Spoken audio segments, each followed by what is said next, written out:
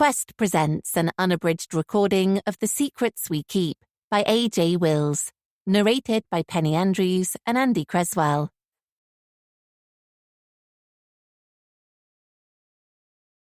Police, what's your emergency? It's my daughter. She's missing. How old is she? 10. She'll be 11 next month. We've looked everywhere, but I can't find her. I don't know what to do. Please, you have to help us. Try to stay calm. When did you last see her? She left for school this morning, but she never came home. She should have been back hours ago. Have there been any arguments at home? Anything that might explain why she's not come home tonight? No, nothing like that.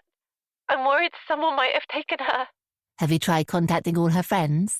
Are there any family members she might be with? No, we've checked with everybody. Does your daughter have a phone? Yes, but she left it at home. She must have forgotten to take it this morning. So there's no way to call her? No, I'm going out of my mind with worry. What if... Please, you have to stay calm. It's not going to help your daughter if you start panicking. You've done the right thing by calling. We're going to help you find her, okay? But what if something's happened? What if someone has taken her? Has she ever gone missing before? No, never. It's not like her. That's why I know something terrible has happened. And there's nothing to intimate where she might have gone?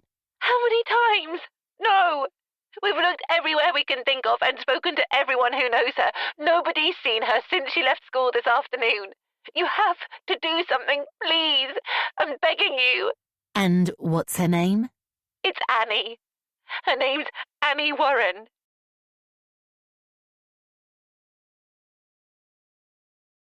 Monday.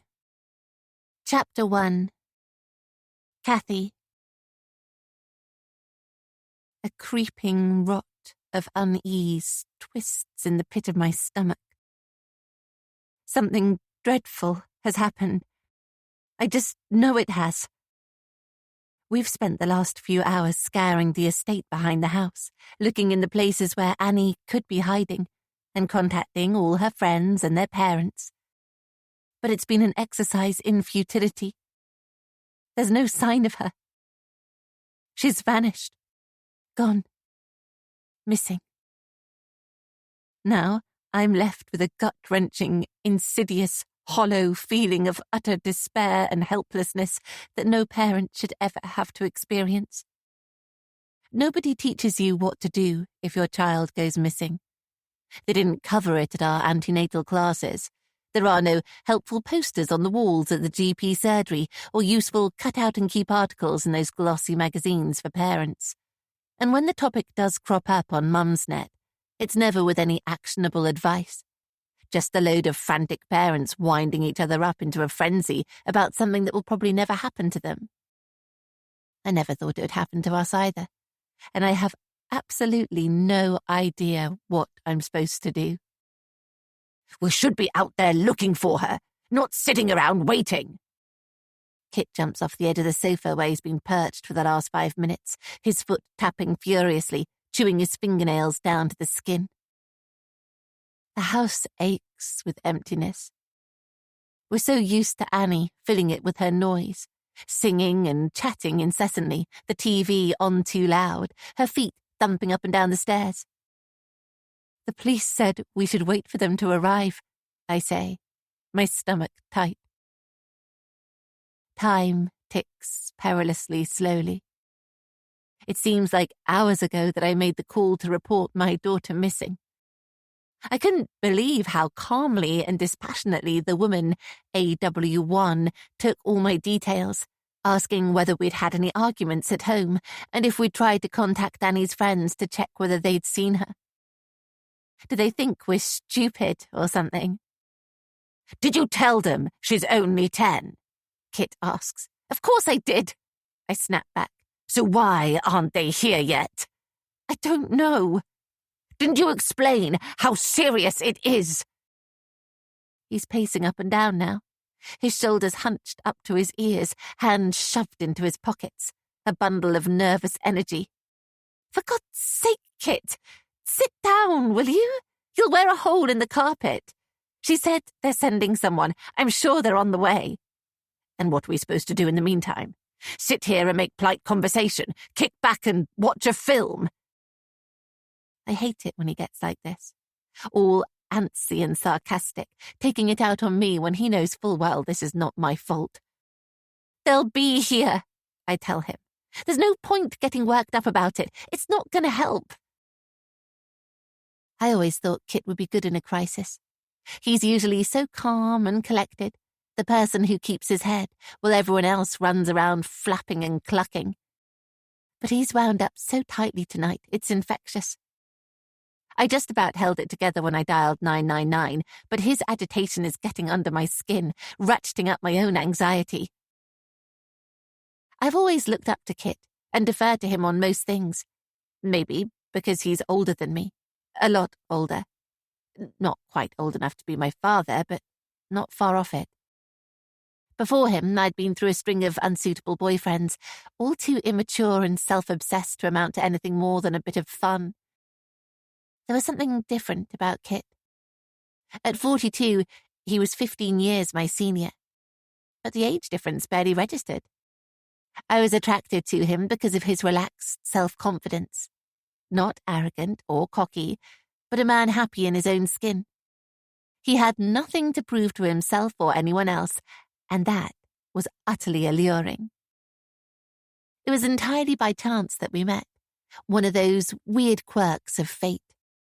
I travelled into Canterbury to meet up with a friend for lunch and happened to be walking past the register office at the precise moment Kit was passing in the opposite direction. I might never have looked at him twice, other than for a young couple getting married who needed 2 witnesses. Kit and I were in the right place at the right time, and much to our mutual amusement, we were dragged off the street to assist with the formalities, like something out of a Hugh Grant movie.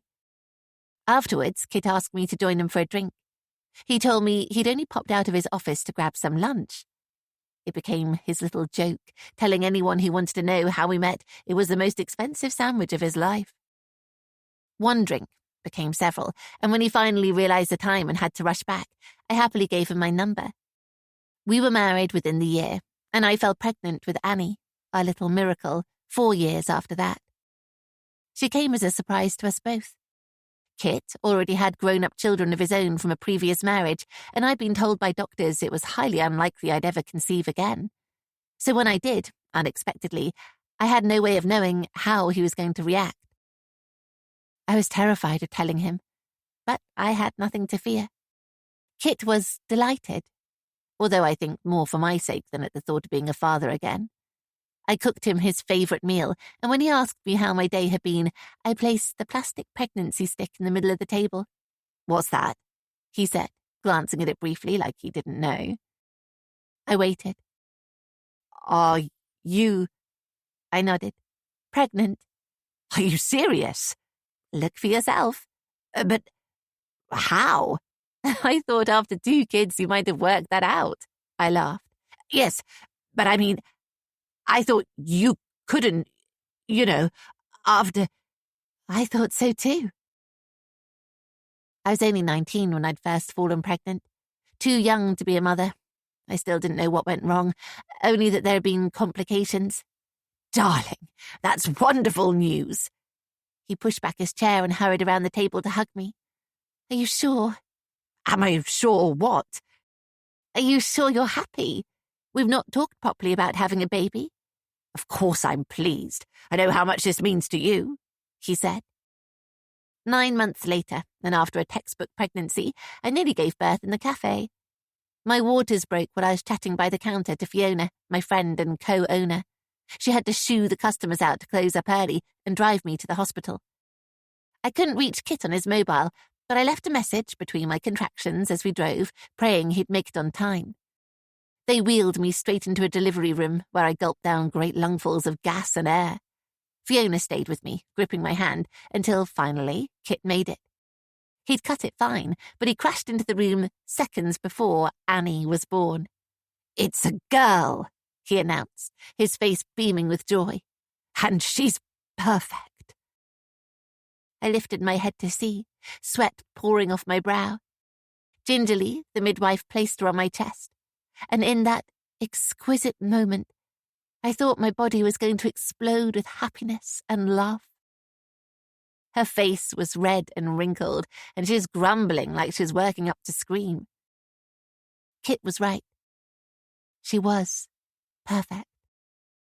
The miracle I never thought would happen. "She has my eyes," Kit said, leaning over us both. He planted a delicate kiss on the top of her head. "Have you thought of a name yet?" the midwife asked. "Annie," I said, without hesitation. Kit and I had discussed names a few times, but hadn't been able to agree. "Really?" he said. "Annie?" "It was my grandmother's name," I explained to the midwife. "My father's mother." I didn't tell Kit that Annie didn't have his eyes. It's what fathers always think. Annie had my father's eyes. They're an identical shape, like almond teardrops. I wish he could have been there to share that moment with us. He would have been so proud, and he'd have loved having a granddaughter. But now she's gone, and it's like my whole world is disintegrating. Again. "Call them back and find out why they're taking so long," Kit grumbles, running stiff fingers through his hair. "I can't call them again. I told you, they'll be here any minute now." "Oh, this is killing me. I can't stand it," he says. I know what he means. I feel it too.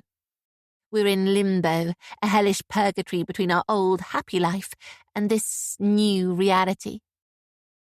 I wish I could click my fingers and magically make Annie return, to make everything go back to normal. The three of us together, without a care in the world. That all seems like a distant hope right now. Maybe I should try calling again. Perhaps I didn't make it clear how serious this is. But how much more serious can it get than a 10-year-old girl going missing in broad daylight on her way home from school? The town should be flooded with search parties and dogs and bright lights by now. What the hell is keeping them? "I'm going out again," Kit growls, turning on his heel, heading for the hall to grab his coat and boots. "Don't go," I plead. "They'll be here any second, and they'll want to talk to you too. I don't want to be here on my own with them." He shakes his head. "I can't sit around here doing nothing." "Fine," I say, throwing up a hand in exasperation. "Go, then." And then there's a sharp tap at the door, and we both freeze, staring at each other, blinking.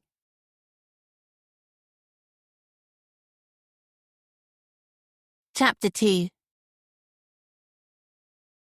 The two police officers standing on the doorstep don't possess a grey hair between them. She's slightly taller than him and attractive without makeup. Her hair is pulled back tightly in a ponytail, and she has rich chocolate-coloured eyes and a dainty freckled nose.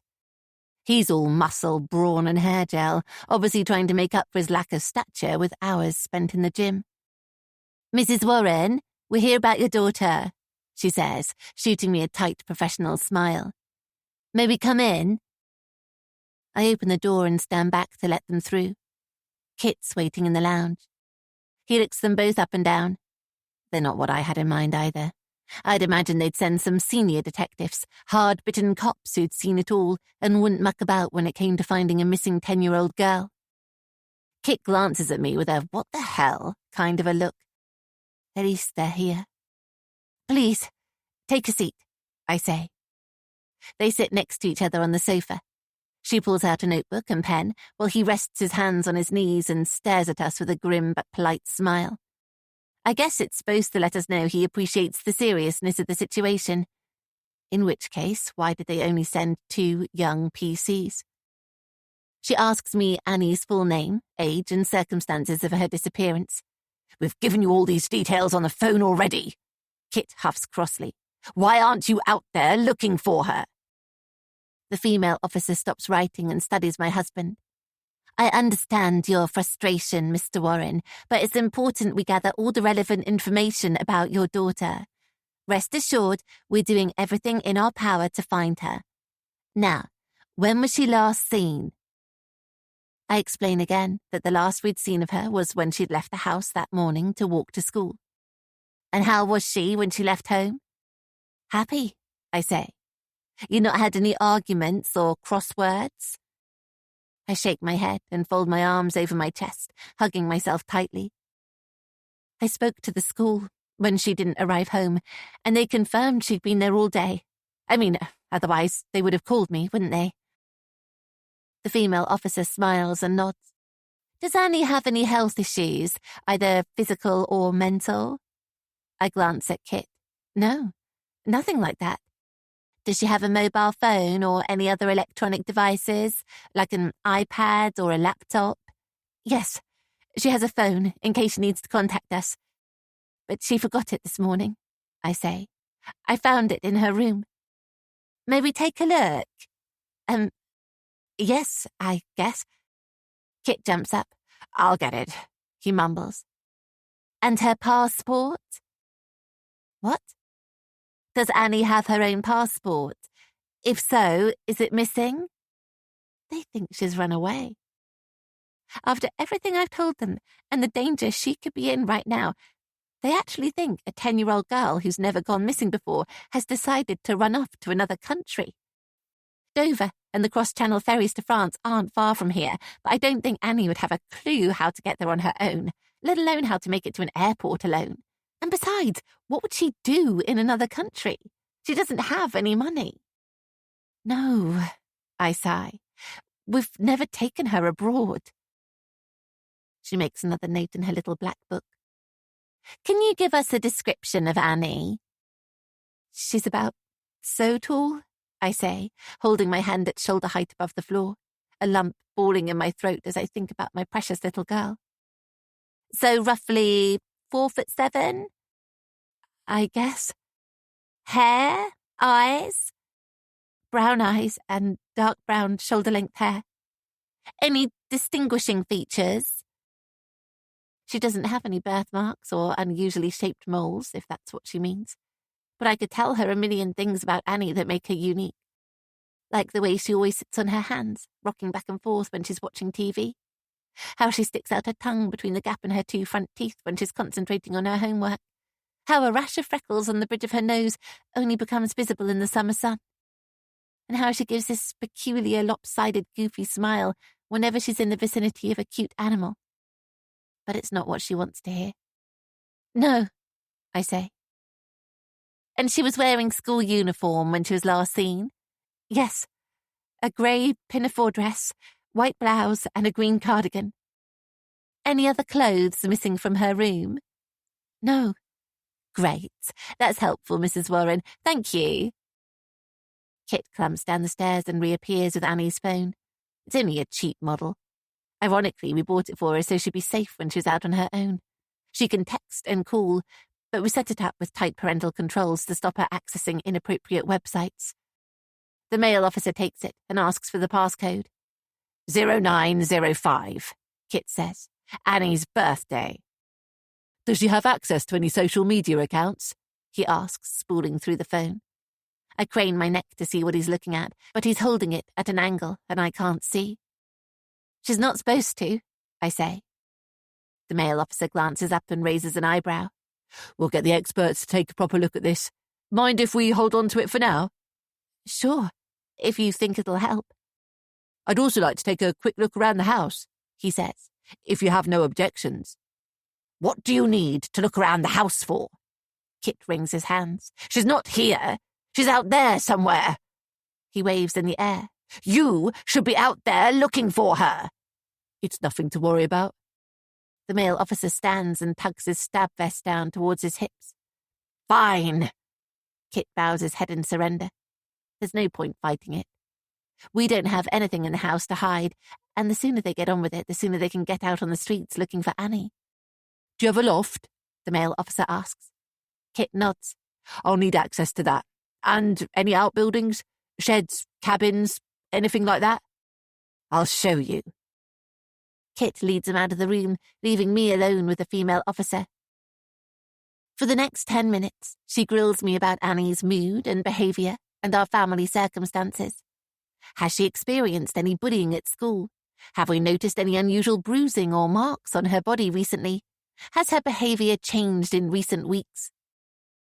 There hasn't been anything like that. Red flags, I guess you'd call them. This morning, everything had been perfectly normal. Annie was happy and excited about school. We'd all sat around the kitchen table for breakfast, Annie humming and singing the same pop tune over and over, with her book propped open against the jam pots and a sticky finger holding the pages open. She was so engrossed in the story she was almost late. I had to remind her at the time. She raced upstairs to clean her teeth and flew back down, dragging her bag behind her. She snatched her sandwiches from me, and I snagged her for a kiss before she pulled away, laughing. And that was the last I saw of her, I tell the officer, as I go through the events of the morning for what seems like the 20th time. Finally, she snaps her notebook shut as Kit and the male officer return to the room. The two officers exchange a glance, and he gives her an almost imperceptible shake of his head. Their smiles have dropped, and they both seem tense. "I'm going to call this in," he says to her, slipping out of the room, reaching for the radio attached to his protective vest. "What happens now?" I ask. She folds her hands in her lap and leans towards me. Her expression has softened. She's concerned. Whatever perceived notion they had when they turned up here, it's gone. Now she's worried, which means they're taking it seriously. "My colleague's passing on the details to a senior officer," she says. "We might need to bring in some additional resources." I breathe out heavily through my nose with relief. Finally. "What kind of resources?" Kit asks. "That'll be up to the senior team to decide, but certainly more officers to search for Annie." "What about her media appeal?" Kit sits back down on the sofa at my side. I grab his hand for comfort. It's hot and clammy. The officer cocks her head, her eyes widening. "I was about to come on to that." "It's important to get the word out quickly, isn't it?" Kit says. "Especially in the first 24 hours. "Yes," she agrees. "We'll pass on all the information about Annie to our press liaison team, and hopefully the local media can put out the appeal." "When?" "I don't know. Hopefully it'll make it onto some of the late-night bulletins. But we'll need a photo of Annie," she says. "Ideally something recent that is a good likeness of her." She grimaces, as if it's an imposition to have to ask, but we're a step ahead of her. Kit disappears into the kitchen and comes back with a photo of Annie we selected earlier, already out of its wooden frame. He lays it on the coffee table as the male officer returns to the room. It was only taken last year, the most recent school photo we have of Annie.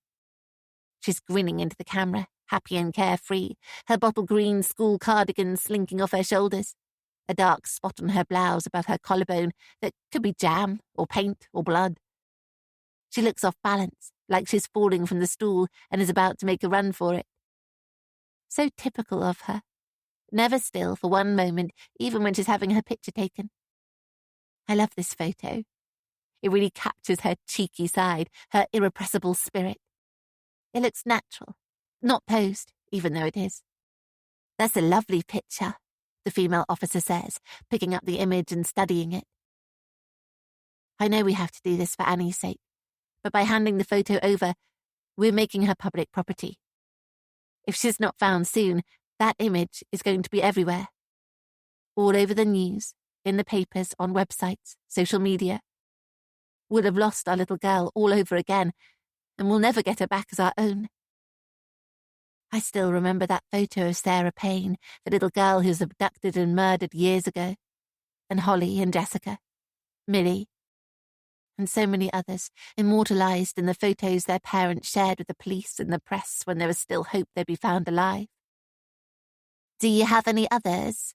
the officer asks. There's a load on my phone. I quickly scroll through them, suggest a couple of my favourites and airdrop them to her. "Will those do?" "They're perfect. I'll get them over to the press office now," she says, as she uses her phone to take a snap at the printed school photograph. "And then what?" And then hell is unleashed. The longer time marches on and Annie isn't found, the bigger the story is likely to become. I know exactly how this is going to go. It's always the same when a pretty young white girl from a decent hard-working family with no history of absconding goes missing. It's irresistible fodder for the press. They'll be onto the story like wasps around a honeypot. My heart pumps hard in my chest, my breath shallow and laboured, like I've just sprinted up the stairs. There's no going back now. We have to do this. It's the price we have to pay. I should warn you, the officer says. There might be some interest from the press when we release the information, especially if Annie isn't found soon. I bury my head in my hands as the room begins to spin. Kit rubs my back as my stomach cramps. The thought of having anything to do with the press makes my body turn inside out with disgust and nausea. I've been here before. I know the damage they do. I blame the media for killing my father, and I'll never forgive them for that.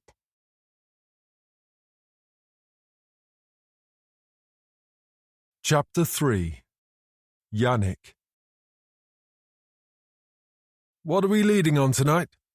I adjust my earpiece as I hop onto the stool in front of a bank of blinking TV screens in the newsroom, the microphone wire I fed under my shirt cold against my skin. Tell me we found something more interesting to replace the housing crisis story. There is nothing else, Tasha mumbles in my ear from the gallery. Come on, there has to be something better. It's the same story we led on in the main programme at 6. That was 4.5 hours ago, and even then it was dull. But that's so typical of Tasha. She'll always go for the easy option, rehashing the same news we put out at 6 rather than looking for something new and exciting, because that would mean actually putting in some effort. It's crazy that we're both on the same pay grade. We're both production journalists, responsible for overseeing the bulletins during the day. But while she's fresh out of university, I've been around long enough to get a crack at some of the presenting shifts. Not often on the main programme, but at lunch and on the late bulletins mainly. Tasha's a few years younger than me, and should be bubbling with ideas and enthusiasm, but she's hopelessly out of her depth and lacking any ambition or spark. What are they teaching them at college these days? It would help if she didn't spend most of her time glued to her phone messaging her friends and used it for what it was designed for, speaking to people. The kids coming through these days seem to have an inbuilt aversion to talking to anyone if they can text or email instead. Bernstein and Woodward didn't break Watergate by emailing. You need to talk to people to win their trust, to get them to open up, to persuade them to tell you the stories they'd otherwise keep close to their chest. Tasha is typical of the new generation, with no aptitude for life in a busy regional newsroom. 2 weeks ago, she mixed up the names of the defendant and the victim in a high-profile murder trial, and a month before that, she downloaded a photo from Facebook that was supposed to be of a young mother killed in a motorway pileup, only for one of the keen-eyed directors to spot it was the wrong woman as we were going on air. I've no idea why Tasha even decided on a career in journalism. She probably thought she'd waltz in here and within a few weeks will be in front of the camera. But don't they all? It seems like everyone who joins these days thinks they're going to be the next big thing. I blame all those Love Island wannabes who end up with daytime TV slots even though most of them can't even read an auto cue. But news is a cutthroat business, and most of the jobs are the unsung ones behind the scenes. I should know. I've been battling to work my way up for the last 6 years, and here I am still picking up the crumbs of the occasional presenting shift on the late evening bulletin. There's nothing else, Yannick, Tasha repeats, stifling a yawn in my ear. Delightful. Have you even looked at the wires? Checked the police press line? I can imagine her rolling her eyes at the others in the gallery. Shall we have a quick rehearsal? The director, Una, says as I glance through the sheaf of scripts on my lap. They're my security blanket, a backup in case the auto cue fails, which it's liable to do at any time. We're hardly operating with cutting-edge technology. Budgets in the regions have been squeezed by the network for years. We run everything on a shoestring these days. Even the late bulletin is run by a skeleton crew. Tonight, there are only 4 of us. Me, Tasha, who's producing the bulletin, Una, our long-in-the-tooth director, who was supposed to retire years ago, but who keeps coming back to plug the gaps, and a vision mixer. He's a technical geek who spends most of his day locked away in one of the back rooms with a soldering iron and a pile of broken kit to fix. "Just look in the camera for me, Yannick," Una instructs. I straighten my back, put on my serious newsreader's face, and stare into an unblinking, unmanned camera lens, partially hidden by the scrolling amber text of the autocue. The late-night bulletin used to be presented from the studio where the main evening program is hosted, but the head of news wanted to mix things up and thinks it looks more authentic to have the late presenter sitting in the newsroom, like we're in the thick of the action. What she's forgotten is that we have so few staff that by 10:30 at night the newsroom is deserted. It's like presenting on the deck of the Marie Celeste. "Let's go in 10, Una says, starting a countdown to the rehearsal. She rolls the titles and cues me in. I look up from my scripts and gallop through the world's dullest 5 minutes of news. Good evening. The region is facing an unprecedented housing crisis, with an estimated 20,000 homes needing to be built within the next 5 years to meet demand, according to campaigners. I read, trying to inject some enthusiasm into my voice. But it really is the most tedious story. Where's the human interest, the blood and the tears? I'm not sure how much more of these shifts I can take. There must be better opportunities out there somewhere, if they're not going to give me a shot at presenting the main show. I rattle through the rest of the bulletin, my mind drifting to a brighter future on the network. I'm not wedded to staying in current affairs, although I could see myself anchoring the national evening news. I wouldn't do anything too lightweight, though. Maybe my own investigative series, or documentaries. I race through the rest of the run order and feel a little bit of me die inside when I reach the "and finally" item. A story about an overgrown pig rescued from a house in Maidstone and rehomed at a wildlife park on the Kent Downs. And I guess you could say that for Pippa, she's finally had her bacon. Now, let's see if it's going to be the weather for pigs. Here's Raheem with your forecast, I say, throwing one of my winning smiles at the camera. You'll need to slow down a bit, Yannick, Tasha says as the end titles roll. We came out with 30 seconds in hand. I silently grind my teeth. Of course I'll slow it down when we're on air. I know what I'm doing. I'm bloody good at it. I only wish they'd let me prove it. They keep promising I'll get my opportunity, but there's only so long I can flog myself to death on these late shifts. I'm not getting any younger. I'll be 28 next year. Another year closer to the big 3-0. But it's dead men's shoes around here. Our main presenters have been in the post for years and don't look like they're going anywhere soon. And the management won't shake things up for the sake of it. They're too worried about the ratings. 5 minutes to air, Una tells everyone. I reach for a scratched mirror on an adjacent desk. Someone's written ugly across the glass with an indelible black marker. I check my hair. I have great hair for TV. Although, is that the first hint of grey tinging my temples? And those creases at the corners of my eyes are definitely getting deeper, no matter how slavishly I apply that expensive cream before bed every night. Maybe it's not such a bad thing. I've always had youthful looks, but maybe a more distinguished veteran look might get me noticed and taken more seriously. I glance down at the monitor showing the off-air feed from the national news team. The presenter, a blonde woman with a suspiciously smooth, high forehead, is running through the front pages of tomorrow's newspapers. 4 minutes to air, Una announces. Everyone's quiet now. We're all ready and primed. It's only 5 minutes of television. It's hardly putting a rocket into space or performing open heart surgery. No one's going to die if we make a mistake. But we're all professionals. We all want a clean bulletin. 3 minutes. Yannick, can you adjust your earpiece? I can see it poking out behind your collar. I reach over my shoulder and tuck the curly wire out of sight before checking my laptop on the desk by my legs one last time. I open the Press Association wires, and I'm immediately drawn to a line flashing in red, indicating a breaking story of high importance. One girl missing. Mostly, these alerts are of no interest to us in the regions. Usually they're in someone else's patch. But tonight, when I see that red flashing story, my heart skitters.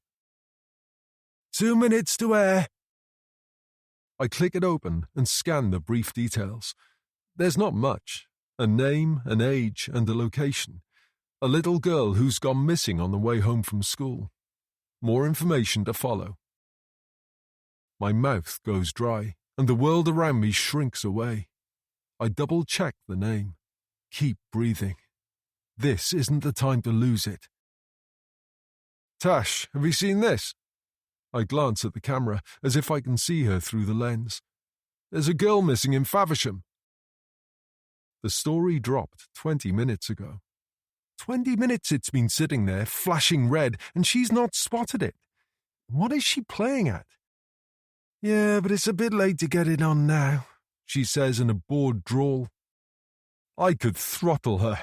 It's a big breaking news story. The sort of story every self-respecting journalist prays for. Something to sink their teeth into, and a chance to be the first with the news. It's not too late, I say. Come on, we need to get it into the bulletin. Police have released a picture. Can you get that mounted? There isn't time, Tasha says, sounding exasperated. We're about to go live. 1 minute to air. Good luck, everyone, Una says. If she won't make the call, I'll have to take control. It would be unforgivable if we missed the story, and it won't only be Tasha's head on the block. It'll be mine. Change at the top of the program, I say. Maybe Tasha will even thank me later, when she realizes I've saved her from a tongue-lashing from our news editor, Tim. We're leading on the missing girl. I don't have time to mount it up and write the picture, Tasha complains, a nervous tension in her voice. Don't worry about writing it up. I'll take it straight from the wires. You concentrate on sorting out that photo. Make sure it's ready. We'll have to drop something to make room. Drop that stupid pig story. I'm virtually yelling at her now, my adrenaline pumping. 30 seconds. Stand by, everyone, Una says. Okay. Tasha's breathing heavily. She's starting to panic under the pressure, but I need her calm and in control to guide me through. I can't have her going to pieces in my ear. What's happening, everyone? Una asks. Talk to me, people. Are we changing the run order or what? I don't know, Tasha replies. Yes, I scream. We're leading on the missing girl. Don't worry about auto cue, I'll ad-lib. Okay, story 1 now, missing girl. Housing crisis becomes story 2, Una says. Let's get on air and we'll sort out the timings in a moment. On air in 10, 9... I place the laptop on my legs, pull my shoulders back, and clear my throat. My heart's racing far too fast. I take 3 deep breaths to calm my nerves. No one wants to see a flustered newsreader. I need to stay professional and push my personal feelings aside. 8, 7, 6, 5. I glance down at the 2 brief lines of copy on the wires. This is really happening. 4, 3, 2, 1. And cue titles. Upbeat music plays, and the title sequence unfolds on the monitor at my feet, a montage of images showing off the best of the region. And cue Yannick, Una says.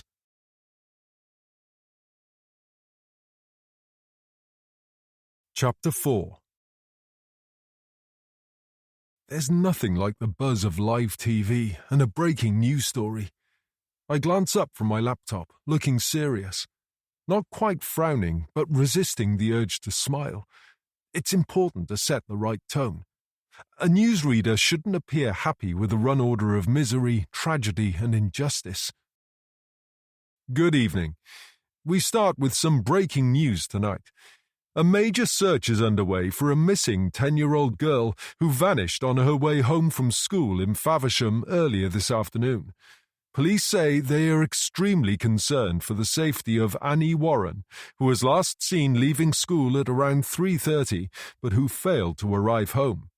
Anyone with information about Annie's disappearance is being urged to contact Kent Police, and of course we'll keep you up to date with any developments on that story as they happen. I pause for a beat, but as I attempt to subtly slide my laptop back onto the desk, I knock the auto cue controls. The text in front of the camera jumps ahead to the end of the next link. There's no point panicking. These things happen. It's how you navigate out of them that matters. It's what separates the ordinary newsreaders from the great ones. Fortunately, I still have my pile of scripts on my lap. I glance down and read from the top, with adrenaline still racing through my veins. It's only 2 short sentences, a boring link into the housing crisis item, but my mind's stuck on the previous story, the missing girl, Annie Warren. I skip through the link and throw into a pre-recorded film that's been cut down from a longer version that was shown on the main program. "And on package," Una says in my ear. "Great job, Yannick." "How are you getting on with that picture, Tash?" I ask. "Nearly there," she says. "Is it going to make?" "Should do." "Good job." There's no point ranting while we're on air, telling her she should have been across the story. I need that picture ready for a recap at the end of the bulletin. "And how are we doing for time?" 30 seconds over," she says. "And we've dropped the pig story," I say, flicking through my scripts. "Yes." "Let's lose story 5 as well, the knife crime figures." "The knife crime story? Don't you think—" "Just do it!" I don't mean to shout, but honestly, we don't have the time to argue. "Back to you in 10, Yannick," Una informs me in my ear. I rattle through the remaining stories, keeping up the pace to buy myself some time for the recap on missing Annie. I'm still not confident Tasha is going to have that photo ready. If necessary, we'll go without it. "Picture's in," she gasps, much to my surprise. Now back to tonight's breaking story, I say with due solemnity. And police have released a photo of the missing 10-year-old Annie Warren, who has sparked a major police search this evening after vanishing on her way home from school in Faversham. "On picture," Una says. The screen at my feet fills with an image of a happy, smiling girl with a smattering of freckles across her nose and sandy hair tied into 2 bunches. It's one of those ubiquitous school photographs taken against a blurry tortoiseshell background. Her shoulders are back, and she's lifting her chin like she's fizzing with pride while leaning towards the camera, almost as if she's been caught in the act of running away. Her bright red school tie is slightly askew, and there's a fuzzy white mark on her jumper that might be toothpaste or yogurt. It's hard to tell. Police say Annie left school at around 3:30 and was expected home by 4, but her parents raised the alarm after she failed to turn up. If anyone has any information about Annie's whereabouts, they're asked to contact Kent Police as a matter of urgency. "Back on you," Una says as the image of Annie vanishes from the screen. Of course, we'll keep you updated on developments with that story through the night on our website. It's a lie. We don't have the resources to update the web pages out of hours, but who's going to be checking? And we'll bring you all the latest on the search in our breakfast bulletins with Maggie from 6:45. But that's all from us this evening. Good night. Una counts us off air, and I pretend to shuffle my scripts as the newsroom lights go down. The wait for the final clear seems to take an age, the camera fixed on me. "And we're off air," Una announces at last. I let out a sigh of relief, and my shoulders slump. "Great job, team. Well done, everyone," she adds. I jump off the stool and pull out my earpiece. Una swaggers out of the gallery and across the newsroom with an exaggerated sway of her hips. "Great bulletin, and good to get that missing girl story in," she says. "No thanks to that useless waste of space producing tonight." I nod towards the darkened gallery at the edge of the newsroom, where Tasha's still hiding out. Una's eyes narrow. She points at the microphone still attached to the lapel of my jacket. Tasha's probably heard every word. Oh well, it's nothing I wouldn't say to her face, although maybe not so bluntly. I peel off the mic and lay it on the stool before returning to my desk. A few minutes later, Tasha skulks sheepishly out of the gallery, staring at the floor. I guess my microphone wasn't muted. She flops in her chair at her desk and prods lethargically at her keyboard and mouse until her computer monitor wakes up.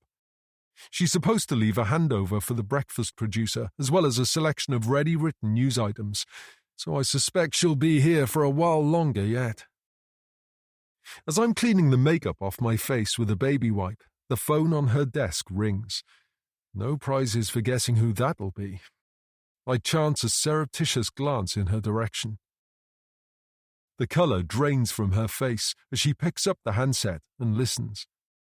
"Right," she says, chewing her lip. "Okay, but—" It'll be Tim, our ever-vigilant news editor. He'll have been watching the bulletin and seen us breaking the story about the missing girl. "Yeah, sure," she says, "but I still need to finish the overnights." I wander around to her side of the desk as Una hurries out of the building, waving over her shoulder. She can't get out quick enough. "Night, everyone." Is it Tim? What does he want? I mouth to Tasha as I catch her eye. Let me speak to him. I hold my hand out for the phone. I don't want her taking all the credit for getting the story on air tonight. She shrugs. "Yannick's here. He wants a word." "Tim?" "Yannick, well done on breaking the story," he says with a nasal drawl.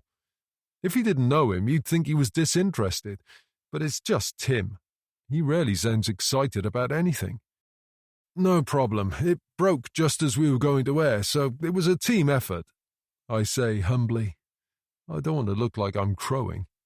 "It could be a big one. We need someone out there tonight news gathering. I've scrambled a camera, and I've told Tasha to get her arse across there pronto."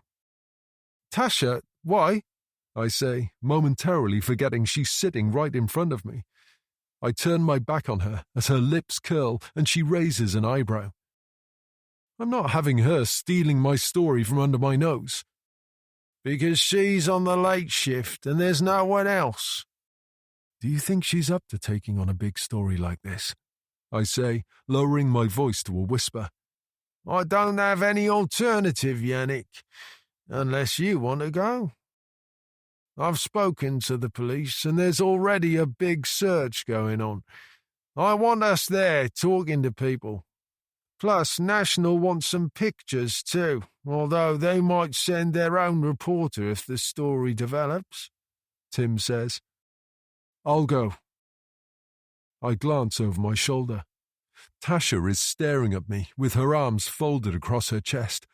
I'm doing her a favour. She should be pleased. And anyway, she doesn't understand the significance of the story. It's going to be huge. It's not every day a 10-year-old girl gets abducted in broad daylight.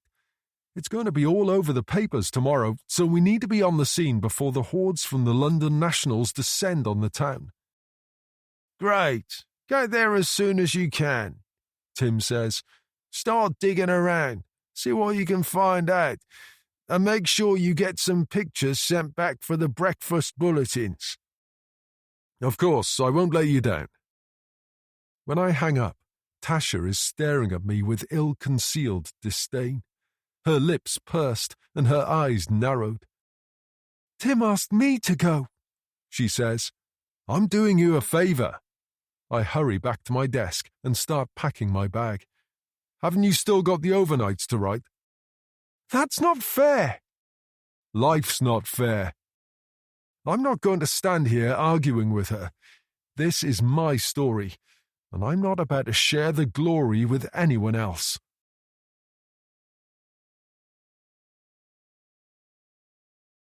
Chapter 5. Kathy. The 2 police officers left about 40 minutes ago, and now the house feels hollow again.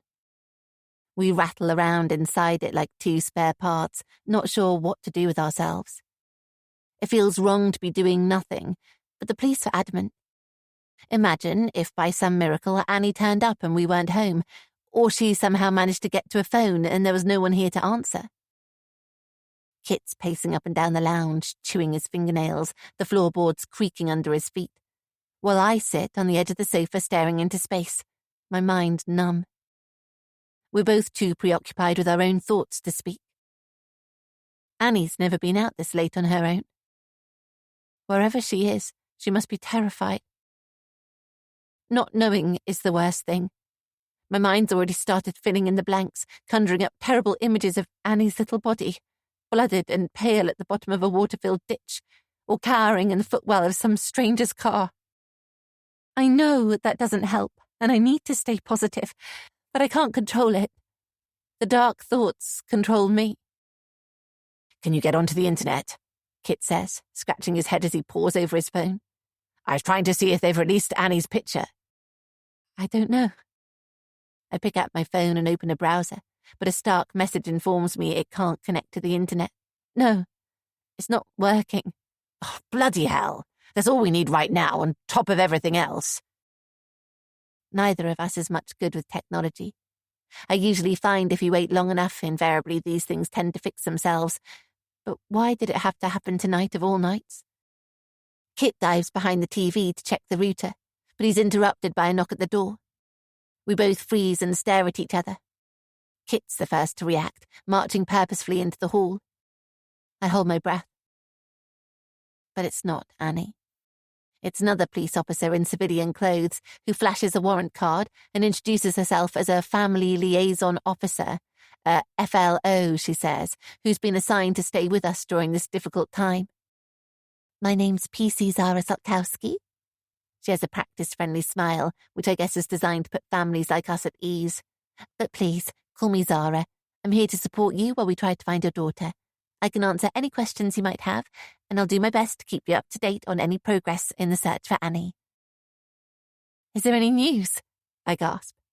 She lowers her gaze. No, not yet, Mrs. Warren, but as soon as I hear anything, you'll be the first to know. She seems nice enough, but I could do without a stranger in the house right now, even if she is here to help. I don't have the mental capacity for it. Shall I put the kettle on? She says. Make us all a nice cup of tea. Just point me in the direction of the kitchen. I nod and indicate to the door off the hall. She might as well make herself useful while she's here. Another long, slow hour passes. My mug of tea sits cold and untouched on the coffee table in the middle of the room. Zara's on the sofa opposite, occupied with her phone. Sorry, the internet seems to be down at the moment, I tell her. She shrugs and carries on tapping away. It's okay. I have unlimited data. Lucky her. We get terrible coverage with our provider. Has the media appeal gone out yet? Yeah. Several of the local news websites are running it. She holds her phone up to show me. The sight of Annie's happy, carefree face staring back at me brings a lump to my throat. It's a little past 10:30 when the phone rings. It's so loud in the silence that settled between us that we all jump and my heart catapults into my mouth. Hello? Kathy, darling, it's Fiona. I've just seen the news about Annie. How awful. How are you coping, you poor thing? You must be worried out of your mind. A long breath seeps out of my lungs. Hi, Fiona. I should have called Fiona earlier and let her know, but I've not been thinking straight all evening. What can I do to help? She's taken on that officious tone of hers when she's on a deadline or thinks she has to organise people. Right now, get off the phone. We need to keep this line clear in case Annie calls, I explain. Sorry. I can be blunt with Fiona. She's one of my best friends and my business partner in the coffee shop we've run together in the town centre for the last 10 years. Right. Yes, of course. I wasn't thinking.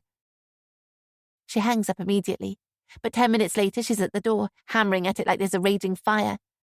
Fiona, you didn't need to come over. It's late. You should be in bed, I say. But secretly I'm pleased to see a friendly face. She throws herself at me, wrapping her arms around me, hugging me tightly. We saw it on the late news as we were turning in, she says. Honey, you must be going out of your mind with worry. You should have called. As she peels herself off me, I notice she's brought her dreadful boyfriend. He's hanging back outside the door, rocking awkwardly from one foot to the other in the street, hands shoved in his pockets, collar turned up. He's the latest in a long string of inappropriate partners she's been through since her divorce. Come on, Dimitri. She waves him inside. Don't hang about in the cold. Hello, Kathy, he says with a heavy Eastern European accent. I've met him a couple of times when he's popped in to see Fiona in the coffee shop, but I still can't get over the tattoos that spit out from the cuffs of his jacket over the back of his hands and creep out from his collar and up his neck. I'm hardly one to criticize, but he seems so much younger than her. He can't be much more than mid-20s. Fiona's pushing 50.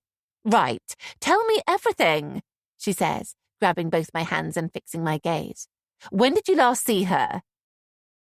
I tell Fiona everything I've told the police. How Annie seems to have vanished into thin air after she walked out of school this afternoon, and that the police are at least taking it seriously. I introduce her to Zara, who's still on the phone on the sofa. She smiles and gives a friendly wave. Any idea where she might have gone?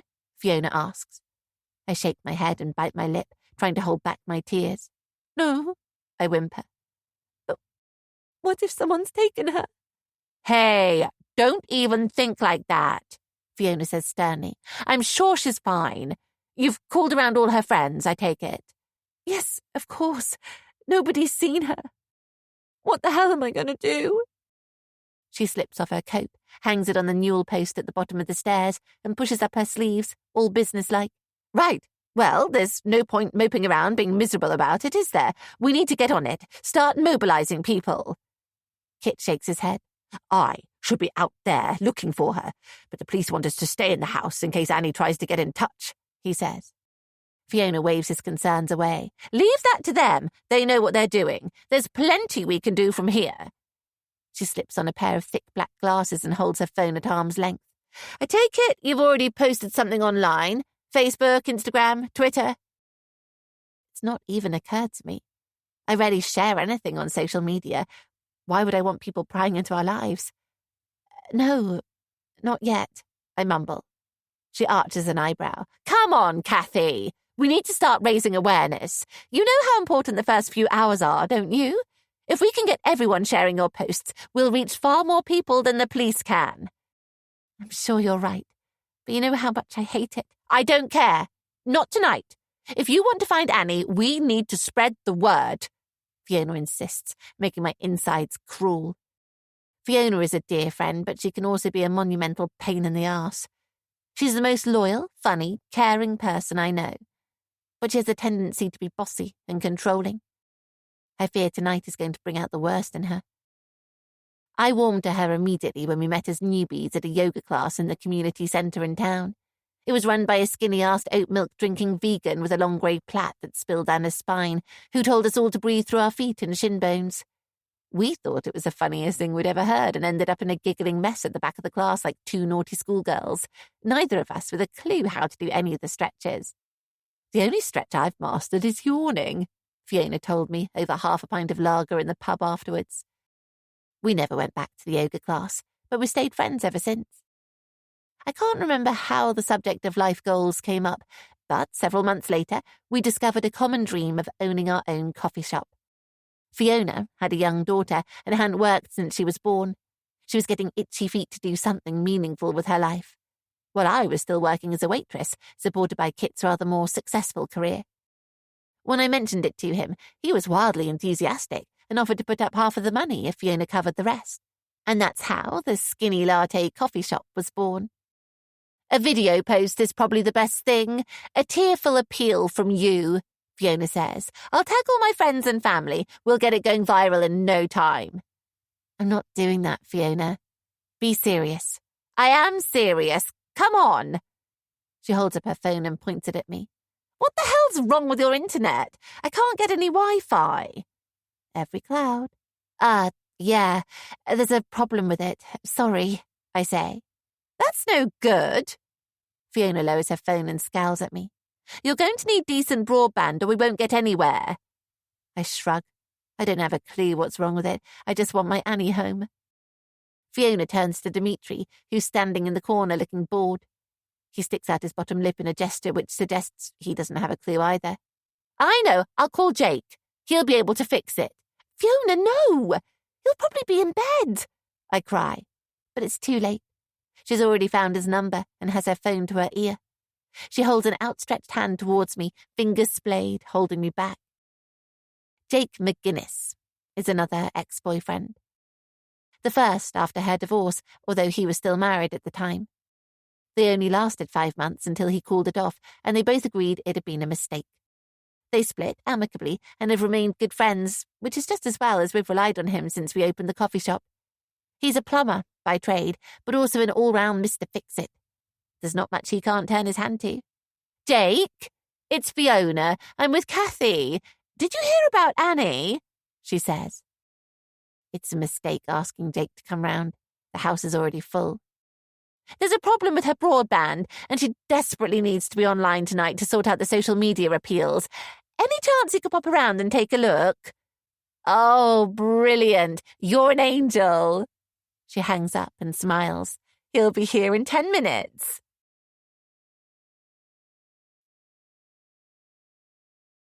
Chapter 6. This is so typical of Fiona, waltzing in and taking over. She loves a crisis, never more in her element than when a drama's unfolding. She was the same when her sister's husband walked out a few years ago, and she took it on herself to set up a profile on a dozen dating websites for the poor woman, determined to get her matched up with another, more suitable man, as if she couldn't be trusted to do it herself. Or, like when I had my stalker.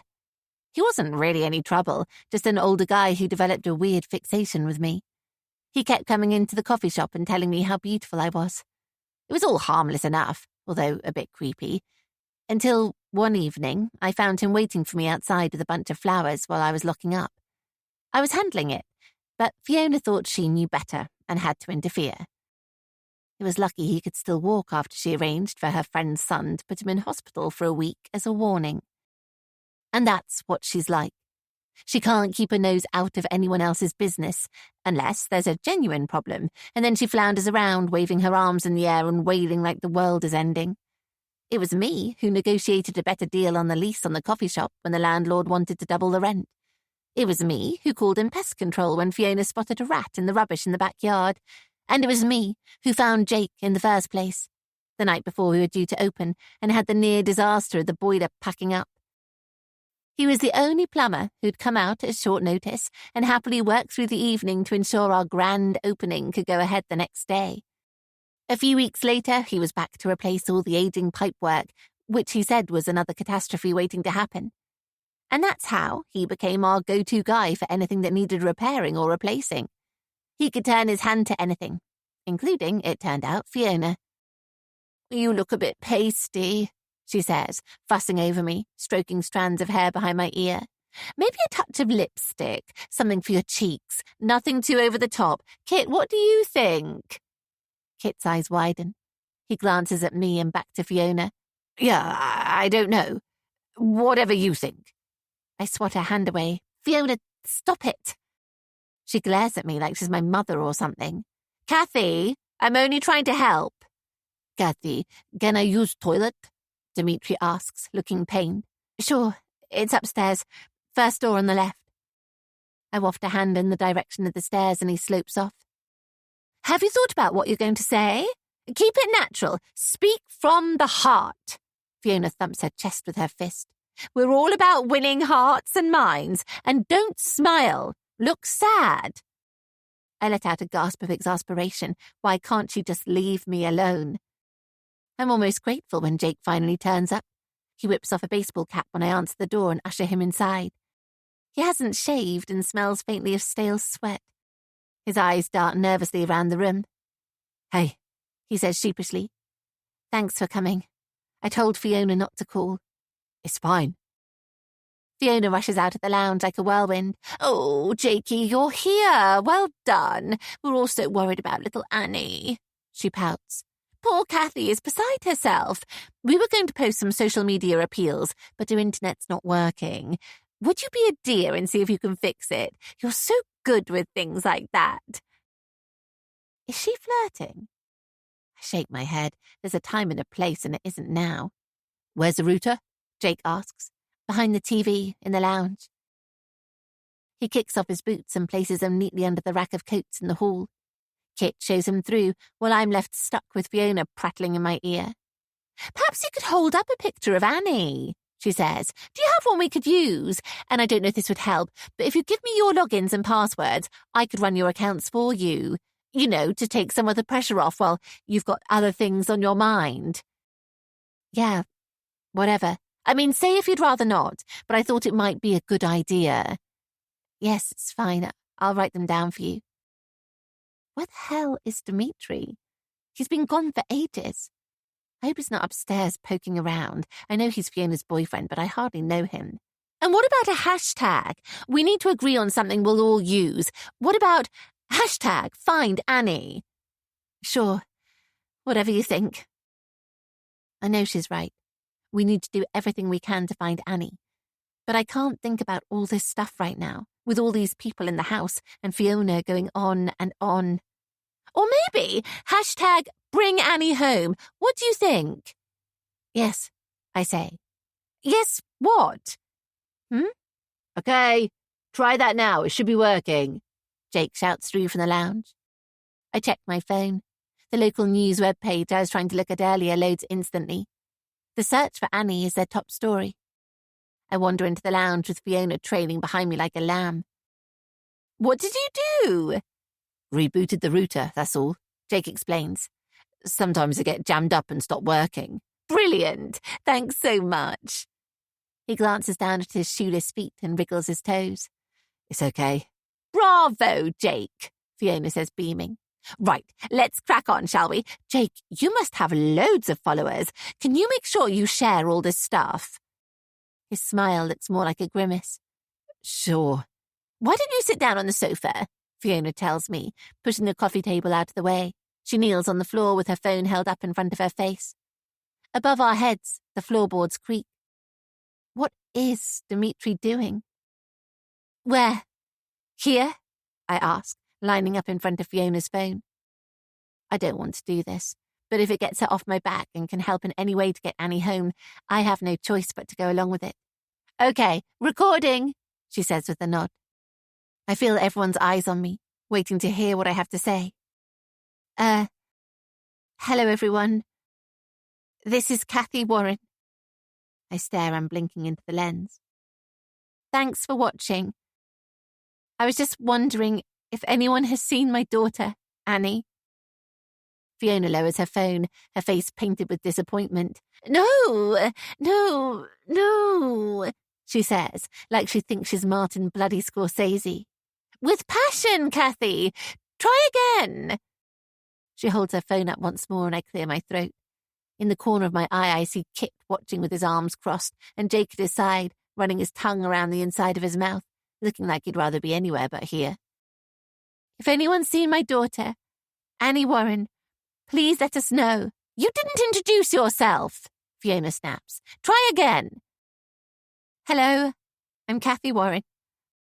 My daughter, Annie, went missing on her way home from school today, and her dad and I are really worried. That's it. Keep the passion going. Don't be afraid to cry, Fiona encourages me. If anyone knows where she is, or if you've seen her, please contact the police, I continue. This is awful.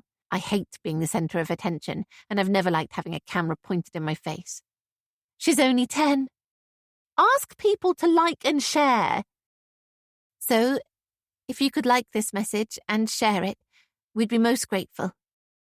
Dimitri finally reappears, his hulking presence looming large in the doorframe. He leans against it and folds his arms over his chest, smirking at me. I really can't understand what Fiona sees in him. He gives me the creeps. Do it one more time. Remember to look sad, Fiona instructs me. My head feels like it's in a vice. The room unexpectedly hot and sweaty. I can't think. I can't breathe. One more time, Kathy. What's wrong? The room starts to spin. My chest is tight, my ribs crushing my lungs. Kathy! Fiona's voice is a distant whine.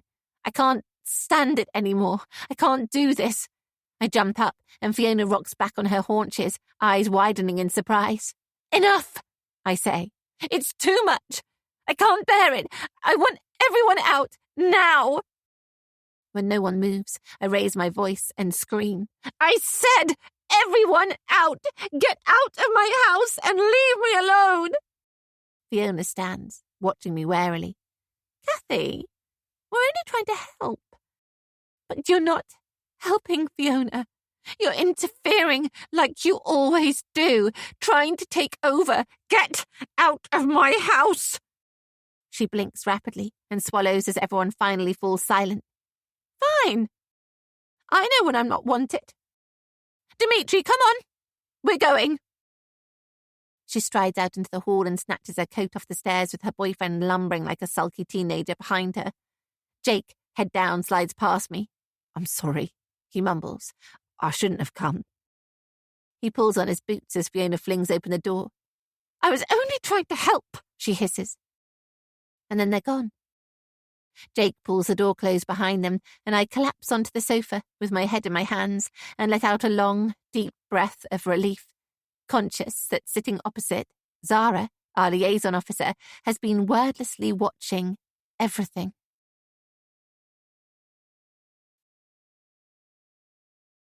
Chapter 7. Yannick.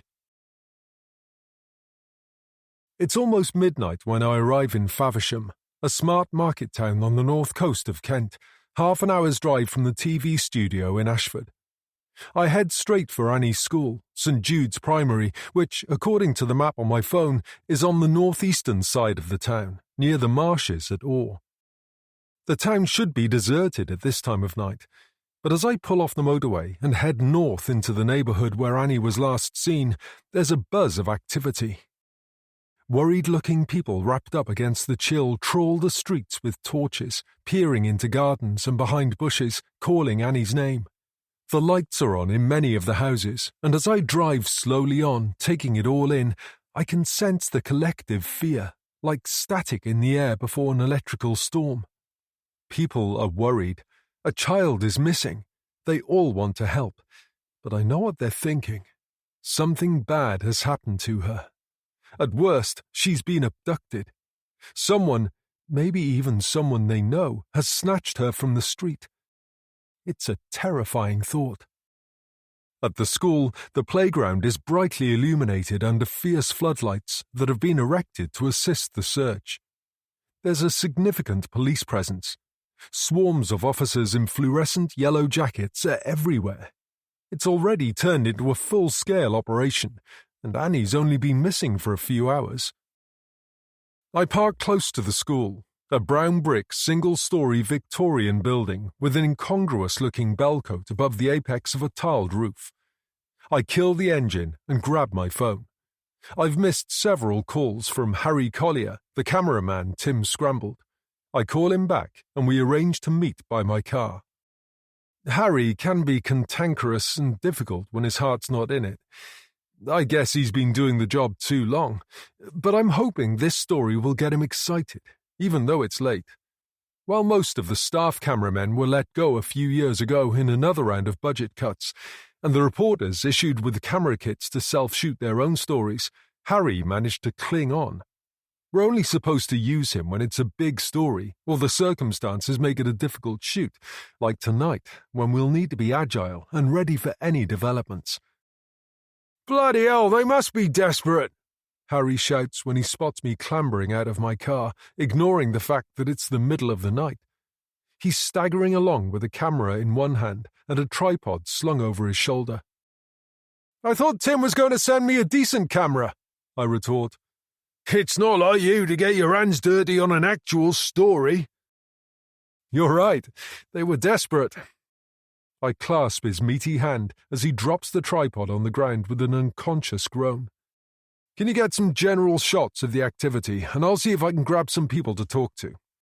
I've already shot a bit, he says with a grin. But what about the parents? Are they speaking yet? He knows the drill.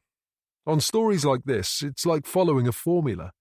We'll need shots of the school where Annie was last seen, some images of the search, vox pops with some volunteers, a soundbite from the police, and possibly a piece to camera from me. But we both know the real prize is an interview with Annie's parents, with tears and genuine emotion. Even though we'll no doubt get complaints that we've intruded on their grief later, it's what everyone wants to see, because we're all voyeurs at heart. Whether we admit it or not, we want to see the pain and the heartache laid bare, to truly understand what it must be like to lose a child. It's a parent's worst nightmare, and every mother and father watching will be asking the same questions. What if it was me? What would I do? We'll get to them, I say. There's no rush. I'm confident Annie's parents are not going to be speaking to anyone apart from us, so we can afford to take our time. And anyway, it would look suspicious if we turned up at the house too soon. I nod towards the school, where a white marquee has been thrown up in the playground. Inside, 2 women are serving hot drinks from a large metal urn to police officers and volunteers. Can you get some of that activity first? I've not seen any other journalists so far, but it won't be long before the town is overrun with reporters and news crews, especially if Annie's not found by the morning.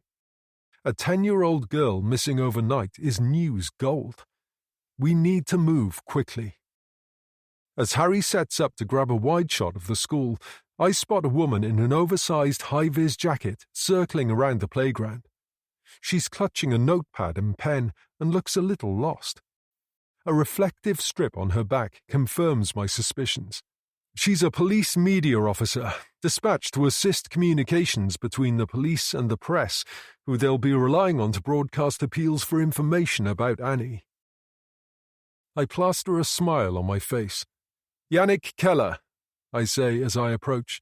We're with the local TV news. Is there someone who can do a quick interview for us about the search? She looks startled, her eyes opening wide. She looks me up and down and fingers a stray strand of hair off her forehead. I'm afraid everyone's a bit tied up at the moment. What did you need exactly? Just a few words about the latest on the search. I'll see what I can do, she says. Have you seen our latest press release? She hands me a piece of paper, but there's not much new in it other than a tantalizing snippet that the force has drafted in 200 officers to assist with the search. It's a great new line for the breakfast bulletins and proof of how big the story is panning out to be. They wouldn't divert that many officers to the search unless they were seriously concerned for Annie's safety. This story is getting better and better by the minute. Can you call me when you have someone available? I hand her my card. We're going to get a few shots of the search. Do you know the way Annie walked home? I was hoping to retrace her footsteps. Sadly not, the media officer says. There are at least 3 different routes she could have taken, but nobody saw her, and there's not much CCTV around this part of the town. At the moment, we're concentrating our efforts in and around the estate. She points over my shoulder. It makes sense. I had a quick look at the map of Faversham on my phone before I left the studio, and there are countless routes Annie could have taken if she was heading home from school towards the creek, the narrow stretch of tidal water that divides the town. The most obvious are through the housing estate, a warren of back streets and alleys, or along the main road from St. Jude's, past a long row of terraced houses, a newsagent and a church. She could even have taken a longer, more scenic route out over the marshes, past several deep-water lakes. I bet the police are already thinking about bringing in a dive team. Now that would make great pictures. Harry brushes past me to grab some close-up shots of the women in the marquee. He kneels at the end of the table and shoots low, creating an interesting angle, focusing on the women's hands. He might be a grumpy old sod at times, but he's a creative cameraman when he puts his mind to it. Harry, do you have the mic? Let's grab some voxes.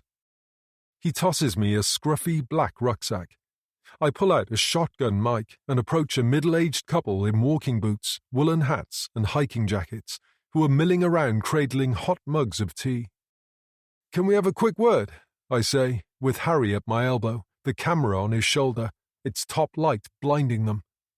I smile sweetly as I shove the mic under the woman's nose. Women, in my experience, are far more likely to speak to the likes of me and Harry in situations like this. She glances at the man, her husband, I presume. He looks tired and drawn. "How concerned are you about Annie Warren's safety?" I ask. "Well, of course, everyone's terribly worried," the woman says. "It's incredible to see so many people turning out to help the police with the search. What do you think's happened to her?" "Hopefully she's safe and someone's looking after her. But of course, with all the marshes and the bogs around here, anything could have happened." It's not the answer I'm looking for. I try again.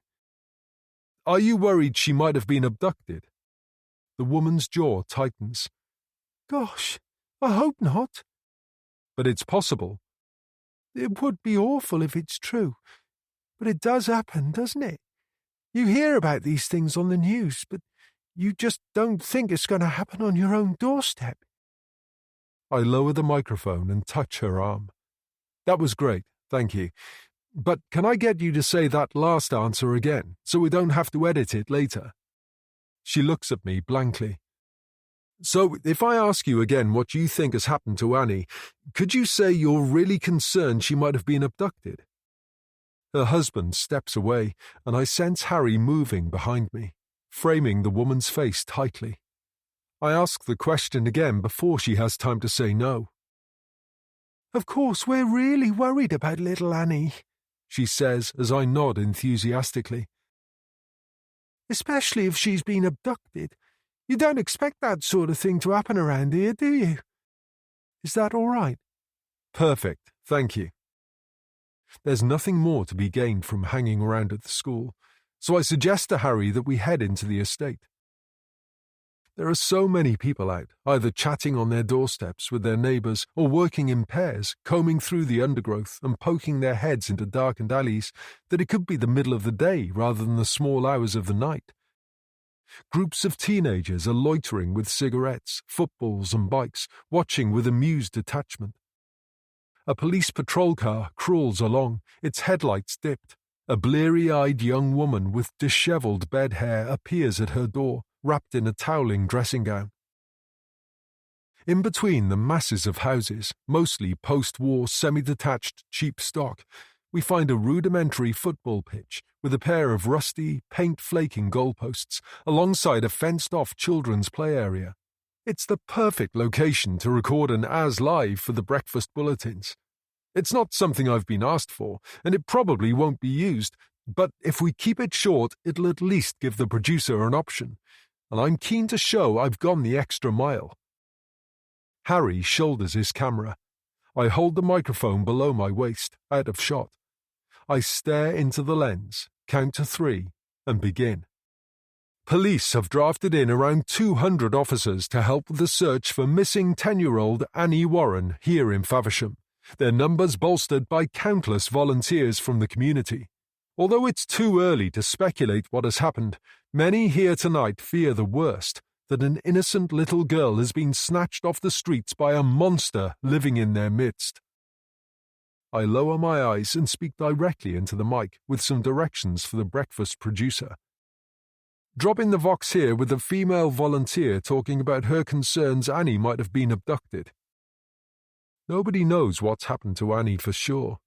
She might have wandered off and had an accident, or been snatched off the street by a stranger in a van. Either way, it's a great story. I clear my throat, straighten my tie, and lower the mic out of shot again. As you can see behind me, people have turned out in their droves, torches in hand, to scour the area, unwilling to give up until Annie's been found. Unfortunately, the police have yet to piece together the exact route she took on her way home, which is hampering their efforts and forcing them to widen their search, in a location peppered with boggy marshland and open water. It's unclear at this stage whether police will be drafting in divers to help with their search, But many here tonight will be hoping it won't come to that. I hold my gaze into the camera for a count of 3, looking suitably concerned, until Harry lowers the camera and switches off the top light. I don't want to appear callous and uncaring, but it's important to get the facts across impartially. I'm not here to weep and wail. I'll leave that to Annie's parents. Great. I'll get that sent back to base before we leave. So, do you want to try the parents now? Harry asks. I glance at the time on my phone. It's pushing on towards 1, but there's no chance they'll be sleeping. Not with their daughter missing and half of Kent police searching the town for her. Now is as good a time as any. Sure, I say. We'll go in your car. Do you have an address for them? Harry frowns. They're on the creek. If he's surprised I know where they live, he doesn't show it. The police haven't released their names or address yet, but any journalist with a modicum of talent could track them down with Annie's name in the public domain. You can find out almost anything if you dig deep enough. I only hope they're not being cosseted by an overly protective team of police officers. If I can speak to them directly, I'm sure they'll agree to an interview. But that's only part of the deal I'm here to strike. I want an exclusive. I don't want them talking to any other journalist. I know they'll be worried sick about their daughter, and it's not a conversation they'll want to have right now. But I'll be doing them a massive favour. If they agree, they won't have to deal with any other reporters. It's a way of minimising their stress while keeping the story alive. A win-win for us both. It's less than a 2-minute journey by car to the Warrens' house. We pull up in a pub car park overlooking the creek. The tide's out, leaving a channel of thick, gloopy mud into which several small pleasure craft and yachts have partially sunk. We aim for an anonymous-looking whitewashed house with a door that opens directly onto a private road. 3 people, 2 men and a woman, have just come out. They didn't look like police, but you never know. One of the men, with tattoos curling up his neck, brushes my shoulder as he barges past, knocking me off my stride. But none of them stop.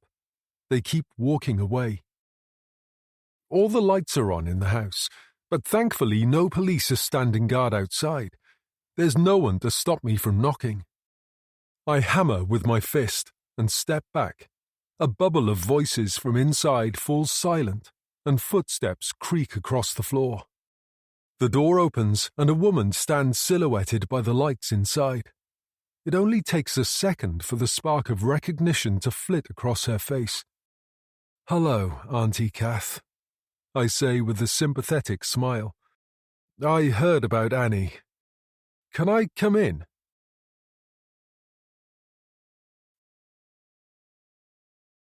Chapter 8. Yannick. "Yannick? What are you doing here?" "I was worried. I thought you'd appreciate a friendly face," I say. I wasn't expecting quite such a frosty reception.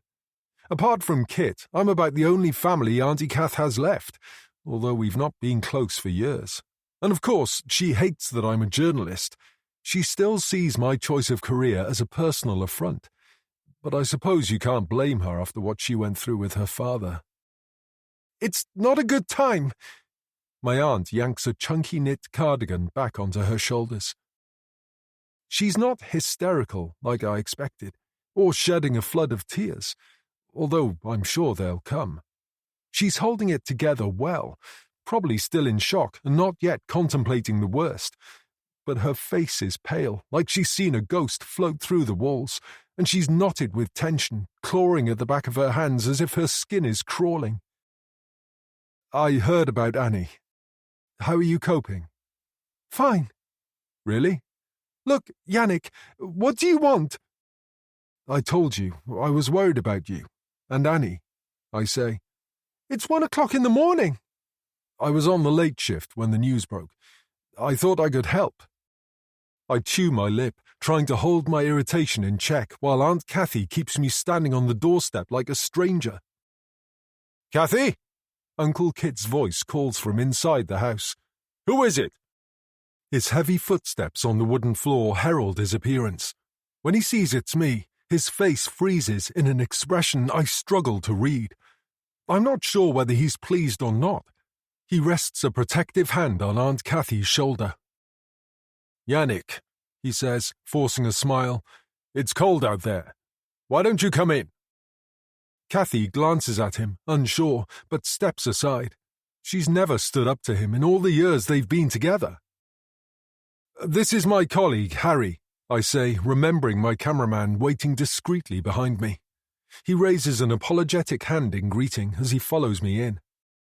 Kit shows us into the cosy sitting room at the front of the house, where a woman with wiry black hair tied in a bun is sitting on a sofa.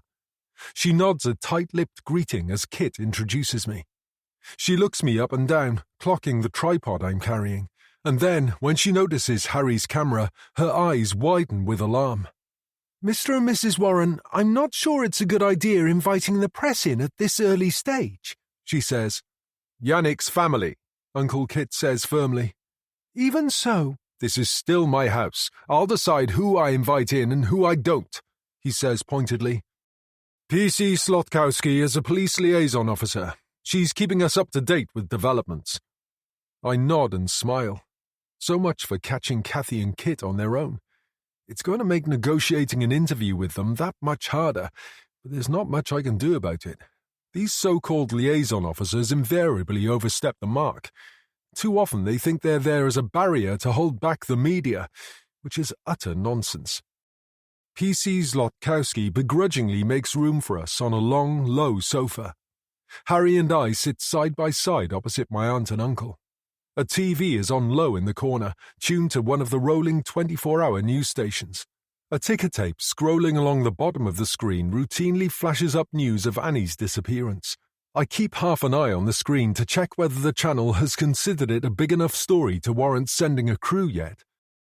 "When did you last see her?" I ask. Kathy stares at the floor, twirling her wedding ring around her finger, and sighs. "This morning." Kit takes her hand and squeezes it. He glances at Zlotkowski. She's obviously heard the details already. "She didn't come home," he says. "We think something happened to her on her way back from school." Poor Annie. I've hardly seen her since she was a baby, but this must be tough on my aunt and uncle. No one expects their child to go missing in broad daylight. It's at times like these I'm glad I don't have kids. Not that I could ever see myself as a father. It's something that's never held any appeal for me. "I'm sure they'll find her," Harry says, turning on the charm with a warm smile. "We've just been through the estate, and the place is teeming with police and volunteers. She's probably just hiding out somewhere, totally oblivious to all the fuss she's caused." They're the words of comfort I should be saying, but I don't do sympathy. I never seem to be able to find the right words. And besides, it makes me cringe when people wear their hearts on their sleeves, like crying in public. Awful. Kathy looks up at Harry through dark lashes, her eyes narrowing. She's about to say something when there's a sharp, officious knock at the door. Kit hurries out to answer it. The sound of a deep, male voice carries through from the hall, and a few moments later, two men in dark suits appear, giving off the distinctive air of authority, their presence mildly intimidating. The small room suddenly feels hot and crowded. "D.S. Monkton." The first man flashes a warrant card as he surveys the room. He's tall and stiff-backed, but with rounded, sloping shoulders, as if he's trying and failing to carry the weight of the world. "This is D.C. Shears. We need to ask you a few questions about Annie, if you don't mind." When he notices the camera on Harry's lap, he raises an inquisitive eyebrow. "And you are?" Harry struggles up from the sofa where he's sunk into the soft cushions. "Harry Collier," he says, holding out a hand, which Monkton ignores. "We're with the local news." I spring up onto my feet. "Annie's my cousin," I add. He's less likely to throw us out if he knows I'm family. Monkton looks to Kit for confirmation. He nods. "I'd rather we did this in private," the detective says. "We have nothing to hide." Kit crosses his arms defensively. "Even so, this is a delicate matter. and I don't want it splashed across the media. That's not going to be helpful in getting Annie home. Yannick stays, Kit says. I feel a smirk creep across my face. Kit and Kathy don't want me here waving cameras in their faces any more than the police do, but Kit isn't one to be told what to do, and Annie is my cousin after all. Don't mind us, I say. We just wanted to grab a few words from my aunt and uncle for the breakfast bulletins tomorrow. I think it will help raise the profile of the appeal to hear directly from them, don't you? And it would be great to get a few words from yourself, too. An uneasy silence descends on the room. Monkton's clearly not a man who likes being backed into a corner. He's used to calling the shots and not being told no. Fine, he growls at last, but everything said in here tonight remains confidential. He stares at Harry, and the camera stays off. Got it? Harry nods enthusiastically, like a puppy trying to please its owner. Monkton asks the questions, perched on a dining room chair Kit fetches for him, while Shears stays silent, taking notes. Mrs. Warren, walk us through what happened this morning before Annie left for school. Kathy sighs and rolls her eyes to the ceiling. I've been through this a dozen times already, she says, sounding exasperated. Why do you keep asking me the same questions over and over? One more time, please, Monkton says. It's important we understand your daughter's state of mind when you last saw her. Like I've already explained, we had breakfast as usual, and Annie left the house at about 8:30. That was the last we saw of her. And she usually walks to and from school on her own? Since the beginning of this school year, yes. It's not far, and she's become so independent lately. I didn't think it would be an issue. Lots of her friends walk on their own, Auntie Kath says. 10 is still quite young. Uncle Kit bristles. Are you here to lay blame, or are you actually interested in finding our daughter? Just try to establish the facts, Monkton says. And how did she seem when she left? Was she in a good mood? As far as I could tell, yes, Kathy says. Anything on her mind? Any problems at school? No. Any cross words between you? No, nothing like that. Has she ever gone missing before? Monkton crosses his legs and rests his hands on his knees. He's staring at Aunt Kathy like he's studying a map, watching how she responds as closely as he's listening to what she says. Does he think she's holding something back? Never. It's totally out of character. Do you know which way she normally walked home? When I used to pick her up when she was younger, we always came home past the church.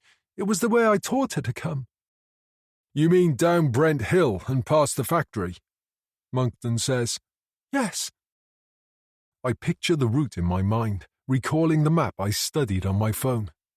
Cutting through the estate is probably slightly quicker, but I doubt there's much in it. Is there a chance she might have gone through the fields behind the industrial estate? Monkton asks, his finger tapping out a frantic rhythm on the back of his hand, like he's wired on too much coffee. I don't think so. Kathy shakes her head. That would be a long way to walk home, and she has no reason to go that way. But it's not impossible. I guess not. Look, how is this helping? I can see Uncle Kit's getting agitated with all the questions.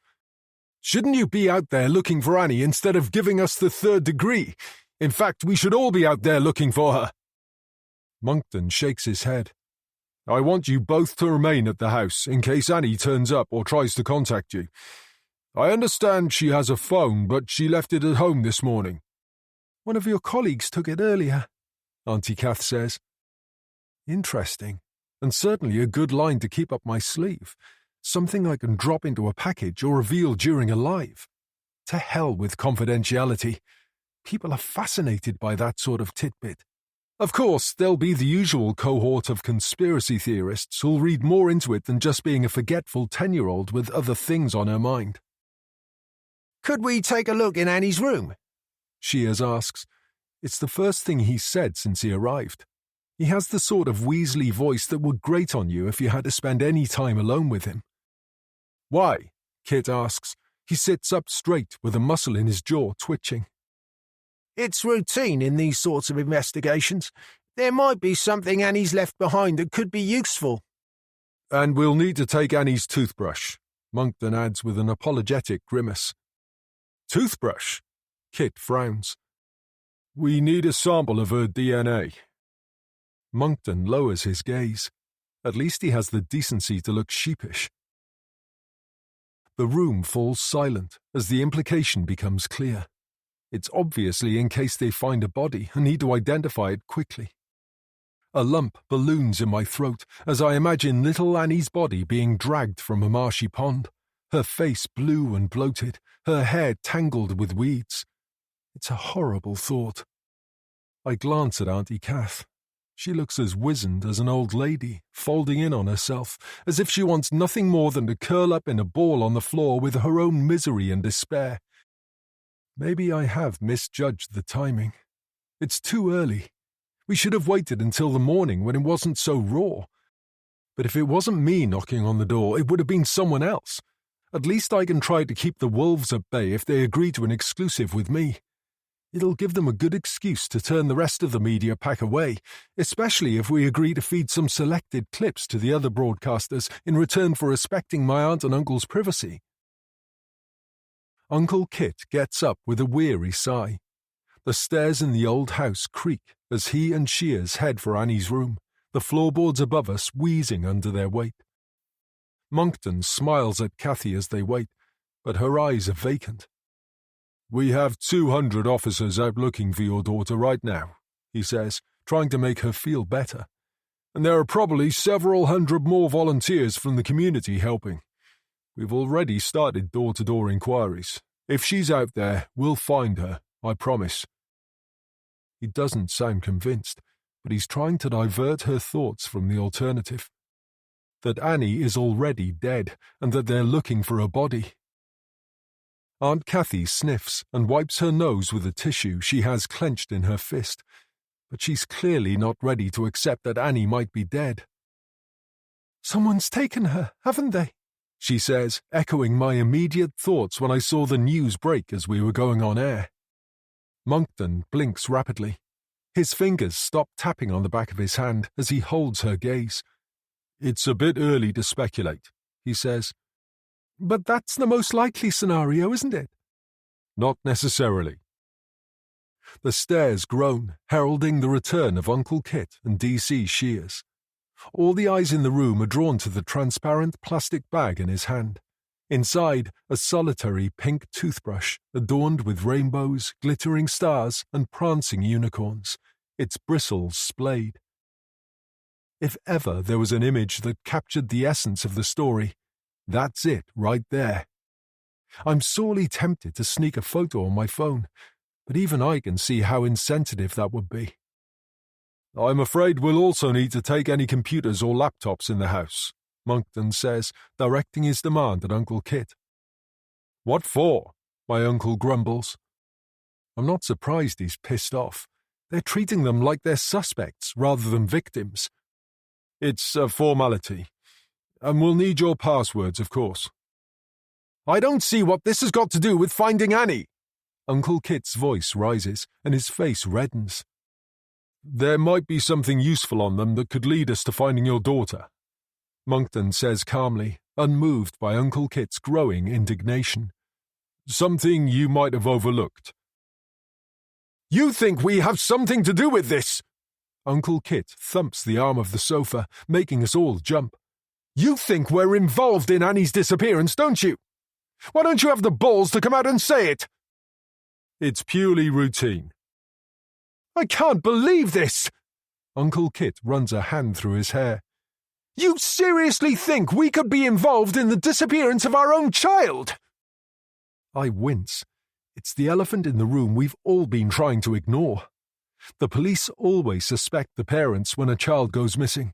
Everyone knows that, because statistically a child is far more likely to fall victim to someone they know than a complete stranger. But I wish, for Uncle Kit's sake, he hadn't voiced it out loud. His words hang in the air like a foul odour. I have no doubt social media is going to be full of that kind of speculation the longer Annie is missing. I suppose it's a good thing that he at least recognizes that's what's going on here. That they're both going to be under suspicion by the police and the public. Nobody's saying that, Monkton says. You don't have to. Instead of getting out there and finding Annie, you're more interested in pinning this on us. You're a disgrace. Please, Mr. Warren. You disgust me. A spray of spittle flies from Uncle Kit's mouth. What kind of parents do you think we are that we could do that? Nobody's accusing you of anything, but we will need to take a look at your computers. You're serious, aren't you? Absolutely.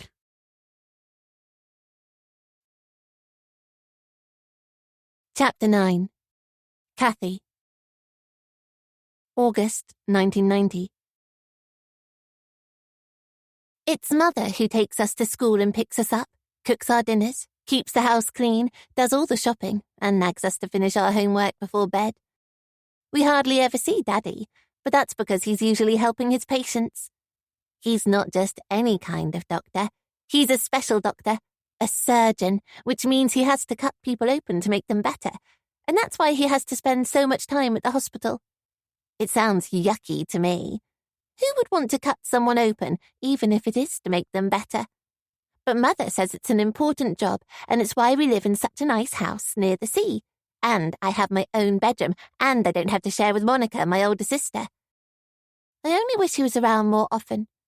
But even when he is home, he's usually too tired to play or read stories, and Mother shoos us away if we try to bother him. But this summer, it's different. Daddy is at home all the time. Mother says it's because he's taking a holiday, but I'm not sure that's true. I usually love the long summer holidays. No school, no getting up early, no homework, the whole day to do what I want. But something's wrong with Daddy. He seems so sad. He spends most of his time sitting in his favourite chair, just staring out of the window, his face dark and scratchy where he hasn't shaved. This morning, when I came down for breakfast, he was in the kitchen with a newspaper spread out across the table and his head in his hands. It's not the paper he normally buys, which is so big he has to fold it in half to read it, and at weekends lands heavily through the letterbox, bulging with extra sections and magazines. This one is half its size, with lots of pictures and big headlines. "Can we go to the beach today?" I ask, helping myself to a bowl and filling it to the brim with cornflakes. The beach and the pier, with all its bright lights, noisy arcade games, and promise of fun, are only a short walk from the house, but we hardly ever go there, which is a shame. Daddy glances up, his eyes all glassy and red, like he hasn't even noticed me. "Not today, sweetheart," he says. His hair is all messy and he's wearing a scruffy t-shirt and his gardening trousers. He usually looks so smart. "Please," I beg, grabbing his arm, trying to pull him off his chair. "We never go to the beach." Mother and Monica are both out, so it would only be the two of us. We could even buy a bag of candy floss to share from the man in the wooden hut by the pier. "I said not today," he repeats, his voice more of a growl. He yanks his arm out of my grip, and shocked, I stumble backwards. Why is he being like this? "But it's a lovely sunny day. It'll be fun." "Catherine, how many times do I have to tell you we're not going to the beach today? Just go outside and play, will you, and leave me in peace." "You never want to play with me," I cry. "It's not fair." "Enough with your whining and whinging," he yells, jumping from his chair. It topples backwards, crashing noisily onto the tiled floor. "We're not going to the beach." His fists are clenched and his face turns red with anger. I flinch, a chill running through my bones. I'm used to Mother losing her temper with us all the time, but I've never seen my father angry like this. I don't like it at all. "Daddy, don't shout," I whimper, confused. "Go on, get out. I don't want to see you for the rest of the day." Tears bubble up into my eyes, and my throat feels thick, like I can't swallow. "I hate you!" I scream at him, then turn and run for the back door, grabbing my trainers on the way out. He's not normally this grumpy. All I wanted to do was go to the beach. What's so terrible about that? Fine. If he doesn't want to see me, I don't want to see him either. Let's see how he likes it. I ran the length of the garden, not once stopping to look back, until I reached the wooden gate that leads into the woods behind the house. It's my special place. It's where I spent most of the holidays on my own, playing. I pull back the bolt and scurry out, wiping my cheeks with my sleeve. Why did he have to be so horrible? I put my head down and run as fast as my legs will go, through the dense mass of trees and the thick knots of brambles and thistles, not stopping until I reached my den. I started building it at the beginning of the summer, using fallen branches propped up against the low-hanging bough of a tree, well away from the trodden paths where the only sound comes from the hidden wildlife and the rustle of wind through the leaves. There's an old horse chestnut tree that opens up like a hand in the middle of the wood that would have been perfect for a treehouse. Its branches are like enormous fingers spiraling out from a human palm, and at first I thought that's where I'd like to have my den. Except I'm not very good with heights. I can't stomach the thought of climbing trees. Even thinking about it makes my tummy squirm and my head go all funny. That's why I decided to build my den on the ground. In the last few days, I've covered it in ferns to make a roof and laid down handfuls of moss for a carpet. From outside, it's almost invisible unless you know it's there and you're looking for it. It's the perfect place to hide when no one can find me. I climb inside and lay on my back, watching a spider busy repairing its web and listening to the sounds of nature. Birds chirruping and caw-cawing, the rustle of mice in the undergrowth, a squirrel scratching up a tree trunk. They're the sounds I love, the sounds that make me happy. I'll stay in my den all day, well away from my father and his terrible temper. I might not even go home until it's dark and my parents have started worrying about me. That will show them. I expect Daddy will pace up and down in the lounge with his forehead wrinkled, chewing his fingernails, while my mother is on the phone calling all my friends' parents to see if anyone knows where I am, but they won't find me, and it will serve them right. But after a few hours, and with my stomach rumbling, my resolve weakens and boredom sets in. I should have thought to have grabbed some food, some packets of crisps and a chocolate bar at least. I tried to take my mind off it by adding another layer of sticks to the roof of my den, hunting for branches that are just the right length and collecting a bunch of pretty flowers to hang from the ceiling. Pink mallows, yellow buttercups and long-stemmed daisies. An inquisitive rabbit sticks his head out of a hole beneath the trunk of an oak tree, its whiskers twitching, nose sniffing the air. I try to coax it closer, rubbing my fingers together and sucking the air through my teeth in what I think is an encouraging sound that says, "I'm friendly." But when she sees me, she freezes and then bops away, her tail zigzagging into the weeds. I've no idea how long I've stayed out, but the sun is high in the sky when my hunger finally gets the better of me. I'm still cross about the way Daddy shouted at me, but I can probably sneak back into the house and grab some food without him seeing me. I'm not ready to speak with him yet, and I can't face him shouting again. As I walk back towards the house, dragging my feet through the dirt, kicking up puffs of dust and dried mud, dappled sunlight streams through the branches above. The air is heavy with the scent of pine. It's so peaceful in the woods. I think I could live here forever. Maybe when I'm grown up, I'll build a cabin and hunt wild rabbits for my dinner. I'm not sure what makes me stop and look up as I reach the edge of the woods, where the path curls and twists like a ribbon towards the back gate. A feeling that something is wrong. Whatever it is, a nasty feeling hollows my tummy. Ahead, through the dappled light and shadows, something is hanging from a tree. It's swinging and twirling. I can't make out what it is, but it's something that doesn't belong there. It doesn't look right. I force one foot in front of the other, curious, but afraid. In my chest, my heart is thudding, banging against my ribs. As I get closer, I recognize Daddy's shoes. The ones he wears in the garden on Sundays, all scuffed and covered in mud. A hole above his big toe where the leather has worn thin. They rotate slowly, attached to a pair of legs. A branch creaks, and as I look up through a halo of sunlight and blink, I see my father's arms hanging limply by his side, his head resting on his chest, his eyes bulging behind his closed lids. I open my mouth to scream, backing away in horror, but nothing comes out. "Daddy!" I gasp, clamping a hand over my mouth. I turn and run, as fast and as hard as my legs will move, trying to get far away, scrambling through the clawing fingers of brambles and tripping over tree roots. I stumble and fall, grazing my knees and kicking dust into my mouth. I have to get up. I have to keep running. And I don't stop until I'm back at my den. I throw myself inside and bury my head under my hands, squeezing my eyes shut, trying to make the horrible image of what I've just seen go away. But it stays in my head, and it's all I can think about. Had my father done that to himself? Was it because of what I said? The last words I screamed at him come back to haunt me. I hate you. Why had I said that? Stupid. Stupid, stupid, stupid, stupid, stupid. I bang my fists against my skull. This is all my fault, and nobody is ever going to forgive me.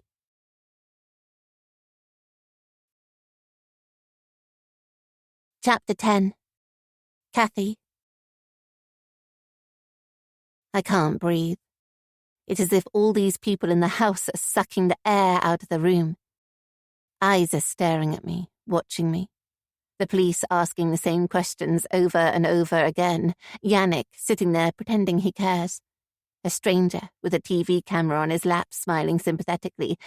And all I want is my baby back. My beautiful little girl. I want to scream at everyone to leave us alone. But of course, I can't. How would that look? They already think we have something to do with Annie going missing. I can hear it in their questions, in the way they're looking at me. So instead of saying anything, I sit quietly, twisting the cuff of my cardigan around my fingers, my gaze fixed on a stain on the rug. I can't take much more of this. It's killing me. And it's not just me. I've never seen Kit so worked up. He's boiling with fury. I'm angry too, but what's the point of yelling? Annie's only been missing for a few hours, although it already feels like a lifetime. You'd think they'd be a bit more sympathetic. And that stunt with Annie's toothbrush, what the hell was that all about? Some kind of sick psychological trick designed to test us, to see how we'd react to the idea that she's dead. I'm not playing that game. Annie's alive. Mothers have an instinct for these things, like twins who know what each other is thinking. She's not dead. She's been taken. It's obvious. Snatched off the street by some sick deviant. Don't they realize the clock is ticking? They should be out there looking for her, not in our house trying to pin it on me and Kit. What exactly do you expect to find? Kit shouts at the older detective, Monkton. He's a grisly, age-ravaged cop with a heavy 5 o'clock shadow and a way of looking at everyone like they're guilty of something. It's purely routine, Mr. Warren, he replies. If he says purely routine one more time, I'm going to scream. Kit, just give them to him, I say. Kit falls silent. What? Just give them the computers if they think it's going to help them find Annie. I don't care what they do with them. I just want these men gone. I want everyone gone. And besides, there's nothing on the laptops that we have to hide. Arguing about it is only going to make us look guilty. Fine, Kit huffs, but I really don't see why this is necessary. He storms off into the dining room and returns with our 2 laptops. One is Kit's work computer. The other is our own personal machine. He hands them both over and writes the passwords on a yellow sticky note. We'll get them back to you as soon as we can, Monkton says, tucking them under his arm. I'd like to be alone now, I say. Of course, we'll be on our way, but we'll let you know the moment we hear anything. Monkton leads the way out with Shears on his heel. Finally, they're leaving. I don't stand up or offer to shake their hands. I let Kit show them to the door and find a snag of skin around the base of my thumbnail to occupy my fingers. When I hear the door slam shut, I breathe a sigh of relief. Now, I just need to deal with Yannick, who's making out like he's here for my benefit, when I know full well what's really on his mind. It's all one big act with him, pretending he's worried about Annie, about me. He's never cared about anyone in his life other than himself. There's only one reason he's here with a cameraman in tow. Bloody journalists. They're all the same. Ghouls feeding off the torment of others, I should throw him out. But it's a bit late now, especially with that awful liaison woman watching our every move. Aunt Kathy, are you okay? Yannick's voice makes me jump. Yes, I'm fine. I need some air. I stand up, heading for the kitchen and an escape into the back garden for a few minutes. But Yannick leaps up in front of me, blocking my way. I know this is bad timing, but now the police have gone. I wondered... Yannick, please, don't. He has the gall to look affronted. What? He says, eyes wide with innocence. You're going to ask me to do an interview. It would only take a minute. A mother's plea for her daughter's safe return could make all the difference. You know, if someone's watching and they know what's happened to Annie. No, I say firmly, wrapping my cardigan around my chest. Absolutely not. Come on, Aunt Kath. One quick soundbite. That's all. And then we'll be gone. No, I repeat firmly. I'm not doing it. Kit returns to the room, brushes past me and turns up the volume on the TV as he notices a reporter broadcasting live from outside the pub up the road. Why not? You know why, I hiss, with a glance at Zara, the liaison officer. She's looking at her phone, pretending not to take any notice. Because of what happened to Grandad. But that was years ago. It's been over 30 years, but my anger and resentment still burn fiercely. For a long time, I blamed myself for my father's death. But it wasn't anything I'd done. It was the scurrilous lies and half-truths the papers printed about him. They took his name, and they destroyed his reputation when he hadn't even been found guilty of anything. I'm sure Monica would be turning in her grave if she knew Yannick was here in my house, begging me to sell my soul after all these years of hurt. I don't talk to journalists, I say. You, of all people, should know that. But we're family. You can trust me. I shake my head. I'm sorry, Yannick. Auntie Kath, you can leave now, I tell him. One soundbite. Please, he begs, as if that's going to change my mind. He really doesn't know me at all. The cameraman jumps up off the sofa, and for a horrible moment I think they're going to gang up on me. But instead, he steps in front of Yannick, like he's breaking up a bar brawl. Come on, she said no. You're not going to change her mind, he says. Let's get these shots played back to the studio. Yannick sighs. Maybe tomorrow, when things are a bit clearer then, he says. Good night, Yannick, I say. I'm tired, and I'm not in the mood for an argument right now. I want them both out of the house, and I want my daughter home and safe. Uncle Kit? Yannick turns his back on me. I really need this interview, and if you speak to us, I can keep the rest of them from bothering you. Kit glances over his shoulder, still distracted by what's on the TV. Maybe tomorrow, Yannick. Yeah, it's late, and everyone's exhausted. It's been a long day. Come on, Uncle Kit. Yannick, I said not now. The cameraman puts a hand on Yannick's shoulder and attempts to guide him away, but he shrugs it off crossly. Come on, mate. Let's leave it for now. Right. Fine. Yannick fumes. He storms out in a huff, followed by the cameraman who shoots me an apologetic smile. And suddenly the house feels empty again. Too empty. Too quiet. I ache for my daughter. I sink into the sofa, feeling like crawling under a rock and staying there until this is all over, a wave of fatigue washing over me. It's only been a few hours, but I miss Annie so much. Her absence has torn my heart apart. I miss her mess and the noise and chaos. With her gone, the house is eerily silent. Deathly. Shall I make us all a cup of tea? Zara asks, putting her phone down on the arm of the sofa like she's at home. What's she really doing here?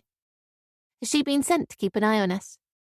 When she arrived earlier, she behaved like a long-lost friend, telling us all to call her by her first name and that she was here to do anything she could to help during this difficult period.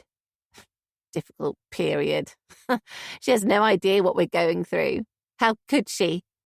And the way those two detectives were asking all sorts of questions, it wouldn't surprise me if she's been sent to spy on us, to listen to our conversations and observe our behaviour.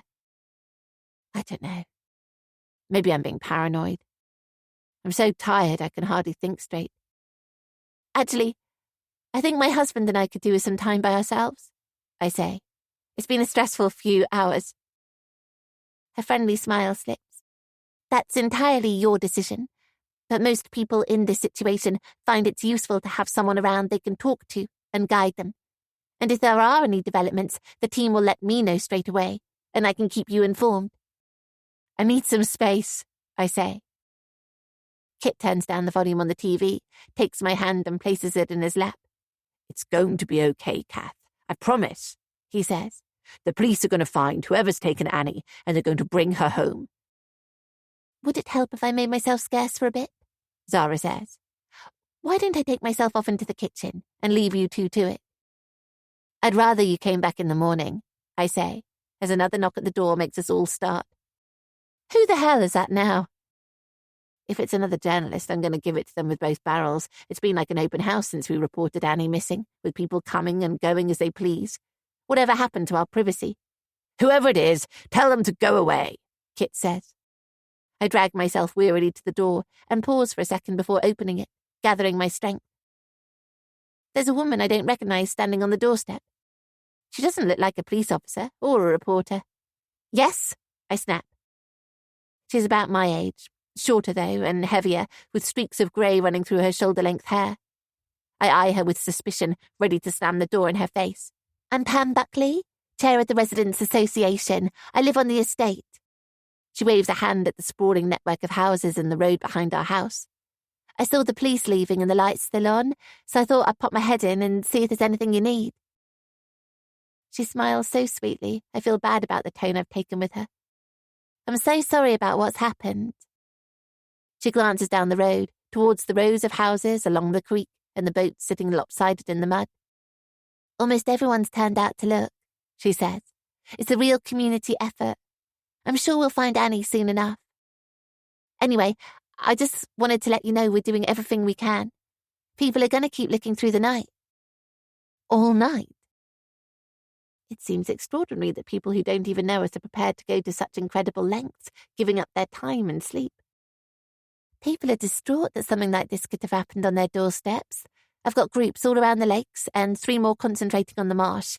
Plus there are countless others going around the estate, checking gardens and sheds, that sort of thing, while the police are concentrating mostly on knocking on doors. You've organised all that. Pam shrugs. We look after our own around here.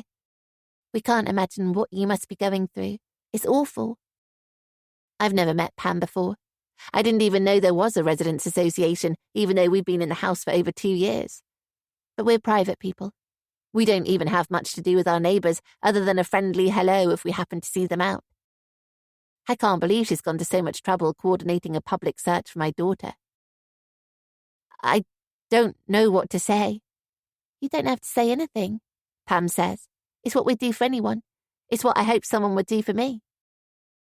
You have children. A daughter, Philippa.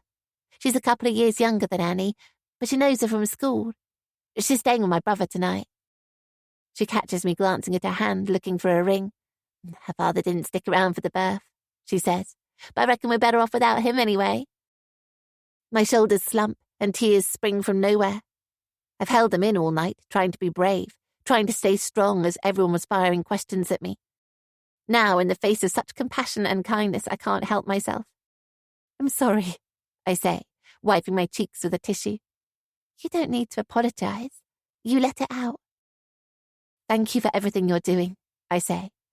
But I don't think you're going to find her. Pam scowls. Why not? I think she's been taken by someone, and they'll be long gone by now. You mustn't think like that. It's still early days, and anyway, I heard the police have set up roadblocks on all the roads out of town.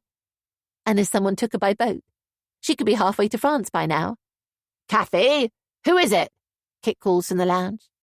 Before I can answer, he's at my side, an arm draped over my shoulder. This is Pam. She's coordinating all the volunteers looking for Annie.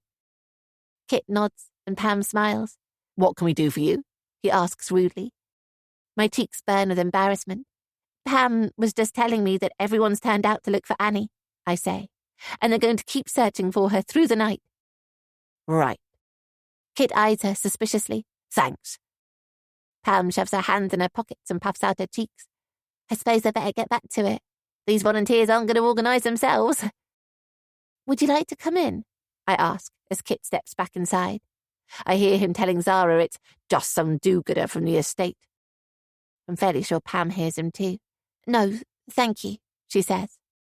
She bites her lower lip and looks down at the ground as if there's something else on her mind. Thank you for popping by, I say. I really appreciate it. No problem. You must let me know if there's anything else I can do to help. I step back to close the door, but she remains rooted on the doorstep. Was there something else? Actually, do you fancy getting some fresh air? She says. She shoots a glance over her shoulder to where the news crew Kit was watching on the TV are packing up their equipment. I shrink back out of their view.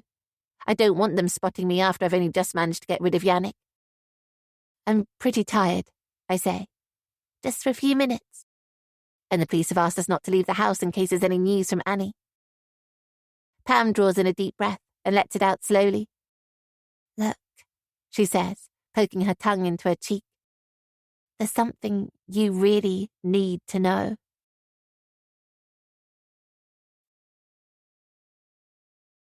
Tuesday. Chapter 11. Yannick. Bleary-eyed and irritable, I haul myself out of bed and make a strong black coffee in the machine in my kitchen and crash with it on the sofa in front of the TV to catch up on the breakfast news bulletins. I've only managed to snatch a few hours' sleep, and I'm still fuming over the way Auntie Kath and Uncle Kit treated me last night. All I needed was a few words on camera about how worried they were about Annie. Would it have killed them? We are family after all. Instead, I had to suffer the indignation of being thrown out of the house in front of Harry. I'm never going to live that down. To be fair to him, he didn't say anything as he dropped me back at my car. We drove in silence, and he must have sensed the foul mood I was in. He didn't even ask why I'd not told him Annie was my cousin, which I guess was a shock when we knocked on the door. I don't suppose it'll be long before word gets back to the newsroom. There have been no new developments overnight, but all the main channels are leading on the story this morning. Most of them have dispatched reporters to Faversham to deliver live slots into the broadcasts. Some are on the estate, where volunteers are still out on the streets, others down by the old quay with the creek and the boats in the background, and the sun rising over the towering spire of St Mary's Church. It makes the As Live I recorded look a little out of date, but at least no one's identified Annie's home address yet. But it's only a matter of time. I have to get Cathy and Kit to agree to an interview before the vultures descend. With the TV still on in the background, I grab my iPad and flick through the online news sites. No surprise that they're all awash with the missing Annie story. All of them have her happy, smiling face in that school photo, alongside images of police conducting house-to-house inquiries or searching around the town and the marshes. Everyone is going crazy for the story. It's no surprise. Annie is a pretty, middle-class girl from a decent home. Her parents, respectably married, are well-educated and have good jobs. Uncle Kit is the chief executive of a charity supporting refugees, and Aunt Cathy runs a coffee shop. They look like the perfect couple. It's a news editor's dream story. Gina Priestley, our head of news, calls my mobile as I'm finishing my coffee and contemplating making another. She's the last person I expected to be ringing so early. Did I wake you? She asks. No, I was watching the coverage from Faversham. Great job last night. Well done. I have Tim and Holly on the line. Hang on a minute. Let me see if I can patch them in. There's a silence as Gina dials in Tim, our news editor, and Holly, the program producer. Right. Can everyone hear me? Gina asks. I'm not usually privy to the editorial discussions that take place amongst the senior editorial team, so it's a privilege to be invited in, and maybe a sign they're taking me more seriously. Perhaps another step towards a shot at presenting the main program. It's certainly an encouraging development. Great coverage last night, Yannick, Tim says. Thanks for turning out. Glad to be involved. It's nice to feel appreciated for a change. Right, Gina says, plaudits done, and now sounding all businesslike. I wanted an early chat about what we're doing to move this story forward. I want us all over it today. It's going to be huge. I've asked Yannick to join us as he was in Faversham last night and can give us a better sense of what's going on. So, Holly, what are your plans? Holly clears her throat. Assuming Annie's still missing, I want to anchor a special from the town tonight. Even if she is found, it's still a big story. I'll put together a dedicated title sequence. Okay, good, Gina says. Tim, what resources can you put on it? Do you have enough people? I'll stand everything else down and reroute all the reporters and cameras. I was thinking we need pieces on the family, the search, the volunteer response, and maybe something from the school, as well as a backgrounder on Annie. You know, what she's like, what she likes to do, with a montage of any pictures we can source from social media. I suggest we get someone senior from the police live on the show too. Excellent, Gina says. And can we get graphics working on a timeline and a map showing Annie's last movements? The problem is, nobody knows for sure which way she walked home, I interject. There are 3 possible routes she could have reasonably taken. Great, good intel, Yannick. Let's get graphics to map all 3 possible options. Anything else? What about the parents? Holly asks. Are they talking yet? If we can get a tearful interview in the bag, we can build everything else around that, and it would be great for titles and teasers, of course. Any suggestion from the police that they're going to speak? The police aren't saying much other than the standard lines at the moment, Tim says. He sounds frustrated. No indication yet that they're putting the family up for interviews. Not even on a pool basis? Gina asks. Can we get to them directly, independent of the police? Holly chimes in. I mean, we know Annie's name and the rough area she lives. Surely we can track the family down?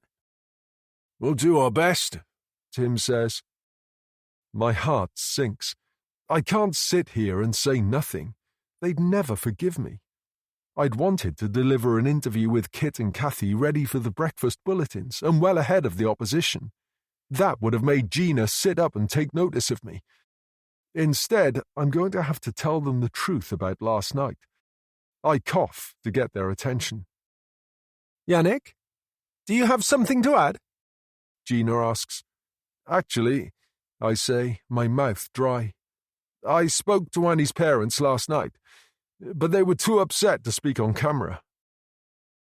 There's a moment's silence on the line. You tracked them down last night? Gina asks, sounding surprised. I take a deep breath. Annie's my cousin. Stunned silence. I take it as a cue to keep talking. I went to the house hoping I could persuade them to talk on camera, but they didn't want to. Not yet. Are you serious? Tim asks. Why didn't you say something before? Sorry. I don't understand, he continues. Why wouldn't they speak to you? I mean, your family. It was bad timing, I guess. When I got there, a couple of detectives turned up to give them a grilling. Are they being treated as suspects, then? I can almost hear the cogs turning in Tim's head. I don't think so, no. I mean, I don't know for sure, but I think they were just trying to eliminate them from suspicion. Even so, that's another great line to explore, Tim says. Great stuff, Yannick. It's a waste of time going down that road, and it's only going to further antagonize Kathy and Kit if we insinuate they're somehow involved. Then they'll never give me an interview. But I know better than to argue with Tim. He's been the station's news editor for more than 10 years, and for good reason. He's ferocious. I've seen how he chews up and spits out reporters who try to stand up to him. It's not worth the grief, so I let it go, hoping he'll forget about it. Is there anything else you can tell us from last night? Gina asks. Not really. She breathes out heavily through her nose. Right. Well, this changes things significantly. I want the Warrens talking to us exclusively. I don't want anyone else to get a sniff with them. Is that understood? We've got a fantastic opportunity here, thanks to Yannick. Let's not fuck this up. Yannick, that's your number one priority. Do whatever it takes to get your aunt and uncle speaking to us. Got it? And above all, make sure they don't talk to anyone else. I'm not sure it's going to be that easy, I stammer. Trust Gina to pile on the pressure, as if I needed the additional stress. Perhaps I shouldn't have said anything. But Harry knows now that Annie's my cousin, so it was only a matter of time before he shot his mouth off. Do they want their daughter back or not? See if she'll make a direct appeal, Gina says. It's complicated, I explain. My aunt, Kathy, had a bad experience with the press when she was a child. What kind of bad experience? My grandfather was a vascular surgeon who was suspended pending an investigation after a series of alleged botched operations. The tabloids got hold of the story and did a hatchet job on him. I pause for a second. He hanged himself, and Kathy found his body. I'm sorry to hear that, Gina says, not sounding remotely regretful. But it could be good news for us. She's less likely to talk to the papers. Persuade her that talking to the local TV is different, and that if Annie has been abducted, it's her opportunity to speak directly to whoever's taken her. I want Kathy crying a mother's tears for her missing daughter. Can you deliver that, Yannick? I'll do my best, I say. Put it this way. Deliver that interview for me, and we'll talk about those presenting shifts you keep pestering me about.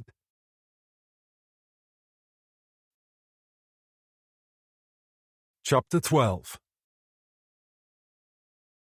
There's no point hanging around at home with the weight of Gina's expectations on my shoulders, so I hastily shower, dress, and jump in my car to head back to Faversham. Time isn't on my side. I arrive just before 10 to find the town crawling with journalists. Far more than I imagined there would be. Satellite vans and radio cars are parked on every corner near Annie's school. Photographers with long lenses and haggard faces are stalking around like hungry packs of wolves, and reporters with notebooks are stopping people in the street to grab interviews and information. I park a short distance from Kathy and Kit's house, conscious of being recognised and potentially giving away where they live. That would be a disaster. I put my head down and shove my hands in my trouser pockets, trying to look inconspicuous as I shuffle past a young couple with a toddler in a pushchair. They don't look at me twice. I'm on the TV at least 3 nights a week these days, but I still rarely get recognised. I guess that's regional television for you. It's different with the local press. We all tend to know each other. I jog across the road, ahead of an oncoming car whose driver is distracted by something going on down by the creek. As I round a corner into Kathy and Kit Street, I immediately see what's caught his attention. My aunt and uncle's house is under siege. I've no idea how the press pack has found it, but it totally scuppers my plans. What do I do now? I can hardly walk up and knock on the door. The only consolation is that they're all outside. Kathy and Kit clearly haven't opened the door to them, which means my hopes for an exclusive interview remain intact, for now. Still, it's a concerning development with Gina and Tim breathing down my neck. I'll have to come back later when hopefully they've lost interest, or have headed off chasing their tails at the first sign someone's found a new angle. But maybe it's not such a bad thing. It gives me the opportunity to do some digging of my own. The town's bound to be awash with gossip and innuendo.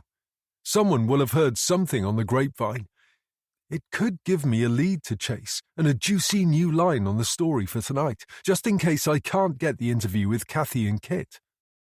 Everyone knows everyone's business in a town like this. I just need to find someone willing to talk. But where to start?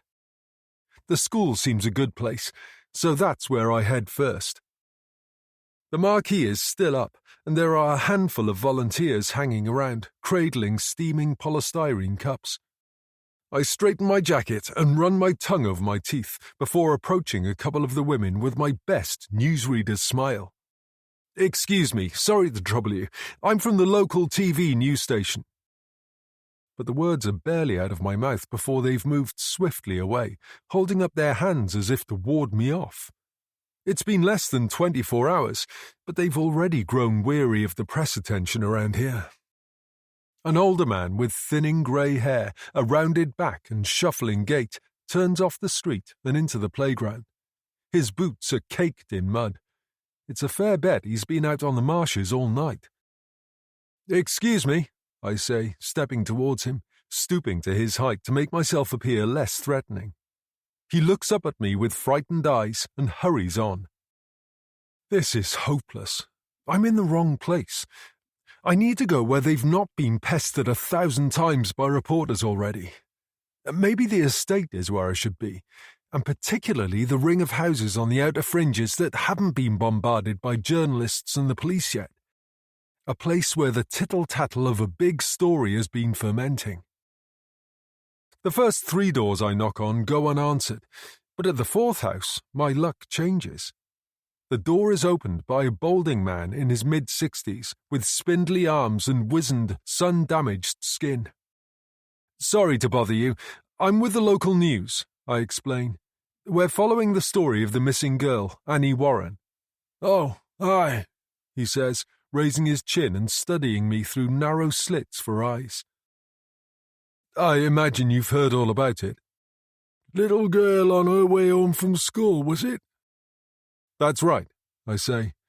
"Everyone's looking for her." "I didn't see nothing," he says gruffly. "Have you heard anything? Any whispers about what might have happened?" He sucks in his cheeks while he thinks, and then shakes his head. He doesn't know anything. I get a similar response from his next-door neighbour, a nervous, spotty man with a baseball cap covering greasy hair. There's a strong smell of cannabis when he furtively opens the door, his eyes as black as coal. He's probably spent the night high, killing Nazis on Call of Duty. He nods across the road to a house with a small front garden planted with garish, plastic-looking flowers. "Try Julia," he says, sniffing. "She knows everything that's going on round here." Another knockback, but I'm getting closer. I can feel it. You just need to keep asking the questions and wearing out the shoe leather. If you speak to enough people, more often than not, you turn up something useful. Julia is a dumpy woman in faded leggings and rolls of stomach fat, accentuated by a tight fuchsia-pink t-shirt. She sucks on a cigarette and blows smoke out of the corner of her mouth as she stands on the doorstep listening while I explain that I'm looking for information about my missing cousin. Although I don't tell her we're related, of course. "Oh, yeah," she says. "Poor little mite. We was out for a few hours last night looking, but if you ask me, they ain't going to find her." "Why's that?" "Little girl like that. You seen the picture? Sweet little thing, ain't she? Some filthy pedo's taken her. You'll see. Problem is, this place is full of them." Her words are like a hammer blow to my chest. They snatch the breath from my lungs and steal the strength from my legs. It's bad enough thinking of Annie's body being pulled lifeless from the frigid waters on the marsh. But to imagine she might have been taken by a child molester is horrific. The worst thing. Worse even than death. I swallow down my emotions and take a lungful of air. "If I was the police," she continues, "there are a few doors I'd be banging on pretty smartish." I frown. Has she heard something, or is she speculating? "Which doors?" I ask. "It used to be a nice estate. Everybody knew everyone.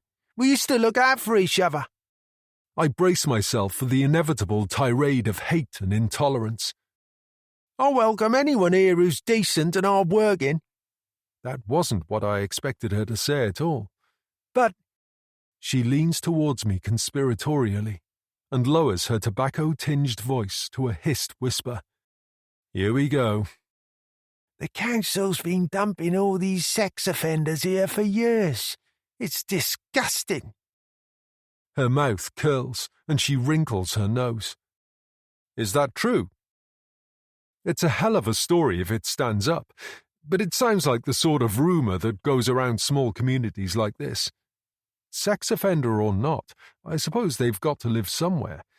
But it would be a national scandal if the council was housing them all in one residential estate. I make a mental note to do some digging. I know it's true. They're everywhere around here. Surely not. OK, like who? Do you have any names? I ask. Julia stubs the end of her cigarette out on the wall and licks her lips. Guy who lives in the next road along. She points over my shoulder and gives me an address. Blair Black. You want to be checking him out for a start. He's a registered sex offender? Interested in little girls, I heard. You only have to look at him to see what he's like. Creepy bloke. I raise an eyebrow. Creepy? How? I don't know. He looks evil, she says, shuddering. What do you know about him? Not much. Keeps himself to himself, mostly. Always has his curtains closed, like he's got something to hide. Something to hide? A fizz of excitement spreads from my stomach and up my spine. This is good. This is something I can work with. Give me that address one more time, I say, making a note on a scrap of paper. I hope they find her, Julia says, slipping back inside the house. For her parents' sake. They must be going through hell. But honestly, I've got a really bad feeling about it.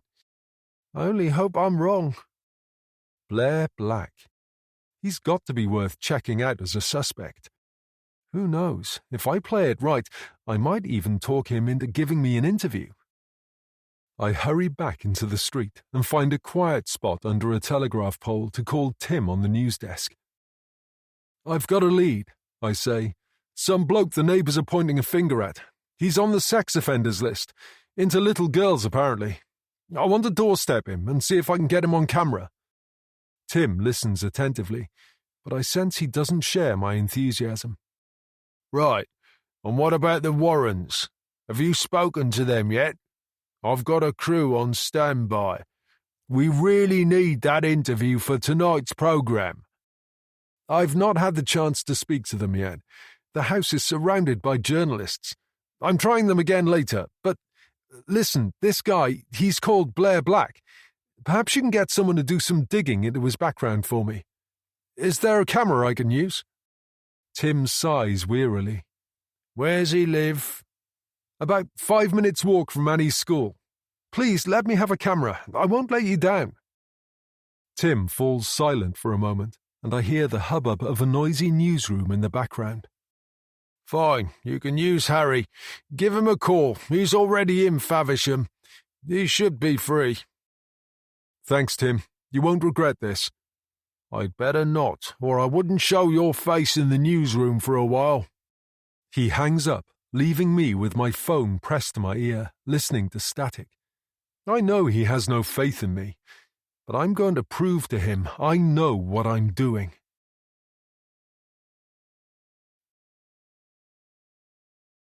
Chapter 13. Blair Black's house is a blot on an otherwise respectable street, with filthy wooden windows in frames that are cracked and peeling, bulging rubbish bags heaped up in the garden, and frayed blackout blinds, pockmarked with mould. I can see what Julia meant. Sex offender or not, the house looks deeply suspicious. What's he hiding in there? I guess there's only one way to find out. Harry's joined me. I've told him I want to knock at the door with the camera rolling to capture Blair's reaction when he's confronted. It might be the only chance we get to film him, and if it later turns out he did have something to do with Annie's disappearance, the footage is going to be priceless. My nerves flutter in my stomach as I clutch a fluffy microphone around the corner from the house where we can't be seen from the property. Ready? Harry gives me a thumbs up, and we march to the door, brushing through long fingers of grass that have spilled across a cracked path from an overgrown and neglected lawn. I bang with my fist. It echoes through the house. My throat's dry and perspiration beads on my forehead. I wipe it with my sleeve and knock again. This is what it's all about. All my senses alive and my heart going so fast it feels like it's going to gallop out of my chest. Everyone else is focused on the search for Annie, but we're a step ahead of them all. I've found the first legitimate suspect who might have had something to do with her abduction. It's like my old journalism lecturer used to tell us at college. There's no story without a villain. Yes, there's Kathy and Kit's anguish, the mystery of what has happened to Annie, but no one's pointing the finger of blame. Until now. If I've got this right, forget presenting shifts on regional TV. I'm heading for the big time. A reporting job with the national network at least. And who knows what might follow on from that? Who knows? We might even find Annie. Now that would be a coup. After what feels like an eternity, a lock clicks, and the door opens a crack. I shove the microphone into the gap. Mr. Black, I'm Yannick Keller from the local news. I wanted to ask you about the missing girl, Annie Warren. I step to one side to give Harry an unobstructed view, hoping his camera can pick out Black's face in the shadows. All I can see is a shock of long grey hair and an unkempt beard. Mr. Black, do you have anything to say about Annie's disappearance? Do you know anything about what happened to her? I feared he would slam the door in our faces, but to my surprise, he opens it wide, blinking as the sunlight hits his craggy face. He's at least 6 foot tall, lean and sinewy, but stooped, like he spent his life ducking under doorways and low arches to avoid banging his head. He has a crooked nose and furtive, dark eyes set deep under a thick-set brow. His hoary beard hides his mouth, and he's let his hair grow so long it's tied back into a straggly ponytail. He's exactly what I imagine a man with an unhealthy interest in little girls might look like. My stomach rolls with disgust. Sorry, who are you? He asks, his voice a croaky whisper. The local news. I glance at Harry to make sure he's getting a nice tight shot. I assume you've heard about Annie Warren, the girl who's gone missing? My heart's still racing, but his calm reaction has dulled my excitement. He's not acting like he's guilty of anything. But that doesn't mean much. She's only 10 years old. She vanished on her way home from the school up the road. You must have heard about it. Black shakes his head as he strokes his beard. No, I haven't. Sorry, he says. I don't have a TV. When did it happen? At about 3:30 yesterday. Right. He nods slowly, his eyes glassy, as if he's thinking it through. Well, I didn't see her. Are you sure? I find the photo of Annie on my phone and hold it up. She's only 10. He's as cool as a mountain stream. Totally unfazed as he stares at the happy, smiling little girl with the green cardigan slipping off her shoulders in the school photo all the media outlets are using. I've never seen her before, he says. Where were you yesterday afternoon? I ask. His gaze shoots from my phone to my face. He recognizes the accusation and edges back into the house. There's a strong odor coming from inside, of stale urine and sweat, like the place could do with a few windows opened. I was in the house all day. I don't go out much. I'm not as mobile as I used to be. He slaps his thigh and shifts to one side to reveal a mobility scooter in the hall. Beyond it are dusty piles of books and newspapers, yellowing with age. You're standing okay now, I say. He looks down at his legs and back up at me. Are you going to use this on the news? He nods at Harry's camera. Probably, I say, although he's not given me much to use. All I've got is a creepy old guy denying anything to do with Annie's disappearance. If Tim can't confirm he's on the sex offenders register, there's not much I can do with the footage. unless I can get the police to confirm they're investigating him. It would have been better if he had slammed the door in my face. At least it would have made him look like he was hiding something. "Do you have a message for Annie's family?" I blurt out as he begins to close the door. What kind of message? "I don't know. Anything you want to say?" I'm desperate now. I need to keep him talking to see if I can trip him up and make him say something incriminating that I can use. Not really, he mumbles. I'm sorry, I have to go. One more question. He hesitates, and I shove the microphone under his chin. Why do you keep all your curtains closed? It's the best I can come up with. It certainly looks suspicious when there's a little girl missing in the area. He shrugs and frowns. I guess I don't like people sticking their noses into my business. People on the estate say you're a child abuser. Are you a paedophile, Mr. Black? Nothing left to lose. Time to go for broke. Did you abduct Annie Warren? His face clouds over, and he shoves the door shut in our faces. I wet my dry lips with my tongue. I guess that's no comment. Did you get all that? I ask, turning to Harry. He rolls the camera off his shoulder. Yeah, but what are you going to do with it? You can't just go accusing him. He unplugs the microphone, and I wrap the lead around my hand as we pick our way down the overgrown footpath and back onto the street towards his car. I need to watch it back and hear what he said again. I look back at the house. Did the curtain at a window on the first floor just twitch? Or did I imagine it? Did you hear anything strange while you were filming? Harry frowns and gives a slight shake of his head. Don't think so. Like what? I thought I heard banging. I don't know what makes me say it. Desperation?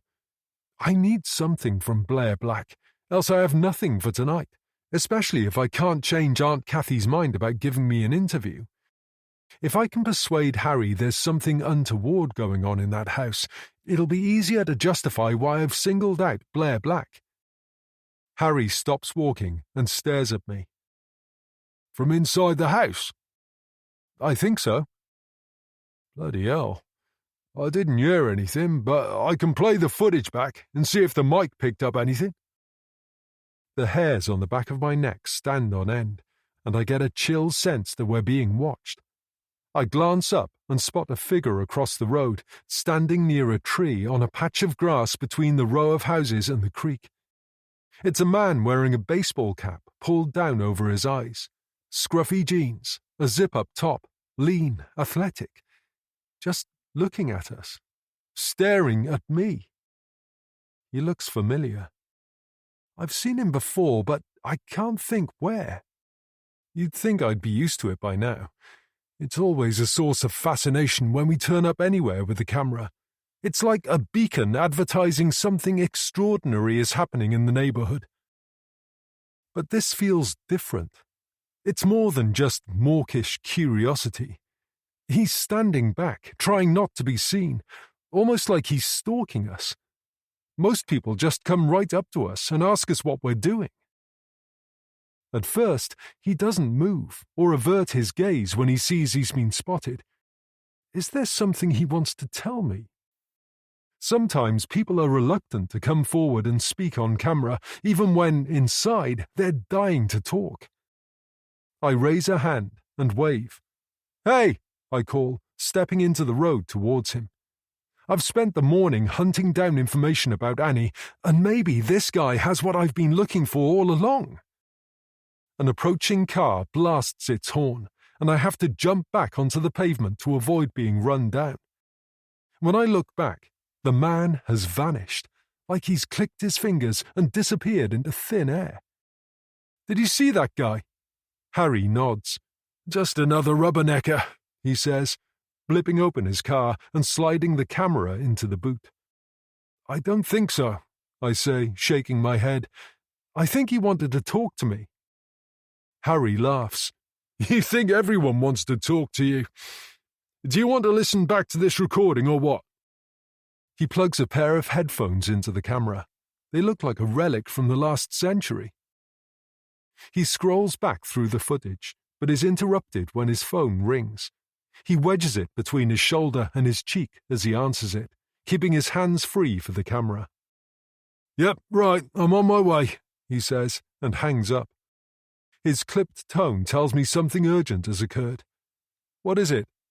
"The news desk. The police are holding a press conference at the house in 20 minutes. "What house?" "The Warrens. It looks like they're going to make a direct appeal for Annie's safe return." My stomach plummets into my boots. "No," I gasp. "That can't be right.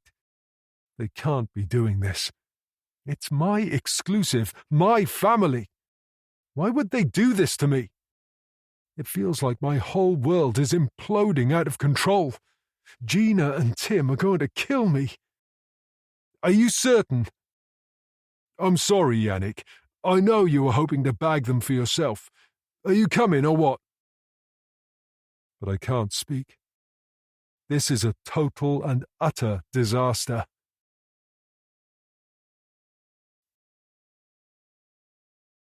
Chapter 14. "Bring the sticks," Harry shouts as we bundle out of the car.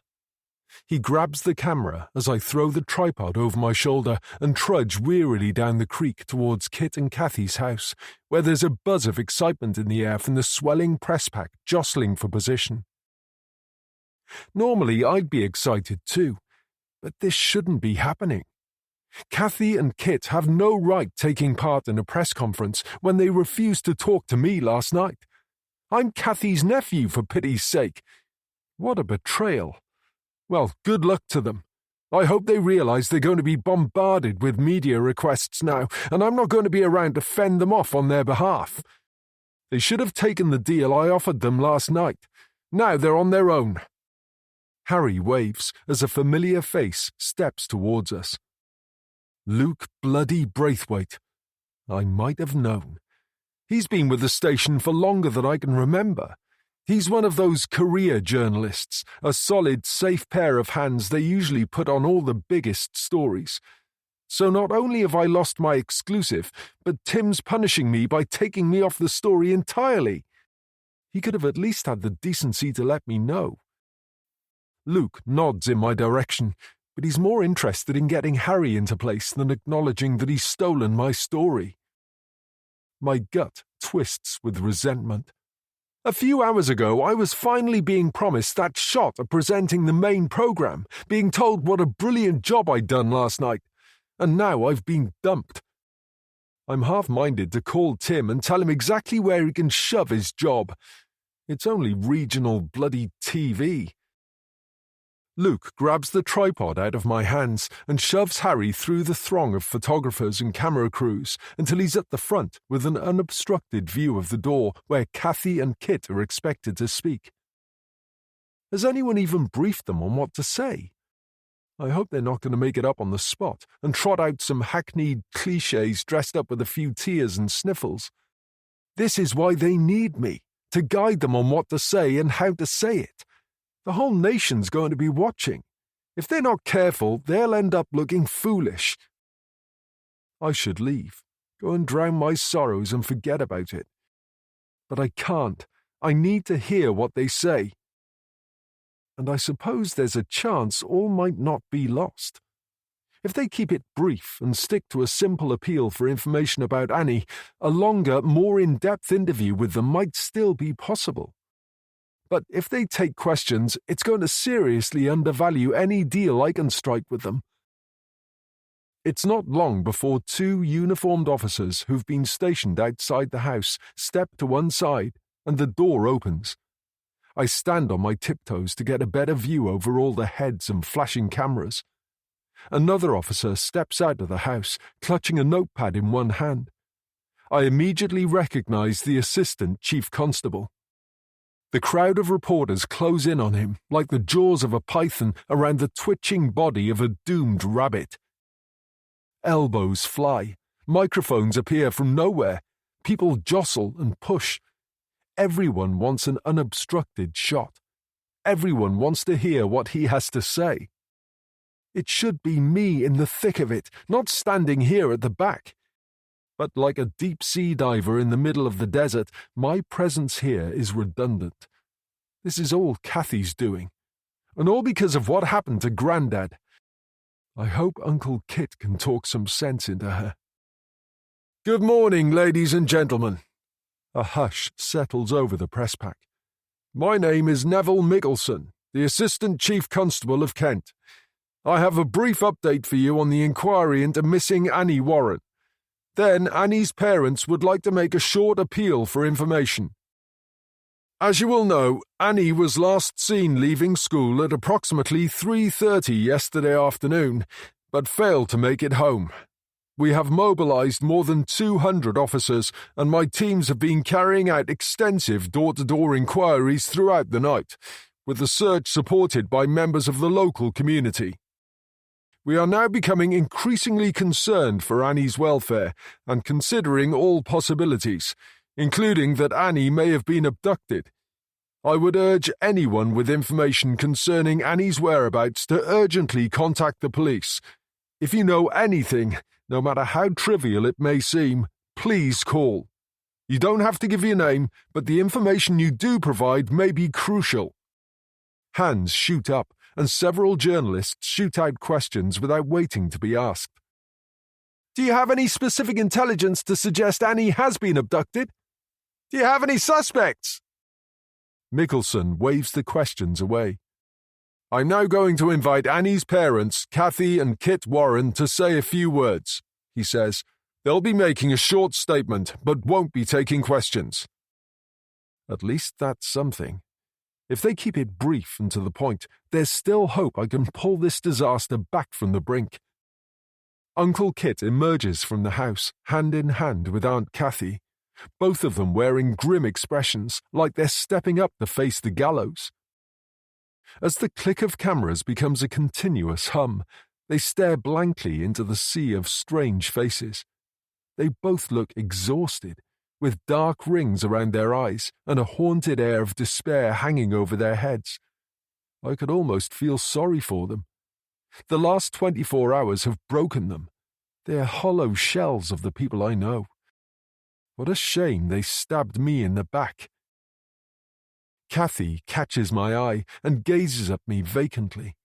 Her face is washed out and pale, her hair ruffled, and now I really look, I can see she's not wearing makeup, which isn't like her, especially having to face all these people. She's always put on a touch of eyeliner, added a lick of mascara, and worn a subtle shade of lipstick, even when she isn't leaving the house. Appearing without makeup lends her a vulnerability that's going to strike a chord with every parent. It's exactly what I would have advised if she'd have let me. Most women faced with appearing before TV cameras would slap it on, probably too thickly. But without makeup, you can read the anguish in Aunt Kathy's face, in the sallow dip of her cheeks, and in the bruised bags under her eyes. Appearing in full makeup and with perfect hair would have been the worst thing she could have done if she wanted to win the public sympathy. We want to see our victims suffering, as we imagine we would suffer in the same situation. She's the perfect image of a mother in torment, a mother who's lost her child. The air crackles with anticipation as Auntie Kath opens her mouth to speak. "We just want our Annie home," she says, in a voice so quiet and timid it's almost carried away on the breeze. "We can't eat. We can't sleep. We can't do anything while she's missing. If you're out there somewhere, sweetheart, we just want you back here with us. We miss you so much." She wipes a tear from under her eye, and Uncle Kit rubs a comforting hand along her forearm. "If someone's taken her, I'm pleading with you, please don't hurt her.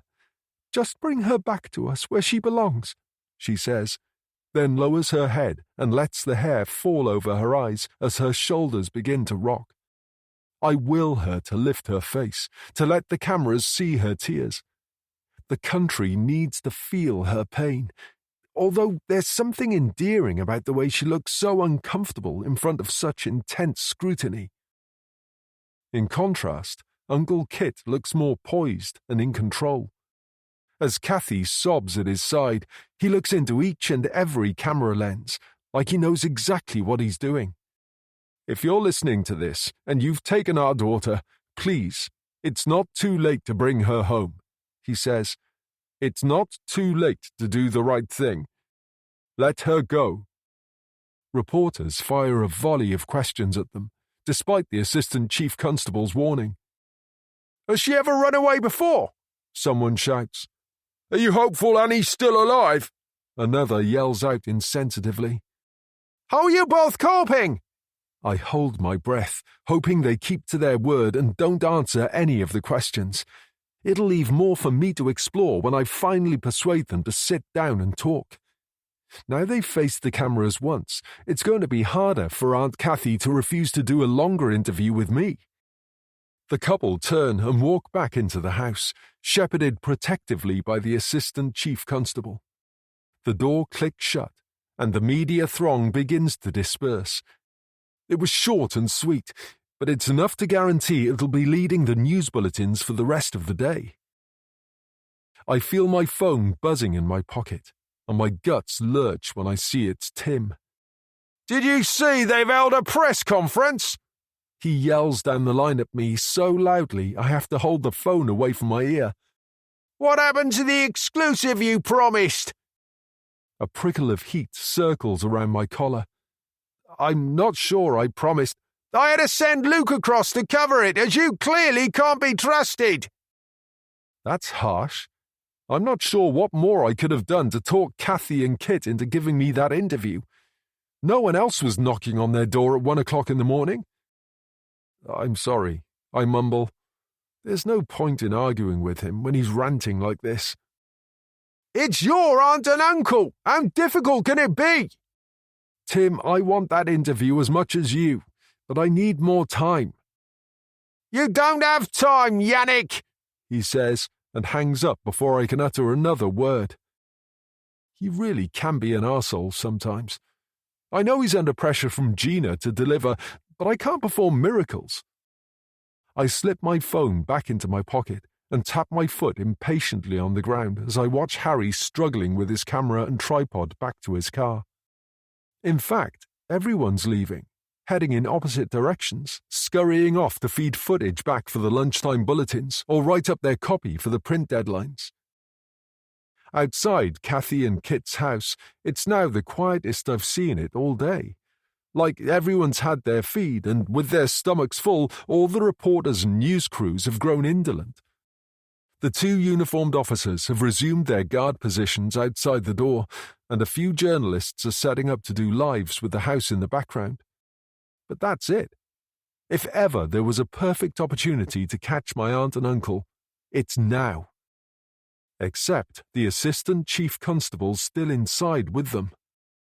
I wait patiently, biding my time, and 20 minutes later he reappears at the door. An unmarked car sweeps up to the house, and he's bustled inside before it takes off at speed. A few of the reporters left in the vicinity attempt to chase after him, shouting questions. It's a perfect diversion. While they're all preoccupied, I take my chances and sneak around the back of the house. No one pays any attention as I approach the rickety wooden fence that surrounds Kathy and Kit's narrow rear garden. I try the gate, rattling it in frustration, but it's locked from the inside. Typical. Nothing's ever easy. I step back and look for an alternative way in. The fence towers a good foot above my head, but there's no other option than to climb it. Not that I'm dressed for climbing fences. This is an expensive suit, and if it gets ruined, I'm sending Tim an expenses claim for a new one. I reach up, grasp the top of the nearest panel, and try to pull myself over. But it's hopeless. I don't have the strength in my arms, and I can't find any purchase with my stiff brown brogues. I need something to climb on, a bin or a box. Of course, there's nothing like that around. All I can see are a couple of traffic cones on the other side of the road that have been left by a building firm refurbishing the house opposite. One of those will have to do. I scurry across the road, grab one, and place it at the foot of the fence. Thankfully, it takes my weight and gives me the leg up I need to haul myself inelegantly up and over into the gardens, where I land clumsily, turning over my ankle. I wince with pain and limp towards the house. Fortunately, I think it's twisted rather than sprained. No lasting damage. The back of the house is in darkness until I knock loudly on the kitchen door and a light comes on. Auntie Kath appears and frowns when she sees it's me. "Yannick, what are you doing out here?" she asks, clearly not pleased to see me. I can't blame her. We've never been close, especially as I've hardly had anything to do with her in 10 years, not since she took me in when my mother died. I only stayed with them for a few months while I finished my exams, and then I was off to university, and I never came back. I was too keen to make my own way in life. "The front's crawling with reporters," I explain. "I just wanted to talk." "Please, Yannick, let's not do this." Up close, she looks worse than she did when she appeared for the cameras. Her skin is pale and blotchy, her eyes bloodshot. It's a shame her attitude's not mellowed. I thought now she'd faced the press, she'd be more amenable to doing an interview with me. Uncle Kit walks through from the hall carrying 3 empty mugs and does a double take when he sees me. "Yannick?" "Have the police gone?" I ask. "Zara's in the lounge," he says. And then she appears, like a genie summoned by the sound of her name. She looks at me suspiciously. "I thought I heard voices. It's Yannick, right?" Like an annoying fly on a warm summer's day, I try to ignore her. "I thought you did a great job just now, Auntie Kath," I say. She shrugs, her eyes still rimmed red with tears. "You didn't answer my question," she says. "I don't suppose you're here to see how we're doing." I put a hand to my heart as if she's fired an arrow into my chest. "Auntie Kath, how could you say that?" She raises an eyebrow. "You know I care." "Do you?" "Of course. It must be awful what you're going through. And poor little Annie. I just want to help," I say, softening my tone. "You can help by leaving us in peace." Auntie Kath folds her arms across her chest and lifts her chin defiantly. "Please don't be like that. I know you don't approve of my job, and I understand why. But I really think this is a big opportunity you're missing. We have to make sure as many people know what's happened to Annie as possible to spread the word, because someone out there knows what's happened to her, and the best way of doing that is to do a proper interview, not just a few words outside the house." "I can't." "Yes, you can. It won't take long, and I'll be here to hold your hand. It'll be so much easier than what you've just done, facing all those cameras at once," I explain. "I didn't want to do that either, but your Uncle Kit insisted." "That's interesting. I thought he was on my side, that he understood why I wanted them to do an exclusive interview with me, rather than an insincere press conference for everyone. If you do this interview, it's going to make headlines across the country," I say. "And that means more people are going to hear about Annie. And the more people who hear what's happened, the greater the chance of someone coming forward with information." Uncle Kit places a hand on Aunt Kathy's shoulder. "I think we should do it," he says quietly. He's right. We need the publicity. And if we're going to talk to anyone, it might as well be Yannick. Auntie Kath shakes her head, her bottom lip protruding. "I can't," she repeats. I sigh. I never thought it would be this hard, but I can't walk away for a second time. How would I ever hold my head up in the newsroom again? You don't want people thinking you have something to hide, do you? I say. What? Well, if you stay hidden behind closed doors, people are going to naturally start asking questions. I watch Zara out of the corner of my eye. She's pretending not to listen, but I see her stiffen. "But I have nothing to hide," Kathy snaps. All I want is to get Annie back. Tears bubble up in her eyes again. And you will, I promise. But you need to do this interview. No, she screams. I'm not doing an interview. Not with you. Not with anyone.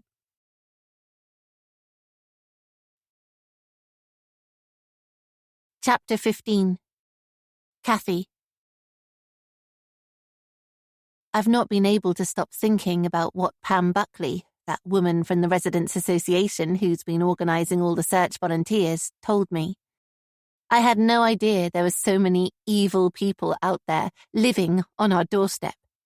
I don't want to worry you, but I think it's better you know, she said, as we strolled along the narrow path by the creek, shoulder to shoulder like a pair of co-conspirators, our heads bowed, our coats buttoned up to our necks.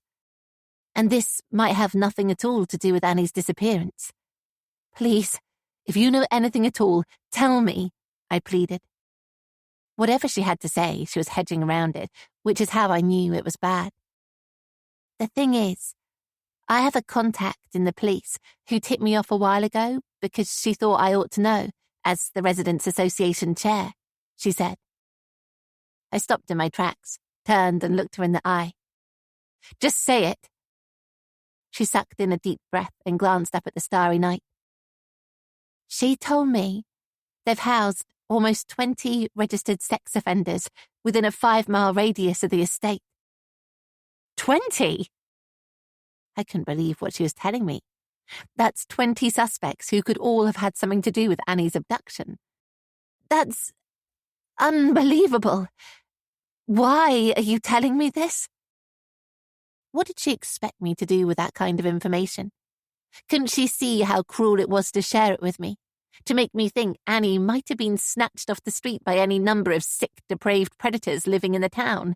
It didn't help at all. It just made me even more anxious. And yet, I still don't want to do an interview with Yannick. It's as simple as that. He might be family, but I don't trust him. Isn't that awful? My own nephew, and I don't believe he won't twist and manipulate my words and paint me as someone or something I'm not. Maybe he is here with our best interests at heart, but he's a journalist. I don't think he cares at all about me, or Annie. I've made allowances in the past because of his upbringing. He never knew his father. Monica fell pregnant when she was only 19. She insisted she could raise him on her own, but she never had any more children, and Yannick became centre of her universe. Until her death, snatched from us too young by breast cancer, she spoiled him rotten. He was only with us for a few months, and that was long enough. He was a self-centred, arrogant brat, and neither of us were sad to see him leave. I certainly wasn't surprised when he didn't come back after he finished university. "Don't you want Annie back?" Yannick says. It's a cheap shot. Of course I want her back. I hate her not being here. It's like a piece of my soul is missing. Then do the interview. Show everyone the pain and heartache you're going through. It's your chance to tell them all about Annie and what she's like. At the moment, she's just a photograph, a 2-dimensional image. But you can bring her to life. Do you have any recent videos we can use? That would really help. He spits the words out like they're bullets from a machine gun, fast and furious, unrelenting, as if he thinks the sheer weight of his enthusiasm is going to win me around. I hate the way he keeps glancing at Kit, as if they're in on this together, ganging up on me. "Come on, love. What harm could it possibly do?" Kit says. "I'm sure Yannick knows what he's talking about." He's changed his tune, but he doesn't know what he's saying. We don't need to do this. The story is already making headlines. It's everywhere. I grab a pile of letters and business cards that have been shoved through the letterbox from journalists and producers, begging us to talk. I wave them in front of Yannick's face. We have every news outlet in the country hammering on the door wanting to speak to us. If I wanted to do an interview, if I thought it would help, I'd have done it by now. I only agreed to do the press conference earlier because I was told it would get you all off my back. "One interview," Kit says. He puts on that soppy voice he uses when he's trying to convince me of something against my better judgment. "That's all Yannick's asking." If you're so keen, why don't you do the bloody interview yourself? I say. Yannick shakes his head and lowers his gaze. You're Annie's mother. It's you people want to see. They're backing me into a corner, making me sound unreasonable. I'm not stupid. I understand why Yannick's pressing me so hard. Ours is the kind of story that sells papers and boosts viewing figures. I've seen these interviews before. The worried parents, clutching each other's hands, pale and frightened, talking in a darkened room, spotlit like they're actors on a stage. They do it because it's supposed to elicit sympathy and raise the profile of the case, which the police have been at pains to explain is vital in the first few hours of a child going missing. I get it, but I still don't want to do it. I don't care, I say. Please, Kathy, do this for me. For Annie. Kit squeezes my hand tightly. I yank it away. I've deferred to him on all the important things in our lives for the entirety of our marriage. But not this time. I'm not giving in. You know why I can't do this, I hiss. It's not that I don't want Annie back. Of course I do. It's what I want more than anything in the world. But I'm not selling my soul to further Yannick's career. They'll edit my words and distort the truth. That's how they work, isn't it? They all have an agenda. It won't matter what I say or think. They'll manipulate it into the story they want it to be, and I'll have no control over what gets said. That's the truth of it. Kit throws his hands up in exasperation. Not this again. That was years ago. And anyway, this would be different. This would be Yannick, your own nephew. He makes it sound like I'm a stuck record going on and on about my father, but the papers destroyed him with their lies. I'm sure he'd still be alive today if it wasn't for what they published about him. I shudder at the memory of the headline in the paper he left strewn across the kitchen table before taking himself into the woods with a length of rope. The Butcher of Brighton. Can you believe it? Like he was a sadistic dictator or a murderer. He was a surgeon. All he ever wanted was to help people. Of course, patients sometimes died. It was a difficult and complex job. But someone claimed there was a pattern of failures, and the hospital said it was left with no choice but to suspend him while he fought to clear his name. None of the papers gave him that chance, of course. They all vilified him like he was already guilty, painting him out to be a villain. His reputation was left in tatters, and he saw only one way out. Then they went after me. I was 10 years old, the same age Annie is now, struggling to comprehend the loss of my father. I had no reason to doubt the motives of the sympathetic stranger who approached me as I walked home from school a few weeks after my father's funeral. She wore bright red lipstick, had the most beautiful russet hair, and floated around on high heels under a sweet cloud of Chanel No. 5. She knew all about my father's death, told me how sorry she was, and that she'd also lost her father when she was young. She wanted to know how I was coping, how my mother was, and whether I thought we'd stay in the house. She bought me a hot chocolate in a quiet backstreet cafe, and the words tripped off my tongue as I spilled out all our family secrets. I told her I was worried about Mother, who was drinking heavily by then, and my sister Monica, who was still only 15 but seemed to have gone off the rails. The following weekend it was in all the papers, as if they hadn't already done enough damage. Mother accused me of all sorts of horrible things, that I did it for the attention. But I would never have done that. I don't think you should do the interview either. I'd almost forgotten Zara was in the room listening. At least, not without speaking to the press office first. Do you want me to call them and have a chat? It sounds as though she's on my side, but I'm wary of her. I don't think she's who she's pretending to be. It's entirely up to my aunt to decide if she's going to give an interview. Yannick snaps at her. It has nothing to do with you. Yannick, don't take that tone, please. There's no need to be rude to her. I don't like her, but while she's under our roof, she deserves to be treated with civility. He rolls his eyes like a petulant child. He never did like being told what to do. Look, I want Annie to be found as much as you do, but there's something else, he says, fixing me with puppy dog eyes, as if I'm that easily swayed. My news editor's given me an ultimatum. He's as good as told me there's no job for me if I can't get you to agree to an interview. Oh, please. Are there no depths to which he won't sink? Don't be so melodramatic. It's true. I need this interview, Auntie Kath.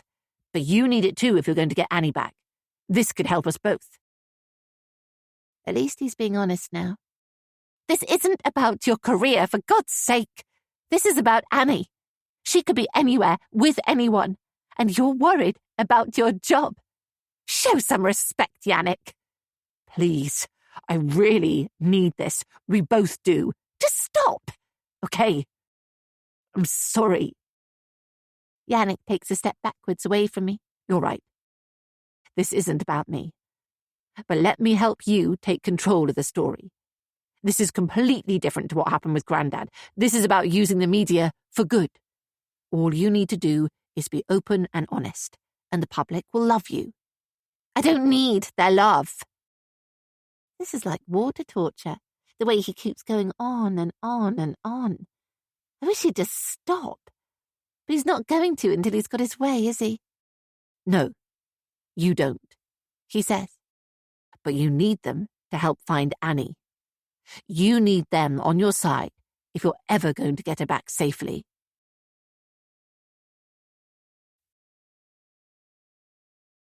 Chapter 16. Yannick. Uncle Kit unlocks the back gate, and I sneak away, unable to suppress the huge grin on my face, so wide it makes my cheeks ache. I was beginning to doubt whether I could ever change Aunt Cathy's mind about the interview. I know why she's reluctant, but it's the right thing to do, for her and Uncle Kit, for me, and for Annie. She can't lock herself away and expect the police to perform some kind of miracle. They clearly don't have a clue. She needs maximum press exposure. I rush back to my car, eager to call Tim with the good news. "She'll do it," I announce breathlessly. "Cathy's agreed to the interview." Brilliant! Well done, Yannick! I knew you wouldn't let me down. A scratching on the line as his voice becomes muffled suggests he's holding the receiver against his chest. I hear him talking to Holly, the program producer, letting her know the interview's as good as in the bag. I know Auntie Cathy had a hard time with the press when her father died. Mum told me what the papers printed about him, how they'd portrayed him as some kind of murderous psychopath, and how Aunt Cathy blamed him for his death and never got over it.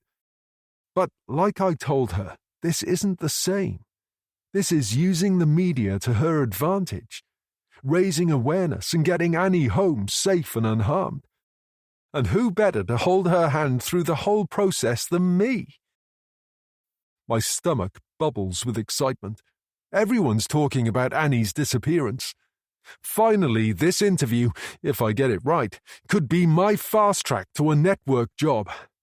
No more reading the regional news on the graveyard shift. This could be my ticket to the big time. I've got a camera on standby. When can she do it? Tim asks. She'll need a bit of time to get herself ready, but soon. Early evening? It'll be good to get this in the can tonight. Should be fine, I say, checking my appearance in the rear-view mirror. The lack of sleep hasn't done me any favours. My eyes look puffy and bloodshot. And it gives me time to get my questions together. My mind spins with the opportunities this is going to open up. I've always fancied having my own documentary series. And although I've never been much of a dancer, if Strictly came knocking, what the hell? I'd happily do it. Great. Emmy's on standby. We'll get her in a car over to you as soon as she's wrapped up this evening's programme. What? We'll get Emmy over to Faversham as soon as she's finished here. I think she'll have a great rapport with your aunt, especially as she's a mum too. No, I say, stunned. Imogen's not doing the interview. Imogen Moon, one half of the evening programme presenting duo, is adored by our viewers, but she's a total airhead. All teeth and blonde hair. Such a cliché. She wouldn't know a news story if it came and bit her on her perfectly gym-toned ass. She's not taking over my story. No way. Of course she's doing the interview. Why wouldn't she? my cheeks flush with the fury that rages from my chest. They can't do this to me. I won't let them. It's my Auntie Kath. I've spent all this time and energy talking her into it. This is my interview, my exclusive. That's not fair.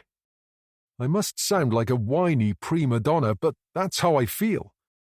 It's what Jean has asked for. It was all agreed in the meeting earlier, Tim says, as if that somehow justifies Imogen Moon stealing my scoop. But listen, we'll need you to produce the item and oversee the edit. Oversee the edit? Problem? Tim says. I can't let this happen. I won't. After all the hard work I put into persuading Auntie Kath to do the interview, there's no way I'm letting Imogen Moon waltz in on her 6-inch Louboutin and steal the glory. I don't care that she's the program's anchor with a legion of adoring fans. She's not taking my story. Kathy won't speak to anyone other than me, I say, thinking on my feet. It was the one stipulation she had. I'm sorry. Seriously? Yep. It's a good job Tim can't see my face. It must have liar written right across it. Let's get Imi over to have a chat with her anyway. I'm sure when Kathy meets her, she'll be more than happy to let her do the interview, especially if you're there to oversee things. I shake my head violently, even though he can't see me. Sorry, Tim, she was absolutely insistent. She won't speak to anyone other than me. It's a waste of Imogen's time sending her over here. Perhaps I can have a word with her. Give me her number. No, Tim. Look, do you want this interview or not? It took a lot of persuasion to get her to agree to do it, and to be honest, she's wavering. If you start putting the pressure on her or you send Imogen out here, she'll pull the plug on the whole thing. I'm not kidding. It's a desperate, last-ditch attempt to salvage a brewing disaster. I couldn't stand to be in the same room as Imogen Moon, asking my questions to my aunt about my story. Tim sighs. He'll be standing at his desk, because he always stands when he's stressed, running a hand through his thinning hair. Holly will probably have already started building tomorrow's program around the interview, with Imogen no doubt anchoring live from the town, linking in and out of her exclusive. It's not my problem that she's going to have to rip up her plans and start again. Can you talk to her and explain? It won't do any good. It's me or no one. Just try, will you? Tim barks, his patience snapping. We're all relying on you.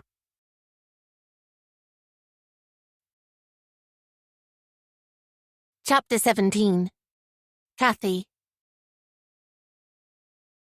Can we see Annie's room? Yannick asks. Family or not, I don't want him upstairs poking through our things. It's bad enough that the police have turned the house upside down, nosing through our belongings and taking liberties with our privacy. It's not as if Yannick and I are close. I haven't heard from him in years. He's only crawled out of the woodwork now there's something in it for him. I'm not sure, I stammer. The cameraman, I think he's called Harry, nods. Yeah, some shots in Annie's room would be ideal, he says. I knew I shouldn't have agreed to this, but Yannick kept going on, and in the end I didn't have the strength to keep arguing. But it's a mistake. I can't stand them being in the house, opening up our most intimate selves for the world to see. I just don't have the emotional energy for it right now, not while Annie's missing. Before I can stop them, Yannick's off up the stairs with the cameraman trailing behind, his dirty boots leaving dried mud all over the carpet. I glance at Kit. He just shrugs and follows them up. They all march into Annie's room without considering that I might not want them in there. But how can I stop them? I cringe with embarrassment as the cameraman takes shots of the unmade bed, Annie's pink unicorn duvet cover a crumpled heap on top of a wrinkled white sheet. I've not touched her room since she disappeared. I couldn't bring myself to do it. I want it to be exactly how she left it for when she comes home, like nothing has happened, and we can all return to the lives we were living before this nightmare began. Then he focuses on a row of her soft toys and sweeps the camera around towards her collection of gymnastics medals hanging off a hook and the poster of that Korean boy band she loves. All the little reminders of what I've lost. My precious baby girl, who's always singing and laughing or practicing her gym tumbles on the lounge floor. Meanwhile, Yannick sifts through Annie's desk, shuffling through her drawers and notebooks. He knocks a felt-tip pen onto the floor and doesn't even bother to pick it up. Then he heads for a chest of drawers. "Don't go in there," I snap, launching myself across the room and elbowing him out of the way.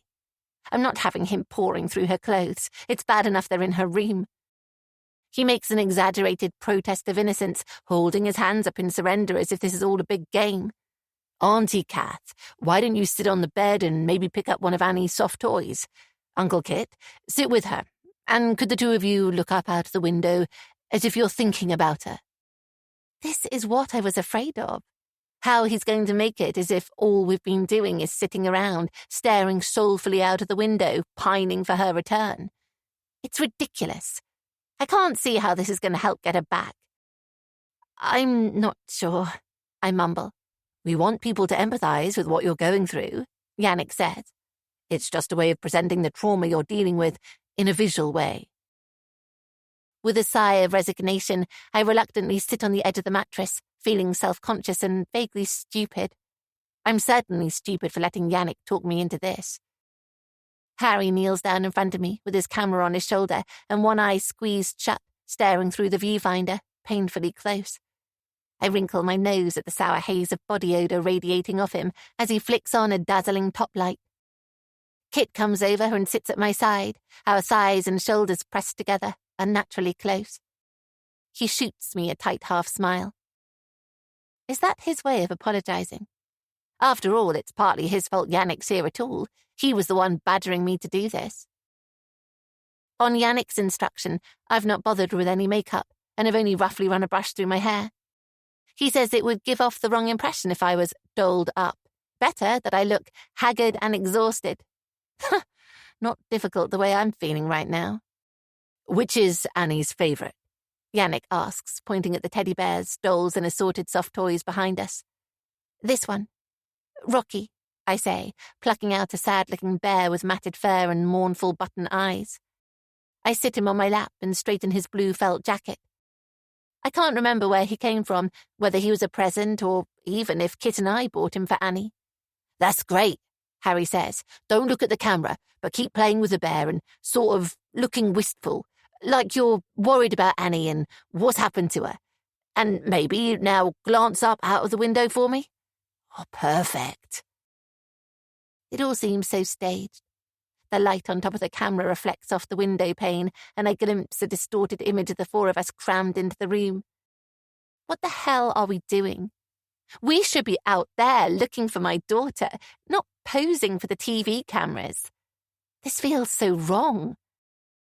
But for the next 20 minutes, I'm entirely at Yannick's mercy as Harry films me and Kit with different items of Annie's belongings, dolls, books, medals, and even looking through her wardrobe. We've not even started the interview yet. Eventually, Harry declares he has enough footage, and we all trudge back downstairs to the lounge. I'm exhausted and irritable. I just want my house back and Yannick and his cameraman gone. Harry pulls the curtains closed, puts his camera on a tripod, sets up some lights, and asks me and Kit to sit together on the sofa. Yannick grabs a chair from the kitchen and sits opposite, preening himself, as if this is all about him and nothing to do with saving Annie.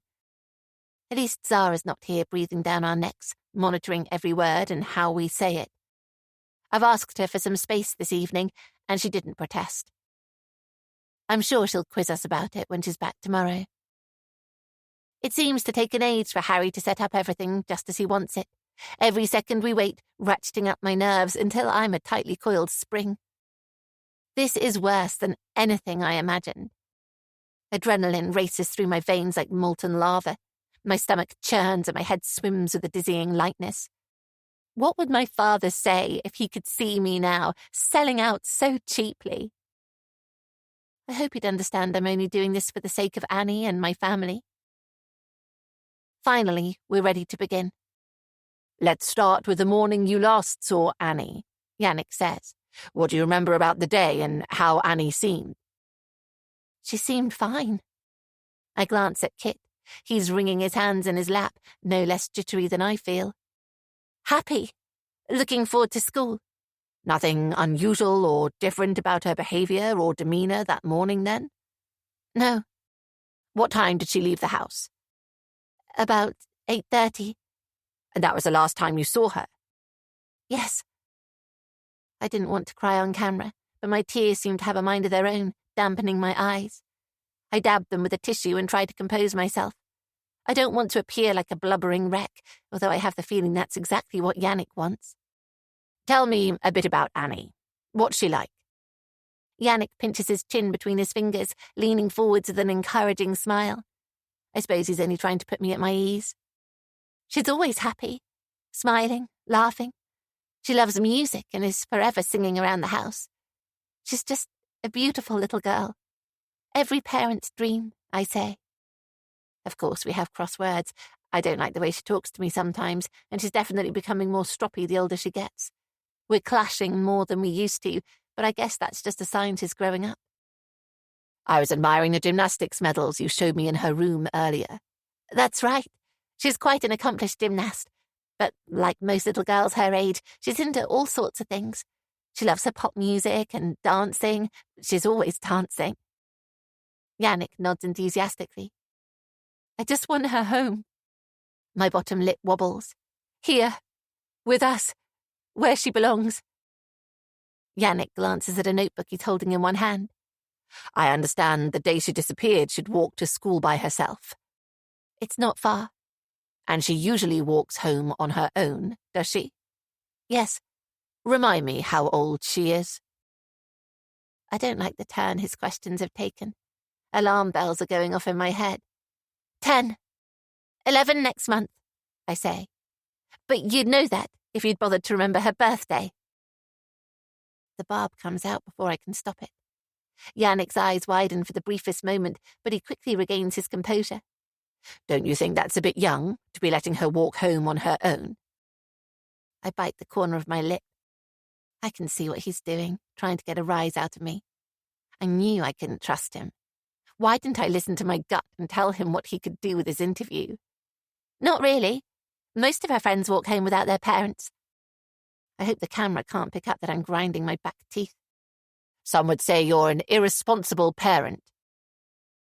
I swallow a lump in my throat as sweat beads on my forehead under the harsh lights. Plenty of children walk alone to school at the age of 10. But this isn't a busy inner city. This is a quiet market town. We thought she'd be safe, I say. I take another glance at Kit, hoping he'll back me up. Why is he staying so quiet? I'm the one being painted as the bad parent here, even though it was a joint decision to let her walk by herself when she'd pestered us to let her have more independence. In fact, it was Kit who pushed for it when I wasn't sure it was a good idea. If you could turn back the clock, would you still let Annie walk to school alone? Yannick asks. What kind of a question's that? Of course I wouldn't. So you accept you were wrong? That's not what I said. You're twisting it. I might have known Yannick had something like this up his sleeve. He never could stick to his word. He looks down at his notes again. Was there any kind of argument before she left home? I don't know why everyone keeps asking us that. No, I say firmly. No reason you can think of at all why she might have run away? I don't think she's run away. I think someone's taken her. You're convinced Annie's been abducted, then? Yannick asks. A solitary tear rolls down my cheek, the floodgates threatening to open. Yes, I croak. Otherwise, I think she'd have been found by now. Would you describe her as a happy child? Yes, of course.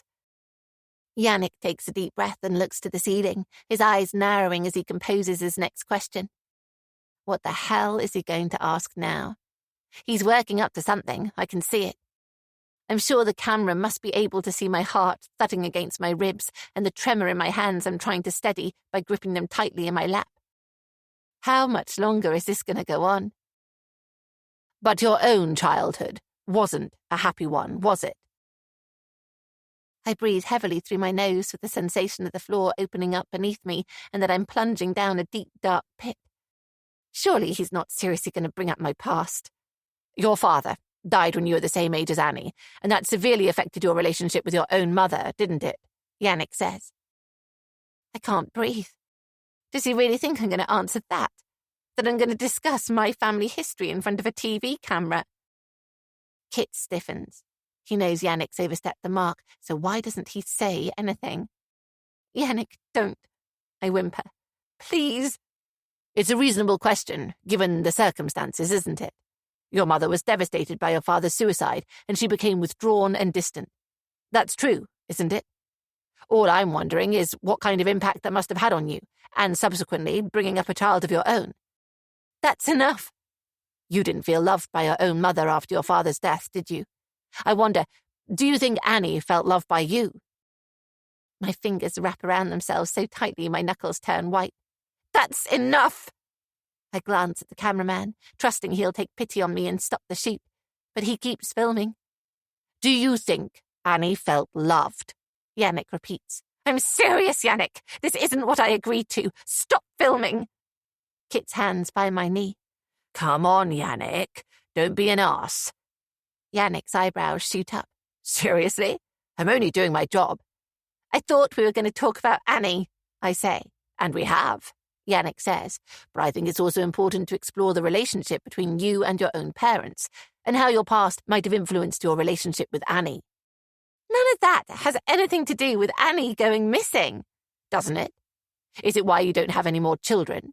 Yannick presses. I flush hot and cold. Was it because your relationship with Annie was so difficult? Did you see history repeating itself?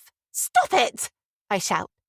I jump up, my fingers reaching for the microphone clipped to the inside of my blouse. My instinct is to rip it off and walk away.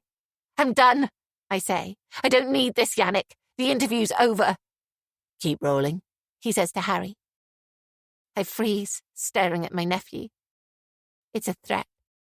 If I don't cooperate, he'll use the footage of me storming off, making me look like one of those dodgy politicians caught by their own lies. Even Yannick wouldn't stoop that low, would he? Yes. I can see it in his eyes. He would happily hang me out to dry. If only his mother could see him now. I sit back down and try to regain some semblance of calm. I need to win back control. Perhaps we could try a different tack, Kit says finally. It's not fair bringing up Kathy's past. I thought he was going to sit there, say nothing and let me fry. He's always been quick to defend my honour in the past. Maybe it's the camera. He looks cool and collected, but maybe his nerves have got to him more than I realised. It's all in the public records, Auntie Kath, and it's only going to be a matter of time before someone else digs it up. I thought we might as well deal with it here and now, get it out in the open, you know. I don't want it out in the open. Fine, let's move on. He has a stupid grin on his face. No matter how much I protest, he's going to use the footage anyway, unless I can talk him around. Give him something better. Let's talk some more about Annie, he says.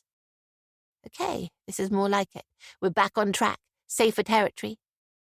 I smile wistfully. Like I said, she's a happy girl, always singing and laughing, but she's also kind and caring.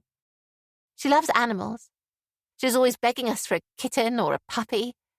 And she's popular at school, and clever. As I go on, Yannick looks increasingly bored, and eventually he cuts me off. And if, as you believe, someone is holding Annie against her will, he says, leaning forwards, pointing at me with a bent finger, what message do you have for them? It's the one question I'm prepared for, the one I was expecting. I take a moment to dry my eyes, sniff, and look directly into the lens of the camera. Please, I say. We just want our daughter back. Her dad and I are worried sick about her. We've hardly slept since she vanished, and if anything happened to her, I'd never forgive myself. Please, let her go. She needs to be with her family. I'm begging you. Do the right thing. Bring her back to us.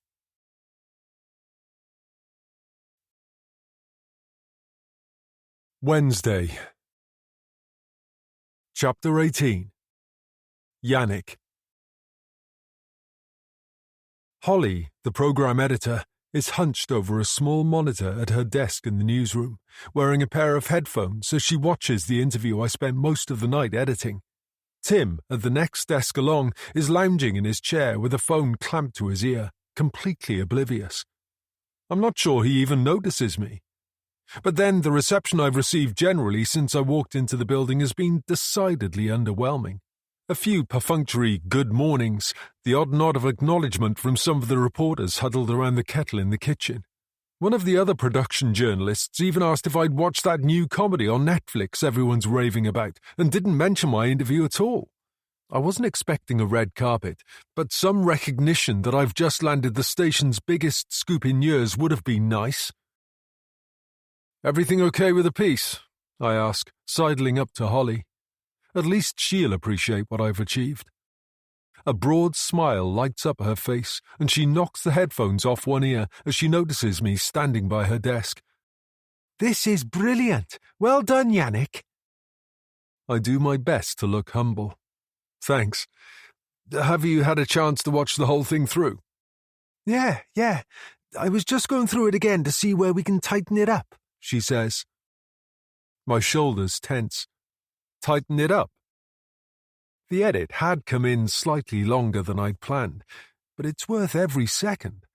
Everyone wants to hear Kathy and Kit's story, and I've included plenty of the cutaways we shot in Annie's bedroom and some previously unseen video footage of her I persuaded Auntie Kath to download for me from her phone. "It's running a bit long at the moment," Holly says. "I need to get it down to about 6 or 7 minutes at most." Typical. I've handed her the scoop of the year, and she wants to hack it down. It's all good material, Holly. Isn't there anything else you can lose from the show to make space? "I can't give over 11 minutes to a single package. It's about the pace of the program, Yannick. We only have 30 minutes on air." Not even for the parents of a missing child, who are attracting international headlines and giving their only media interview to us. Tim slams down the phone and swivels in his chair to face me. "Great job with the Warrens," he says. He always manages to carry off that rugged, just-stepped-out-of-bed look. His clothes look like he slept in them. His shirt is open at the neck, his tie a token effort hanging midway down his chest, and his face is darkened with at least 2 days' worth of stubble. "That was the network," he says, nodding at the phone. I knew they'd be interested. "I pushed over some clips for them to use last night, like you asked," I say. Yeah, they've got those. They've taken the rushes as well, so they can cut their own piece. But they're really interested in doing their own interview," he says. "No, they can't. I'm not having them bulldozing in and taking all the glory. This is my story, my exclusive. I'm not sharing it with anyone." "I can't tell them no. It's the network." "You know the deal. Kathy will only speak to me. If they want to run the package, they'll have to cut it from my footage." At the end of the interview, I'd made sure Harry had shot plenty of me nodding sagely as Kathy and Kit answered my questions. Plus, I had him shoot some wide shots of the three of us sitting in the lounge together. It means if the network wants to take my interview, it's going to be impossible to cut me out. And they'll hate that. They always want their own people on the big stories. There's no place for the regional Reggies like me. But I have to get noticed somehow. "Can you give her a call and at least see if she'll entertain the idea?" Tim asks. "Or let their desk speak to her directly?" "She won't do it. You know she doesn't trust the press. She didn't even want to speak to me, but I assured her she wouldn't be pestered by anyone else if she did." From the corner of my eye, I catch Gina, our head of news, striding out of her office towards the news desk. "Fantastic interview, Yannick," she says, making a beeline for me, a pair of glasses on a chain looped around her neck, bouncing up and down on her chest. "It's got award written all over it. Can you all come through? I want to chat about tonight's program." In her office, Holly, Tim, and I take seats on a hard, grey L-shaped sofa facing Gina's desk. Holly hands out the provisional run order printed on A4 sheets of white paper and outlines her vision of how the show is going to look. I commissioned a special opening title sequence, she says, with all 5 headlines focused on missing Annie, obviously. Do we know what they are yet? Gina asks, chewing the arm of her glasses. Top headline, A Mother's Anguish, with a clip from Kathy Warren. I'll also take something else from her interview for title 2. Not sure exactly what yet, but she said some interesting things worthy of titling. The rest will be updates on the search, depending on what the police say, and if there are any more updates, and finally, how the town's coping. Luke spent the night out with the volunteers and is putting together a nice piece. Okay, great, Gina says, nodding. Give them space, Holly. No need to rush them. Sure. And the lead is obviously Yannick's interview? Gina asks. I bite my bottom lip to stop myself from smiling. I don't want to look smug. Yeah, so the plan is to have Imogen anchor the programme live from Faversham. She'll set the scene and walk us briefly through the timeline of events, then bring us up to date on the latest on the search, before throwing into Yannick's package. Holly explains. It's a shame they're planning on sending Imogen for the lives tonight, but at least it's my face all over the top story. What about Yannick? Gina asks. How are you using him? Holly stares at her blankly. Let's have him here in the studio chatting about his relationship with Kathy, Kit and Annie. He's the only one who has an intimate knowledge of the family. It would be a shame not to take advantage of that. Are you okay with that? She asks me. I nod. Of course it's all right. It's the chance to star centre stage in the biggest story of the year. Holly frowns and scribbles a note on her notepad. Fine, she says. At the moment, the package is running at over 11 minutes, but I'm aiming to get it down to more like 6 or 7. Why? Gina asks, looking up from the run order. If it's good stuff and we have the exclusive on it, why would you chop it? Well, because otherwise I can't get everything else in the show. The smug grin of self-satisfaction I was trying to hold in check finally breaks free, and I have to put my hand across my mouth, stroking my chin thoughtfully to hide it. If Gina says my interview needs to run in its entirety, Holly's going to have to back down. I don't care about anything else, Gina says. I could listen to Kathy Warren talking about her lost kid for the whole show. Let it breathe. Don't be shy, Holly. Everyone's going to be watching. They all want to hear what she has to say for herself. Plus, Yannick's done a great job digging into some of her demons.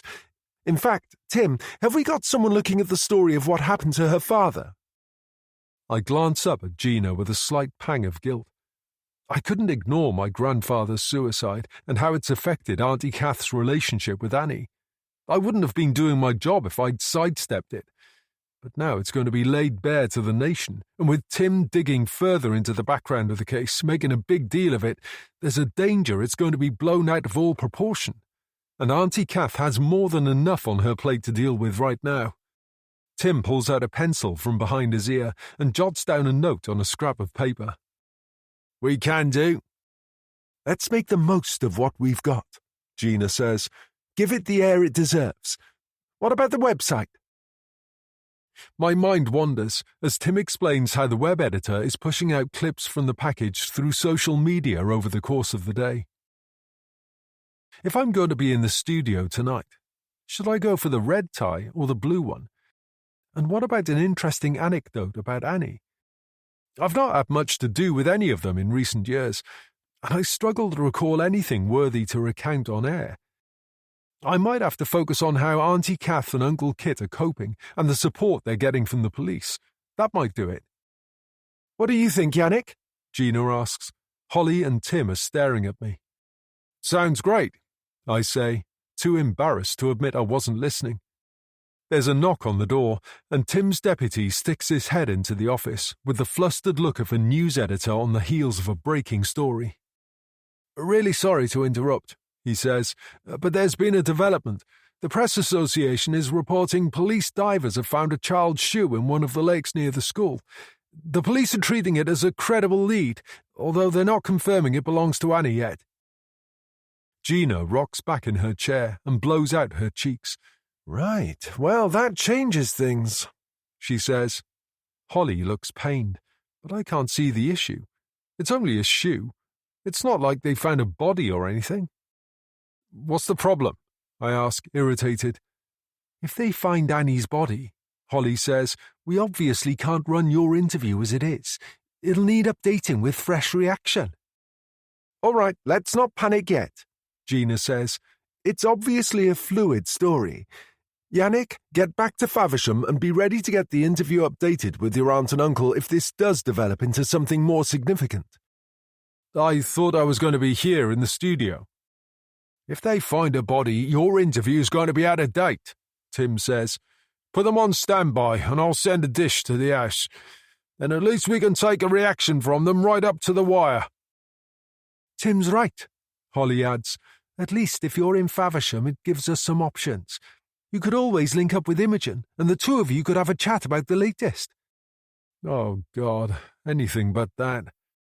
The thought of being interviewed by Imogen Moon, with her simpering smile and faux concern, makes my stomach churn.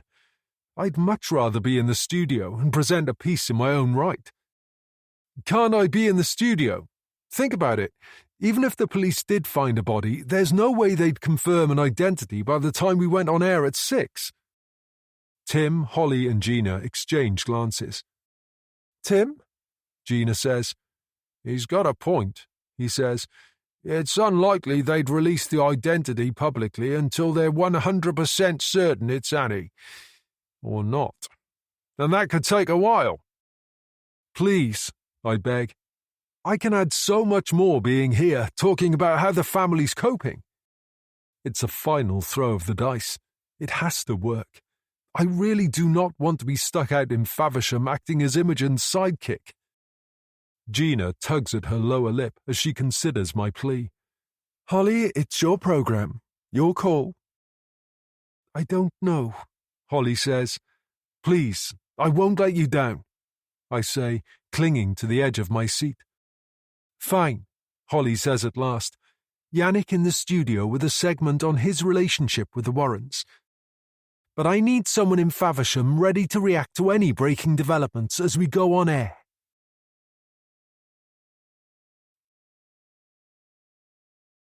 Chapter 19.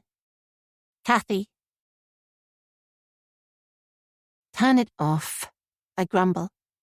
It's awful watching myself on TV, especially when I'm so ashen-faced and tired. With no makeup, I look pale and ghost-like. My eyes, 2 lifeless beads poked into my skull. And as for the black bags, they're more like sacks. It's like I've been punched repeatedly in the face. It's not finished, Kit says, the TV remote in one hand. She's sitting on the edge of the sofa, glued to the screen, hanging on to every word as a journalist, following on from Yannick's long interview with us, explains in a somber tone how police divers have recovered a shoe from one of the lakes. The implication hangs suggestively as the presenter, wrapped up in a chunky scarf and thick coat, nods with a concerned knot in her brow. D.S. Monckton turned up at the house with it earlier. It was still sodden, a film of condensation forming on the inside of the plastic evidence bag they'd placed it in. He held the bag up by the tips of his fingers so I could see. Is it Annie's? It certainly looked similar to the shoes Annie wore to school. Black leather, gold buckle, a row of perforations across a fringed medallion. But that's what most girls' school shoes look like. There isn't much choice. I shook my head and lowered my gaze. It's the first lead the police have had, and Monckton's face said it all. He was bitterly disappointed because if it wasn't Annie's shoe in the lake, it meant they were no closer to finding her. Are you sure? He asked, as if I could have been mistaken about something so important. Yes, I'm certain. They've clearly not informed the press, as they're still reporting it could be vital evidence pointing towards what's happened to Annie. Why haven't the police told them it's not hers? Is it because Monckton doesn't believe me? Or is it because they want the public to think they are making progress when actually they don't have a clue? Annie's been missing for more than 48 hours now, and they've made no progress at all. They've not found anyone who can confirm seeing her after she left school and have no idea where she is or who she's with. I've always been brought up to have utter trust in the competence of the police, but I'm beginning to seriously have my doubts. Zara, our liaison officer, is sitting on the sofa opposite, watching the TV with one leg crossed over the other. Kit, I don't want to see any more. Please, switch it off, I say. The long, lonely hours of sitting around the house, waiting for news and imagining the worst, are taking their toll. All we do is wait and hope, praying for a miracle, trying to push the dark, unwanted thoughts out of our mind. The minutes tick by so slowly, it's painful. But the nights are the worst. Long, dark hours counting down to the morning, every bump and creak the possibility that it's Annie coming home, and of course, it never is. I wasn't going to watch the interview tonight, but Kit insisted. He said we ought to see how Yannick put together the final edit, what he'd included and what he'd left out. I begged him not to use anything about my father's death, and specifically the insinuation that I was somehow an unfit parent. But just as I expected, my plea fell on deaf ears. I knew Yannick was selfish and self-serving, but this is a new low, even for my nephew. I don't think I'll ever be able to forgive him. As if it couldn't get any worse, he then popped up in the studio talking about his relationship with me, Kit, and Annie, and how worried we all were for her safety. We? Yannick hardly knows Annie. He's shown next to no interest in her since she was a baby and rarely remembers her birthday. When he does, all he ever sends is a cheap card simply signed, "Love Yannick, kiss." He has some gall to claim we're one big family united in concern. He's just using us. What did you think? Kit asks, glancing at Zara. It was fine, she says. That's what people say when they don't want to tell you what they really think, isn't it? She doesn't approve that we did the interview. She thinks it was a mistake, which is funny, because now so do I. People are going to say I'm a bad mother, aren't they? I say. Why did Yannick have to bring up my parents? It wasn't my mother's fault that my father's death destroyed her. She did her best, but when he took his own life, shamed and maligned by the hospital and the papers, I think a little bit of her died with him. Of course not, Zara says. It's unimaginable how anyone could cope in the circumstances. Why haven't you found her yet? It's the same question I keep asking, wondering if she'll give a different reply this time. I don't know, she says, looking away. It's telling that she can't hold my gaze. Is it because she thinks Annie's already dead? She's not said as much, but it's the vibe she's giving off. She's not exactly been falling over herself to reassure us everything's going to be fine, that we'll have Annie back soon. And that can only mean one thing. Zara uncrosses her legs and leans forwards. Kathy, we have every available officer looking for Annie, she says, and there are hundreds of people from the community helping out too. So why has no one found her? You don't think she's still alive, do you? You shouldn't think like that, she says. You need to stay positive. I wish she'd just go. We don't need her here, but she seems to think we'd crumble without her constant presence.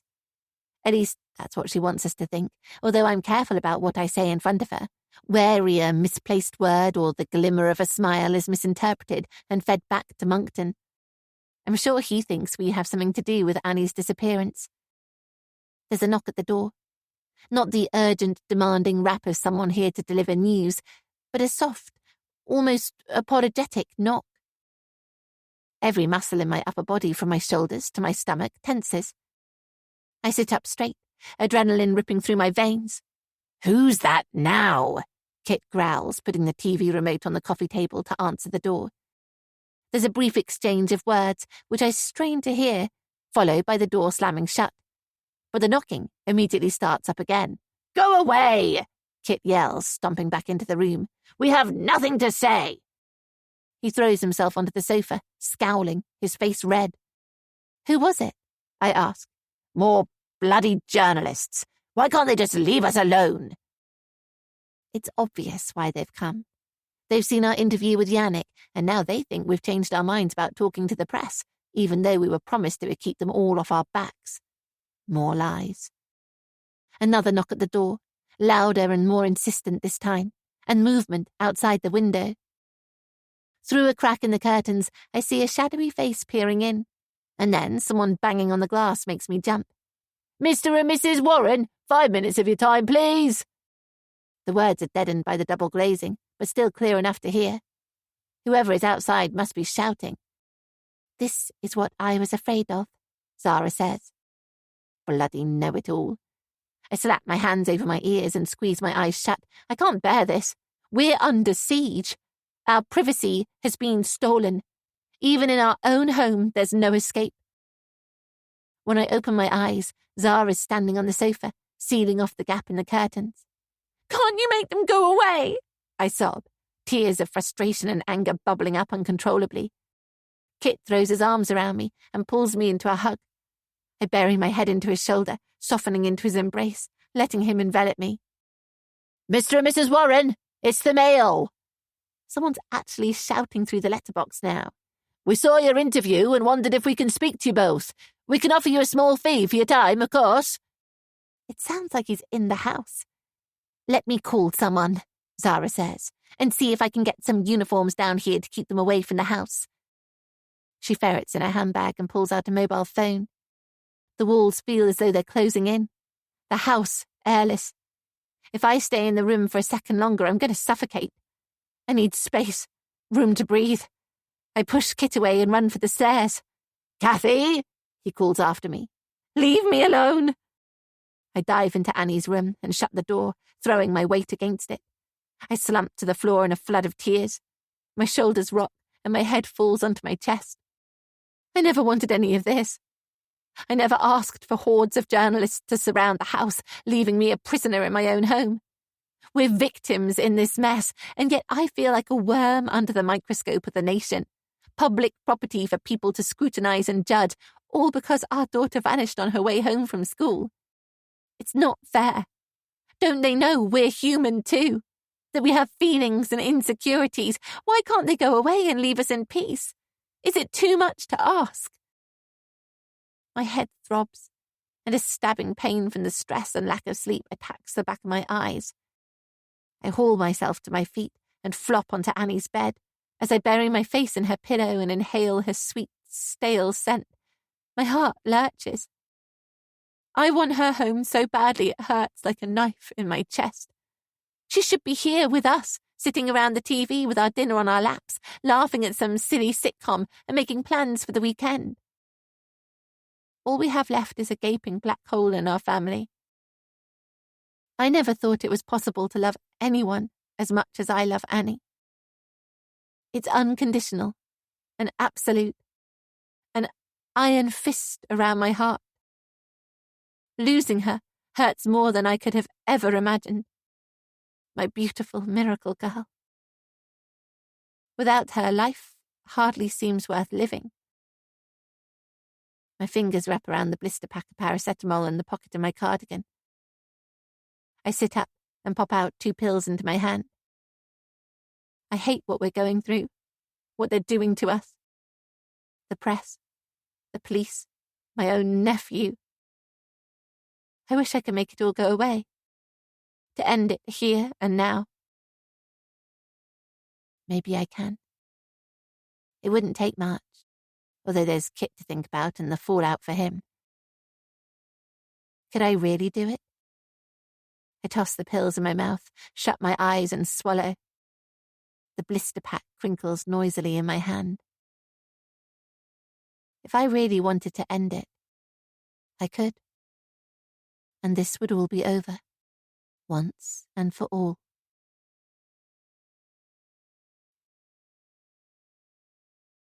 Chapter 20. Dolores.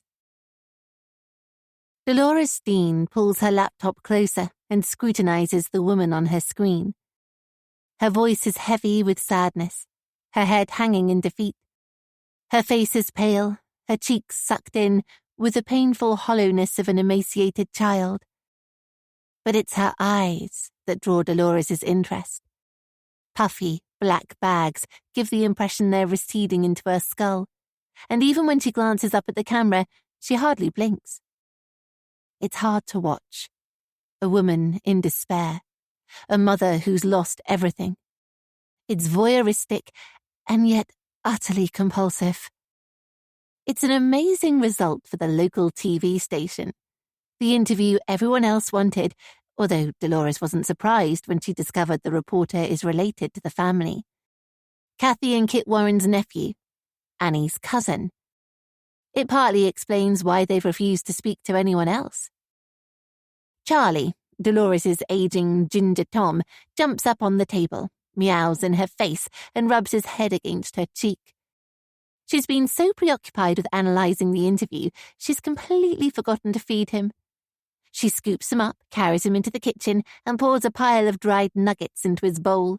He purrs contentedly as he crunches on his dinner, crouched over his bowl, with his long, stripy tail extending across the floor. Dolores has never had children. She's left it too late now, of course, but her job would have made it almost impossible anyway. She wasn't going to be one of those mothers who never saw their child, relying on the goodwill of friends and family for care while her career took her away for long periods. It wouldn't have been fair. Cats are much easier. Charlie can come and go as he pleases, and the woman in the flat upstairs is always happy to keep an eye on him when she has to go away. With Charlie content, Dolores returns to her laptop and rewinds the interview to the beginning, this time advancing the footage forwards a single frame at a time. She's not interested in hearing what Kathy has to say. She's already listened to the interview several times, and apart from the revelation about her father and his untimely death, Kathy's not said much Dolores hadn't expected. She's less concerned with what Kathy's saying than how she's saying it. She nudges the footage forwards another 3 frames, and back again, focusing on Kathy's face. The curl of her lip, the shape of her eyes, the rise and fall of her brow. Most people rate themselves better than average at detecting when someone's lying, maybe looking for a glance to the right or a general shiftiness in the way they speak. But in reality, most people are terrible at determining when someone's not telling the truth. You need to know what you're looking for and to spot almost imperceptible microfacial signals or leaks your body cannot hide. On the surface of it, there's nothing to suggest Kathy Warren isn't genuine. Her appearance and behaviour are entirely in keeping with a woman who's lost a child, and you can't fake the black bags under her eyes caused by sleepless nights. But as Dolores rocks back and forwards between frames, she sees something maybe nobody else has spotted. Kathy's looking towards the interviewer, her eyeline slightly offset, her face a picture of despondency and despair as she pleads for her daughter's safe return. She looks dejected and demoralized. But in the next frame, there's a hint of a smirk, the slight twitch of the cheek muscles, the merest suggestion of a grin. They call it emotional leakage. It's hard to spot in real time, but easier to identify on film, where you can watch each individual frame, 24 of them in every second, as Dolores learned from 2 criminal psychologists who run a course on the subject at a college in London. It's proved an invaluable lesson in Dolores' work as an investigative journalist. It's clear Kathy's trying to look sad, but can't hide her pleasure about something. And in the circumstances, that's odd. Her expression is betraying her, but what exactly is she concealing? Dolores pushes her chair back as Charlie ambles into the room and stops abruptly to wash his back leg. The image on her laptop is frozen on the frame where Kathy appears to be smiling. In isolation, it's totally disconcerting. Kathy Warren is a little out of Dolores' usual sphere of interest. She's more used to investigating the secrets and lies of pop stars and footballers, politicians, businessmen, and members of royalty. People who've been corrupted by power, money, and influence. She wouldn't normally waste her energy on someone like Kathy Warren, but there's something intriguing about her and the case that's gripping the nation. Maybe it's the complete lack of progress made by the police.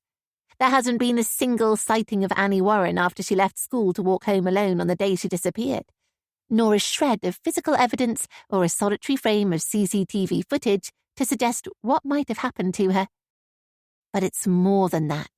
Dolores is fascinated by the woman herself, the depths of her anguish, the coldness of her demeanour, her reluctance to speak to the press. Most parents in Cathy Warren's position would be falling over themselves to speak to as many journalists as they could to highlight the appeal for information. But Cathy has remained aloof and detached. Dolores wonders why. And like a troublesome mosquito bite, she can't leave it alone. She snatches up her phone and makes a call. Yes? Dave, I'm thinking about doing some digging around on this missing girl story, Dolores says. There's something about it that doesn't add up. What do you think? It's a bit left field for you, he says. I've been watching Cathy Warren's interview. I think she's lying about something. What? You don't believe her kid's missing? I don't know. Maybe. That would be some story. Dave's not easily impressed or shocked. After all, he's been running the news desk on the country's biggest tabloid for years and has overseen countless stories on scandal and misdemeanour and sat on several dozen more that never made it to print. I want to spend a few days in Kent and see what I can turn up, Dolores says. What about the Warrens? Think you can get them to talk? We've not had much joy so far. I don't know. I can try. I have something that might help persuade them, Dave says. In the shadowy world she resides in, she's not used to the news editors offering their help. More often than not, she's left to her own devices, and as long as she delivers, they tend to leave her alone. They're her stories, her contacts, her tip-offs. But she'd be an idiot to turn down assistance if it's being offered. As long as it's not babysitting one of Dave's work-experienced teenagers, he knows she works alone, and in secret. It's why she's so good. Nobody even knows her real name. Her friends and neighbours all think she works for an online retailer. The finer details are being worked out, but they're talking about putting up a cash reward for information, Dave says. How much? 50. 50 grand. Dolores sucks in air through her teeth. It's a lot of money. There's a catch, isn't there always? It's on the agreement we get full and unfettered access to the family, and I mean 24-hour access while Annie's still missing. I was going to send someone down to break the good news, but if you're going, might as well be you, Dave says.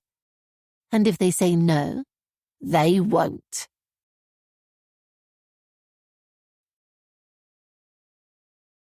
Thursday, Chapter 21. Cathy. It takes a moment to remember where I am. Annie's room. In her bed. Did I sleep in here last night? Light spills in through the window, the hint of morning sun falling across my face.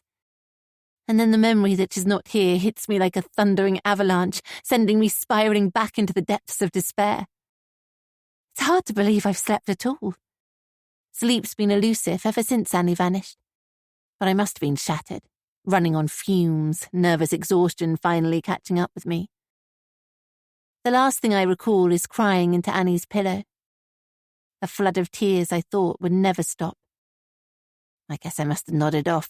Guilt swells deep inside me. I shouldn't be sleeping while my daughter's missing. It's not right. What would people think?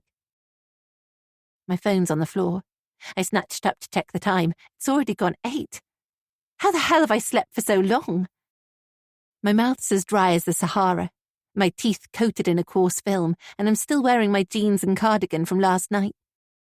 I should get up, take a shower and get changed, but it all seems like such an effort. And what's the point? I have nothing to look forward to but another day at the same. Waiting and hoping, imprisoned in the house, not daring to show our faces outside the door. Why does everything seem so desperately hopeless? Eventually I drag myself out of bed when I hear dishes clattering below. Kit's already up. He's in the kitchen with the radio on and a slice of toast in one hand, studying his phone which is propped up against the salt cellar. I shuffle towards the kettle, my feet sweaty in yesterday's socks. Kit jumps and clicks away from whatever he was reading. More lies and half-truths about us. I guess he's only trying to protect me, but I can't help being suspicious. Is there something else he's hiding? Now I'm being paranoid. What could he possibly have to hide from me? I must have dozed off in Annie's room, I explain, flicking on the kettle. I really need tea. I didn't want to wake you. You look totally out for the count, Kit says. I guess you must have needed the sleep. But you're not supposed to sleep when your child's missing, are you? We all need to sleep. I pour hot water over a tea bag and a mug and sit at the table opposite Kit. On the radio, a news bulletin is coming to a close and a weather presenter is announcing it's going to be a fine day ahead.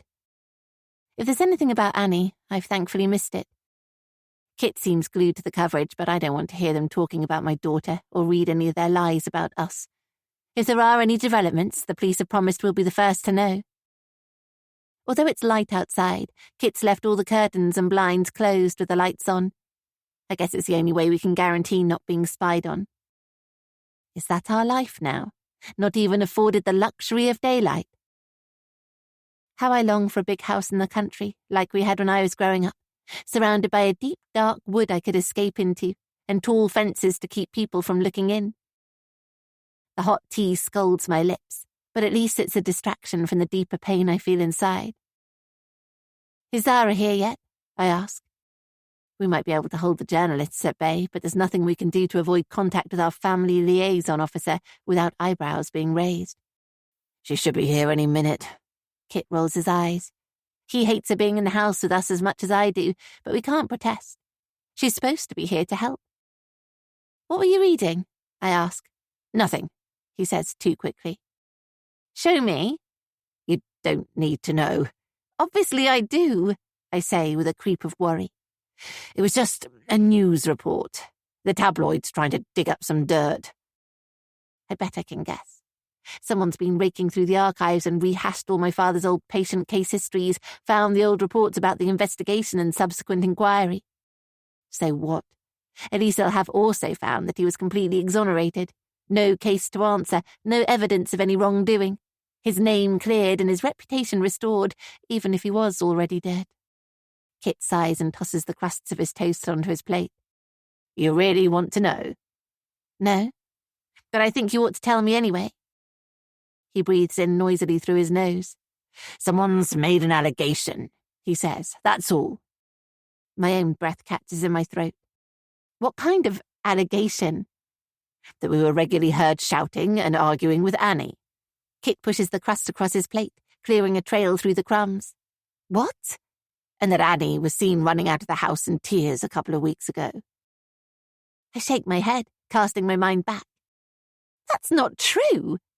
Kit folds his hands on the table and fixes his gaze on my face, almost as if he's waiting for me to remember something I've momentarily forgotten. What? I snap.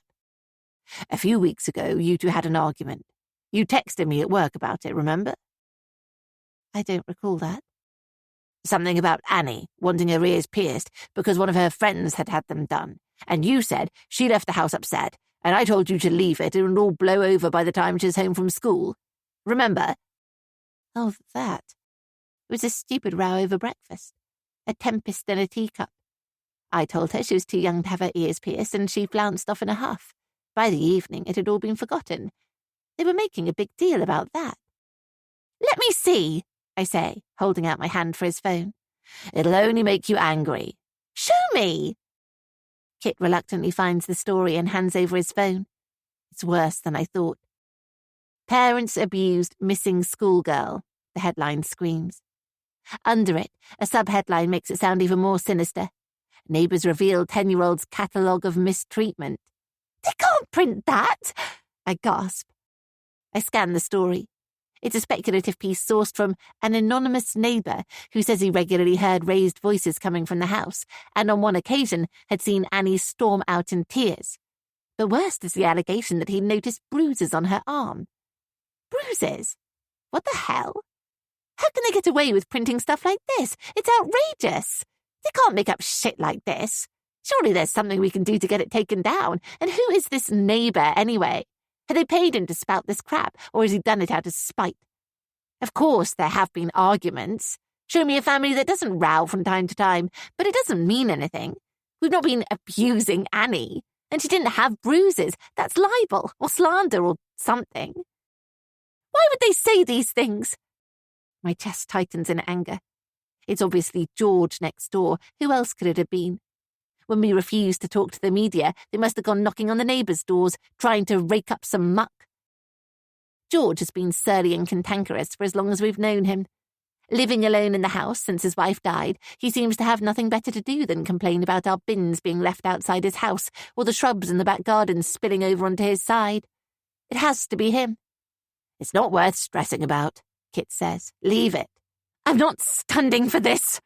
I slam my tea on the table and it sloshes out of the mug. What are you going to do? Complain to the paper? And what do you think is going to happen then? We can't ignore it, or else everyone will assume it's true. I slap a hand to my forehead, my breath coming in short, ragged gasps. And everyone will think we've been mistreating Annie, and they'll hate us. If you make a fuss, you'll only end up drawing attention to the story, Kit says. I can't understand why he's being so reasonable. I'm going to deal with this. What do you mean? His brow furrows. Cassie, what are you going to do? I'm already heading for the front door, a red-hot spike of anger fueling me on. I put on a pair of boots and throw open the front door to the evident surprise of a small cohort of journalists and photographers gathered casually outside. The diehards who won't leave us in peace. They stare at me, open-mouthed, like they've seen a ghost, shocked into inaction, until I'm halfway to George's front door. Suddenly, cameras are clicking and flashing as I hammer loudly with my fist. Kathy, what are you doing? Kit's voice barely registers as journalists swarm around me, sensing something brewing. Adrenaline races around my veins and I ball my fists tightly at my side. George, open up! I yell, banging on the door again. I want a word with you! Eventually the door opens a crack and I push it fully open. George stares at me as if I've gone mad. What do you want? What the hell do you think you're playing at? I scream. He scowls at me, shaking his head. I don't know what you're talking about. You know exactly what I'm talking about. Don't treat me like an idiot. It was you, wasn't it? Telling the press we've been abusing Annie. Why would you do that? His mouth is clamped tightly shut, but the muscles in his jaw is pulsing. You're a mean and spiteful old man, I continue, getting into my stride. Well, I hope you're proud of yourself. The cameras continue to click and flash all around me. Still, George says nothing. Keep your nose out of my family's business, understand? I hope they paid you well, you pathetic, interfering excuse of a man. He tries to push the door closed, withdrawing into the safety of the house. But at least I've shamed him in front of these journalists. I hope they report every word I've said. How dare you speak to me like that? He hisses, taking refuge behind the closing door. You're the one who's been selling lies to the paper. And maybe if you were a better mother, your daughter wouldn't be missing. I take an involuntary step backwards. That's unfair. I love my daughter more than anything in this world. I'd never do anything to hurt her. I mean, what kind of mother lets their 10-year-old daughter walk to school on their own? You're asking for trouble, he says, spittle spraying from his mouth. I can't believe the gall of the man. My head spins with rage. To keep them safe from dirty old pedos like you mean? I shouldn't have said it, but the words leak from my mouth before I stop to think it's not such a good idea in front of a gleeful pack of reporters. But I've not been thinking straight for days. An arm wraps around my shoulders, gently trying to guide me away. Get off me! I shout, shrugging myself free. I'm not finished with George yet, and from the venomous look in his eye, he has plenty more to say to me too. Come on, leave it, a woman's voice says. I'm not done yet. Yes, I think you are. The arm snakes around my shoulders again, more firmly, pulling me back from George's doorstep. No! This isn't going to bring Annie back, is it? Come with me. Let's talk about it. George slams the door in my face, and when I turn angrily, I'm surprised to come face to face with Pam Buckley. Did you hear what he's been saying about me? I rant. He told the papers we've been abusing Annie. Don't worry about it, she soothes, as I allow her to guide me through the press throng. She uses her free hand to push them out of the way like she's parting the Red Sea. This isn't the time or the place to fight your battles. It's only going to make things worse. Where are we going? She's guiding me away from the creek, away from my house. Back to mine. I think you could do with a break for half an hour, don't you? What about Kit? I'm sure he'll survive on his own for a while. I'll put the kettle on. We can have a proper chat. Anyway, there's something I want to show you.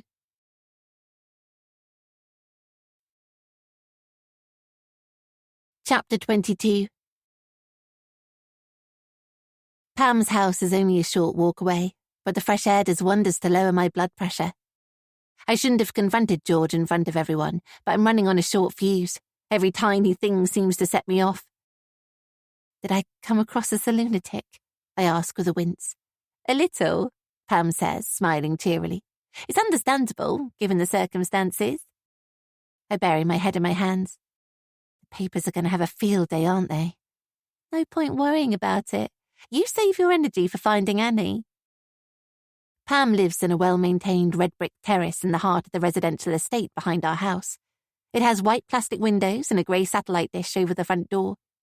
It's small and clean and tidy, with a neatly clipped lawn at the front and a long, narrow garden with a trampoline and washing line bowing under the weight of drying clothes at the back.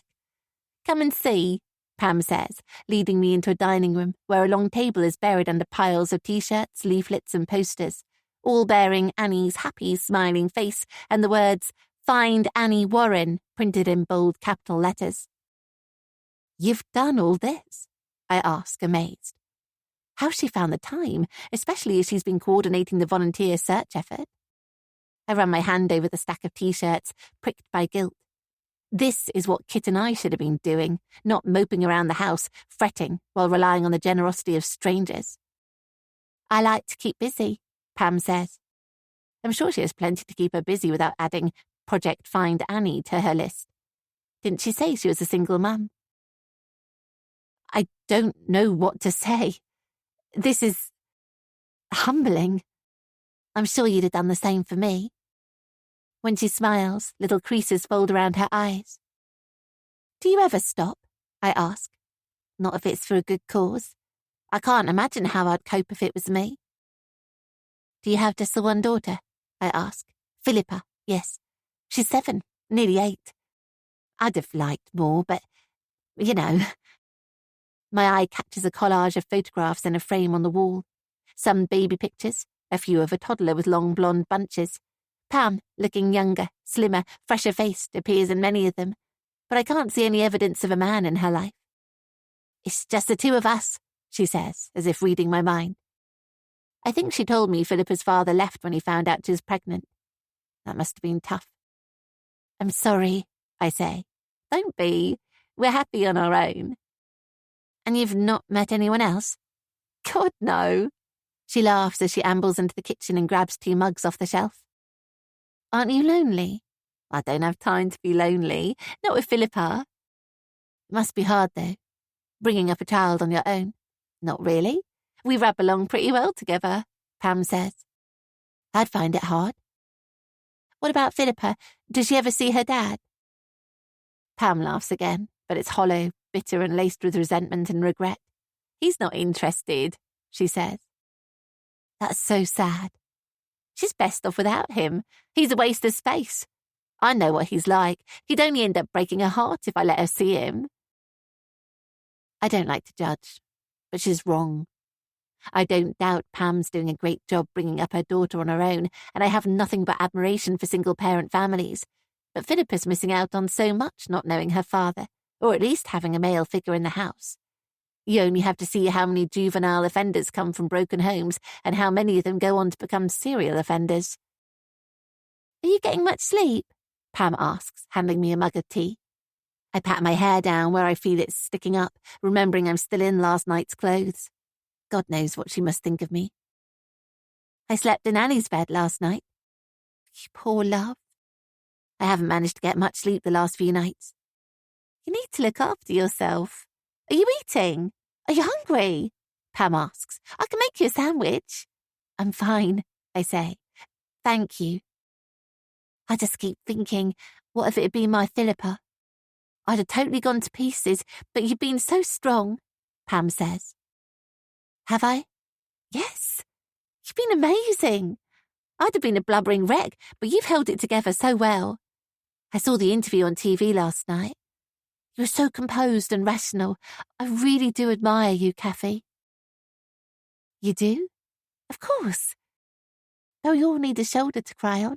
Even you. I don't know if you have friends or family close by, Pam says.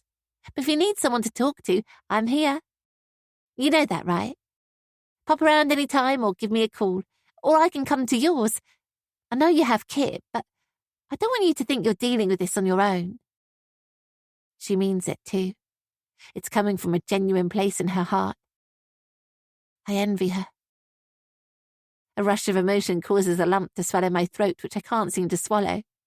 I'd usually turn to my friend Fiona in times of trouble, but I've not spoken to her since I threw her out of the house for trying to take over. I don't need that kind of additional stress in my life right now. I should get back to Kit.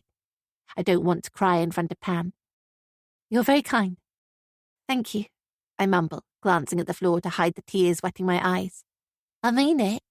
I'm here for you, Kathy. Kit'll be wondering where I am. I better get going. So soon? You've not even finished your tea. Pam must think I'm so rude, but I can't stay. She's being too kind, too caring, and I need to hold it together. I put my mug on the side and hurry for the door, pressing my feet into my boots. Kathy, you've forgotten something, she calls out behind me. She rushes into the hall, holding up 2 T-shirts. For you and Kit. Annie's smiling face on the front of them is a painful reminder of my loss and misery. Thank you. I snatch them from her and run out of the house without a backwards glance, onto the street, and with my head bowed, head for home.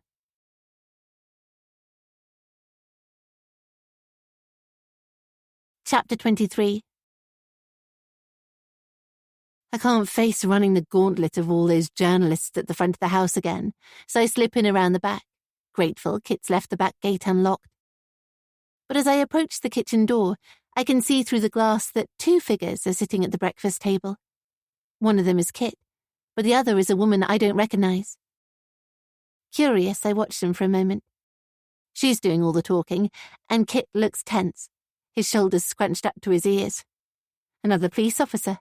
News about the search. I tap on the glass and Kit jumps up to unlock the door like he's on a spring. Kathy, where the hell have you been? He asks. Who's this? I size up the woman as she stands and holds out a delicate hand. She's pretty and demure, although not lacking in confidence. She's already made herself quite at home in my kitchen with my husband. Dolores Dean, she says, as if she expects me to recognise the name. I tentatively take her hand and she shakes it with a firmer grip than I'm expecting. Please? Her mouth curves into an amused smile which makes her pretty nose wrinkle. No, she says. Dolores has been sent by her editor, Kit tells me. A reporter? The words hiss out of my mouth like hot steam. And you let her into the house? What the hell was he thinking? I've barely been gone an hour. I'm sorry. She said she had a significant offer, and I thought I ought to hear her out, he says, hanging his head. I raise a quizzical eyebrow. They want to put up a reward, he adds. It takes a moment to process his words. A reward? So she's not here sniffing around for a story. Which paper? I fold my arms across my chest. The Post, she says. It's all been signed off. We just need your agreement to go ahead. My stomach flips and my legs weaken. The Post. Is this some kind of joke? It's the biggest and probably the most influential newspaper of them all, but it's also the paper responsible for my father's death. It broke the story about the hospital investigation and even coined the despicable phrase, the Butcher of Brighton. It's the paper he was reading the day he died. The paper, I'm sure, sent him over the edge and left him feeling that life was no longer worth living. Sit down, Dolores says, as if she's invited me into her home and not the other way around. Let me explain how it would work. Unsteadily, I pull out a chair. Kit grips my hands tightly under the table, his palms hot and sweaty, as Dolores folds her hands on top of it and leans towards us like a businesswoman entering a high-stakes negotiation. It will be a reward of £50,000. 50,000? I gasp. Kit and I had talked about the possibility that one of the news organisations might offer a reward. It's happened in the past in cases like ours, but it was far from a certainty. Dolores smiles with tight lips, her eyes steely. But there will be certain conditions attached, which is why I need your consent before we proceed. My heart sinks. What sort of conditions? Exclusive rights of access. I shake my head. She even sounds like she's negotiating in the boardroom now. What do you mean? We would require an initial interview with you both to be run over the course of several days, plus an agreement that you would not speak to any other UK or foreign media, Dolores explains. My tongue's thick and furry in my mouth, and my brain throbs behind my temples. An interview? Problem? Yes, it would be a problem. It'd be a very big fucking problem. How could I live with myself if I agreed to sit down with a reporter from the newspaper that destroyed my life? What would my father say? I open my mouth to answer, but Kit beats me to it. I'm sorry. We can't, he says. It's Kathy's nephew, Yannick. We've promised him exclusive rights. Dolores tilts her head to one side, her chin wrinkling as she presses her lips together. I'm not sure she was expecting us to say no. Yes, I saw his interview, she says, and I can understand why you choose to talk to him, as he is family. But was there any signed agreement of exclusivity? Kit glances at me with panic in his eyes. No, he says, but we gave him our word. Dolores rocks back in her chair. In which case, there's nothing legally binding. You can tell him circumstances have changed. I can't do that. He's Kathy's nephew, Kit complains. I'm afraid that's the deal, Dolores says. It's non-negotiable. If we put up this reward, we'll want unrestricted access to you both. And of course, when Annie's found, we'll also need the reunion story exclusively. Kit looks frantic. What about Yannick? He repeats, like a stuck record. What about him? I'm not exactly wild about signing our lives away to the post either, but it's a lot of money. A £50,000 reward could be the key to getting Annie home, the sort of sum that could easily loosen tongues. I don't care about Yannick any more than he cares about helping us find Annie. We made him a promise, Kit says. I don't understand where this misplaced loyalty is coming from. All I can imagine is that he thinks he's protecting me by coming up with an excuse why we can't accept the post's offer. Why don't I leave you two to think about it? Dolores says, getting up and pulling on her coat. She slides a business card across the table. That's my number. Give me a call when you come to a decision. But I wouldn't leave it too long. It's a time-limited offer. You have until 2 o'clock tomorrow to make up your minds.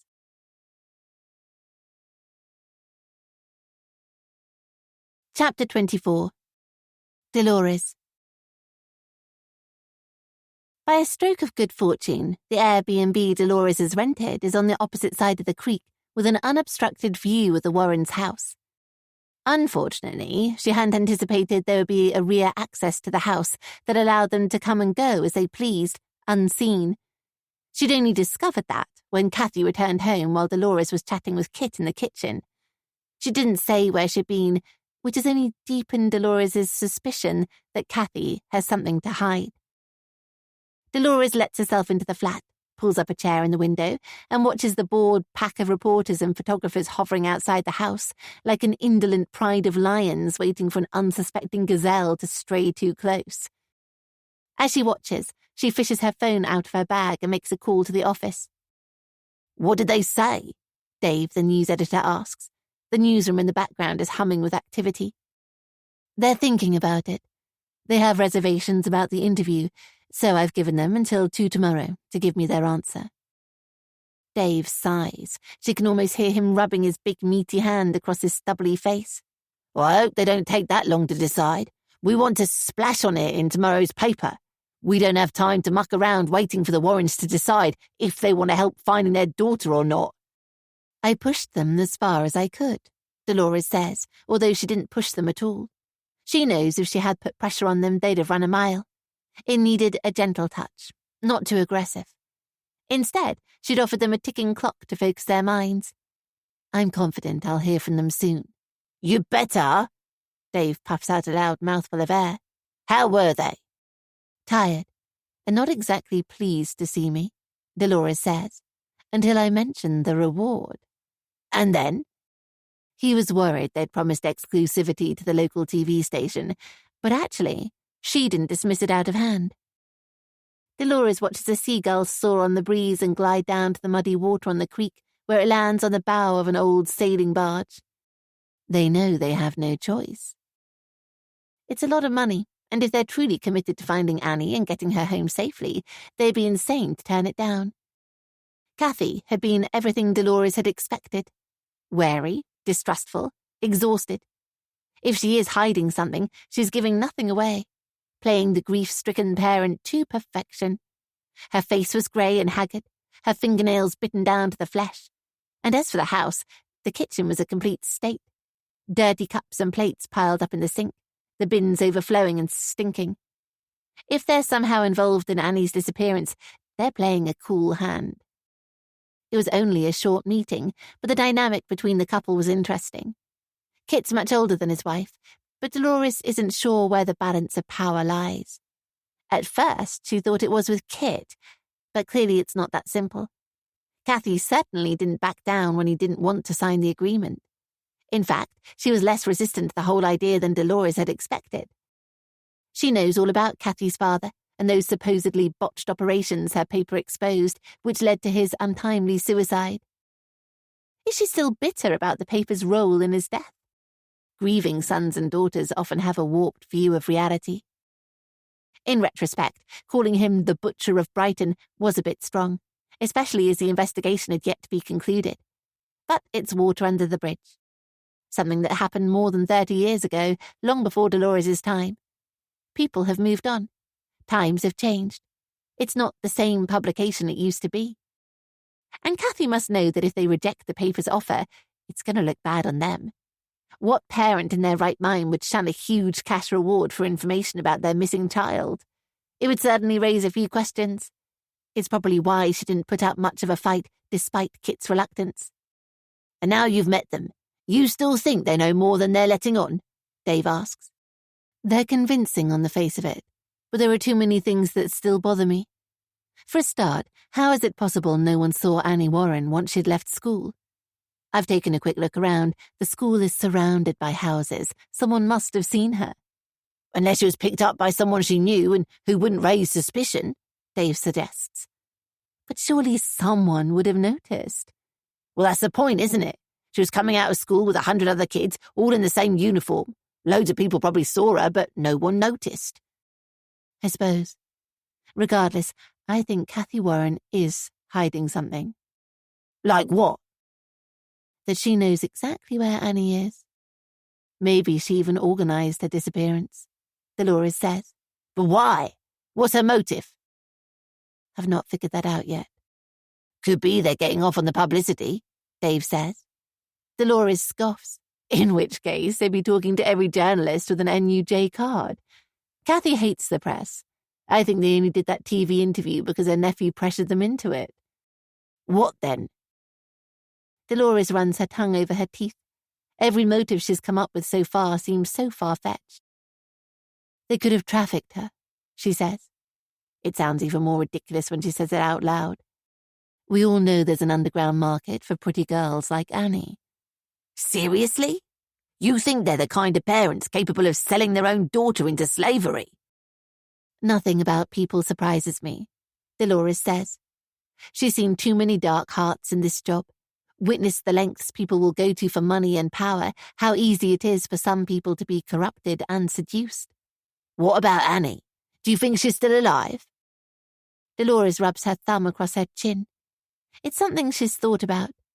It wouldn't be the first time a parent had killed their own child, accidentally or otherwise, and faked their disappearance to cover their tracks. It did occur to me, she says. There was that case in the States, wasn't there, where a mother drove her 2 kids into a lake and then claimed they'd been abducted? Yes, Dave says. I remember. She did a TV appeal for the safe return of the children. And then, a few days later, confessed to their murders. Who knows what was going on inside the Warrens' house? For all we, or the police, know, they could have been abusing Annie for years. What if the abuse went too far and she died, and in their panic, they hid her body and made up a story about her going missing? Dave whistles through his teeth. Now that would be some story. And it ties in with what the neighbour was saying about the mistreatment he witnessed. I'll do some digging, ask around at the school, talk to her friends. If she's being abused at home, someone must have noticed something. Bruises, mood changes, that kind of thing. What about your police contacts? Any steer? Are they looking at the Warrens as possible suspects? Dave asks. Everyone's sticking to the script that it's a missing persons inquiry for now and won't speculate on suspects, which makes me think they're also watching the Warrens closely. Dolores stands and rolls her neck. The tide's out and the creek below has been transformed into a river of mud. Okay, let's suppose you're right. If Kathy and Kit Warren did kill their daughter, either accidentally or not, what do they do with the body? Dolores breathes in deeply through her nose, filling her lungs. They have a small garden out the back, but to be honest, there are loads of places they could have dumped her. They live right on the creek for a start. Plus, there are miles of marshland all around here and several former quarries, now lakes, close to Annie's school. A murderer's paradise, Dave laughs, but it's not funny. They're talking about a missing little girl. Of course, it could be they're telling the truth. Of all the possibilities Dolores has considered, this seems the most unlikely. I need to spend some time getting to know them both. Maybe I can even wring a confession out of them, she says. It's wishful thinking, but she's done it before. It's a skill, getting people to tell you their darkest secrets. Just like that woman who killed her husband as his health deteriorated, his future and his humanity robbed by a cruel degenerative disease. She told the police he'd died in his sleep, but eventually admitted to Dolores that she'd smothered him with a pillow to put him out of his misery. They could have an accomplice, Dave says. True. The flat I'm renting overlooks the house, so I can keep an eye on any comings and goings. Although, to be honest, it's under siege at the moment. It's hard to get in or out without being noticed by the press pack. The phone beeps in Dolores' ear, notifying her of an incoming call. She glances at the screen. It's a mobile number she doesn't recognize. Hang on a minute, Dave. I've got another call coming in. She puts him on hold. Hello? Miss Dean? Speaking. It's Kit Warren. You came to the house earlier, he says. Dolores catches her breath and holds it. They've reached a decision. Have you had a chance to think about the offer? She asks. Yes. And? We'll sign whatever you want if it means going ahead with the reward. That's excellent news, Dolores says, a wide grin spreading across her face. You're doing the right thing.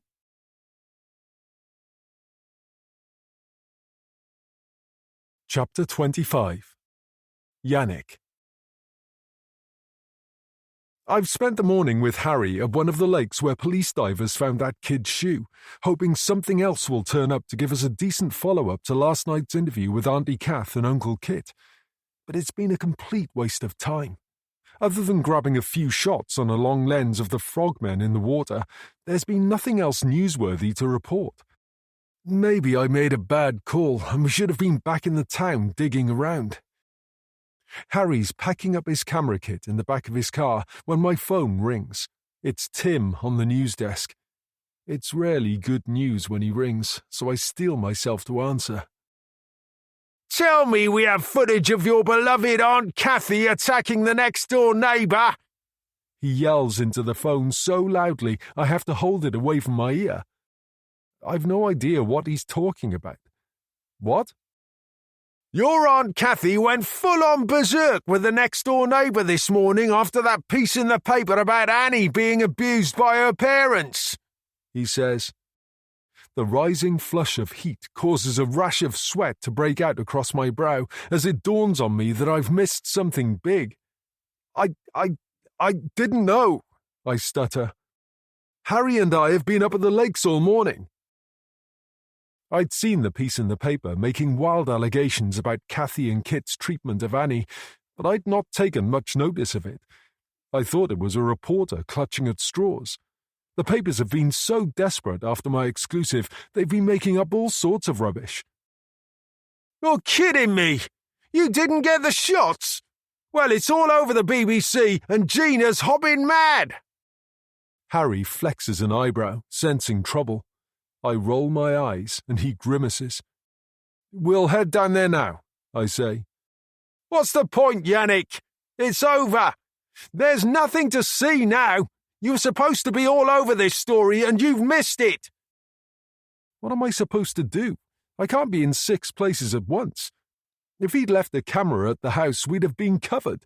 If it's anyone's fault, it's Tim's. You better have something decent for tonight, he continues to rant. We're relying on you for a strong follow-up to last night's interview. I'm working on it, I say, the panic making my heart drum quicker. So, what have you got? I look at Harry and beyond, through the reeds where the dark silhouettes of several police divers bob up and down in the water. I'm with the police dive teams. I was going to build a piece around the shoe they found. Yesterday's news, Yannick. I need something better than that. Get hold of Kathy and Kit and get their take on these abuse allegations, Tim says. At least it will be something nobody else has got. Phone me when it's in the bag. That's tonight's lead, unless there's anything else. No, I say. How the hell am I going to persuade Kathy to talk on camera again so soon? Maybe I can get Uncle Kit to do something on his own, but I doubt that's going to wash with Gina, especially as it was Aunt Kathy who's been caught having it out with the neighbour. It's the best I'm going to be able to deliver. Problems? Harry asks as I hang up. Tim's on the warpath again, but don't worry about it. I try Uncle Kit's mobile. It rings and rings for what seems like forever before he finally picks up. Yannick, he hisses, his voice a loud whisper. It's not a good time. Can I call you back? I just heard about what happened with the neighbour. Is everything okay? It's fine. And Aunt Kathy? I heard she probably lost it. You know how headstrong she is, and she's been under a lot of stress. I couldn't stop her, Uncle Kit explains. I walk in a tight circle, watching my feet kick up the dust. The thing is, my news editor's on the warpath because it's all over the BBC and we missed it. Could I pop over and get a quick rebuttal from you of the allegations in the paper this morning? Kit groans. Not now, Yannick. We've got a lot going on here, you know. I'm sorry, I can't. Uncle Kit, you don't understand. I need this or I'm in big trouble. I'm sorry, Yannick. I've got to go. Later, maybe. He hangs up before I can argue any further, and I'm left holding the phone to my ear. What did he say? Harry asks. I chew the edge of my finger, savouring the pain. He won't do it. So, what are you going to do? I don't know, I snap. I'll think of something. I twist and turn all the possibilities over in my mind. I desperately need something to keep Tim and Gina off my back, but without an update from either Auntie Kath or Uncle Kit, I can't think of anything else. I'm screwed if I can't get them to talk to me on camera again. There's nothing else for it. We're going to have to drive over there and knock on the door. If Uncle Kit won't speak to me on the phone, I'll have to remind him of his familial duties face to face.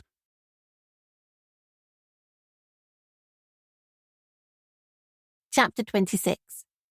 Kathy. I wanted to sit at the kitchen table, to put a physical barrier between us and that woman from the Post, but she insisted we all sit in the lounge where we would be more comfortable and could relax. Relax. This is the last thing I want to do, but we couldn't turn down a £50,000 reward, and no one else is going to put up that kind of money. Dolores Dean, if that's even her real name, seems nice enough on the surface. Amiable and polite, asking how long we've lived in the house and commenting on the original artwork over the fireplace. But I don't trust her, with her beautiful hair, enviable figure and expensive dress and boots. She's brought a photographer with her, a balding, pot-bellied man in a leather jacket that wouldn't have looked out of place in the 80s. He sits quietly with a camera in his lap as Dolores takes control. She crosses her stockinged legs and smiles sweetly as she puts her phone down on the coffee table between us. You don't mind if I record the interview, do you? She asks, pressing a record button without waiting for our agreement. I hated speaking to Yannick in front of the TV camera and the hot lights, but this is 10 times worse. My skin feels like it's crawling with ants, and my stomach is tight and bilious. I can just imagine my father looking down on me from above, his face scornful and disapproving. But what choice do I have? This is about finding Annie, not about me holding on to the recriminations of the past. Sorry, Daddy, I mumble under my breath. I lick my dry lips. My mouth's all gummed up and my breathing is fast and shallow. Shall we get started then? Dolores says. There's that sickly sweet, butter-wouldn't-melt smile again, which she thinks puts us at our ease, but which actually has the opposite effect. It makes me think she's here to catch us out. We need to be careful what we say. She's already made us sign a 3-page contract, which I didn't have the heart or the inclination to read. She assured us it was their standard legal document and there was nothing to be worried about. It's not the contract that concerns me. Let's start with these allegations made by your neighbour, shall we? She says. Straight in with the tough questions, I see. I was right to be worried. He says he regularly heard you shouting at Annie and that there were often arguments between you, Dolores says. Also, a few days ago, he saw Annie going to school in tears and noticed bruises on her arms. I straighten my back, immediately on the defensive. All families argue, I say, and there were no bruises. That's not right. She shrugs, like it's neither here nor there. But not all families scream and shout at each other so loudly they can be heard by the next-door neighbours. He's exaggerating, but I guess some people will say anything to get into the papers. Dolores smirks, but I don't kid myself I'm winning her around. She's here to trip us up, to make us say something that will make a headline. I'm not an idiot. And Annie going to school in tears?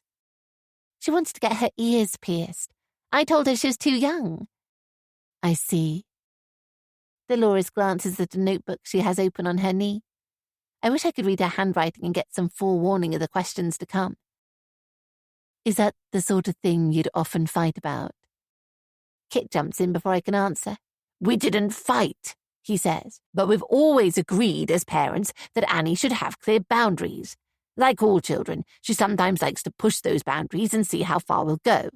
Like Kath said, we're no different from any other family. Dolores steeples her fingers and runs them across her lips. Is it possible she's run away? I mean, if she felt you were being too strict. No, I say firmly. She wouldn't do that. Any of her clothes missing? No. What about her favourite toy or cuddly animal? Did she have one? Rocky, Kit says. He's a bear she's had since she was a baby. I can get him, if you'd like. He jumps up, like he's been waiting for an excuse to make himself scarce. Yes, please, Dolores says. Maybe we could get some pictures of you together on the sofa holding him. It should make a nice image. Funny. That's exactly what Yannick and his cameraman wanted. It's like a journalistic cliché. Let's say, for one moment, she has run away. Where might she go, hypothetically speaking? Dolores asks. She's not run away. I presume you've checked with all her friends. Of course. What about family? Are there any grandparents she might have been trying to reach? She might as well have pulled out a dagger and stabbed me in the stomach. She knows damn well my father's dead, and my mother too. Overcome by grief at his loss. What a total bitch. I knew I didn't like her. Kit's parents are long gone too. They both died before I met him. No, I say coolly. I'm so sorry. What was I thinking? That was insensitive of me. She feigns a look of mortification. Of course, there's a history of suicide in the family, isn't there? My hands ball into tight fists, the anger and indignation burning like a furnace in my gut. Forget the reward money. I can't bear this woman in my house making snide insinuations about my family. I want her out. But before I can say anything, Kit barges back into the room, his brow furrowed, agitated. I can't find Rocky, he says. He's gone. It takes a second to register what he's saying. What do you mean, gone? Rocky, Annie's bear. He's not in her room. Are you sure? He was definitely there the other night. I remember Yannick's cameraman making us pose with him on our laps. Dolores uncrosses her legs and stares at me. Could it be that Annie took him with her when she left? She asks. No, we filmed with him. You remember, Kit? Kit nods and then shakes his head. It's weird, but I've looked everywhere. It doesn't matter, Dolores says. She's plucked a pen from her bag and is scribbling something in the margin of her notebook. I'm sure she thinks we're lying. Watch the footage back online. You'll see. I'm desperate for her to believe us, although, now I think about it, I can't remember if Yannick used any shots. There's no rush. The story will wait. For now, let the music ease your mind and bring you into a calm rhythm. Thank you for being here with us.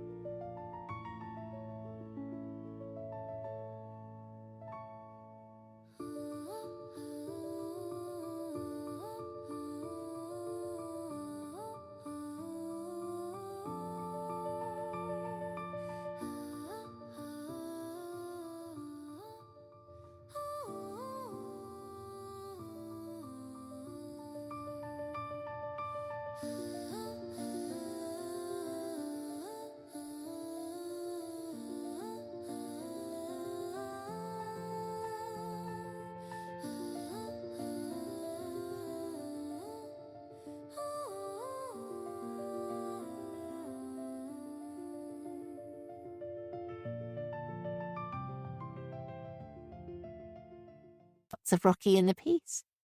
Of course. Dolores smiles thinly, but it's obvious she's not going to watch the interview back. Tell me, what makes you so certain Annie's been abducted? It's the most likely explanation, I say. She could have got lost on her way home. The school's less than a mile away. I don't see how she could have got lost. It just seems a big leap to assume she's been abducted. Abducted. There's that word again, such a brutal, ugly word, laden with so much uncertainty and fear. I don't even want to think about it anymore. I don't want to picture someone taking Annie against her will, bundling her into the back of a van, or coaxing her into a strange car. But it's what's most likely to have happened. But who's taken her? And why? That's the big question I've been avoiding. I don't want to think about why anyone would want to snatch a 10-year-old little girl, nor what she might be going through. The mere thought of it makes me sick to the pit of my stomach. It's a horrible thing to think. But maybe it's better if she's already dead. Better that than suffering at the hands of a cruel and depraved stranger. A golf ball-sized lump swells in my throat. Please, God, don't let her be dead.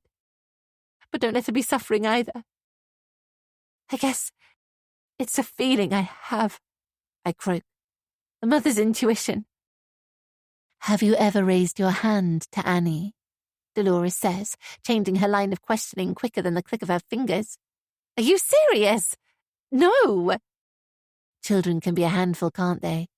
Sometimes we lose our temper and strike out without thinking. It's nothing to be ashamed of. No, Kit says, his jaw clenching. We've never hit Annie. We wouldn't dream of it. Not even a little tap on the backside when she was little? Never, Kit repeats. It's something else we've always agreed on. We'd never hit Annie, or any other child for that matter. It's brutal and unnecessary, a surefire way to teach them that violence is the answer when it never is. Plus, Annie has always been so precious to us. I can't ever imagine raising my hand to her, our miracle baby, our unexpected gift. What are you suggesting? I ask. I'm not suggesting anything. Dolores smiles. I'm only asking questions, trying to get a better picture of what home life is like. Our home life was fine, Kit says, until our daughter went missing. The community has been incredibly supportive. There are more than 200 police officers involved in the search, and who knows how many volunteers. How do you feel about so many people giving up so much of their time? We're truly humbled, Kit says. The response of the police, our neighbours and the wider community has been beyond belief, and we'd like to take this opportunity to... He doesn't get to finish his sentence, cut off by another question. I've seen people wearing Find Annie t-shirts, and there are posters in almost every window. Is that something you've organised? Kit looks at me, and I reluctantly pick up the baton. No, that's been done by the Residents' Association. Pam Buckley, the chair, has been wonderful. She's helped coordinate the volunteers and had the t-shirts and posters printed. I explain, hoping Dolores will at least give her a mention. It'd be nice if she got some credit. Oh. So what have you been doing? It's more like an accusation than a question. What have we been doing? The police told us to stay in the house in case Annie returned unexpectedly or tried to call. There's not much we've been able to do other than sit and wait. It's been hard to concentrate on doing anything while Annie's missing, I say, deflecting a bullet. We're just trying to stay positive and focused. And how are you coping? At last, a sensible question. We're surviving. Just, I say, forcing a smile. Like any parents, our instinct has been to get out and look for Annie ourselves, but the police instructions were crystal clear. It was important we stayed at the house, even when the walls were closing in around us and the hollow gnaw of helplessness felt like it was slowly killing us both. Minutes and hours dragged by, especially at night when neither of us can sleep. And I'm so tired I can hardly think straight or form a coherent sentence. But we have to keep going, soldier on through, for Annie's sake, while keeping the faith that soon, and against all the odds, she'll be found safe and well and returned home to us. Are you sleeping?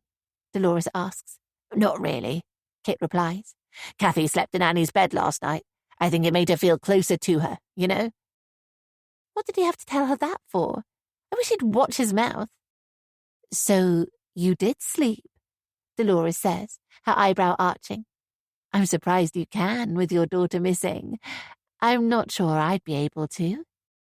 She says it like it's a commendable achievement, but we both know it's a cruel dig. At least I'm saved from answering by a knock at the door. That's probably Zara, our police liaison officer, Kit says, standing. She's helping us through this. Dolores watches him step out of the room. How much more of this torment do we have to endure? How many more questions? Shall we get some pictures when Kit gets back? Dolores asks. Sure. Is that everything you need? I grit my teeth, trying to make it sound as if I'm being cooperative. The last thing I need is for her to paint me as obstructive and difficult. For now, she says.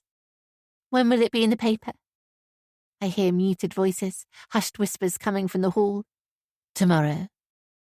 And is that when you're announcing the reward? Hopefully it'll be the front page story. Dolores picks up her phone and switches the recorder off. The front door slams. Kit scuffs back into the room looking shifty. Who was that? Yannick. Dolores, busy packing up her notebook in her bag, looks up at the mention of my nephew's name. What did he want? She asks, eyes narrowing. I dunno. He wanted to come in and talk to us. What did you tell him? We're going to have to let him know about the deal we signed with the Post at some point, but now is not the time. He's not going to be happy. But Yannick's tantrums are the least of my worries. I told him we were busy and we couldn't talk right now, Kit says. Did you tell him about Dolores? I ask. No. Dolores' smile is less sickly sweet this time, more self-satisfied. Smug. Great. Shall we get the photos done?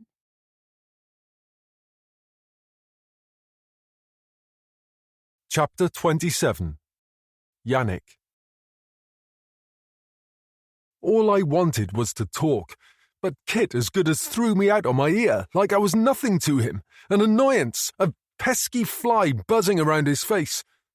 Now what am I going to do? What am I going to say to Tim? I fucked up this morning by not being here and missing Auntie Kath attacking her neighbour.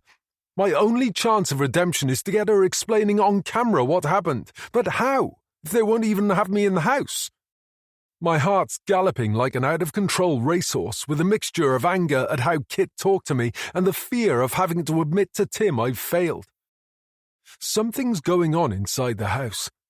I could tell by the way Uncle Kit couldn't look me in the eye, how he couldn't shoo me out of the door quickly enough. They probably had the police in there talking to them.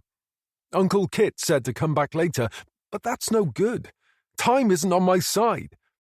After the glory of an exclusive the whole country was talking about yesterday, I'm left with crumbs today.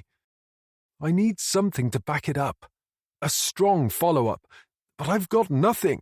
And with so many other news organizations digging around, it's only a matter of time before someone dredges up a story that puts my interview in the shade. What did he say? Harry appears at my shoulder with his camera ready as I stand outside the door, fuming. My fist is raised as I seriously contemplate whether to knock again. They won't do anything today. Okay, so what's your plan? Harry knows as well as I do how desperately I need something, and quickly. I chew my bottom lip. I need a new angle, something no one else is running. But my thoughts are interrupted by a voice from behind. Oh, didn't Auntie Kath want to talk to you today? I spin around and recognize a reporter from a rival local news channel. I can't remember his name. Steve? Stefan? Who cares? He must have seen me being thrown out by Uncle Kit, and now he's sneering at me, looking unashamedly triumphant. Shame you weren't here for this morning's little performance, he continues. I thought you was going to punch him. Great pictures. I suppose it makes a nice little follow-up while there's no news on the little girl. If that's the best you can do, it's probably time to get back to writing up council meetings for the local paper. I snap back, cross with myself for letting him get under my skin. The sneering triumphalism drops from the reporter's face. I've hit a nerve, which gives me a small degree of satisfaction. He's just annoyed he doesn't have access to Auntie Kath, although at the moment, neither do I. Did you have a camera here? He asks, exaggerating the rise of his eyebrows. He knows full well we missed it. It's not a story, I shrug, and anyway, I have something much bigger. I tap the side of my nose and wink. The flicker of concern that crosses his face gives me a zip of pleasure. The problem is, it's not true. I have absolutely nothing up my sleeve. Harry guides me away. Leave it, you don't have time. He's right. The clock's ticking. I can't hang around here hoping something will fall into my lap. I need to be proactive and pray for a miracle. It's either that or a tongue lashing from Tim or Gina. Let's get back to the lakes. We'll make something out of the search. Really? There wasn't much going on earlier, Harry says, frowning. I turn on him and stare him in the eye. Don't argue with me, Harry, unless you have a better idea. I know I'm taking it out on him, but there's no one else around to bear the brunt of my stress and frustration. Fine, you're the boss, he says. Thankfully, he's used to reporters having little tantrums. He's developed a thick skin over the years and has learned not to take it personally. We trudge back to his car, and I climb into the passenger seat with a swelling sense of dread. I'm going to have to phone Tim and break it to him that Auntie Kath won't give me a follow-up interview and that I don't have anything else. As the car pulls away, I turn down the radio and make the call, with blood throbbing in my ears. I'm really sorry, Tim. I tried my best, but they can't do anything today, I explain, steeling myself for the full blast of his anger. What do you mean they won't do it? I don't understand. They spoke to you yesterday. What's changed? I don't know. I can't force them to speak to me. They said they were busy with other things. A horrible, gaping silence opens up on the line, as if Tim is trying to process the highly improbable news that I've failed. Tim, you still there? Go back and explain where the local TV news and that they have to speak to you. Don't they want to find their daughter? He sounds genuinely incredulous that they wouldn't be jumping at the chance. I hate it when he's like this, totally immovable, utterly unsympathetic. I'd like to see him do better. It's easy when you're on the other end of a phone, throwing orders around and expecting people to move mountains for you. But this is my career. I can't tell him no. He expects results, and if I don't deliver them, I'll be back on that late-night graveyard shift faster than a rogue flash frame, and I can probably kiss goodbye to any more presenting shifts, too. That's how petty and vindictive it can be in news. Of course they want their daughter back, I say. We all do, but I can't force them to do the interview. Go back and speak to them again, he says. He's not heard a word I've said. I roll my eyes at Harry. Why does it always have to be like this? Okay, I'll try. I lie.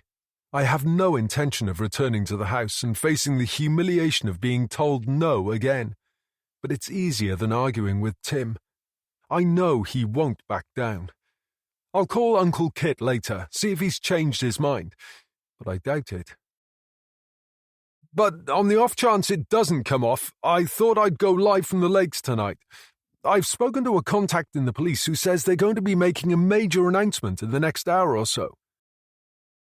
Of course, it's another lie. I don't even have any contacts in the force, but I need something to get Tim off my back and give me some breathing room. What kind of announcement? There's a catch of excitement in Tim's voice.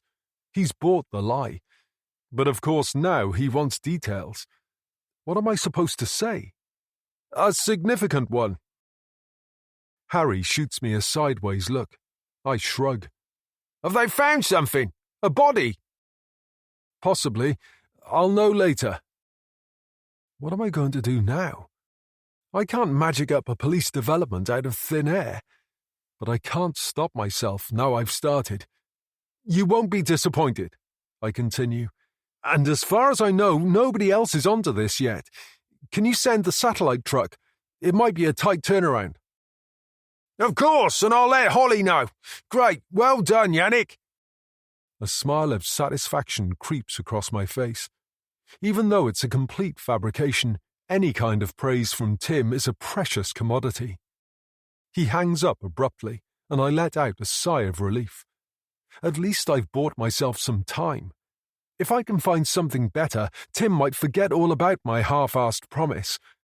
The problem is, I need something solid and significant, and I don't have a single lead to pursue. Is that true? Harry asks. Of course it's not. I had to tell him I had something. Harry sucks in air through his teeth as he pulls up at a police cordon near one of the lakes, a few minutes' drive from Annie's school. So you thought you'd lie to him instead?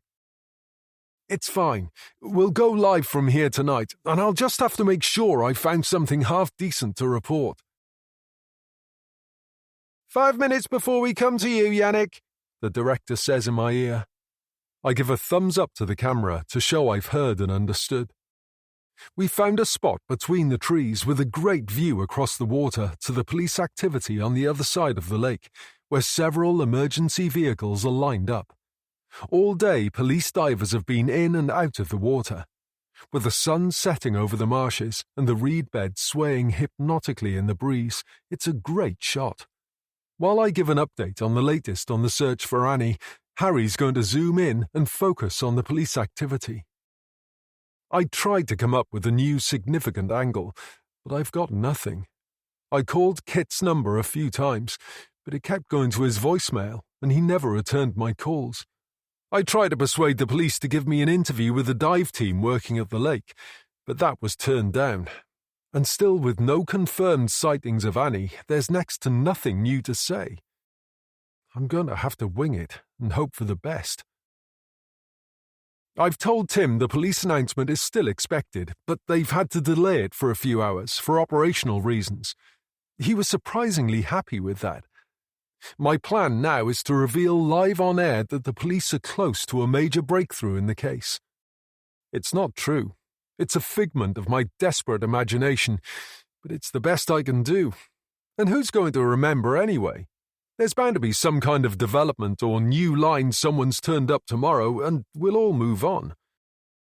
Coming to you in 2 minutes, the director says. I straighten my tie and pull back my shoulders. The rush of adrenaline in those few minutes before going live on air is better than any drug. It's a peculiar kind of nervous energy that focuses the mind and makes every nerve in your body tingle with anticipation.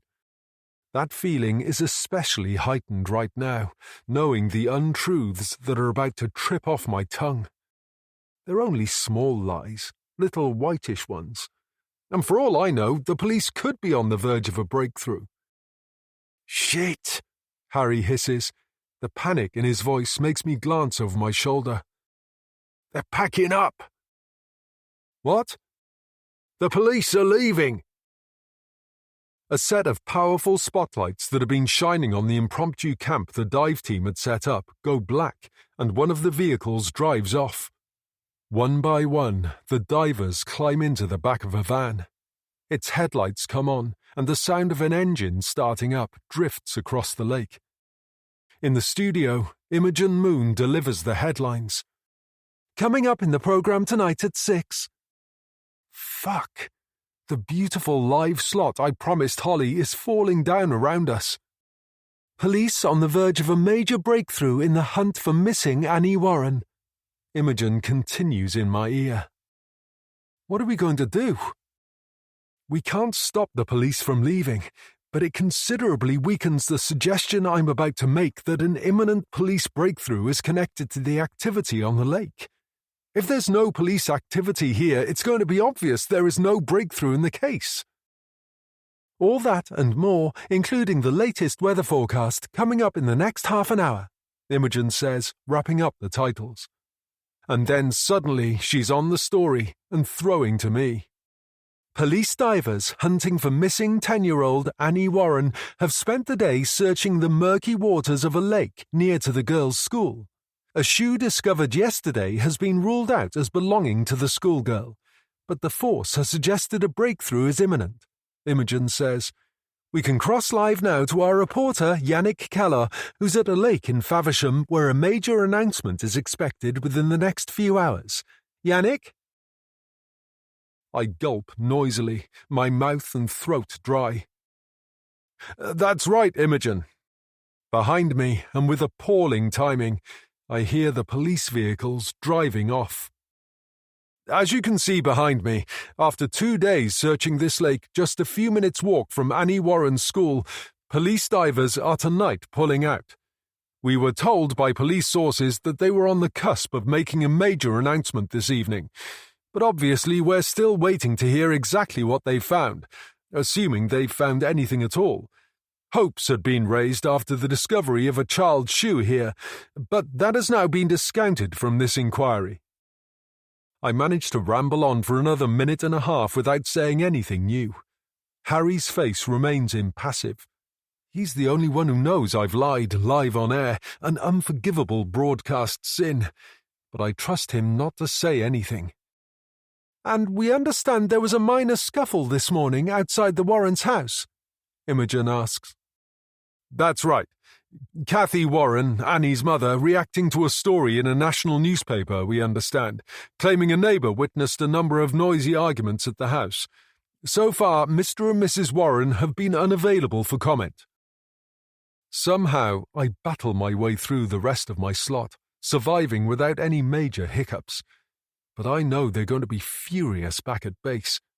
It's not the follow-up they were expecting.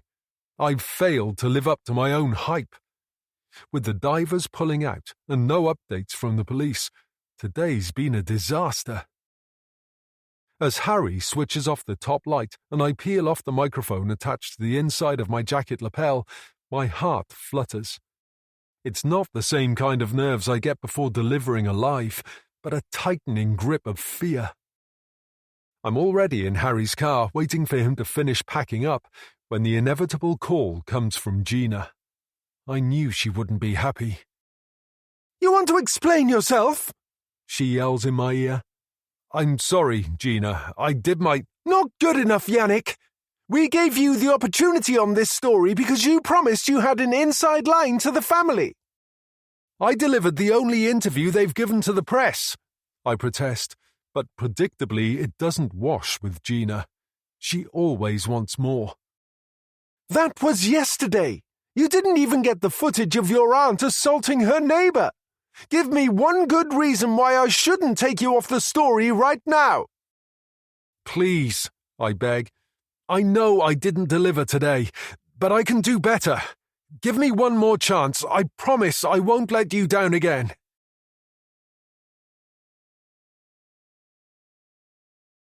Friday. Chapter 28. Dolores. Dolores finds a newsagent in the centre of town with stacks of newspapers lined up on the floor by the magazine stands. The front page that stands out amongst all the others, still giving prominence to the Annie Warren story, is The Post's. Her splash. Missing Annie, 50k reward. We're prisoners in our own home. Kathy and Kit Warren exclusive by Dolores Dean. She buys 2 copies, tucks them into her bag and heads to the creek. A few news crews are in between breakfast bulletin lives when she arrives at the Warrens' house. It's been 4 days now since Annie went missing, but even though the police have admitted they have no leads or significant information about her whereabouts, interest hasn't waned. The mood in the town is somber. It's the same with the press. The chances of Annie being found alive are now looking increasingly slim. The police won't say it publicly, but it's obvious they're now looking for a body. In fact, the only people still clinging on to the belief Annie is alive are her parents. A photographer jumps out of nowhere and tries to snap Dolores' picture as she approaches the Warrens' house. She raises a hand to hide her face. The last thing she needs is her image plastered all over the papers. She bangs on the door. Kit opens it a fraction, peering out suspiciously. "Dolores," he says, "we weren't expecting you." She shoves a copy of the paper at him. "I thought you'd like to see the story." Kit snatches a newspaper and lets her in. He's not dressed yet, still in his pyjamas and a dressing gown, his dark stubble halfway to becoming a beard. They stand in the hallway while he flicks through the first 5 pages, which are devoted to the Warrens' interview and peppered with photographs of the couple around the house, plus a selection of pictures of Annie they'd handed over. Kathy appears from the kitchen. She's not dressed either. The rings around her eyes even darker than before, the sockets sunken and hollow. "What are you doing here?" Kathy's hostility is palpable, and she hasn't even read the interview yet. She isn't going to like it much, but Dolores isn't here to pull any punches. Her job's to uncover the truth and sell newspapers. "I brought a copy of the paper. Has there been any news overnight?" Dolores asks. Kit holds up the front page. Kathy's lips silently form the words as she reads. "Prisoners in our own home," Kathy says, frowning. "You said the police have instructed you not to leave the house." "We're not prisoners." Dolores shrugs. "Is the kettle on? I could murder a coffee." Kathy's face is a picture. Did she really think Dolores was going to leave them alone after one brief interview? They should have read the terms of the contract closer. It's all set out in black and white.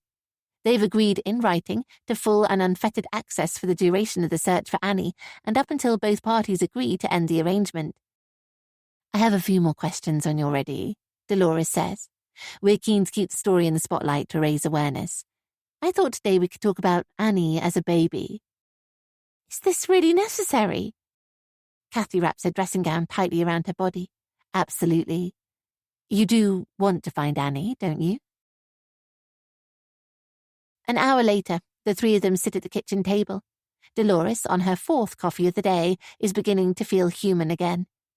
Kathy and Kit are both dressed, and some police liaison woman has turned up, but thankfully is keeping out of the way in the lounge. Dolores places her phone in the middle of the table and doesn't even bother to ask the Warrens' permission to record the conversation this time. "Tell me how you met," she asks. She doesn't really care. It's an icebreaker to get them talking, although their age gap is curious. He must be at least 10 years older than her, if not more. What did she see in him? Dolores knows Kathy's father died when she was young. Does she have daddy issues? "It's a funny story, actually," Kit says. "I only popped out to buy a sandwich, but ended up witnessing a marriage and finding a wife." He smiles thinly. It's obviously an anecdote he's told 1,000 times. Dolores plays along, cocking her head and encouraging him to tell her more. He tells her they were chosen randomly off the street by a young couple getting married in the register office in Canterbury, and that afterwards, when they went for a drink together, they hit it off and just seemed to have so much in common. Dolores wonders how much a couple so far apart in age could really have in common, but doesn't say anything. It's a fun story and could make an interesting sidebar at some point. People love quirky stuff like that, especially if there's romance involved. Mills and Boone is still going strong for a reason. How old were you when you met? Dolores asks. 27. Kit was a bit older, Kathy says. Not quite old enough to be her father, but not far off, Kit laughs, before catching himself and letting his humour evaporate. How much older? 15 years? He was 42 when we met. So Dolores wasn't far wrong. Were you single? She asks Kit. Always a chance that Kit, in a stale marriage, had his head turned by a younger, prettier woman. Separated, he says. And are there children from your previous marriage? A boy and a girl, but I'd rather you kept them out of it, if that's okay. Any particular reason? What does he have to hide? Well, this has nothing to do with them. It wouldn't feel right, including them without their permission. And I don't think their mother would be too happy either.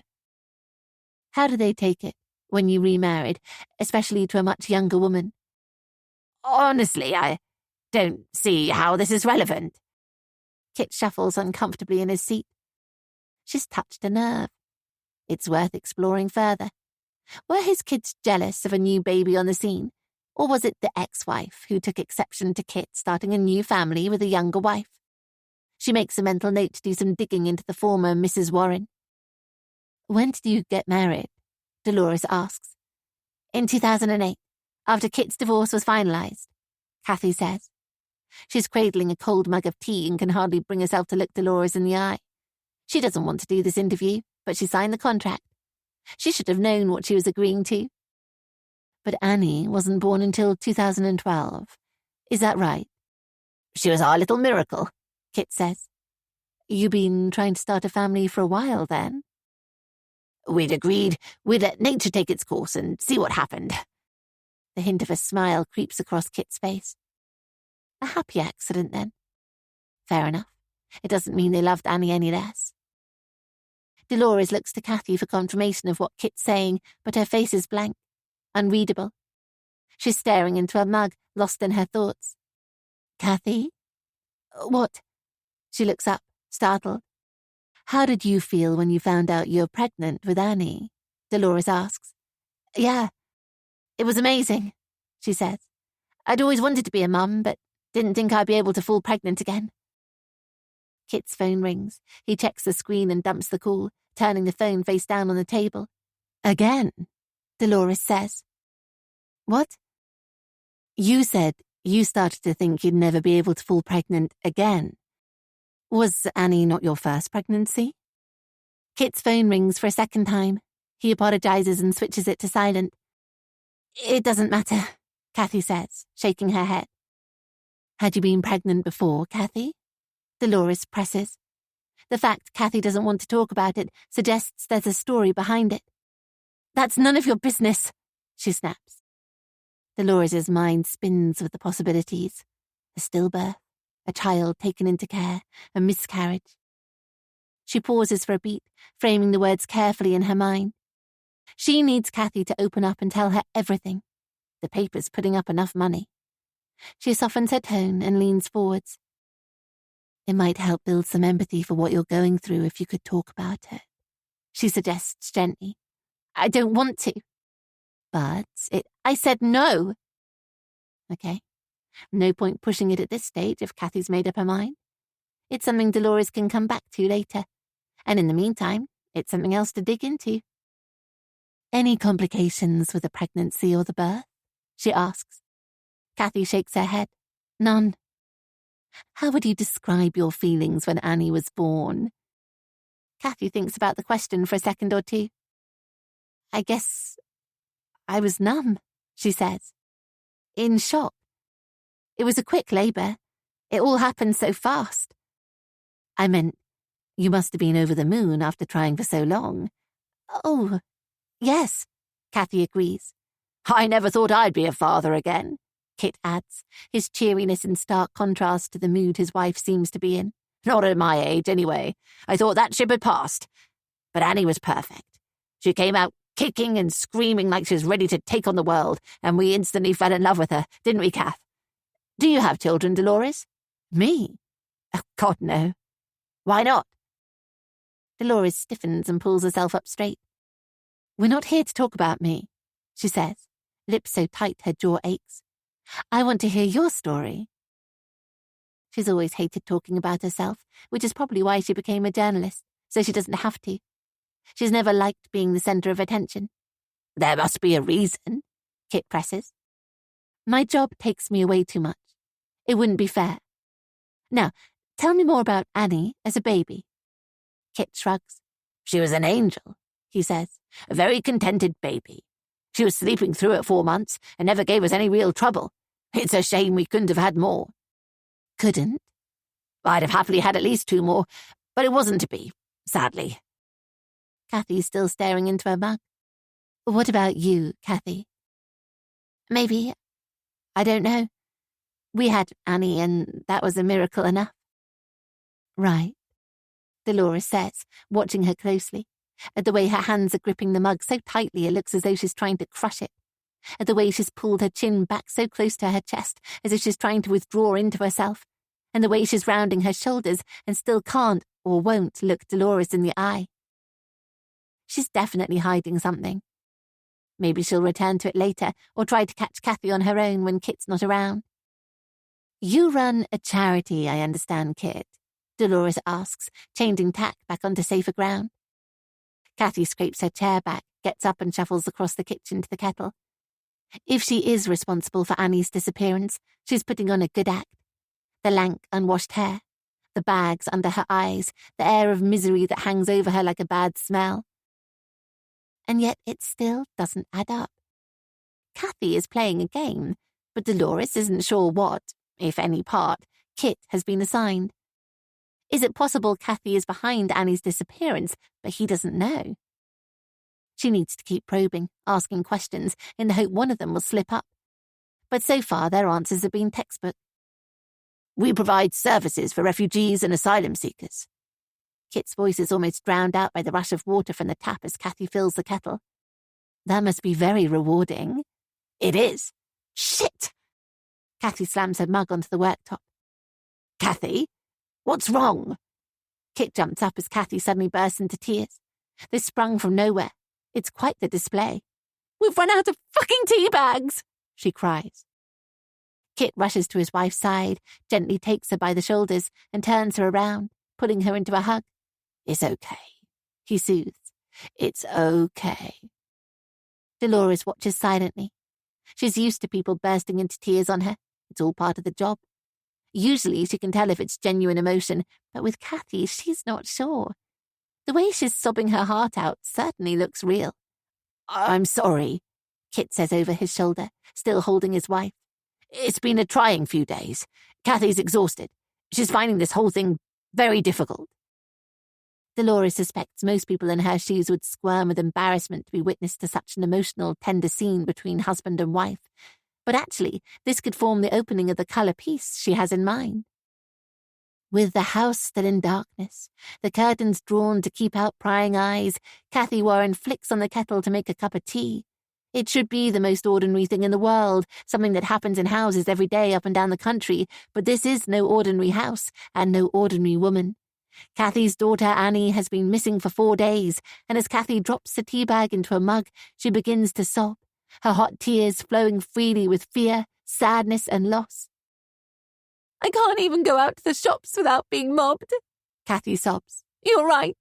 We're prisoners here. And all I want is for Annie to come home and all of this to be over. I know, Dolores says, glancing at her phone. It's still recording every word, every sound. A perfect audio record of this moment in history. She reaches across the table and switches it off. It's going to be okay, Kathy. You're going to get through this. Kathy sobs louder, sinking her head into Kit's shoulder. I could always nip out to the shops for you if you'd like. It's a small gesture, but an opportunity to win Kathy around. Kathy sniffs. Don't be silly. You don't have to do that.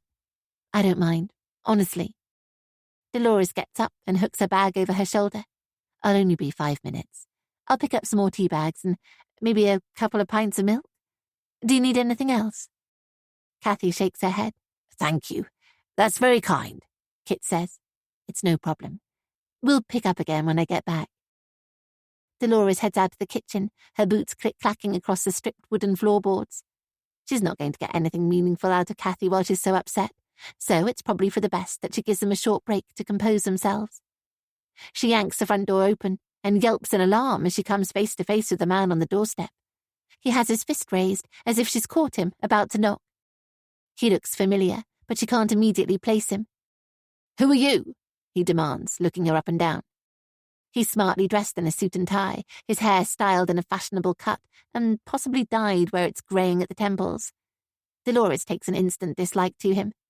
You're Yannick Keller, she says, remembering his face from the TV interview she's watched over and over on her laptop. That's right. He tries to push past her to get inside, but she holds out her arm to stop him. Where do you think you're going? I'm Kathy and Kit's nephew. I need to see them, he says. It's urgent. I'm afraid I can't allow that. What the hell are you talking about? Get out of my way. They've signed an exclusivity deal with us. They won't be talking to anyone else, I'm afraid, and especially not you. The anger on Yannick's face brings a tingle of pleasure to the tips of Dolores' fingers. Auntie Cass? Aunt Kit, are you there? He shouts. It's not a good time, Yannick. Please don't make a scene. Your aunt is upset enough as it is. He stares at Dolores with loathing, his eyes burning with fury. You can't stop me speaking to my own family, he hisses. I can, if you're a journalist. Get out of my way. He rushes at her, trying to force his way in, but she's ready for him and pushes him back into the street. We had a deal, Uncle Kit, Yannick shouts into the house, backing away from Dolores, defeated. You can't treat me like this. I think you better leave, Dolores says, catching her breath and flicking a stray strand of hair out of her eyes. And don't come back. She slams the door in his face and drops the latch. The police liaison woman is standing in the doorway to the lounge, watching. What's going on? She asks, brow knitted in concern. An unwelcome visitor, Dolores says. No one important. He's gone now. As the police officer shrugs and disappears back into the room, Dolores slumps with her back against the door. Sorry, Kathy. You're going to have to wait for those tea bags, she says, striding back into the kitchen. I can't get out of the house at the moment. Too many bloody journalists. Let's crack on with the interview, shall we?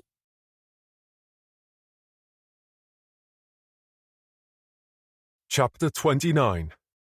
Yannick. The door slams in my face for the second day in a row. But this time I have a far bigger problem on my hands than the sheer humiliation of being turned away without even being able to speak to my aunt and uncle. I've been shafted by my own family, and all hopes I had that this story could be the making of me and my career are hanging by a thin, spindly thread. The phone call from Tim first thing this morning wasn't the best way to start the day. I was deep in a dreamless sleep when he rang. I answered groggily, rubbing my eyes, and he started ranting at me without drawing breath about how I'd let the entire newsroom down.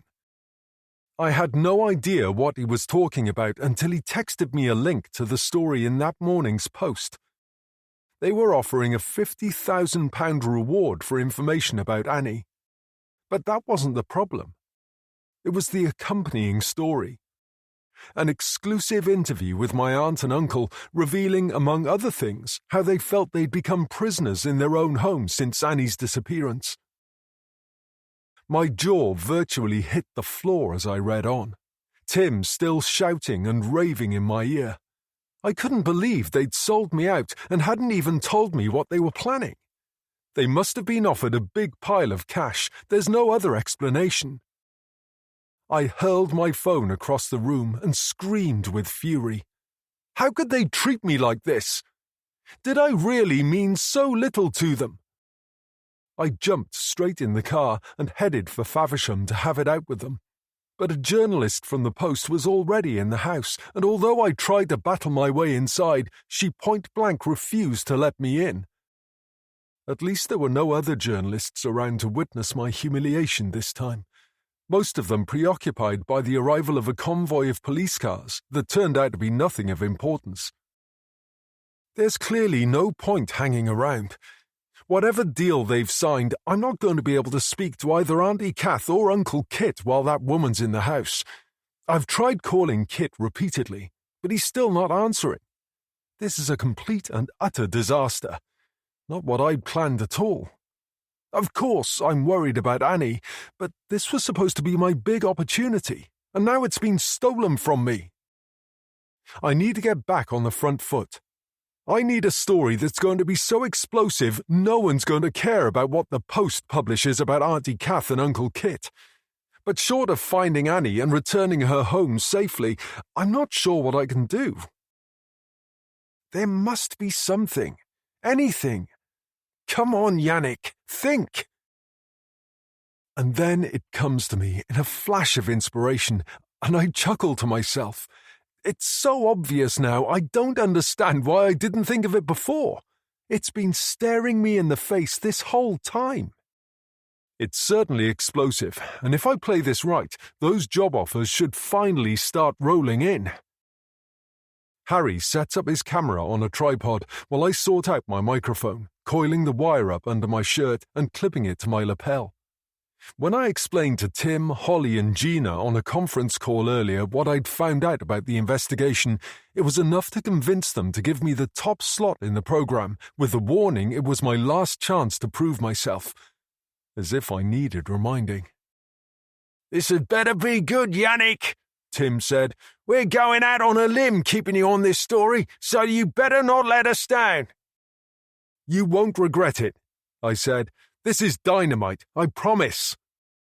I'd already given him an outline of what I was going to say, but I'd kept back some of the more contentious details of how I was going to present the story. The newsroom can be a bit nervy sometimes when it comes to grey areas of the law, but I'm confident in what I'm doing. This is going to put a whole new spin on the story and send every other journalist in the area into a blind panic that they'd missed something huge.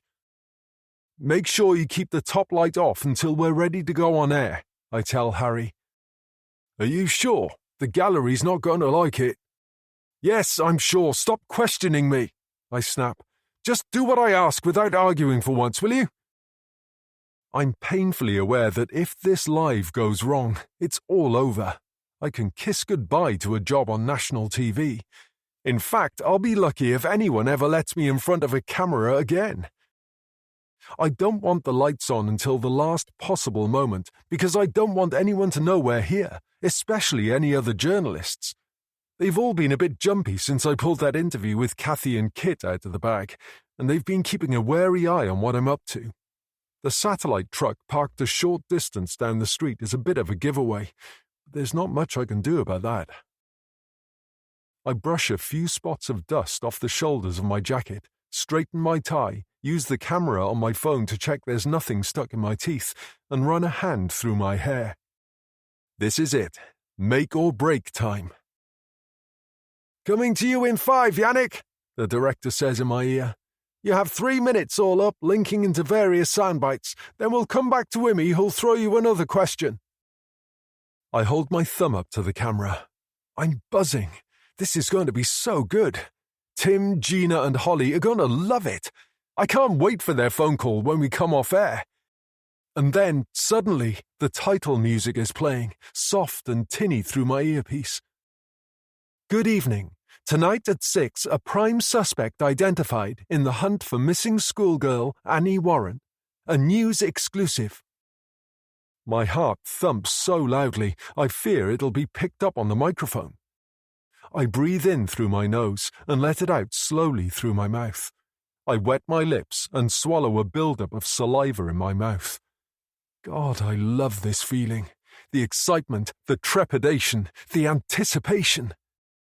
Imogen wraps up the titles, pauses for a beat, and I imagine her looking up from her scripts, her face stony serious as she prepares to launch into the opening link.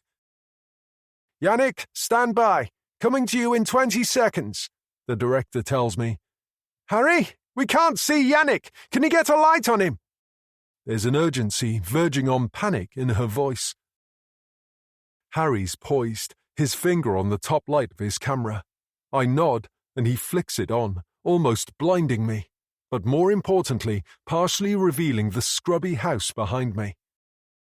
"Good evening," Imogen says, and we start tonight with another exclusive report on the search for missing 10-year-old Annie Warren. Annie was last seen leaving school in Faversham 4 days ago. More than 200 police officers and an army of volunteers from the community have been searching for the schoolgirl, so far without success. There have been no sightings, and police have yet to name any individuals of interest publicly.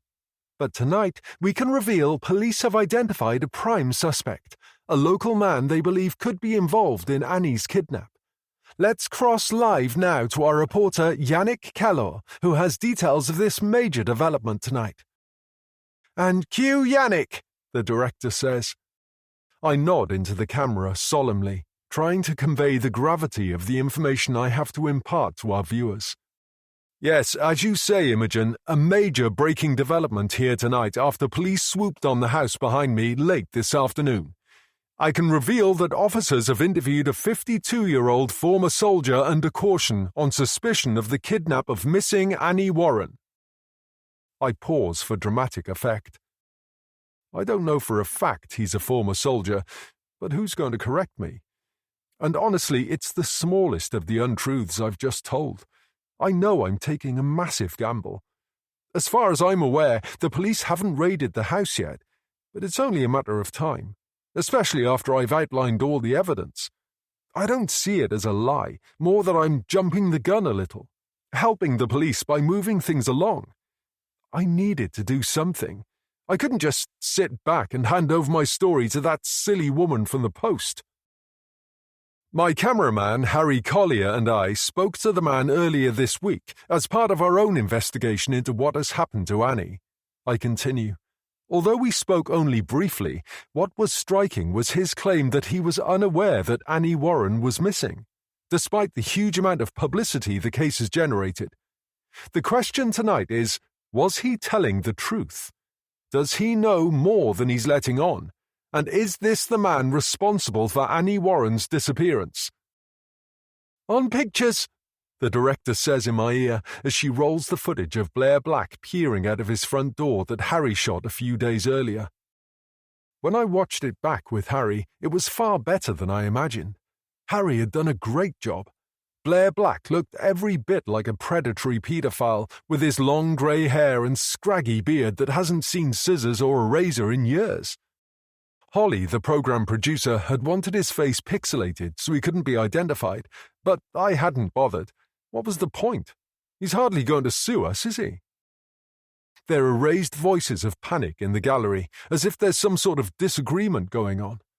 I guess Holly's just noticed. "And back on you, Yannick." I also showed him a picture of Annie and asked if he'd seen her in recent days. I continue. Again, he denied recognizing her. I asked him if he had anything to say to Annie's distraught parents. I think you'll agree, his answer was rather curious. "Cue soundbite," the director says as I pretend to look down at an imaginary monitor. I hear my own voice in my ear. "Do you have a message for Annie's family?" "Not really. I'm sorry, I have to go," Black replies. "And back with you, Yannick," the director says. Well, we can reveal tonight that man, I glanced down at my notes, is Blair Black, a man with a string of convictions for sexual offences against young girls. It's not something I've managed to confirm with the police, but it's what all the neighbours are saying, and there's rarely smoke without fire. "Yannick, what the hell are you playing at?" Holly screams in my ear. Why does she always want to play it so safe? Is it any wonder I didn't tell her my plan to identify him? "You can't broadcast this, it's libelous! What are you thinking?" She sounds frantic now. "Cut him off! Come back to Imogen in the studio and apologise! Say we're having technical difficulties!" What? She's cutting me off? Seriously? I plough on in case the director's slow to react. And something else strange we noticed about the house is that all the curtains are kept closed during the day, I say. This is what Black had to say when I asked him about it. I look down at my imaginary monitor again. Harry peers up from his camera. "They're off us," he says. "They've cut back to the studio." "Cowards," I hiss. "They've got no balls." Harry shrugs. "I didn't realise Black has been questioned by the police," he says, knocking a pair of headphones off his ears. Strictly speaking, he hasn't been yet, but it's only a matter of time with his history. "Are you out of your mind? Tell me you didn't just make that up." I shrug apologetically. What's the big deal? My hand was forced. I was on a last warning from the news desk, and it's not lying exactly, it's just rearranging the timeline of the truth. My phone, still on silent, vibrates in my jacket. It'll be Gina or Tim on the warpath. I'll deal with them later, when they've calmed down and I can make them see sense. The fact is, we've broken another major exclusive. It's not just me everyone's going to be talking about. The whole station's going to be bathed in glory. "I wouldn't like to be in your shoes," Harry says, lifting his camera off the tripod. "Don't worry about it. You back up here tomorrow?" "I think so. I'm on the weekend roster. I'm due to start at 10. He's about to head off when a car travelling too fast, its engine revving loudly, screams towards us. It pulls up in a squeal of tyres, half on the pavement, half on the road, directly outside Blair Black's house. Harry and I watch in horror as 4 fearsome-looking men in hoodies and dark clothing pile out of the vehicle. They rush towards the building, over the low brick wall, up the overgrown path. One of them is carrying a baseball bat. Another has what looks like a hammer. I step back into the shadows, transfixed but confused. The first guy to reach the house bangs on the door. "Black, you nonce! Get out here!" he yells. "We know you're in there!" The man with a hammer takes a swing at a window. The glass shatters. Shards fly everywhere. The door opens an inch, and a splinter of light spills out onto the long grass. My breath catches in my throat. My lungs tighten as Blair Black appears, terror and confusion written all over his face. 2 of the men grab him by the collar and drag him outside. He stumbles, screaming at them to stop, and falls as he tries to resist. Now he's on his back, being hauled out onto the street, but it happens so quickly I can hardly take it all in. The other 2 men disappear inside the house. Lights come on behind the frayed, tatty curtains, and they shout for Annie. They think she's in there. They think Blair Black has abducted her. Maybe he has, but this isn't what I planned. I expected the police, not a gang of hammer-wielding thugs. Blair's trying to curl up into a ball as the men punch and kick, their fists and boots striking his body and his head with sickening, dull thuds. He moans in pain, pleading for them to stop. We should step in, try to stop them. But I'm frozen to the spot, terrified, helpless. What have I done? What have I done? And then it's over, as quickly as it all began. Blair's not moving. His body's gone limp, his head turned to one side, his eyes rolled up into his skull. A grotesque sickness blooms in my stomach. My legs turn to water. The men who were beating him take a step back, not sure if he's faking it. They look at each other, scared, as the other 2 men emerge from the house. "She's not in there!" one of them shouts. "Let's get out of here!" yells another. And they pile back into the car, revving the engine, tearing away into the night in a cloud of sooty diesel smoke.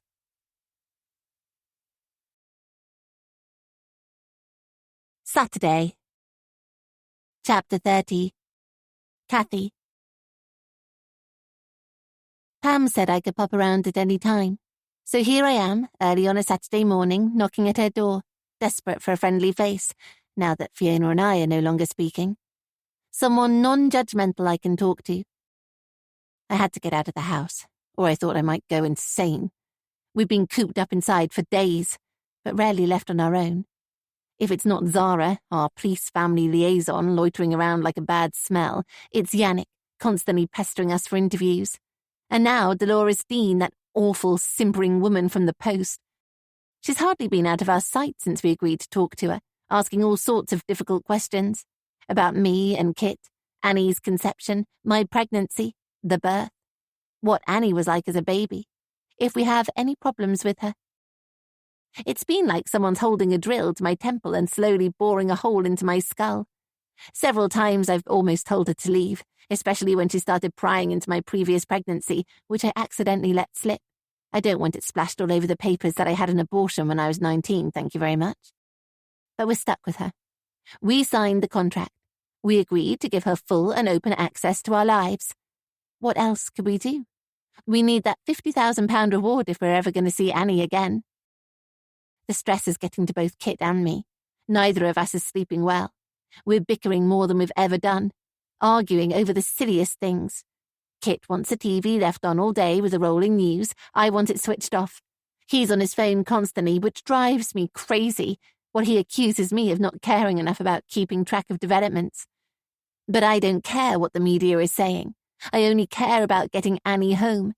And then last night it all came to a head, and Kit stormed out saying he needed some space to think. I didn't try to stop him. I don't know what time he came home. I went to bed and must have fallen asleep before he returned, but he was back when I woke this morning, early. I'm not sure I slept much, but when I did wake, I made the mistake of looking at my phone. Kit's right. I try to avoid the news through the day. It's too much, always hearing about the search for Annie, seeing her face in that photograph we gave out. But I like to check what's happening first thing to see what they're saying about us, about Annie. I shouldn't do it. Most of it is lies and half-truths because they have nothing else to report. But this morning, I was shocked to read a man had died on the estate behind the house, not much more than a stone's throw from here. We'd heard the sirens and all the commotion out the back during the evening, but hadn't paid too much attention. Sirens and emergency vehicles have become a common sight and sound around here since Annie vanished. They said it was a vigilante attack, someone who'd been identified as a suspect on the local news. 4 unidentified men had rolled up at the house, dragged him into the street, and beaten him to death. I sat up in bed with a bilious nausea settling in my stomach. A man was dead because Annie was missing. I clamped a hand over my mouth to stifle my sobs and let my tears flow.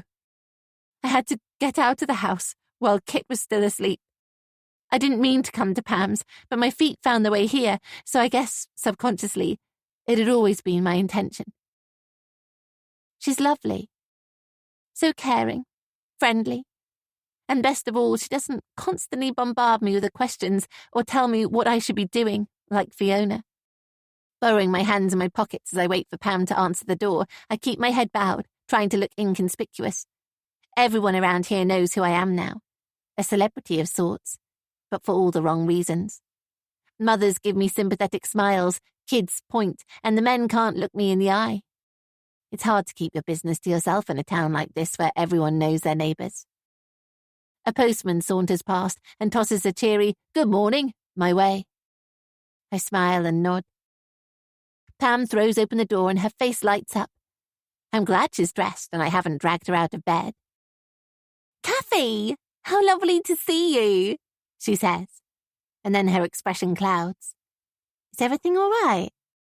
"Not really," I say. "I'm sorry, it's early. Can I come in? I didn't have anywhere else to go." I've realised how few friends I have to turn to in a crisis. There's Fiona, of course, but she's been avoiding me since I accused her of interfering and threw her out of the house. And besides, it's easier to talk to a stranger. And Pam seems to take me as I come. "Of course." She grabs my arm and guides me inside. The smell of toast fills the house. "I was just getting Philippa ready for gym club. Tea?" "Lovely. Thanks." I follow her into the kitchen, past the lounge where a television set is blasting out cartoons. "I'm not holding you up, am I?" It's only been 5 days, but I've already fallen out of my usual routine in the mornings, making sure Annie is up and dressed, fed breakfast, teeth cleaned, and ready for school. Even on the weekends, it's tennis club and shopping. I've been so caught up in my own drama, I've forgotten life goes on for other people. Oh, no, Pam assures me. She checks her watch. We don't need to leave for another quarter of an hour. I'm sorry to turn up without warning, but I needed to get out of the house. It feels like the walls are closing in. You poor love. Any news? Not yet. I bite my lip and scratched a loose tag of skin around my thumbnail. Did you hear about the guy who died on the estate last night? I did, Pam says, pouring boiling water from the kettle into 2 mugs. Shocking. Did you know him? I ask. Not really. He kept himself to himself. I heard the police made some arrests overnight. A father and son and a couple of their mates. I know feelings are running high, but I don't like people taking matters into their own hands. Okay, Blair was a bit of an oddball, but you can't judge people by how they look. Was he, I ask, not able to say the words out loud. It feels wrong speaking ill of the dead. A sex offender? I heard about Yannick's report last night. The papers are full of it. He said he had convictions for offences against young girls. Is it true? No, Pam says.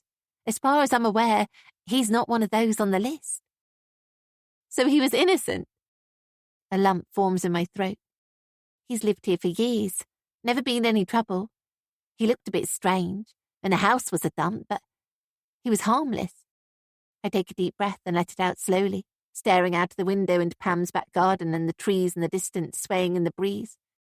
The idea of anyone dying so brutally is utterly abhorrent, but at least I had the solace that he wasn't an innocent man, that he was a deviant predator who took advantage of young girls, but it's not true. He was innocent and killed because of Annie. The weight of responsibility bears down heavily on my shoulders. It's all my fault, I whisper. Don't say that. The only people to blame are those idiots who thought they could take matters into their own hands instead of leaving it to the police. But he'd still be alive if Annie hadn't disappeared, I say. That's crazy talk. You can't help Annie going missing. Maybe I should never have let her walk to school on her own, I say. Am I a bad parent? Oh, Kathy, don't beat yourself up. Of course you're not a bad parent. It's what some of the papers are saying. I've tried to avoid the worst of the mudslinging, but it's hard. I've read some horrible things about me being an unfit mother, and it hurts. I mean, it really hurts. You know better than to believe anything in the papers. Did you have any family? I ask. Blair? I don't know. I think he might have a grown-up daughter, but she doesn't live in the area. It's such a waste of a life. It's not fair. Maybe Pam's right. I shouldn't beat myself up. I can't be totally responsible for Blair Black's death. If anyone's to blame, it's Yannick. Why did he make all those claims about him being investigated by the police if it wasn't true? The tea Pam's made for me is hot and sweet. I wrinkle my nose as I sip it from a chipped mug.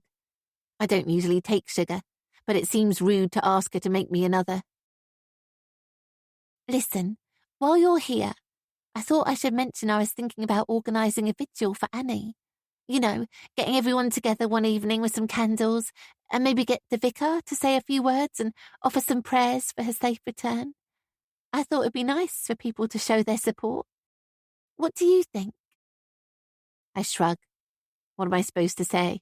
It won't bring Annie back, but that's what she wants to do. Who am I to stop her?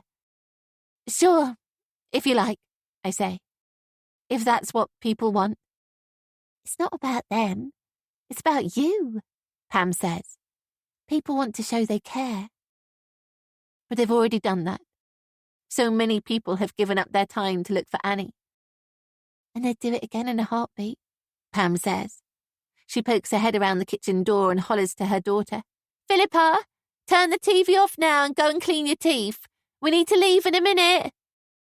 I'm in the way, I say, suddenly feeling as though I've outstayed my welcome. Don't be silly. You're not at all. She takes my empty mug and loads it into the dishwasher with a stack of dirty breakfast dishes. It's incredible how many people's lives have been affected by Annie's disappearance. There's all the police for a start, and hundreds from the community have turned out to search for her. Pam, who clearly has her hands full looking after her own daughter, but has organised the volunteer searches, the posters and the T-shirts. And now Blair Black, murdered on his doorstep. Every one of those lives touched by Annie. Pam, there's something I should tell you, I say. I've done something really stupid. The words tumble out of my mouth before I can stop them. A little dribble of truth I've been holding inside leaking out. Pam closes the dishwasher door and frowns. What kind of stupid thing? I wish I could tell you. It can't be that bad, surely. You'd be surprised. The confession is on the tip of my tongue, willing to be spoken. Well, you know what they say. A problem shared is a problem halved. She laughs, but there's nothing funny about this. I know, but I'm ready! Philippa comes bounding down the stairs and into the kitchen, flashing a gappy smile at her mother.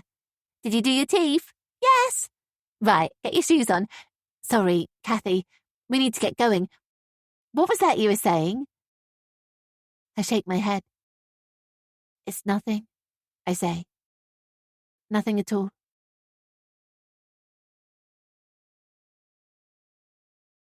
Chapter 31. Yannick. It must be bad. Gina's called me into the studio for a crisis meeting this morning, and she never works at the weekend. She didn't have to tell me why. She's obviously angry about last night's live, but it wasn't my fault some boneheads took it all out of proportion and went on a vigilante crusade against Blair Black. I was just doing my job, reporting the facts, even if they were slightly skewed. I can't be held responsible for other people's behaviour. She makes me sweat outside her office for more than 20 minutes before inviting me in. She pushes open the door, her face hard like granite, and doesn't even wish me a good morning. Come in, she says with the kind of formality I haven't encountered since she interviewed me for a job more than 7 years ago. I haul myself wearily out of my seat and straighten my tie. I thought it was important to make an effort to look professional this morning, even though I didn't get much sleep. I was too wired, haunted by the sight of Blair Black lying on the pavement, curled up in a ball as those men attacked him. His eyes rolling back in his head, his skin turning grey. Every time I closed my eyes, I heard the sickening hollow thud of boots and fists pounding his helpless body, echoing through my head. I keep telling myself there was nothing I could do, but the fact is, I didn't try. I let a man die in front of me, and I did nothing to stop it. Of course, I was brave after they'd scarpered, pumping his chest until the paramedics arrived, whispering in his ear that everything was going to be all right if only he could hold on. The ambulance crew said there was nothing more I could have done and that he was likely suffering from a pre-existing heart condition. I don't know whether that's true. It's probably what they're trained to say when someone's done their best and it's still not enough. Over and over, I've told myself I wasn't to blame. It's what Harry tried to tell me as he guided me away from the ambulance while the paramedics got on with their work. But there's this niggle in my head that keeps tapping away. If I hadn't identified Blair, showed where he lived, broadcast my suspicions about him, he'd most likely still be alive. I've tried telling myself he had it coming, that it was justice. I mean, he was a paedophile with convictions for assaulting little girls, right? But another niggle reminds me I was acting on rumour and hearsay, and that I never did manage to get those insinuations stood up by the police. I trudge into Gina's office with my head bowed. No point walking in like a cocky young upstart. She needs to see as well as hear that I'm sorry. Sit down. She points to a chair that's been positioned directly in front of her desk. She's not alone. There's another woman behind the desk, sitting with a clipboard and a grave expression on her face. I recognize her. She's from HR. This doesn't look good. Am I looking at more than a slap on the wrist and a furious dressing down? Gina opens a folder and flicks the end of a pen. The silence stretches out achingly between us. Outside, the dull hum of traffic buzzes through the window, almost drowned out by the throb of blood through my veins and the beat of my racing heart. Why's my mouth so dry? My tongue feels like it's gummed up to my teeth. I wish the floor beneath my chair would open up and swallow me. I clear my throat and adjust my jacket. My shirt is already damp with perspiration, and the collar is cutting into my neck. Damn, it's hot in here. What the hell were you thinking? Gina's raised voice makes me sit up straight. Did you completely take leave of your senses? I swallow hard, my head swimming. I need to stay calm and professional. If I can explain the pressure I was under, maybe she'll understand why I did it. I'm sorry, Gina, I say, but the thing is, not only did you name a suspect when Holly expressly told you not to, you blatantly disregarded her instructions to obscure his face in the picture. There was no reason not to identify him, I say. He hadn't been charged with anything. He'd not been charged because he wasn't even a suspect! Gina screams, slamming her pen on the desk so hard it makes both me and the HR woman jump. You fabricated a story, and that's unforgivable. And now a man is dead. But a man is dead, Yannick! Can you not see how serious this is? I've already had the chief constable on the phone bending my ear, demanding to know how this could have happened. Any trust we had with the police is gone, and it's going to take a lot of work to rebuild those bridges. So let me ask you again, what the hell were you thinking? I hang my head. I have no defense other than my ambition to prove myself ran away with me. I didn't stop to think what I was doing. All I cared about was delivering a jaw-dropping scoop. But I have to try. My job's on the line. All the neighbours were pointing a finger at him, I say, my voice wavering. And I was frustrated the police weren't getting anywhere in finding Annie, and they hadn't even considered Blair Black as a suspect. They'd not even interviewed him. It's been 5 days now, and my cousin's still not been found. I was desperate. I'm sorry, Yannick. I'm really struggling to get my head around this. Gina squeezes her eyes shut and shakes her head. In all my years in journalism, I've never come across anything like it. I made a mistake, I mumble, but it's been such a hard few days for me. You don't understand the strain I've been under. My cousin's missing, and you, Tim, and Holly were heaping so much pressure on me. I gave you an exclusive with my Auntie Kath and Uncle Kit, which all the other broadcasters took clips from, by the way, but it wasn't enough. You wanted more. You were never satisfied. What was I supposed to do? Gina throws her pen down and crosses her arms. I see. So what you're saying is that this is all my fault? I didn't say that. You're supposed to be a journalist. You're supposed to expose the truth, not fabricate fake news. I just wanted you to be proud of me. It's all I ever wanted. You're not a child, she snaps. I mean it. You know how much I admire you. I just want to prove myself to you, I explain. Don't give me that. All you've ever been interested in is getting yourself on screen. That's not fair.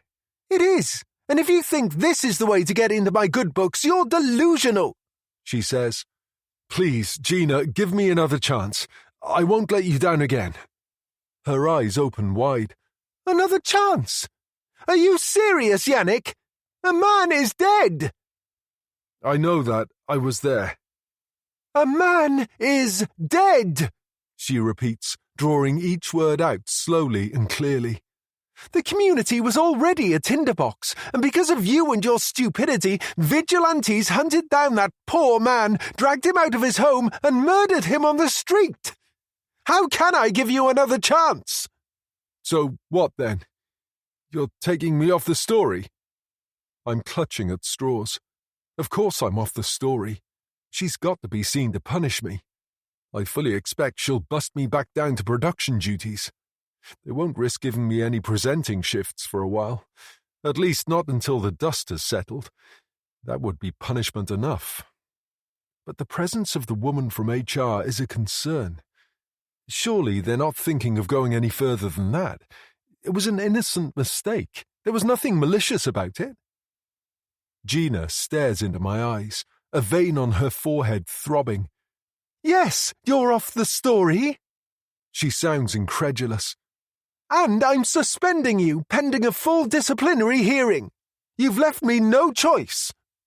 Her words hit me like a punch to the gut, catapulting me backwards, spinning, falling out of control.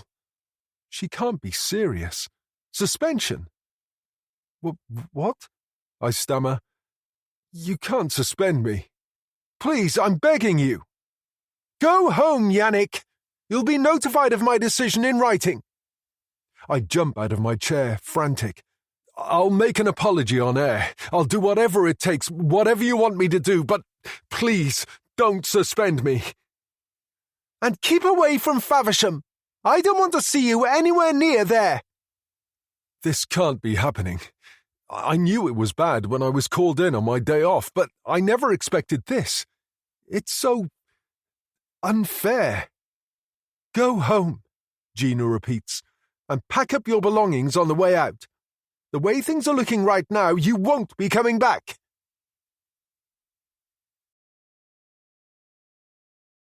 Chapter 32. Yannick. As I pull away from the studios, wheels spinning, there's only one thought on my mind. How can I prove to Gina she was wrong to suspend me? It's not fair that I'm carrying the can for Blair Black's murder. It had nothing to do with me. It was that bunch of Neanderthals who thought it was a good idea to attack him. And I haven't forgiven Auntie Kath and Uncle Kit either. If they hadn't shut me out and signed that deal with the Post, I wouldn't be in this mess in the first place. Mind you, I bet the station's ratings are through the roof. All the papers are talking about me again, even if it is for the wrong reasons. I was the only reporter to secure an interview with Annie's parents, and now this. The station's currency has never been so high, and yet Gina's threatening to sack me after everything I've done for them. I slam my hand on the horn as the car in front stalls at the lights. Come on, out of the fucking way! I scream, pulling out around the vehicle, my rear end fishtailing as I speed away. Some people can be utter idiots on the road. I grip the steering wheel tightly, watching my speed race up, the engine over-revving. 80, 90 miles per hour up the motorway. Hedges and fields flash past in a blur. The speed feels good. A way of channeling my anger, getting the frustration out of my system. I just need a plan. Something to restore my journalistic capital and make them forget the Blair Black episode ever happened. Come on, Yannick, you've got this. I peer into the rear view mirror. There's an annoying spot that's erupted on my chin, but it's nothing a dusting of powder can't sort out. My hair's looking good, and my skin looks fresh, even if there are bags under my eyes from a lack of sleep last night. Gina warned me to stay away from Faversham, but she's as good as told me they're going to fire me, so I'm going anyway to put things right and show her she was wrong about me. After all, I have nothing to lose. What I need is some new evidence, something that proves indisputably that Annie was abducted. A new angle on the story that's going to get Gina begging to take me back. A plan slowly forms in my mind as I drive, causing my stomach to effervesce with excitement. It's actually a really simple idea, and although there are a few minor complications that stand in my way, it's nothing insurmountable. This could work. I pull off the motorway and into the outskirts of the town, struck by the visible police presence still on show, with officers stopping random cars and talking to their occupants, presumably about Annie. Fortunately, I get waved through and make it into the town centre unimpeded. I make a brief stop to pick up a couple of essentials I'll need later, and then drive to the school. It's time to put everything into action and get my old job back. A few hours later, I make my way back towards the creek, driving slowly and carefully, making sure I don't draw any unwanted attention to myself. I need to find whoever's been dispatched to replace me on the story. I spot our satellite truck setting up for a lunchtime live close to Auntie Kath and Uncle Kit's house. The surprised look on the truck operator's face when he sees me confirms that the news has travelled quickly. "I thought you were suspended," he says, eyebrows raised. I shrug. "It's a misunderstanding. Who've they sent today?" "Molly." He nods towards the pub on the waterfront. Molly Beckett's not long been with us. She joined the station last summer from another region when her husband was relocated for his job. She's super keen, always going over and above what's expected of her to impress Tim, Holly and Gina. I saunter over casually to where she's sitting on a low wall scribbling on a notepad. "I won't interrupt," I say, stepping into her eyeline. "I just wanted to say hello." I wave in front of her face. "Oh, God, Yannick, hi. What are you doing here?" she says, startled. "Moral support for my Aunt Kathy and Uncle Kit." I hook a thumb over my shoulder towards the house. "Right, great," she says, far too enthusiastically. She's all smiles, teeth, and bright red lipstick. Too eager by half, if you ask me. Always covering the weekend shifts no one else wants, never saying no to anyone. "Just thought I'd pop around and see what you had lined up for lunch." "Oh, right, yeah. Well, really, just a quick update on the search," she says. "Has there been a development then?" She's been parachuted in at the last minute and doesn't have a clue what's going on. "Not as such. I've got an updated soundbite from the police, but that's it so far. Nothing much is happening at the moment. The police seem to be struggling for any leads." She laughs nervously. "And of course, I'll have to mention the latest on Blair Black's death. They're still questioning those 4 men. She glances away, embarrassed to have brought it up. At least she's not mentioned my suspension, although I assume she knows. Isn't it weird how a little girl can just vanish into thin air? I know Kathy and Kit are beside themselves with worry, I say. She puts on a sad, sympathetic face, but it's fake. She doesn't care any more than the other journalists sent here to cover the story. "It must be so hard for them. How are they?" The truth is, I've no idea. I've not spoken to Aunt Kathy in days, and Uncle Kit still isn't answering my calls. "Yeah, I say. Not great." "It was a great interview you did with them." Molly flutters her thick black lashes. If she's trying to flirt with me, she's barking up the wrong tree. "Thanks." "And how are you coping?"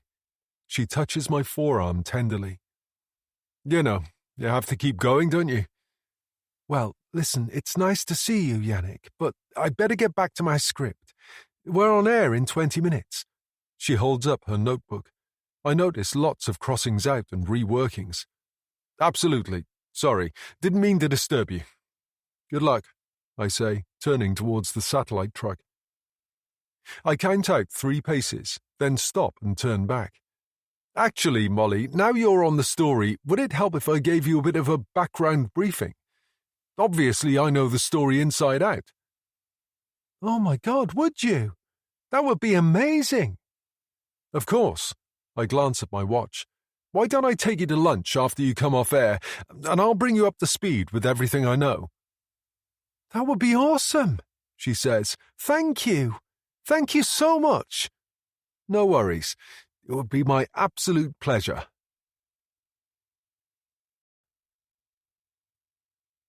Chapter 33. Kathy. The town is quiet, and the few people who are out walking dogs or heading for work ignore me as I stalk the streets with nowhere to go. I'm not ready to return home to face Kit or run the gauntlet of a dozen news-hungry reporters. So I wander aimlessly, letting my feet guide me, relishing the freedom after being stuck in the house going crazy. In many respects, time has moved so slowly while we've been waiting for news from the police, and yet everything has happened so quickly since we reported Annie missing, and we've been caught up in a maelstrom ever since. First it was the police, and even the press. Even the response of the community, who've taken the cause to their hearts, has been overwhelming. On almost every lamppost there are posters with Annie's smiling face beaming back at me, and in the windows of houses and in the back of cars, reminding me she's gone, as if I needed reminding. And in the midst of all this madness, a man is now dead. An innocent man caught up in something he had no control over. It was never supposed to be like this. People are getting hurt, and that's something I never intended. The possibility never even occurred to me. This has to end. Enough is enough. I couldn't stand for anyone else to get hurt. I should never have been talked into it, but that's always been my problem. I'm too weak-willed, too easily persuaded. And before I know what I'm doing, I'm at Jake's house, sneaking around the back with a furtive glance over my shoulder. Jake, our plumber, our Mr. Fix-It. The man I trust implicitly and who's always been there for me in my hour of need. We became close when he was replacing the old pipework not long after Fiona and I opened the coffee shop. It was a messy job that couldn't be done during normal trading hours, and so he'd agreed to work in the evenings. Fiona's daughter was still young, so I offered to stay late with Jake and lock up each evening when he'd finished. That's when I got to know him properly. When I discovered we shared the same sense of humour and, randomly, that we both despised baked beans, kisses on the end of text messages, and squirrels, like rats but with bushy tails. When he kissed me, I should have stopped him. He was married too, but I was flattered and caught up in the moment. It was exciting and dangerous. I couldn't help myself, even though I knew it was wrong. I hammer on the back door with my fist. If I'd known I was going to be coming, I'd have thought to pick up the key he'd left with me and Kit so we could let ourselves in whenever we needed, although it was only really supposed to be in case of an emergency. That's what we all agreed. When Jake doesn't immediately answer, I knock again, louder. Eventually, he appears through the glass, putting on a t-shirt over his toned body. He peels the door open warily, squinting, his hair all mussed up. "What's the panic?" he says, yawning. I push my way inside, shaking. Tears are building behind my eyes, even though I don't want to cry. "They killed a man," I sob, "just because they thought he had something to do with Annie going missing." Jake sucks his bottom lip under his front teeth and scratches the back of his head. "I can't do it anymore, Jake. I miss her so much. I need to see her." "But we agreed." "I need to see her," I repeat. "I hate this. I hate everything about it. I've made such a big mistake." "Don't get upset," he says. "Everything's going to be fine, just like we planned." He moves towards me, as if he's going to wrap me up in those big, strong arms, but I take a step back out of his reach. "Don't!" "I hate seeing you upset." "I'm fine." I wipe my face with my cuff. "Is she awake?" "I haven't seen her this morning. I've only just got up. I was out half the night being given the runaround on an emergency call that came to nothing. You want to see her?" It's been a long 5 days. Of course I want to see her. I want that more than anything else in the world. I promised Kit I wouldn't. We agreed it was too risky that anyone could see us and alert the police. But that was before a man died. And anyway, this is all Kit's fault. He's the reason we had to do this. "Come on, follow me." Jake leads me through the house and up the stairs to a gloomy landing. He hooks open the loft hatch with a long pole and drops a ladder to the ground.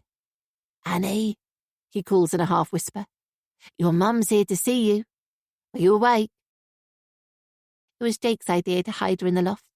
I couldn't go up there myself, not with my fear of heights, but he showed me some pictures on his phone. It isn't like our attic, dusty, dark, and full of all the stuff we should have thrown out, but hung on to because of some misplaced sentimentality. He'd insulated it, laid a chipboard floor over the rafters, and installed lights on the roof beams. It was perfectly warm and cosy, but most importantly, there were no windows. We couldn't risk Annie being spotted from the street, and up here in the attic, she's well concealed, even if the police were to pay an unexpected visit or carry out a cursory search. The ladder creaks under Jake's weight, and my stomach flutters. Even watching someone else going up a ladder makes me feel funny. I spent a lot of time imagining what it would be like to finally be reunited with my daughter, sweeping her up in my arms, both of us crying tears of happiness, cameras clicking, TV news crews filming, neither of us wanting to let each other go. But I didn't imagine it would be like this. Creeping around in secret, sneaking into Jake's loft while nobody's looking. This wasn't the plan at all. But screw the plan, things have changed. "Annie! Darling!" I called up from the landing. I thought she'd come running when she heard my voice. It must be the drugs. We've had to keep her sedated to help her cope with being shut away for long hours, even though I hated the idea of medicating her. Jake's been giving her pills from an old packet of seasickness tablets we bought in the Greek islands on a holiday a few years ago. Kit, Annie and I had all taken them before a sightseeing boat trip, but they'd left our brains thick and foggy, and for the next 24 hours we'd been unable to keep our eyes open. God knows what was in them, but they'd done the trick and kept Annie subdued when she might have panicked and given the game away. "Annie," Jake says, "are you awake?" He reaches for a switch and a light comes on, spilling out of the loft and onto the landing where I'm standing, waiting patiently. Kit's going to be furious with me, but this is the right thing to do. It's time to bring it to an end. It was madness to think we could get away with it, but if it means finally being able to bring Annie home and stop anyone else from getting hurt, I'm ready to face the consequences. I only went along with it because I couldn't see any other way. Kit was desperate. He said he didn't know what else to do, and I had to save our family. I couldn't bear for Annie to grow up with her father behind bars. "There's something I need to tell you," he'd said when he sat me down at the kitchen table one night after we'd eaten and Annie was in bed. It was the look in his eye, the heaviness of his shoulders, and the way his jaw was working like it always did when he was anxious about something, that made my heart sink. "Are you leaving me?" "What? No, of course not. Why would you say that?" "Because you're worrying me." "What is it?" He took my hand and looked at me like a little boy lost. "I've done something really stupid," he said. "Something unforgivable. I'm really sorry." I thought he was going to confess to an affair, and my mind whirled with so many questions. How long had it been going on? Who was it with? Did he love her? Was it just sex? I snatched my hand back. My brain raced, thinking of all the times he'd worked late or was unexpectedly called away on business, and he'd been evasive of late, avoiding my touch, coming to bed late, absent even when we were in the same room. I put it down to stress. But had there been something else I'd been blind to? "Just tell me," I said softly, waiting for the blow that would destroy my life. "I'm in trouble. At work." "Trouble? What kind of trouble?" I sat up straight, shocked. It wasn't what I thought he was going to say at all, and it sent my head spinning in a completely different direction. What kind of trouble could he possibly have landed himself in? He was the charity's chief executive, for pity's sake. It must be a legal issue, or maybe one of the refugees they were supposed to be helping had been injured, or worse. He took a deep breath, his gaze falling to his hands where he was furiously picking at his nails. I watched the rise and fall of his Adam's apple. "I've been taking money from the charity." Like a pin puncturing a balloon, all the air seemed to escape from his body, and he folded into himself. "What?" "I stole from the charity," he said. I don't understand," I stammered, trying to make sense of his words. Kit wasn't a thief. Why was he saying these things? To test me? To see how I would react? "I'm sorry. I know you must be disappointed in me." Disappointed? Try shocked, appalled, angry. I still couldn't get my head around what he was saying. "How much? Why?" I gasped, a nugget of nausea cramping in the pit of my stomach. "I could lose everything," he said, his eyes rimmed red. "How much?" I repeated. £40,000, he croaked, as if the words were burrs stuck in his throat. 40,000! I rocked back in my seat as if I'd been physically punched, my head spiraling with the enormity of it all. He nodded solemnly, wringing his hands until his knuckles were white. "But why? We don't need the money like that. It didn't make any sense. If he'd stolen all this money, where was it? I certainly hadn't seen any evidence of it. I don't know, he said. I can't explain it. Why don't you try? I snapped. He wasn't getting off the hook that easily. You don't just steal £40,000 without good reason. I can't. So where is it? All this money? I didn't take it all at once, he said, as if that was some kind of excuse. It happened over months, years. It started when I took a tenner from one of the donation boxes left in my office, when I couldn't get to the cash point. I always intended to pay it back, but nobody noticed it was missing, and you thought you'd help yourself to more. I couldn't believe what I was hearing. It wasn't that it was just so brazen. It was that he could even contemplate doing something so wrong. I certainly never had my husband pegged as a petty thief, although £40,000 isn't so petty. It must have been going on for a long time. Trust me, you can't think any less of me than I think of myself right now, he said, his chin falling onto his chest. But every time I wasn't caught, it justified in my head that what I was doing wasn't really that bad. You stole from your own charity, I hissed. I know. Are the police involved? Kit shook his head. Not yet. What's that supposed to mean? He was still talking in riddles. It means the trustee who found out what I've been doing hasn't reported it yet. I shook my head and narrowed my eyes. Why not? He took pity on me, I guess. We've always got on. We work well together, and he knows this could cost me my job. So he's given me an ultimatum. I have 4 weeks to find the money and repay it. Otherwise, he says he has no choice but to call in the police. And you'll be dismissed? Obviously, Kit said. Do you trust him? Yes, Kit nodded. He's a good guy. How did he find out? There was still so much of Kit's story that I couldn't grasp. He shrugged. He said he'd suspected for a while that money was going missing from the tins because the donations seemed to be unexpectedly drying up, and as they were being stored in my office, he guessed it was me. So he doesn't know for sure, I said, clutching at straws. I confessed everything, Kit said. But he can't have any idea how much you've actually taken. No, but we agreed on a figure of 40,000, which is probably a little on the high side, but it's the price I have to pay not to go to prison. Prison? A hard lump balled in my throat. I couldn't let that happen. I couldn't let him abandon me and Annie, and of course it would be all over the news when it came out in court. The shame of it. They'd have a field day when they found out the chief executive of a national charity was siphoning off cash intended to help refugees and asylum seekers fleeing from the war-torn corners of the world. But worse was the thought of Annie being without her father. No matter how stupid, selfish and dishonest Kit had been, I didn't want Annie growing up without her dad around. I knew from my own experience how difficult that would be for her. I didn't know how to cope without my father in my life. I became withdrawn, sullen and uncommunicative. I lost interest in school, had a few run-ins with the police myself, and eventually dropped out of college with few qualifications. I didn't want that for Annie. I would not let it happen. She deserved so much more.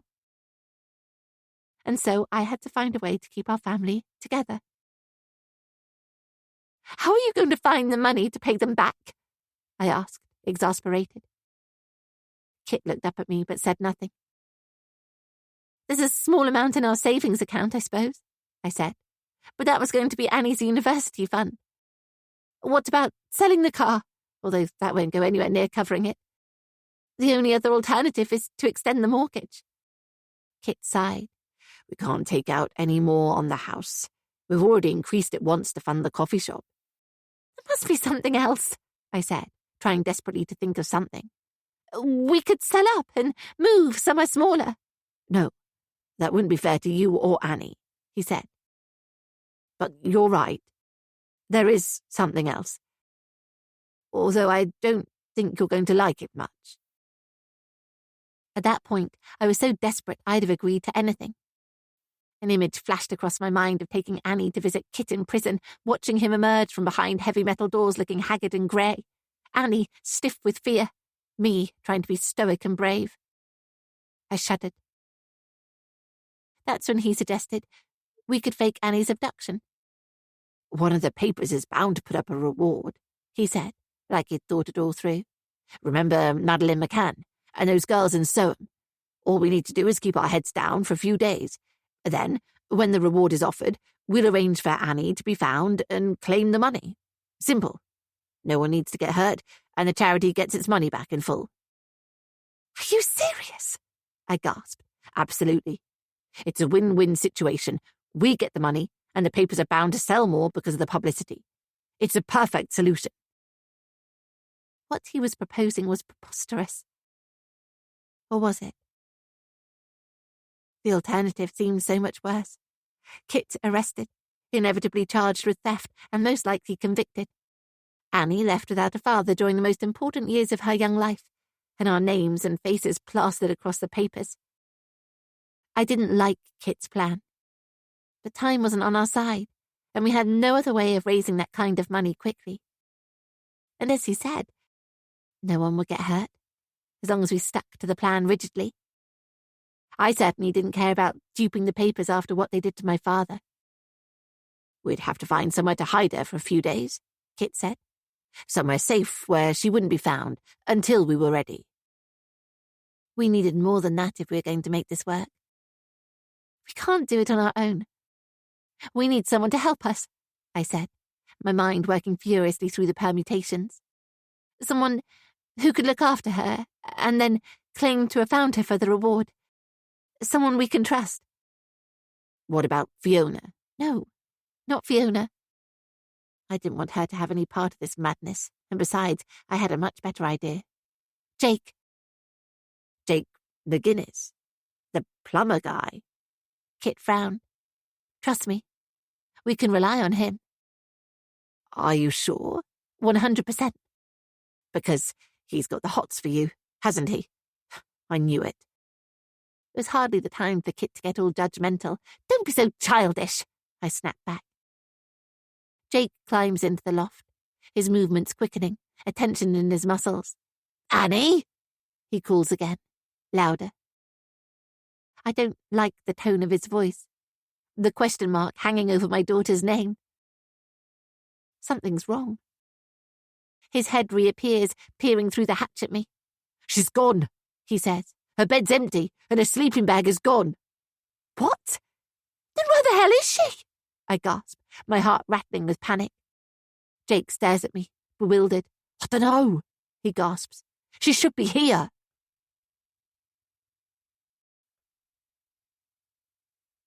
Chapter 34. Yannick.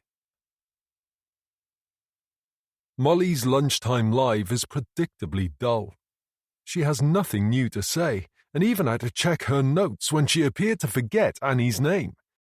It was a poor performance. "You were great," I say, as we enter the pub. The bar is busy with locals, reporters, and photographers. It's become an impromptu headquarters for many of the journalists working on the story because of its proximity to Kathy and Kit's house. "Really? Thank you," she says, putting her hands together like she's praying.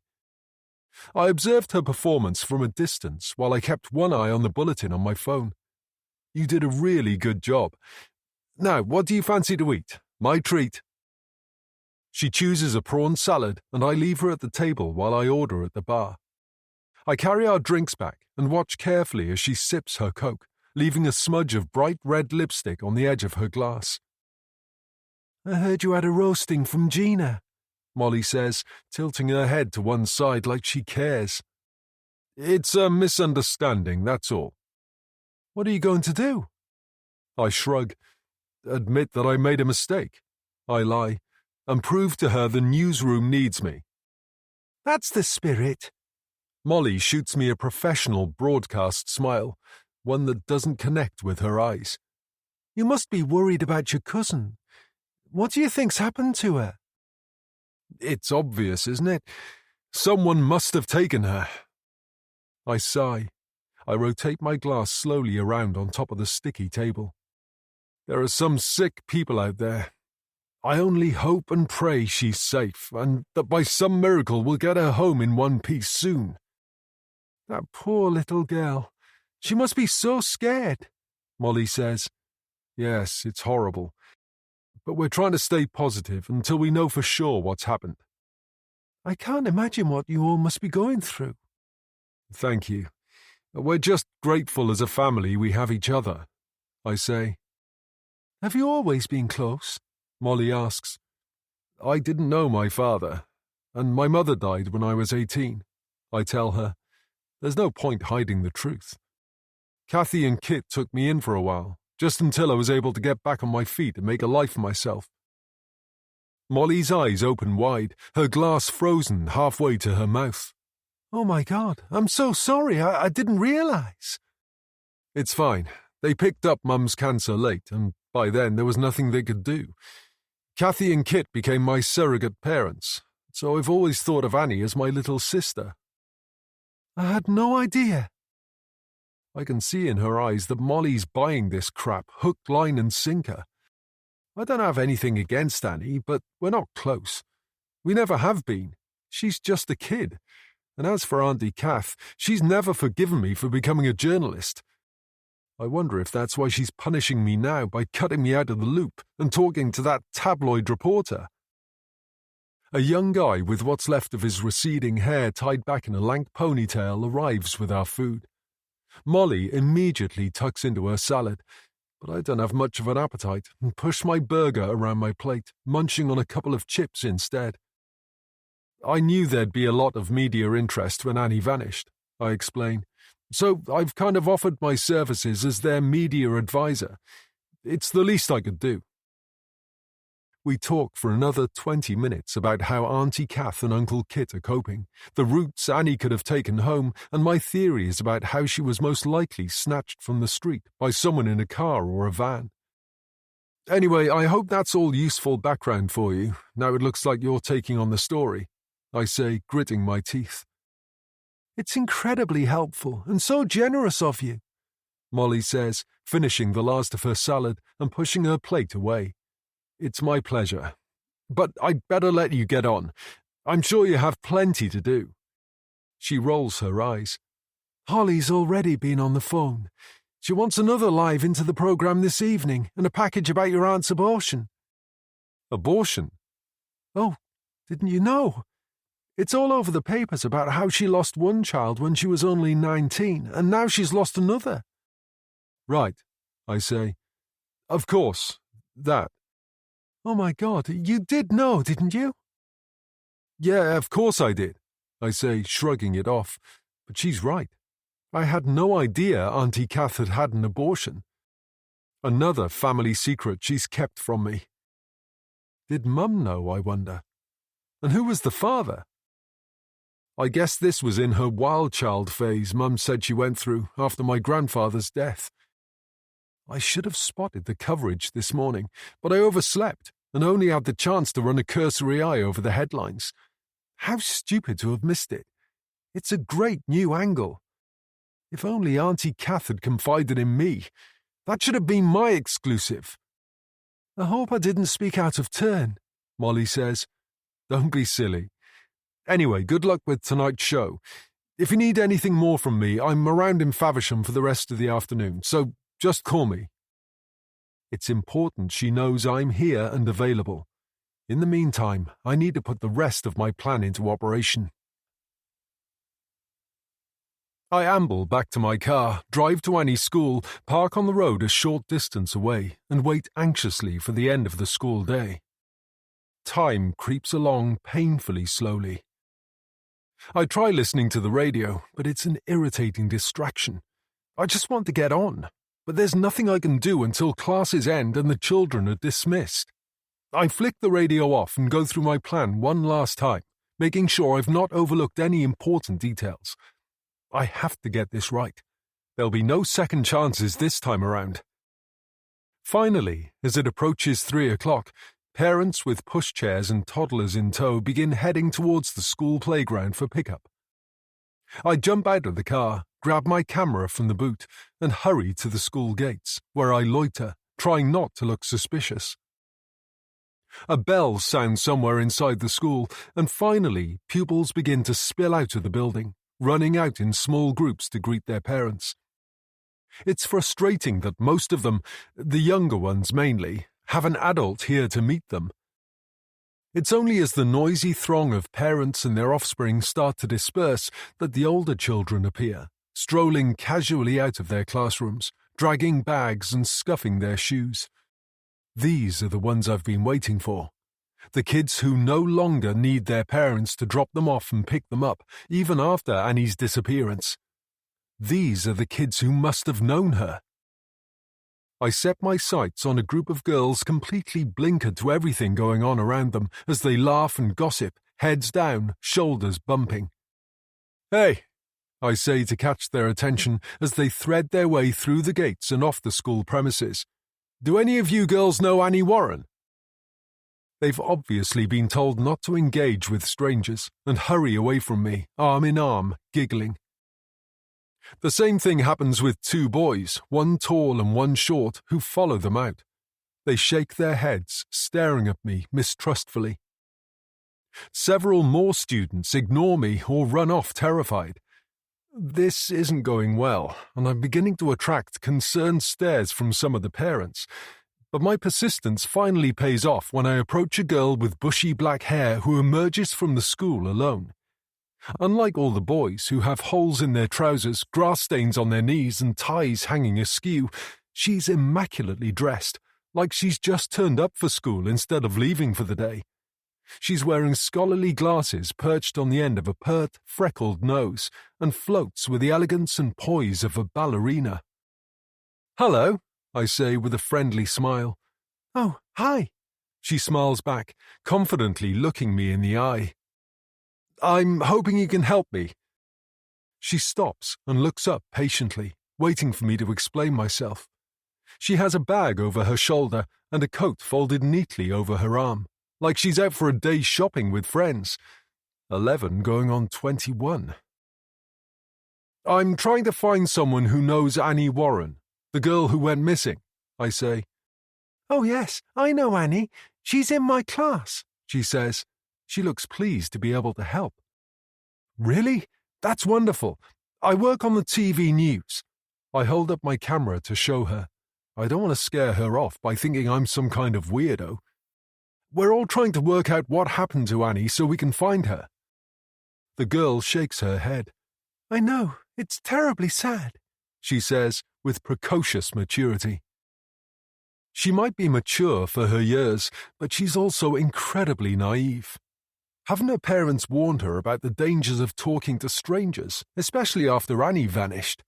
Still, it works in my favour, so I'm not complaining. "Did you see her leaving school on the day she went missing?" I ask. She nods. "Oh yes, we walked out of class together, but we go home different ways, so I didn't see what happened to her. I'm sorry." Bingo. "No, that's fine," I say. "How would you like to be on TV?" I'm not sure." She looks around as if she's seeking someone to tell her it's okay. "It might help us find your friend. You do want Annie to be found, don't you?" "Yes, of course," she says. With the interview wrapped up and the girl safely on her way home, I have 2 phone calls to make. The first is to the police. I call the emergency number and get straight through to a call handler. "I have some information about the missing girl, Annie Warren," I say. "I found a vehicle.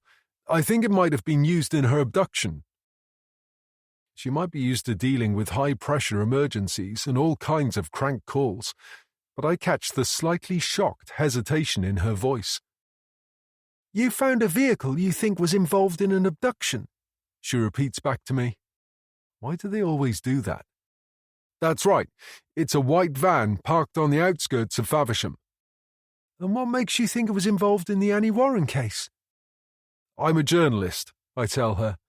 "I've been interviewing people about what they remember on the day Annie went missing. One of the people I've spoken to is a girl from Annie's school, one of her friends.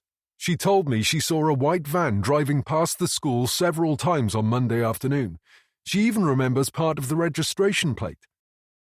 At least she did after I'd suggested it to her. People's memories can be exceptionally malleable, especially if they're young. After half an hour, the girl I'd met earlier was utterly convinced she'd seen a white van driving suspiciously up and down past the school on the day Annie disappeared. And when was this? The operator asks. I spoke to the girl earlier today, but I didn't think anything of it until I stumbled across a van that matched the description. I say, I'm sure it's nothing, but I thought I'd better call it in. You did the right thing. What's the location of the vehicle? I give her the address of a pub out on the marshes, hoping the van hasn't been moved. After taking my name and contact details, she promises she'll pass on the information to the relevant team and thanks me again.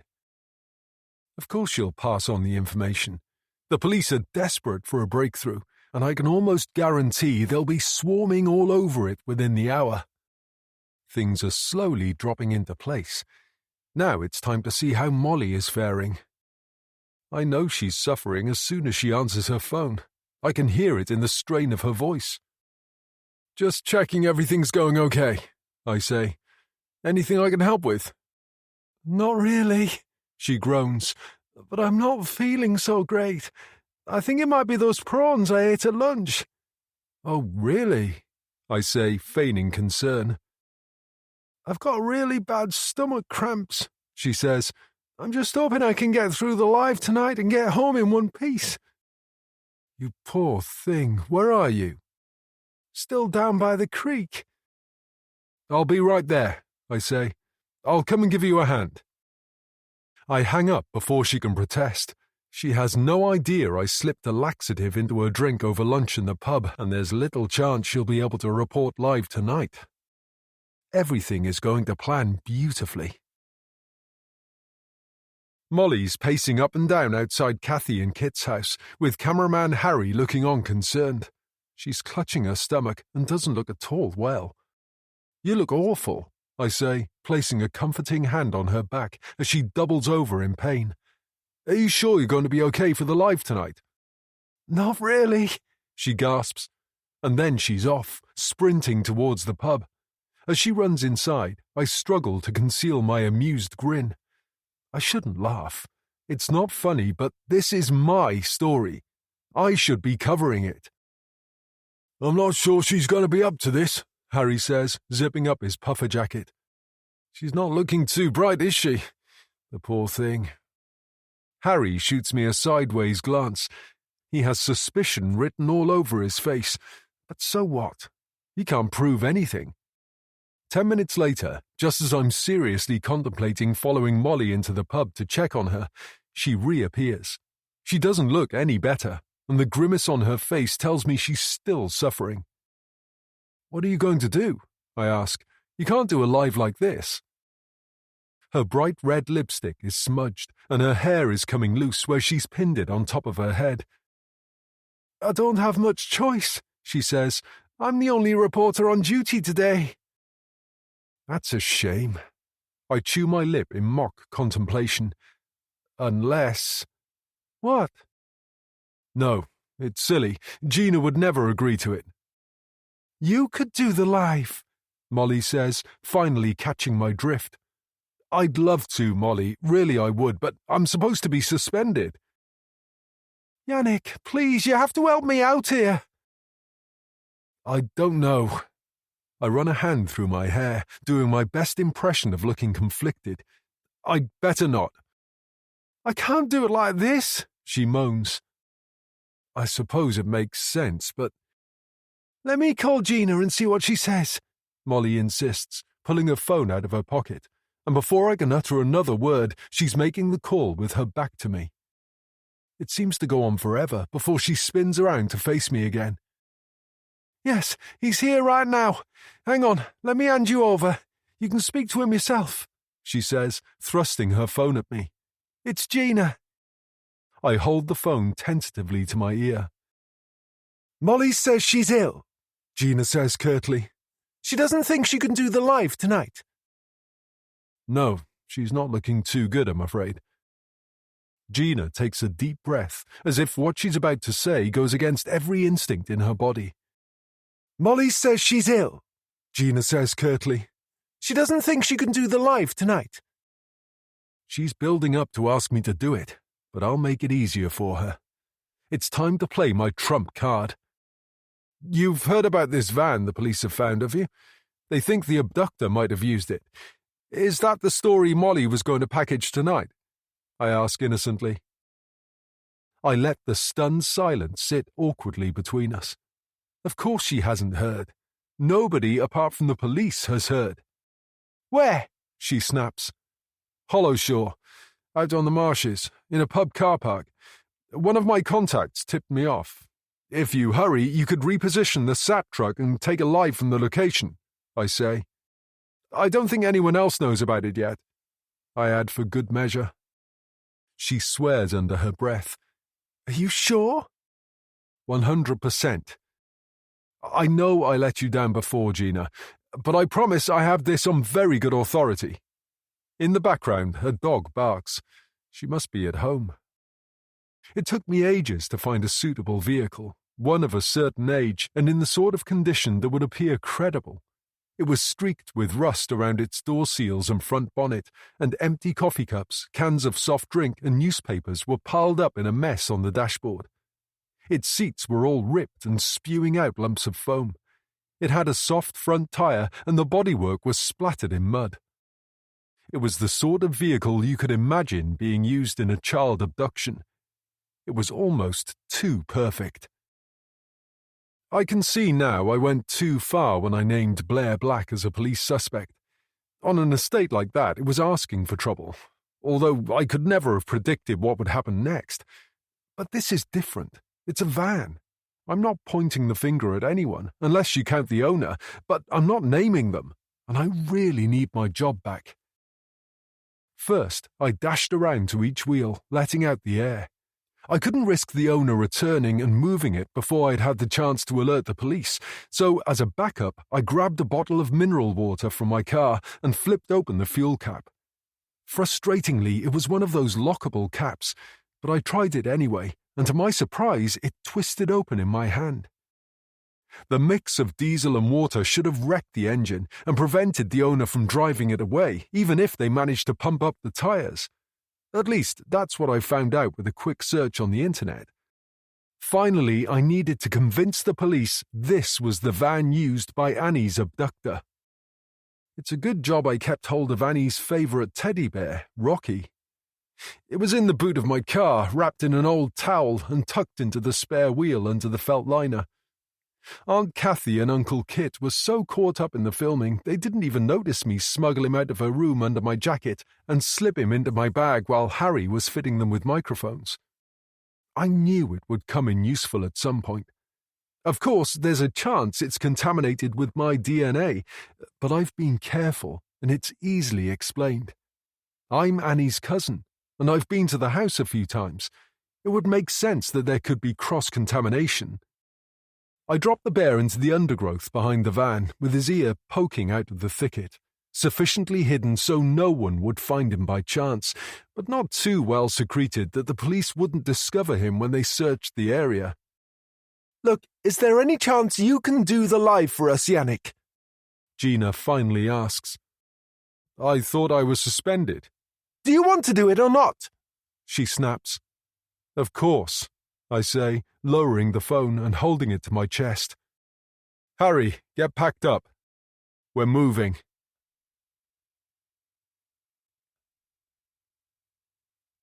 Chapter 35.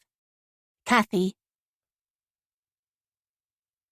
The sound of sirens cuts through the air, filling my head and sending my pulse galloping. They're close, coming this way. No, not onto the estate. Beyond it, out towards the marshes. Annie? I glance at Jake, my mouth open. Do you think... I dunno, he says. We've spent the day searching everywhere for her. We've turned the house upside down, hoping she'd simply got bored in the loft and let herself down to find something to do. We looked around the garden, in the bushes and in the shed, and then around the estate, everywhere and anywhere we could think she might have gone. But there was no sign of her. She'd vanished. What are we going to do? I whimper as I sink to my haunches with my head in my hands back at Jake's house. For the last few days I've been acting a part, trying to put myself into the shoes of a mother whose child has gone missing, imagining the distress and agony of not knowing. Now I don't have to act anymore. The distress is real and 1,000,000 times worse than I could have ever conceived. I know now that there's nothing more devastating, more gut-wrenching than losing your child and not knowing what's happened to them, worrying she's hurt or in danger, afraid and alone, upset, confused, dead. I had no idea of the utter helplessness, like a gnawing hole at the core of my being. Anxiety twists my gut, the pain and desperation like 1,000 daggers in my side. I'm in a living nightmare, a purgatory I wouldn't wish on any parent. She could be anywhere, and if she's still sedated, she's at the mercy of everything and everyone. When did you last see her? I gasped when we found the loft was empty. I grabbed Jake's arms, digging in my nails, imploring him to remember something, anything that would help us find her. I don't know. He clutched a handful of his own hair as if he was trying to wrench it out of his skull. Around 6 last night, I think. I collected the dirty dishes from her room. 6? Oh my God, Jake! That's hours ago! How was she? Fine. Quiet. No different than usual. His face was contorted in agony. He meant she was drugged and sleepy, but neither of us wanted to acknowledge it. Why did you leave her in the house alone? I hammered my fists into his chest in anger and frustration. I'm sorry, Kath. I had a call out. I thought she'd be okay. They said it was an emergency. And did you check on her when you got back? He lowered his gaze. No, he said quietly. It was late. I thought she'd be asleep. I'm so sorry. I don't know what more we can do. It's been almost a full day since anyone last saw Annie, and we've searched every nook and cranny. We have to call the police, I weep, finally admitting we have no other choice. I don't care about the consequences. All I care about is finding Annie. No, Cathy, you can't. Jake's face lights up in alarm. What would you tell them? The truth. It's time they knew what we've done. We've made a terrible, stupid, unforgivable mistake.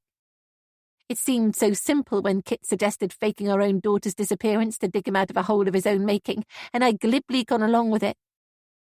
Why? What was I thinking? How could this possibly have worked out for the best? We took our own child away from her family home, drugged her, imprisoned her. And all for what? To keep this family in one piece. What a joke.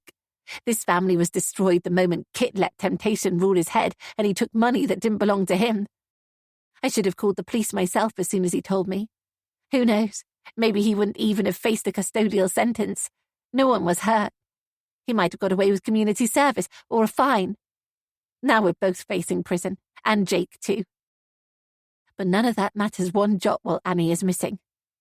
We have to find her, because if anything bad has happened to her, I'll never be able to live with myself.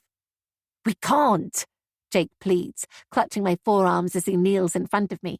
We're all accessories to kidnap, faked or not. I'll lose my business, my reputation, everything.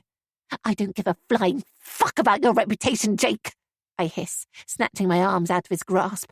They'll take Annie away from you. No, I gasp. They can't. She's my daughter. They will, if they think you're an unfit mother, Jake says, with an intensity in his eyes that makes me shudder. Oh God, he's right. Even if we do find her, they'll take her from me. They're bound to.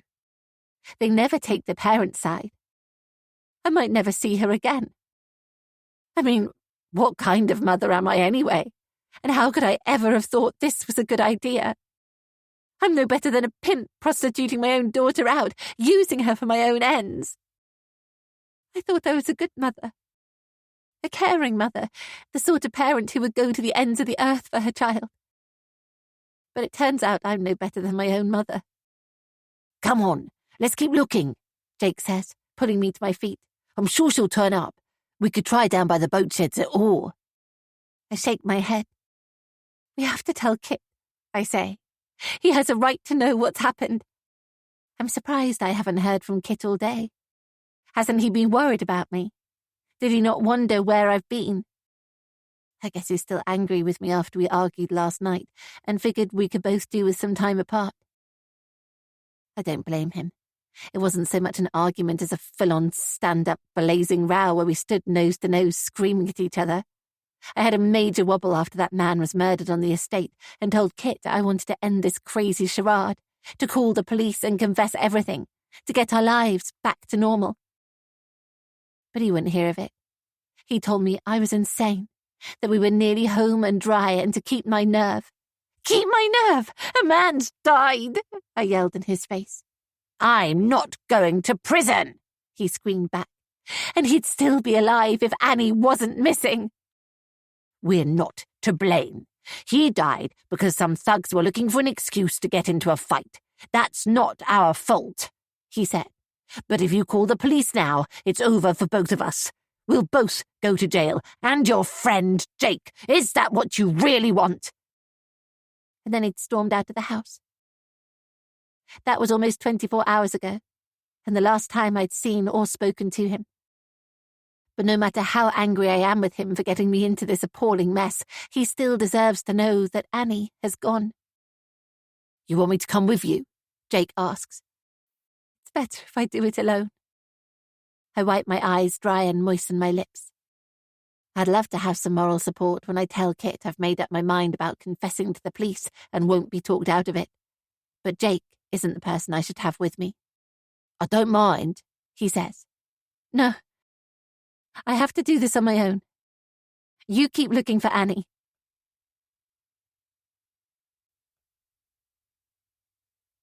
Chapter 36. I slip in through the back garden, avoiding the journalists at the front of the house. The TV's on in the lounge, showing the evening news, but I don't pay it any attention. I only have one thing on my mind, and that's speaking to Kit.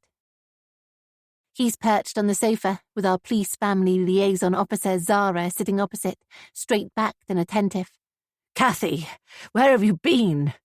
Kit jumps up and mutes the volume on the TV. I needed some space. I had to get out of the house for a bit. Is everything okay? He narrows his eyes at me. Kathy. I want to blurt everything out to him and collapse on the sofa in a heap of self-pitying tears, but I can't, not with Zara here. I have to hold it together for a little bit longer. Can I talk to you for a minute? In private? Sure, Kit says. He apologizes to Zara as he leaves the room and follows me upstairs into the bathroom. I lock the door and turn on the taps in the bath, like I've seen in the movies. I don't know whether it works, but I can't risk Zara overhearing what I'm about to tell my husband. What are you doing? Kit asks, bemused. There's no easy way to tell him, no way to soften the blow. Sit down, I say. But he remains standing, staring at me like I've grown two heads. Kathy, what's going on? I sit on the toilet seat and cross my legs, heart thumping, my mind in a spin. I don't know what to think or feel anymore. I'm numb and emotionally bruised and battered. It's Annie, I say, fixing my gaze on a stain on the bath mat, a grubby spot that's persistently remained despite my efforts to clean it off. What about her? I bite the inside of my cheek and draw in a deep breath. I'm sorry, Kit. Annie's gone. My words trigger a flood of tears and heaving, gasping sobs that rise from my chest and through my shoulders. What? I went to see her. After that man died, I went to Jake's. I wail, no longer caring whether or not Zara hears. You did what? Kit snaps. Why? I thought we both agreed it was too risky. His jaws tighten and his eyes grow dark with anger. I couldn't bear it any more. I had to see her. I had to hold her. I explain. But he doesn't understand. He just stands there glowering at me, shaking his head. You could have ruined everything. Really? And how much worse could it get? Didn't you hear me? Annie has gone. She can't have, he says. She's gone, I repeat, throwing up my arms. She's vanished. She's probably just hiding. Did you check Jake's house? Of course we checked. We've looked everywhere. Well, she can't have gone far. I thought Jake was supposed to be looking after her. You said we could trust him, Kit says. I knew he tried to blame this on Jake. He's never really liked him. He hasn't seen her for almost 24 hours. I take another breath to compose myself and run my sleeve across my cheek, drying my eyes. We have to come clean, Kit. It's gone too far. We need to tell the police what we've done. Are you insane? He yells. We can't call the police. They'd arrest us on the spot. I don't care. I just want Annie back. No. He shakes his head furiously. We could go downstairs right now and explain everything to Zara. She'd understand. She'd know what to do, and she can get the searches reinstated. And we'd lose Annie forever. You do realize that, don't you, Kathy? They'll take her away from us. They'll put her in care, and we'll never be allowed to see her again. We have to do something, I wail. She could be in danger. A light tapping on the bathroom door causes us both to freeze, staring wide-eyed at each other in horror. Everything all right in there? Zara's voice through the door is flat. Has she overheard us arguing? How much did she hear? Oh, God, this isn't how I planned it.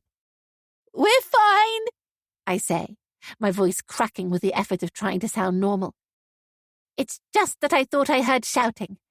Can you open the door?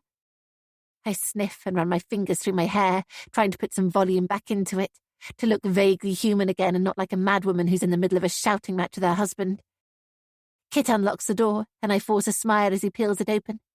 Everything's fine, he tells her. We're just a bit stressed with everything. It's been 5 days now and still nothing.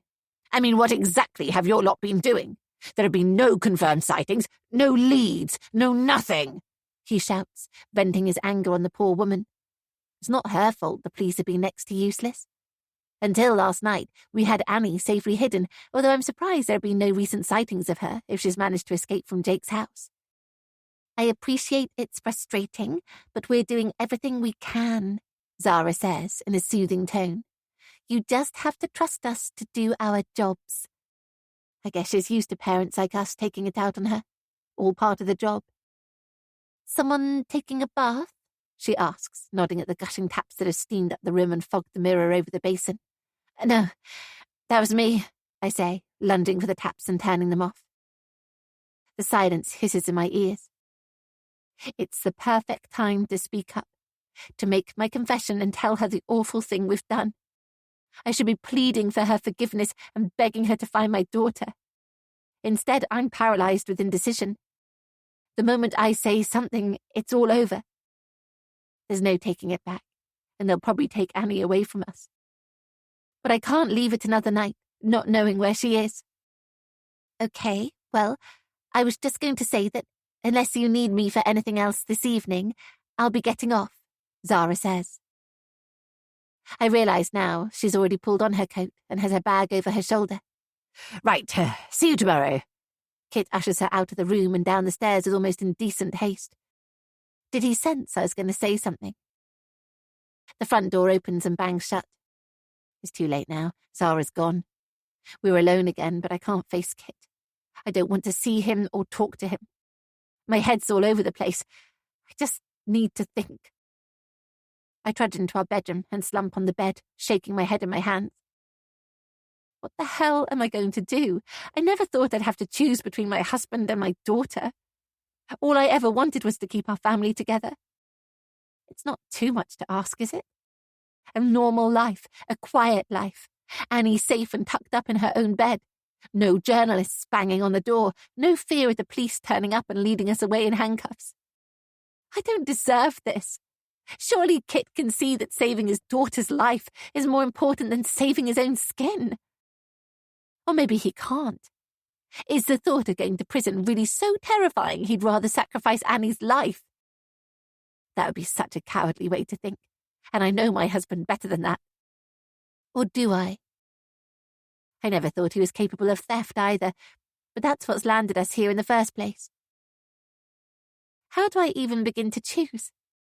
Annie's not a baby anymore. She's independent, fiery and single-minded, but still so young and vulnerable. Kit, on the other hand, is old enough to look after himself. He made the decision to steal from the charity and thought he could get away with it. Annie and I are innocent victims, collateral damage. And now he's asking me to stand by him again and put him above my own daughter's safety and welfare. How can I? She's only a child, alone in the world. She needs me, like every child needs their mother. Like I needed my mother when she wasn't there for me after Daddy died. I should never have gone along with Kit's plan. If I'd had the balls to stand up to him in the first place, Annie and I would still be together. Even if Kit had been sent to prison, we'd have got through it. It would have been tough on all of us, but better than this. Anything is better than this. It's not too late to do the right thing. They must have to give me credit if I tell them the truth, even at this late stage. I can't find Annie on my own. I need the help of the police and the full weight of their authority and manpower, even if it means arrest and the probable sacrifice of my freedom. My phone's already in my trembling hand. I unlock it with my thumb. This is the right thing to do. There is no other choice. Annie's life outweighs everything else, including my own. My fingers hover over the keypad. 3 numbers and I'd be through, talking to someone, telling them the truth, getting help to find Annie. But now, below, there's another voice. At first it sounds like Zara. Has she forgotten something? No, not her. Another woman. Dolores? I strain to make out what's being said, but I can't hear the words. I lower the phone and let it drop onto the duvet, and then Kit is shouting up the stairs. "Kathy!" he calls. "You better get down here, now!"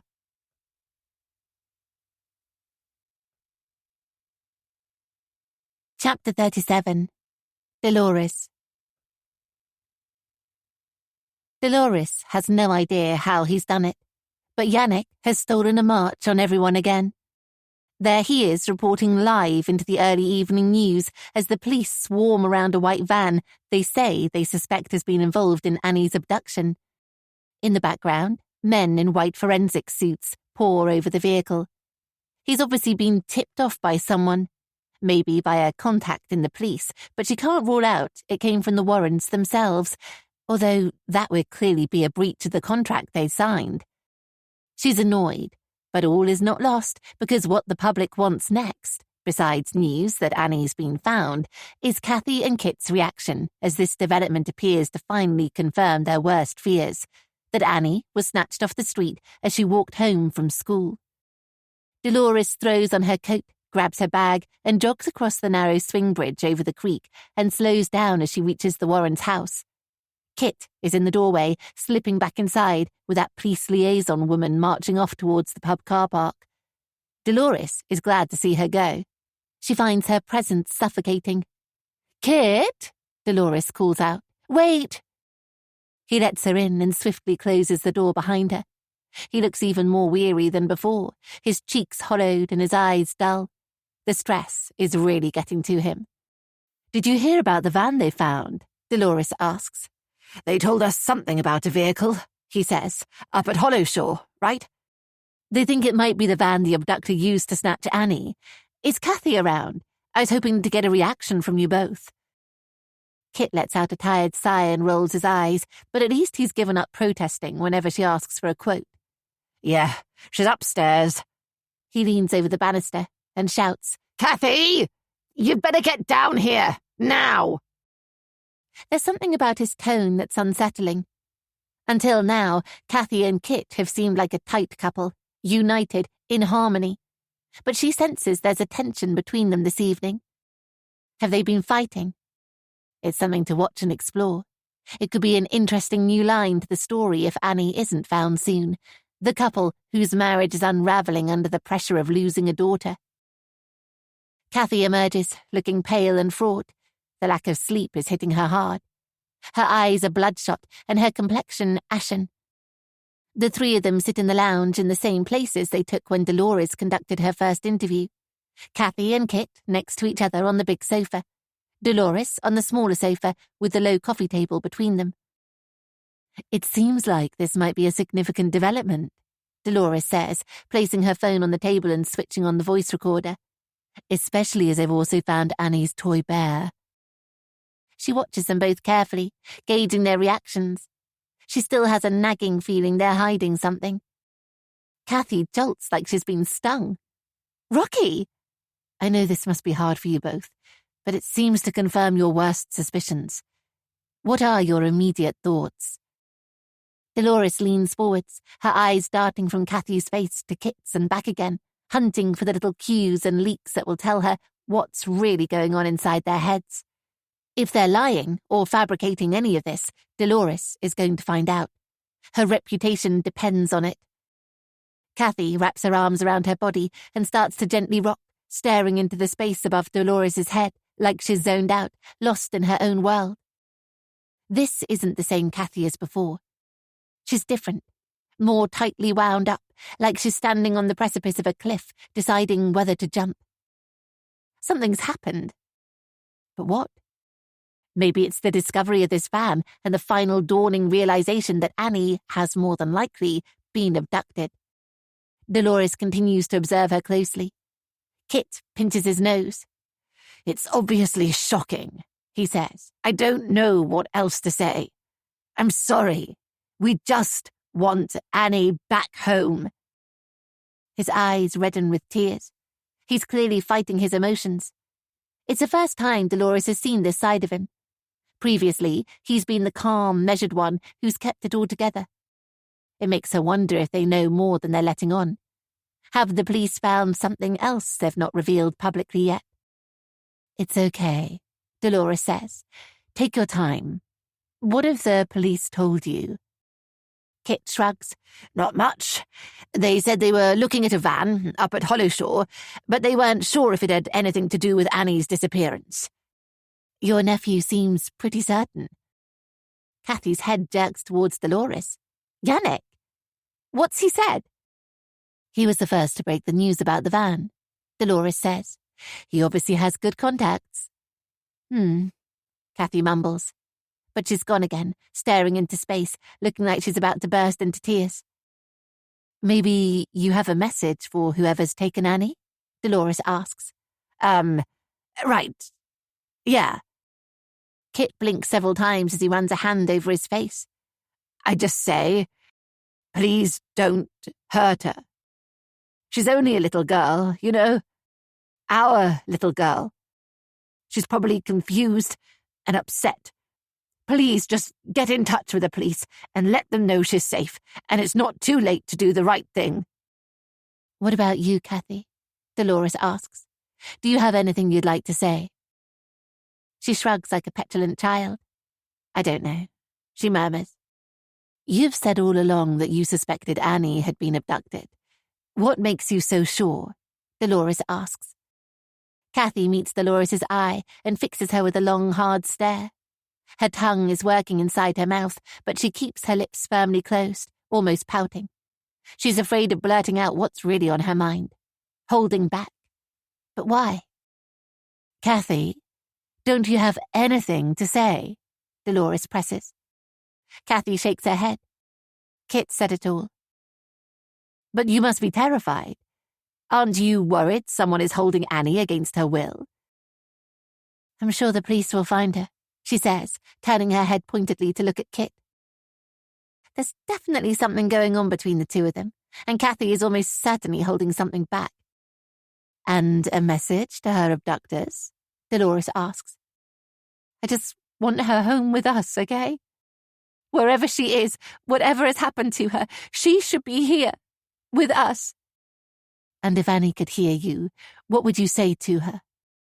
"I would say I'm sorry. I'm sorry, baby girl. Please come home." She wipes away a tear that rolls down her cheek. "Will that do?" Kit says. "I think we could both use some time to process the news now, alone." He stands, looming over Dolores. "Please, we'd like you to leave."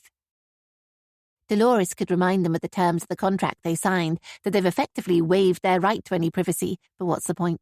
It's not going to get her anywhere, and she still needs them on side. She picks up her phone and pretends to switch off the recording app. "Yes, that's great. Thank you. I'll leave you in peace." She grabs her bag and starts coughing. "Oh, I'm sorry," she says, eyes watering. "Something's stuck in my throat. Could I have a glass of water, please, Kit?" Kit's hands flex into tight fists and unfurl again. "Of course." He marches off in the direction of the kitchen, and as soon as he's out of the room, Dolores turns to Kathy. "Is everything okay?" she asks. "Is there anything you want to tell me?" "Like what?" Kathy plays all innocent, but there's a flicker in her eye that suggests Dolores is on to something. "I don't know. I had the impression while Kit was in the room there was something you wanted to say." "No." "Are you sure?" "Of course. Because believe it or not, you can trust me. I know you probably don't think so, but it's true. If you need help, if there's anything you want to get off your chest, I'm here for you," Dolores says. Kathy picks nervously at her fingers. "Kathy?" Dolores prompts. A cupboard door opens and closes in the kitchen. The rush of water from a tap. There isn't much time. Kit's on his way back. Kathy's head bobs up and there's a sudden determination in her eye. "Yes," she says. "Actually, there is something I want to say." Kit's heavy footsteps thud through the house. "Go on," Dolores urges. "It's about Annie." "Yes?" She opens her mouth, but clamps it tightly closed again as Kit stomps back into the room with a glass of water in one hand. "What were you two talking about?" he asks, eyeing Kathy suspiciously. "Nothing," Dolores says. "I was just getting ready to leave."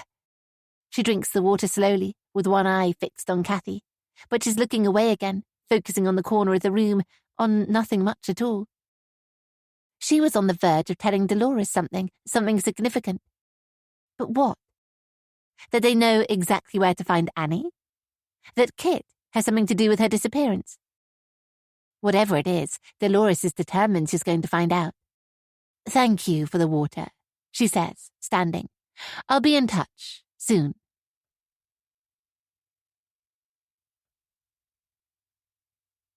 Chapter 38. Kathy.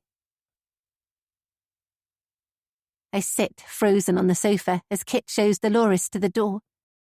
I should have said something. She gave me the perfect opportunity, but I couldn't do it. I don't know why.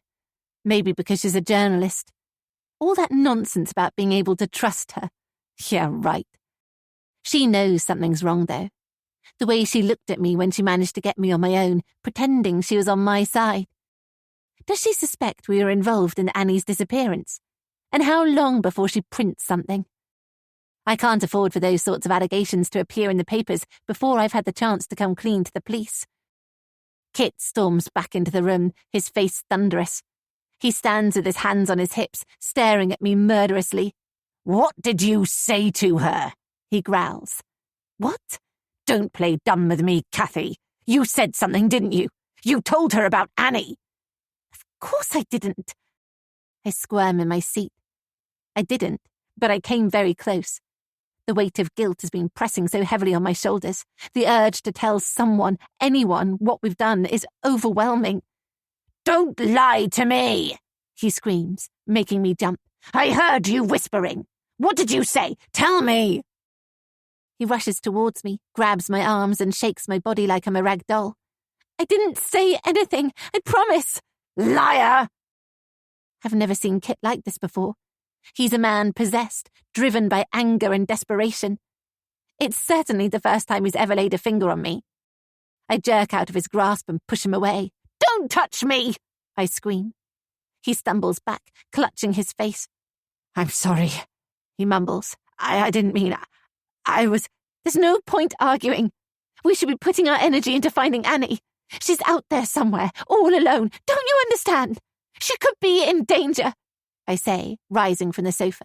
"You're being melodramatic," he says. "She can't have gone far. She'll turn up. She's probably on her way back to Jake's house right now." Why is he being so blasé? He was more upset than this when we lost her in Blue Water when she was 4, a Saturday afternoon shopping trip turning to panic when she wandered off and disappeared into the crowds. Kit was frantic, running up and down the mall screaming her name. Eventually, we found her in a toy shop with a sales assistant trying to establish her name and where her parents might be. The sense of relief and joy was like every birthday and Christmas rolled into one. Kit vowed never to let her out of his sight again. "What's with you, Kit?" I asked, trying to read his strained expression. "Don't you care about your own daughter?" "Of course I care, but panicking won't help. We need to work out what's happening before we do something stupid like calling the police," he says. Jake and I have been looking all afternoon. Why isn't he grasping the seriousness of the situation? Our daughter's safety has to be the priority over everything else. Why can't he see that? "Maybe you were looking in the wrong places." I shake my head. "We've looked everywhere." "Have you tried her friends?" I scowled at him. Now he's being ridiculous. If Annie had turned up at any of her friends' houses, their parents would have been on the phone to the police in seconds. "I'm worried she might be hurt." "I think we need to calm down a bit, don't you? Don't patronize me, Kit. Tell me where you looked." "Around the estate, up by the school, everywhere," I say. But every second we spend talking about it is another second Annie's out there in danger. "Did you check the new housing estate by the lakes?" Kit asks. "Yes, and no one's seen her." This is pointless. We should be asking the police to help, not trying to second-guess where she might have gone. "She can't have vanished into thin air. She has to be somewhere. Are you sure you checked Jake's house properly? You know what she's like. She's probably hiding in a cupboard somewhere, thinking it's all one big joke." The way he laughs makes every nerve ending in my body prickle with irritation. This isn't a game. This is our daughter's life. Why isn't he taking it more seriously? "Please," I beg, "let me call the police. She's not safe. I can feel it in my gut." "No. How many times? We can't. Not now. We've gone too far. They'll crucify us, and can you imagine what the press will say?" Really? He's worried about his reputation? He should have thought about that before he slipped his hand in the till. I scream in frustration and stamp a foot on the floor. "Kit, we have to do something!" "Fine. If you can't find her, I'll go out and look." At least that's something, but I don't see how Kit's going to have any more luck than Jake and I had earlier. We need help and extra resources. "I'll come with you," I offer. I can't stay in the house pacing up and down with worry while Annie's out there somewhere. "No, it's better if you stay here, in case she finds her way home." I open my mouth to protest, but he has a point. If Annie is trying to get home, someone needs to be here. We can't abandon the house, even though I know staying here is going to drive me insane. "Fine, but you call me the moment there's any news," I say, following him into the hall. He shrugs on his big coat and sits on the stairs to put on his walking boots. Yes, I'll let you know as soon as there's anything to report," he says. "You will find her, won't you?" "Of course I will." He smiles, then stands and kisses me on the forehead. "Stop worrying. Everything is going to be fine. We just need to hold our nerve for a few more days, and this will all be over. We'll get Jake to claim the reward for finding Annie, and I can pay the money back to the charity, and before you know it, everything will be back to how it was before. Trust me." I want to trust him. There's nothing I want more in the whole world than to have our family back together and for life to return to some semblance of normality.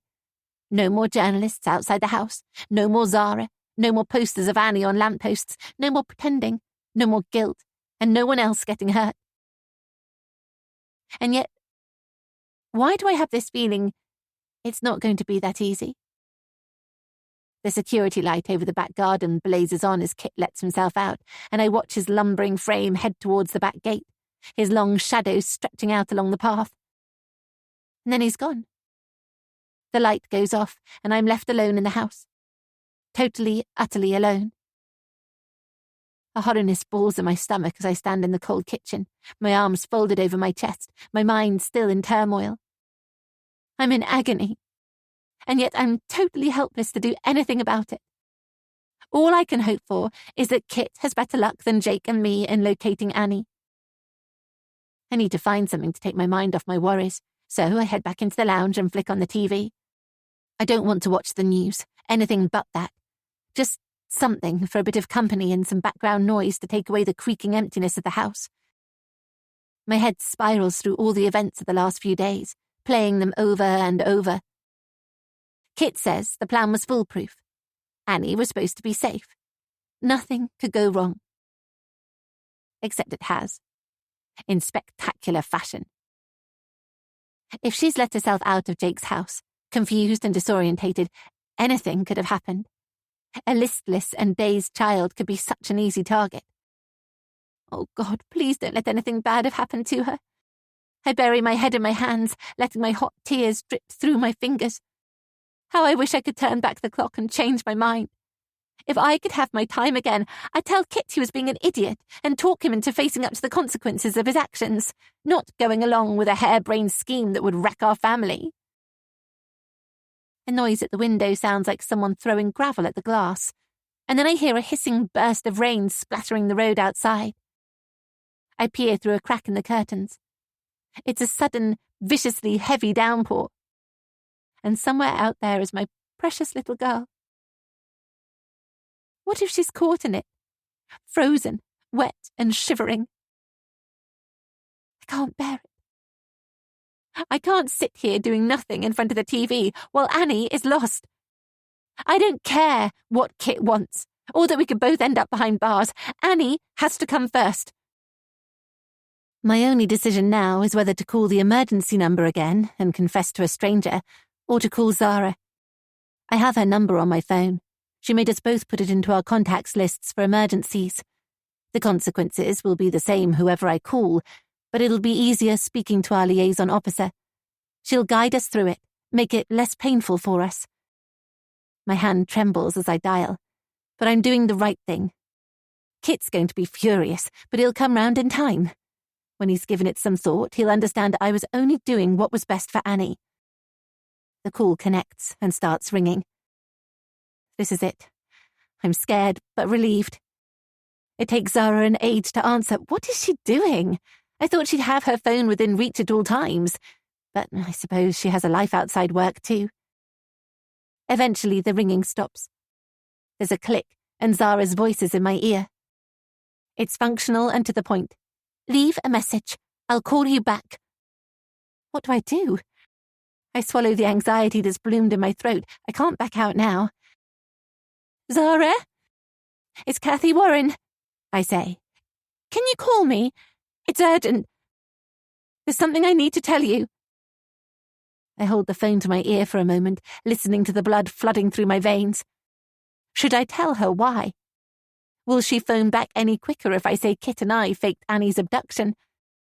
But before I can reach a decision, I hear footsteps in the house. I spin around with the phone still clamped to my ear and catch the flicker of a shadow behind me. And then I feel a searing, sharp pain at the back of my head and hear the hollow thud of my skull rattling inside my brain. Darkness envelops me. My legs give way, and I collapse to the floor.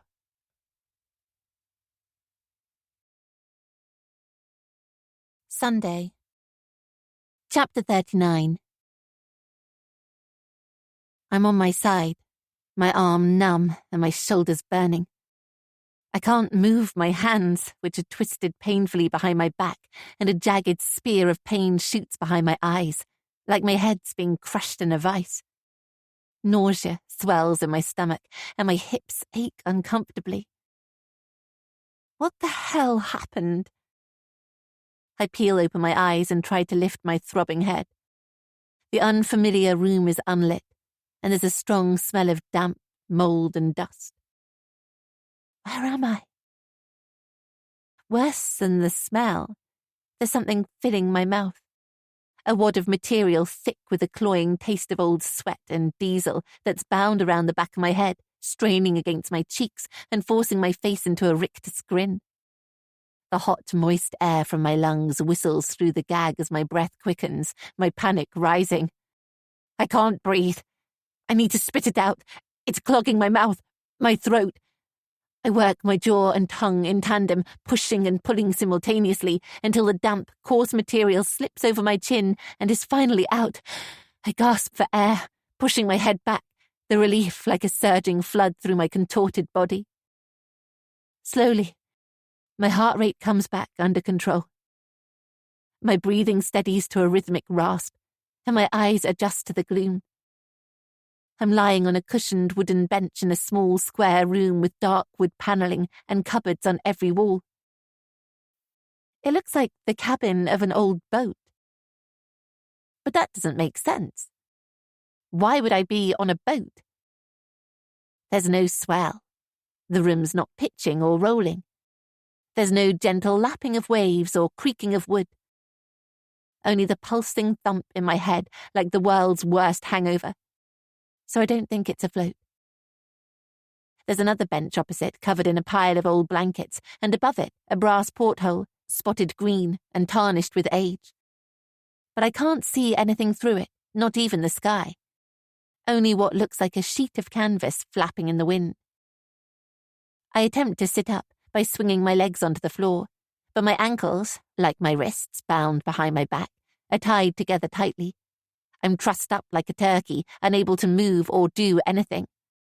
I fight against my bonds, desperate to get free, but the more I struggle, the tighter they become, until they cut into my skin, and I'm a bath of sweat.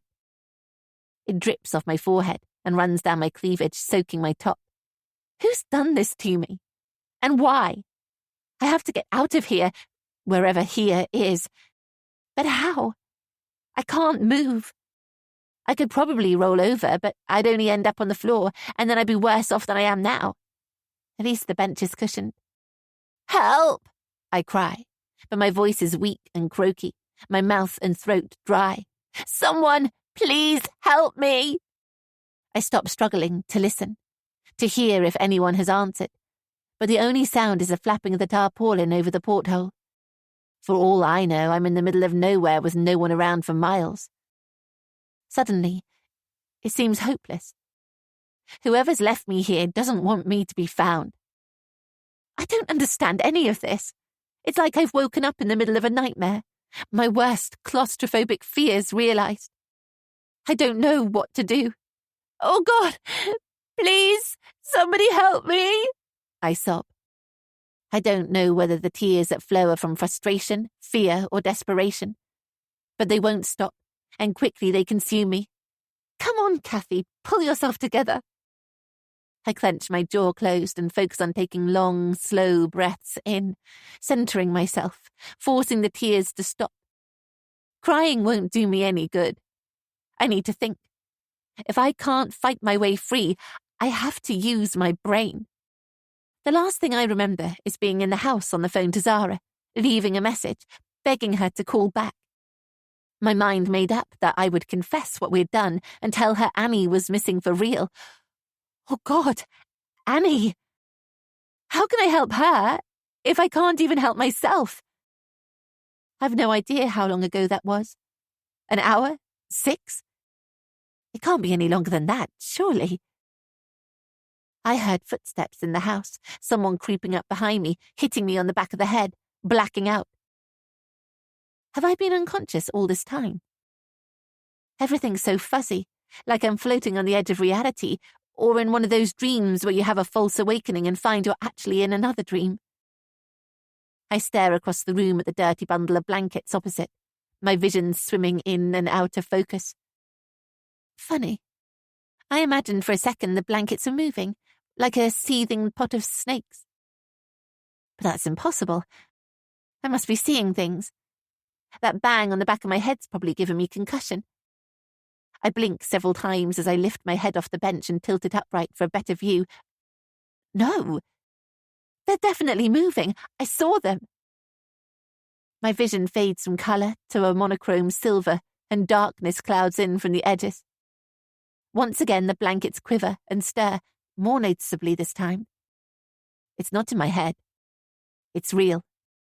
Oh my God. There's something under there. Hello? I whisper loudly. Is there someone there? As the blankets rise and swell again, I hear a groan.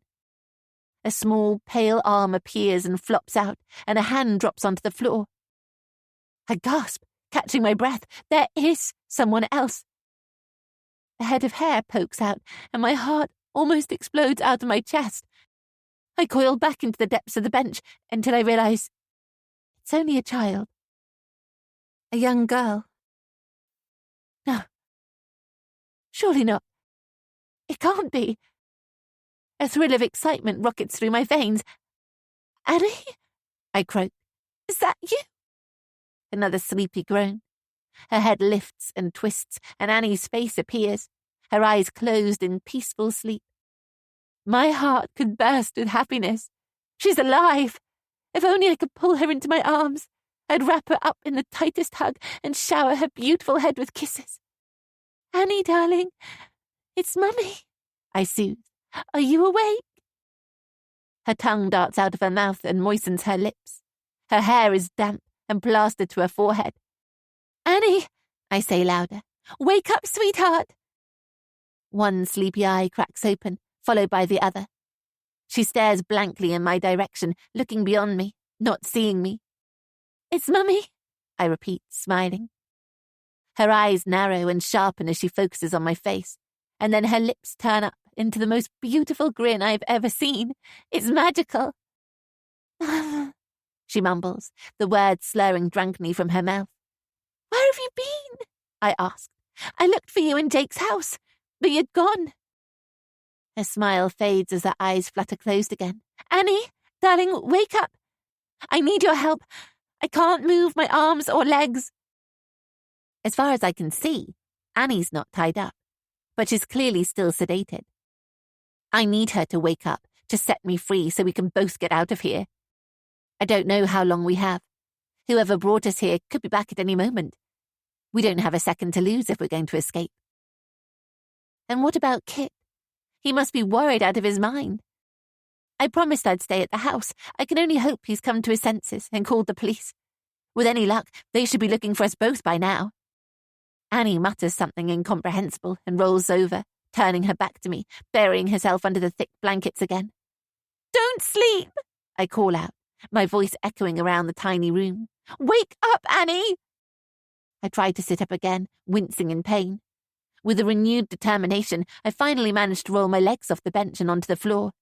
My arms twist painfully behind my back, wrenching my shoulders, and as my head comes up, the blood rushes to my feet. For a second, my head spins and I think I'm going to faint, the spiked spur of pain at the base of my neck returning with a vengeance. I scream in frustration and sit, gasping.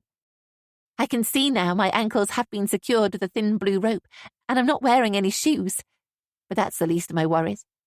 I have only one thing on my mind, and that's getting me and Annie out of here. Please wake up, I hiss.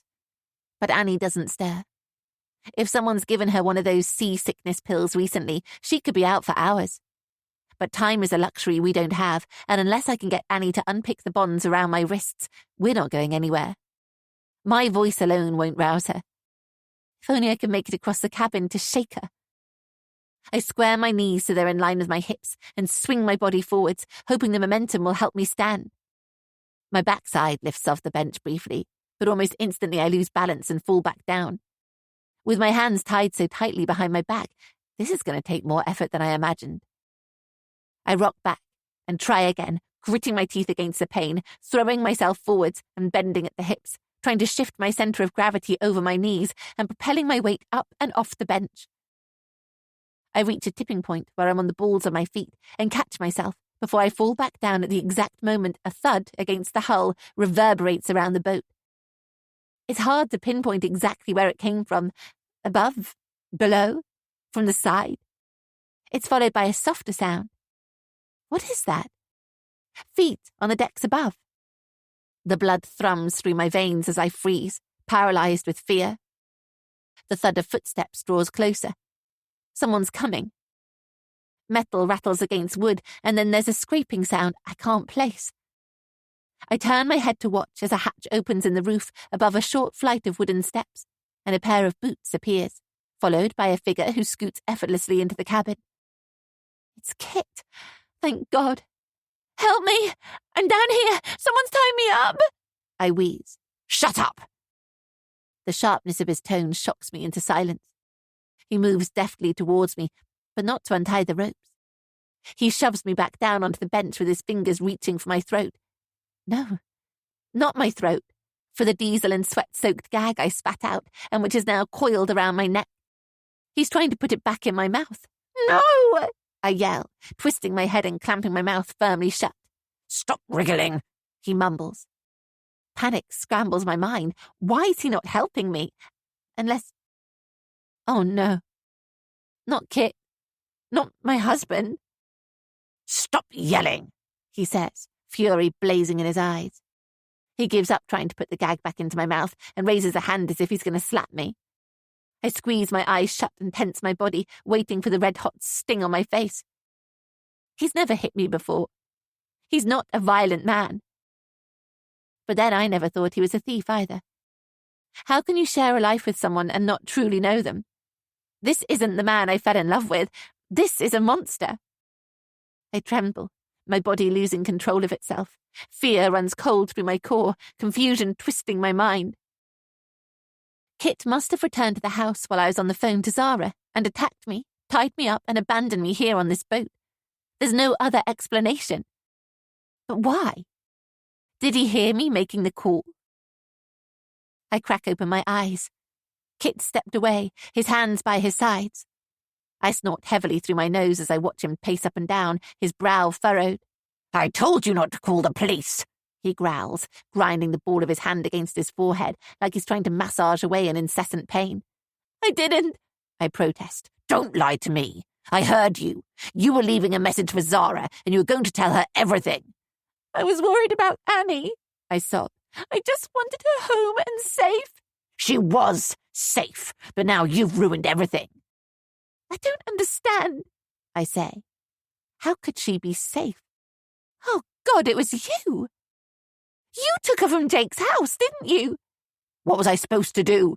We only had to wait a few more days, and we could have brought her home, he says, his incessant pacing making the boat rock gently. But no, you couldn't wait, could you? A few more days, that's all. And it all slowly makes sense. You took her. Because you were scared I was going to call the police, I say. What else could I do? You weren't following the plan we'd agreed. You'd lost your nerve. I had to do something, or we were screwed. So yes, I brought Annie here where no one, including you, would find her. I had to keep her safe for a few more days, that's all. I shake my head, trying to understand the madness of my husband's mind, but it's like my brain's been wrapped in barbed wire, rattling around inside my skull. You hid our daughter as insurance in case I blew the whistle, I say. He shrugs. If they couldn't find her at Jake's, I figured they'd think you were suffering from stress or delusional. I panicked, okay? I didn't know what to do. This is a whole other level of desperation. How? When? The night we argued. I called Jake out on an emergency. The wild goose chase Jake told me about. It had been Kit all along. How did you get her out of the house without being seen? Kit shuffles his feet and looks away from me. I hid her in a wheelie bin and pushed her out to my car. You put our daughter in a bin? What the hell's wrong with you? She was fine. A dull throbbing behind my eyes is a reminder of how I ended up here in this stinking boat, with my arms and legs bound so tightly I can hardly feel my fingers and toes anymore. You hit me, I say, fixing him with a hard stare, my anger simmering. You left me no choice. You brought this on yourself. He's shouting again. I didn't want to hurt you. But you did. He stares at me for a second, and then his shoulders relax and his chin drops. I'm sorry, okay? I wasn't thinking straight. Untie me, I say gently. Let me go. You know this isn't right. I force a smile, but he shakes his head. No, he says firmly. I can't. Please, Kit. I said no, all right? He snaps. All right, fine. I don't want to push it and get him angry again. I'll just keep him talking and hopefully I can make him come to his senses. Where are we? He glances around the dingy cabin. An old yacht in Iron Wharf, he says. The boatyard. The owner's supposed to be refurbishing it, but he's out of the country most of the year. So what's the plan? I ask, working hard to keep my tone even. I don't want to upset him again, at least until he frees me. Zara's going to wonder what's going on when she finds out I've disappeared too. I'll tell her you're not feeling well and that you're in bed, he says, at least until I can work out what to do. Untie me, Kit. Please. We can work this out together. I can't, Kathy. I don't trust you anymore. You're unpredictable. I don't know what you're going to do next. Come on, Kit. Let me go. The forced smile is making my jaw ache, but he has to believe I'm being genuine. I can't. Oh, for pity's sake, this is a waste of time. Untie me now! I scream, yanking at the ropes around my wrists and ankles, thrashing to get free. Kit, just let me go! I can't stand the thought that he might leave me here like this, unable to move. If I do that, you'll go straight to the police, won't you? He says. And who's to say you won't point the finger at me? Tell them it was all my idea and try to blame everything on me. I panicked, okay? That's all. I can see I was wrong now, but a man died because some thugs thought he'd taken Annie. But we can work this out. It's not too late. My mind's buzzing with a sudden clarity as I grasp at anything to make him change his mind. I can't trust you, he repeats. We'll say Jake found Annie here on the boat when he was doing some work around the yard, I say, a plan forming in my mind. Yes, this could work, if he takes a bait. Then he'll be able to claim the reward for us, and in a few days everything will be sorted. We'll have Annie home, and you'll have your money. We can go back to being a normal family. It's not that simple, Kit says. Of course it is. I really wish it was, Kathy. Kit, please. Don't be like this. You're not thinking straight.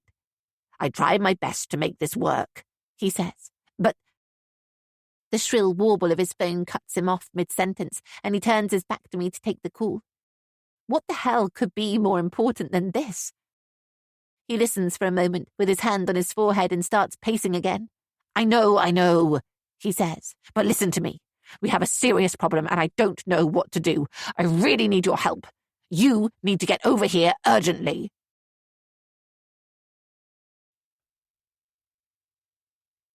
Chapter 40. The phone call is short and one-sided. Am I the serious problem? Who was that? I ask. Jake is the only other person who knows the truth about what happened to Annie. But he's my friend, and he and Kit hardly know each other. In fact, Kit doesn't even like Jake. Kit couldn't have been talking to him. So who? Nothing makes any sense. Shut up, Kit snaps. I'm your wife, for God's sake. Doesn't that count for anything? Untie me and we can work this out together. He moves closer, every muscle in his face taut. He's a seething tangle of doubt and uncertainty. If only I can talk some sense into him. Walk him down from the cliff edge. Kit! He shushes me quiet, putting a finger to my lips, and for a second I think he's going to kiss my forehead. But instead, he snatches the gag around my throat and pulls it back over my mouth. And then he's pushing my head down and tightening the material so I can't spit it out this time. I tried begging him to stop, but all that comes out of my mouth is a muffled howl of despair. Don't go anywhere. I'll be back shortly, he says, before lumbering off. As if I could leave. He climbs up the steps and through the hatch, shutting it behind him, despite my desperate, muted wailing. His footsteps thud across the deck above, and there's dull clanging against the hull, which I guess is the sound of him climbing down a ladder. And then I'm left in silence. Annie didn't even stir at the sound of Kit's voice. I listened for the sound of her breathing. Slow and shallow. Barely a whisper. What have we done to my poor little girl? Is it possible to overdose on sickness pills? I have no idea. None of us thought to check. How could we have been so callous? Nothing good was ever going to come of this stupid plan of Kit's. Why did I ever agree to be part of it?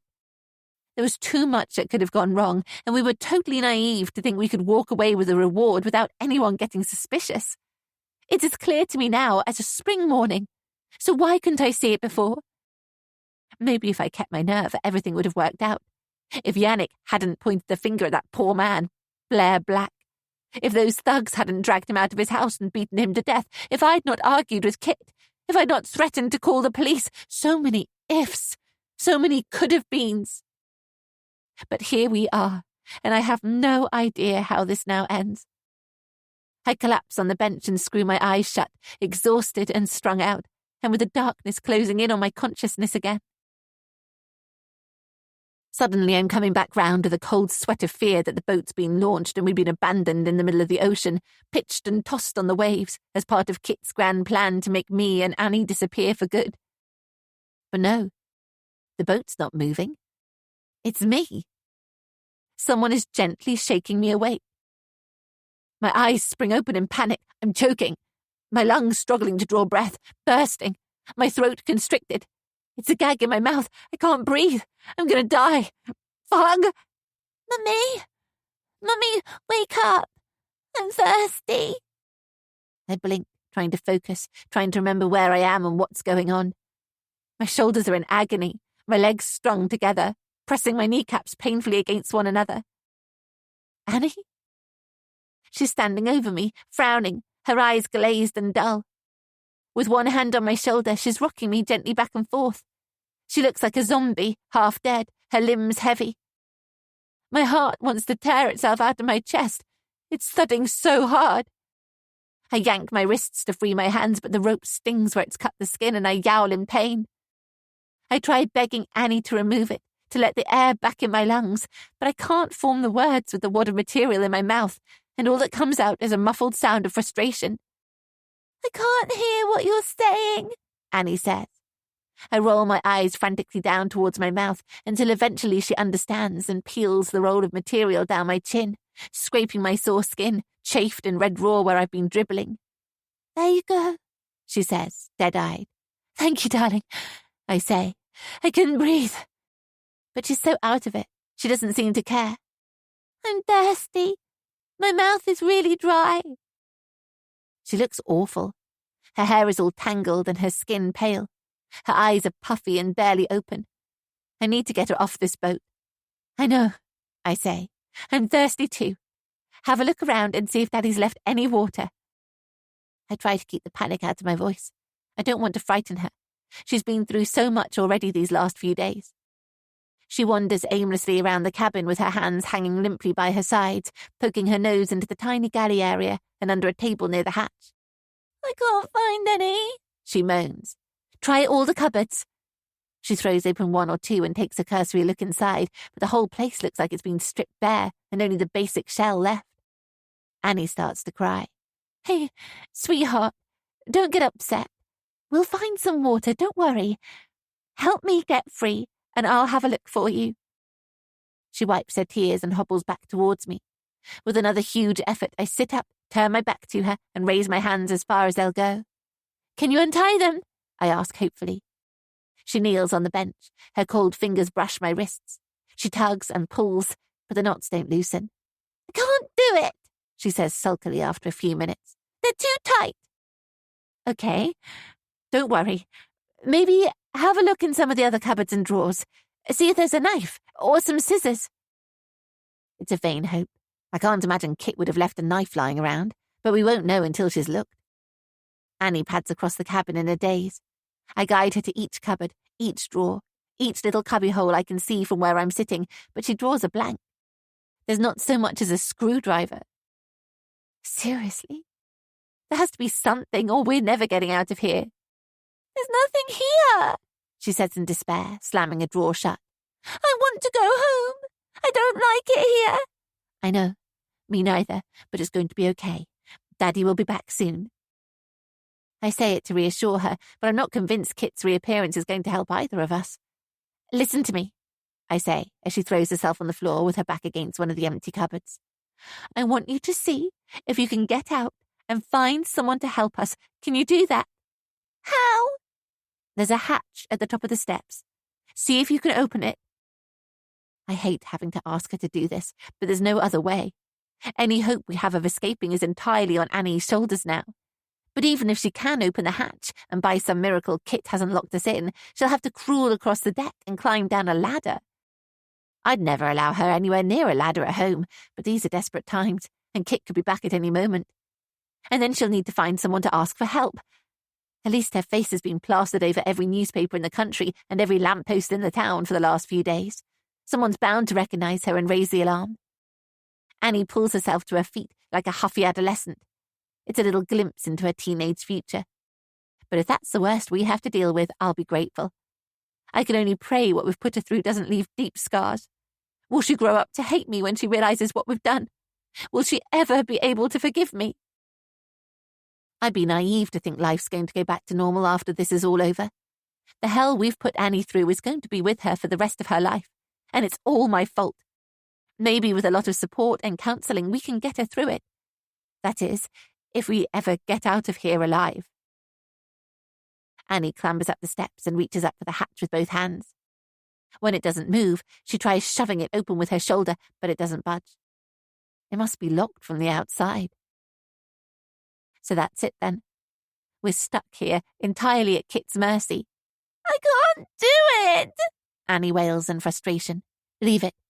Come and sit with me. I want to throw my arms around her and tell her everything is going to be all right. But I can't do that either.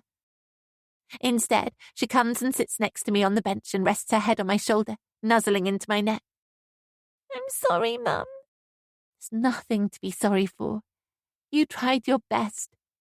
A lump swells in my throat. If we ever get out of this, I'm going to make it up to her. She can have as much ice cream as she can eat, and we'll go on a shopping spree in Canterbury.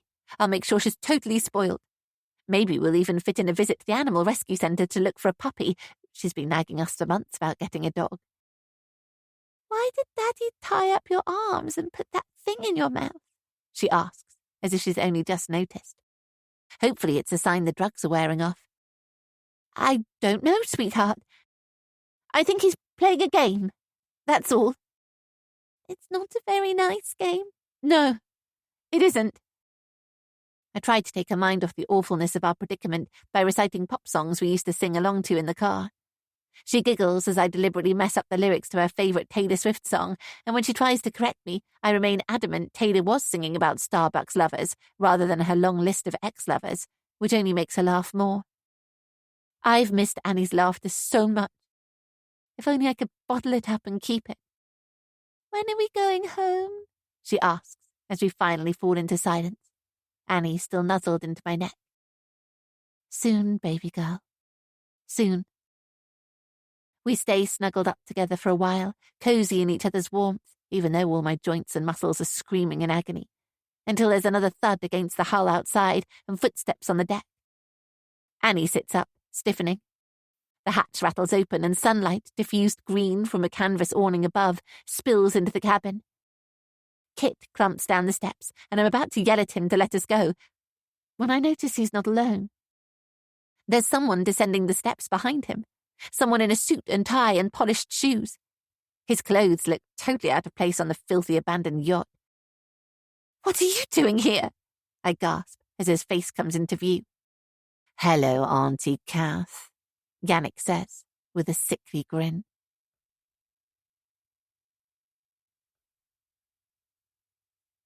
Chapter 41.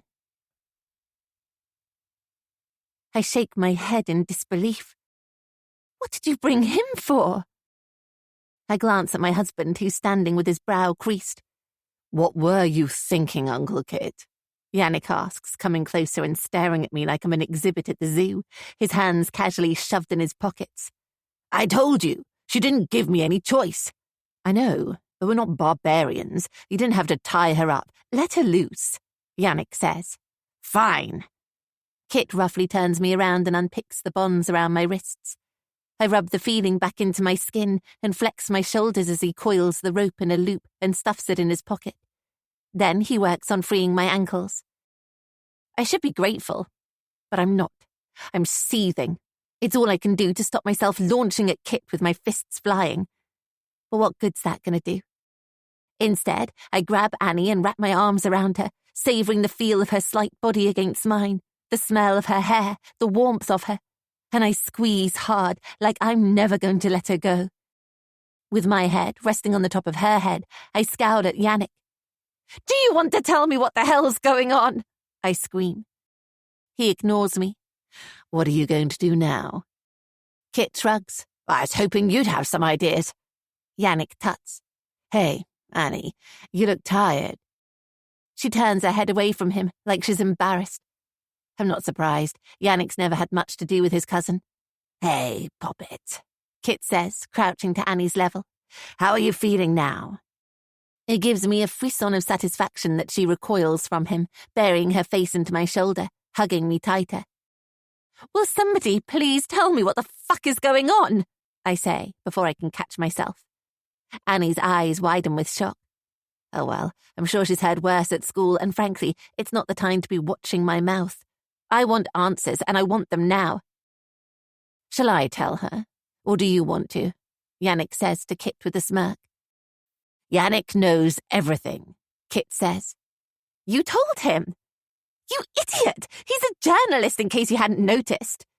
I mean, he's known from the beginning. Yannick makes a stage cough, covering his mouth with the side of his fist. A bit more credit, please, Uncle Kit. It was all my idea. Kit shoots him a censorious look. Keep talking, I say, fixing my husband with my sternest stare. I confided in Yannick about the charity and the money that had gone missing, he says. That you stole, I correct him. It's news to me that they've even kept in touch. I haven't heard from Yannick in months, and even then it was only a belated birthday card. Kit stares at the floor, drawing circles in the dust with his toe.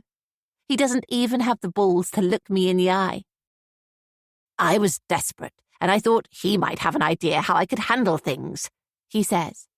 He suggested we could fabricate the story that Annie had gone missing. Why didn't you tell me it was his idea? I say. I thought you'd be angry. Of course I'd have been angry. You know what he's like. He could have sold us out at any minute, and that's why I wouldn't have agreed to it. I had his word, Kit says. He agreed he'd keep my secret if we gave him an exclusive interview. I might have known. Yannick has never done anything for anybody unless it feathered his own bed. To further your own career, in other words, I say. Yannick standing with his arms crossed, watching me with a sneer painted across his smug face. That's pretty low, even by your standards. He puts a hand to his heart and feigns a wounded look. Don't say that, Auntie Kath. I was doing you both a favour, and besides, it's a win-win. You get the reward money, and I finally get the credit I deserve. And who knows, a cosy show of my own on the network? At the very least, a reporting gig on the national news. So what now? You keep us both imprisoned here. What next? Are you going to let us go? Yannick sucks on his bottom lip. You're right. This is a bit of a pickle, isn't it? He paces the length of the cabin, inspecting the woodwork like he's looking around with a view to buying the boat. The problem is, if we let you go, how can we trust you not to go running off to the police? I guess you can't. But I am families. Families are supposed to trust each other, aren't they? It's the only thing I can think to say. Not that Yannick has ever been remotely interested in the sanctity of family, although it's hardly a surprise. Our family fell apart after my father's death, and then, of course, he lost his mother, Monica, my sister, to cancer when he was still young. He runs his forefinger over his top lip in thought. The thing is, I still need my happily ever after story. You've kind of screwed that up for me, Auntie Kath.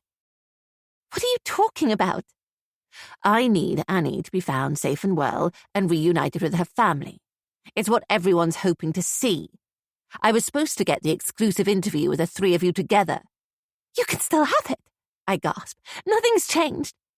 We can say we had an anonymous tip that Annie was being held here on the boat. Yannick shakes his head. Kit heard you on the phone to the police, he says. I didn't tell them anything, I swear to you. He grimaces. I wish I could believe you, Auntie Kath. I really do. He breathes in through his nose, holds it for a second and lets it out slowly. You know, none of us would be here right now if only you'd stuck to your end of the deal. What deal? I ask, confused. The deal I agreed with Uncle Kit for exclusivity. Why did you have to sell out to that stupid tabloid reporter and cut me out? Dolores! We had no choice, I say. We had to speak to her, or they wouldn't have put up the reward. No, you didn't. Yannick rolls his eyes. You still don't get it, do you? This was never about the money. Yannick, don't, Kit growls. What?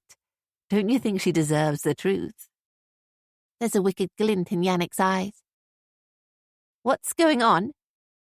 I stare at Kit, trying to read him, trying to work out what he's hiding from me. Is this just Yannick mischief-making, or is there something else going on here that they're keeping from me? I'm warning you. Kit clenches his fists and turns on Yannick, his eyes narrowing. What truth? I press, confused. Shall I tell her? Yannick smirks again. Don't you think she has a right to know about everything you've put her through? Kit throws himself across the cabin at Yannick with such sheer force that I let out a small yelp of alarm. His hands wrap around Yannick's throat, his face flushing with anger. Annie screams and buries her head into me as the two men tumble onto the dusty floor. It's the most unlikely fight I've ever seen. I don't think either of them has ever been in a scrap in their lives, but they're both going for it like they want to kill each other, arms and fists flying, Kit now sitting aside Yannick's chest. With a snarl of anger, Kit punches Yannick in the side of the head with a sickening whack. I glance at the open hatch and clutch Annie's hand. This could be our opportunity to escape. Come on, I whisper in her ear, standing awkwardly, my aching muscles protesting. We might not get another chance. As my husband and nephew continue to grapple on the floor, I guide Annie up the steps, urging her to hurry. The boat trembles as Yannick throws Kit off, and he lands heavily on the floor. I follow Annie out onto the upper deck to find the boat is tented under green canvas, protecting it from the elements and prying eyes. It flaps and flutters noisily with every puff of wind, while dangerous tendrils of dirty rope crisscross the deck. With one final look back, I haul myself out of the cabin and into a sunken cockpit, dominated by a huge metallic helm wheel. Peering over the side, I see the boat is propped up on metal supports. It's at least the height of 2 double-decker buses to the scrubby earth below us. It's the first sense I've had of how high up we are. The ground looks a dizzying distance below. My balance falters as my stomach shrinks up into my body. Oh, God.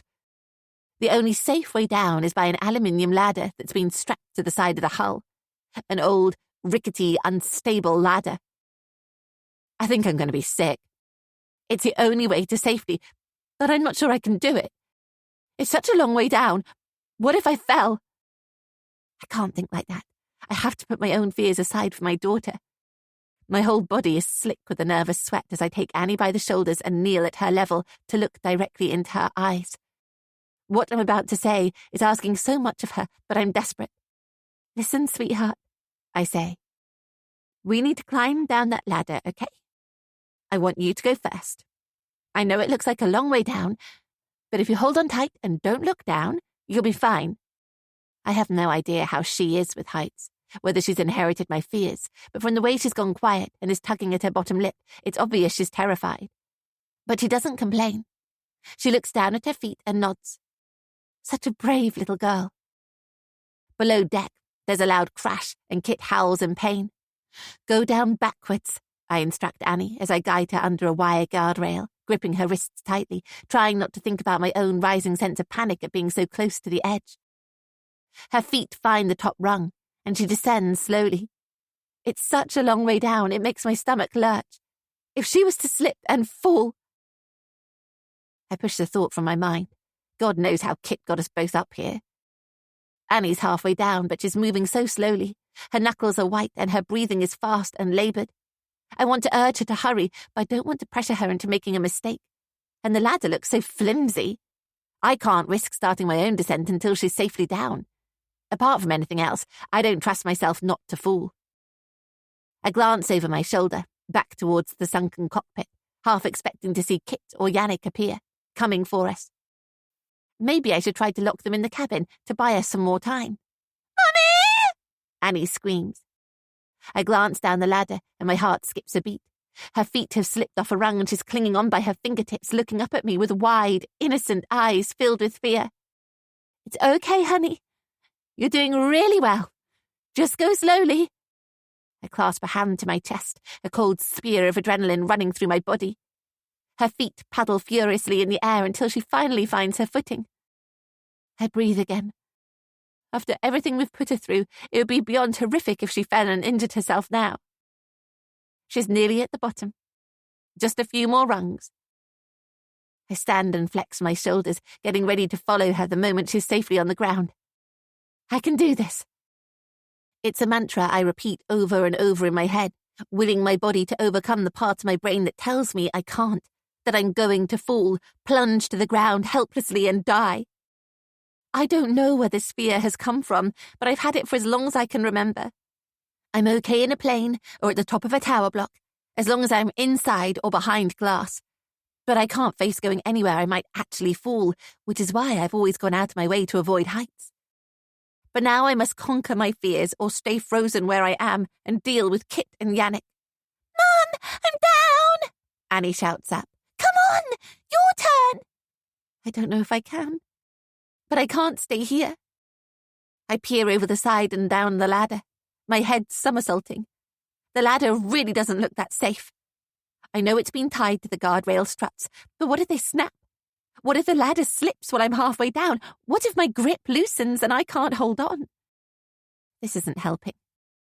If Annie can do it, so can I. Don't look down and take it slow. Come on, Kathy. Don't be a baby. You can do this. I make the mistake of glancing one last time at the cockpit and hatch and spot Kit emerging from the innards of the boat, his hair dishevelled.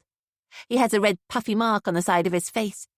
He snarls at me, a fury behind his eyes, the monster showing his true skin. How could I ever have loved this man? I don't recognize him anymore, and I want to be as far away from him as possible. I edge towards the ladder, my legs pressed up against the wire guardrail, and I'm hit by a vertigo head flip. "Where do you think you're going?" Kit barks at me. "Stay away from me!" I hold up a hand towards him, urging him to back off. "I'm warning you!" I cast a glance backwards. Annie's peering up at me, waving for me to come down. "Mum, come on! Hurry!" she calls. What a choice. Facing my vertiginous fears or my insane husband. But before I can decide, Kit lunges at me, grasping for my arms. I scream, feeling my balance teeter. "Mummy!" Annie wails from below. Kit has me by the wrists, grasping me tightly. A death grip. "Let me go!" I yell in his face. "I can't let you go. You know that," he says, hauling me away from the edge, towards the cockpit. I can't put away from him because if he lets go, I'll surely tumble backwards over the side. So I do the opposite, hoping to catch him by surprise and throw myself at him, pushing him back. It works. He loses his footing and stumbles, dragging me down, and we land in a heap of arms and legs on top of each other. But if I thought it would give me the advantage, I'm wrong. He howls with rage, throws me off and pulls me up again by the wrists. "Ow! You're hurting me!" I complain. The look on his face is one of the most horrifying things I've ever seen. The way his lips are twisted in anger, his eyes wide and black and full of poison. This is the man I supposedly fell in love with all those years ago, who I used to call my husband. The father of my daughter, but he's unrecognizable to me now. "You stupid bitch," he spits in my face. "Why couldn't you just go along with a plan and keep your dumb mouth shut?" I'm stunned by the brutality of his language. He's never called me that before. I wouldn't have stood for it, especially not in front of Annie. I hope she's not hurt. I never wanted to think it was acceptable for any man to talk to a woman that way, let alone a husband to his wife. "Annie, run!" I shout. "Go and get help!" "What are you doing?" "Annie, darling, stay there," he calls down to her, his tone softening in an instant, turning on the charm. "Just go!" I scream. She hesitates for a second, her face veiled in incomprehension. Kit and I rarely argued in the past, so this must be so hard for her to witness. But she knows what he's done, and now she can see what he's really like. "Mummy!" she calls, as if she's seeking reassurance. "Annie, you have to run and get help. Please, darling, go!" "Annie, sweetie, come back here," Kit shouts, pulling me out of Annie's view. "Come up and see Daddy. Mummy's just being silly." There's a moment of silence, and then I hear Annie running away, her feet pounding across the hard ground. "Annie, get back here now!" The real Kit's back, his charm evaporating. Good girl. I knew she'd listen to me over him. She can see him for what he really is as clearly as I can. It's his own fault talking to me like that, like I'm worthless in front of her. He roars with anger and frustration, but as he raises a hand to hit me, a noise over his shoulder makes us both turn and look. Yannick's hauling himself out of the hatch from the cabin and onto the deck. He looks dazed. His lower lip is swelling, and a thin trail of blood is running down his chin. One of the arms of his jacket has been partially ripped away from its dust-encrusted body, and his tie is twisted and loose. As he straightens up, he brushes a hand through his hair. So typical of Yannick to be thinking about his appearance even now. "Leave her alone," he says, his words slurring. I wonder if he's lost a tooth. "This has got nothing to do with you." Kit's grip on my wrists loosens a fraction as his attention is distracted. "It's not going to do either of us any good if you end up killing her." "Killing me? What the fuck?" "She's my wife. I'll deal with her in my own way," Kit yells. "You didn't do a great job dealing with it when she had to keep her mouth shut, though, did you?" "I never wanted any of this, you know," Kit says, letting go of one of my wrists to gesticulate at Yannick. He's shaking with rage. My own legs are wobbling too, but because I'm afraid. Not of falling off the side anymore, but of what Kit is capable of doing. I wrench my arm out of his grasp and stagger back, snatching the guardrail for balance as I almost topple over, sending my heart rate racing. "It's too late for regrets. You've made your bed," Yannick says. "You forced me into it. What choice did I have?" "I didn't force you into anything. I made a suggestion and you bit off my hand. You're the only one to blame for this," Yannick says, moving closer until the two men are squaring up to each other again. I back away, scurrying along the deck, giving them space. "You're a tawdry, manipulative wannabe whose life amounts to nothing," Kit hisses at him. "And you hate that truth more than anything in this world. You're self-centered, self-obsessed, and cruel. You use people, even your own family, and then discard them to get your own way. You're sick." "Ha! That's rich," Yannick says. "Let me remind you that you're the one who faked his own daughter's disappearance." "Because you made me! You trample over people and don't care who gets hurt, as long as Yannick comes out looking good." "At least I accept what I am. What about you? We both know what you are, but you can't even admit it to yourself, and you're so worried about anyone finding out, you're even prepared to put your own daughter's life at risk." "Shut the fuck up!" "Shall we tell Auntie Kathy what this has really all been about?" "Don't you dare!" Kit screams. "I did what you asked. It's not my fault you screwed it up, you talentless piece of shit." Yannick throws his head back and laughs like the devil. Kit flings himself at him again, his thumbs going for Yannick's eyes. I can hardly bear to watch. "Stop it!" I yell. Yannick thrusts out both arms to push Kit away, and his hands strike him squarely in the chest. I watch my husband's shocked reaction in slow motion as his eyes open wide and his jaw falls loose. His arms fly up as his body pivots backwards, desperately trying to catch his balance as his legs tangle in the wire guardrail pressed against his calves. And suddenly, he's tumbling over the side, falling, flailing, screaming in terror. And in a split second, it's all over.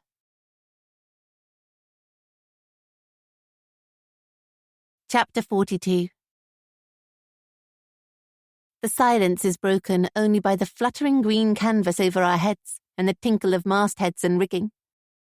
I crawl across the deck towards Yannick, and we peer over the edge of the hull at where Kit landed with an ominous thud, one leg buckled under his body and his arms outstretched. His head is twisted to one side, and his lifeless eyes stare into space as a spreading pool of blood seeps into the earth. Should I be grateful he's dead? Sad? Angry?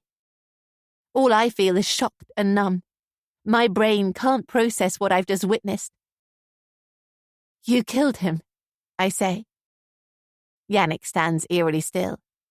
"I didn't mean to," he mumbles. "You saw. It was an accident."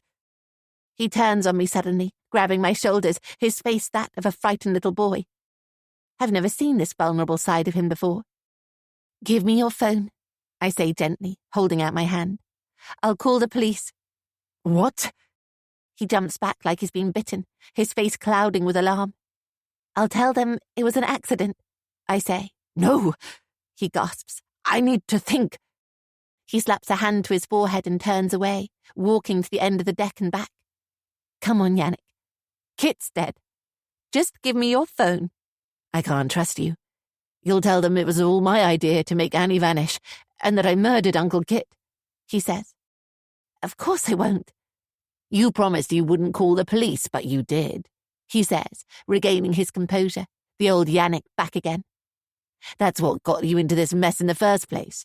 You were given a plan, and you couldn't follow it. I have a better idea. This has gone far enough.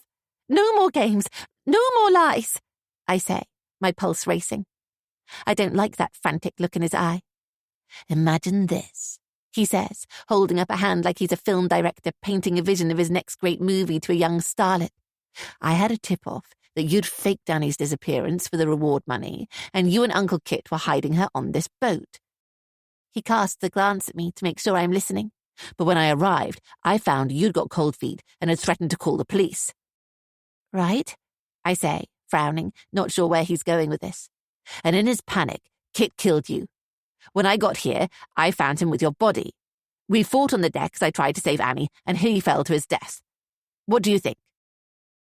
He smirks at me. You're kidding, right? Absolutely not. The more I think about it, it's perfect, and what a story it's going to make. He slaps a hand on my arm. Even better, I can give a first-hand account of how I rescued Annie from the clutches of her evil parents. You're insane, I gulp. The ladder down to the ground is a short distance to my left.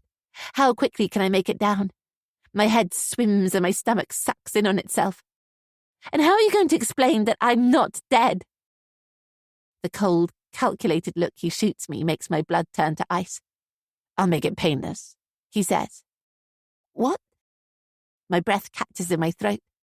He can't be serious. It's for the best, he says, so calm and collected. I've always known Yannick was self-obsessed, narcissistic, and had an ego the size of Africa, but I never had him pegged as a psychopath. He's out of his mind. You saw how easily Kit fell. He moves towards me menacingly. I back away, but there's nowhere to run and I can't fight him. He's taller than me, stronger than me. I'd likely end up going over the edge of the deck anyway. My only option is to talk him out of this nonsense. You're not a killer, Yannick. One of his eyebrows shoots up. Blair Black died because of me. What's another body? Please, I'm the only family you have. You can't kill me. Why not? I've edged as far as I can along the deck, and now I'm at the bow, with a long, terrifying drop behind and beside me. My whole body is trembling with fear, but I'm not ready to die. They'll work out what you've done, and you'll go to prison for a long time, I say. But you've left me no choice. You understand, don't you?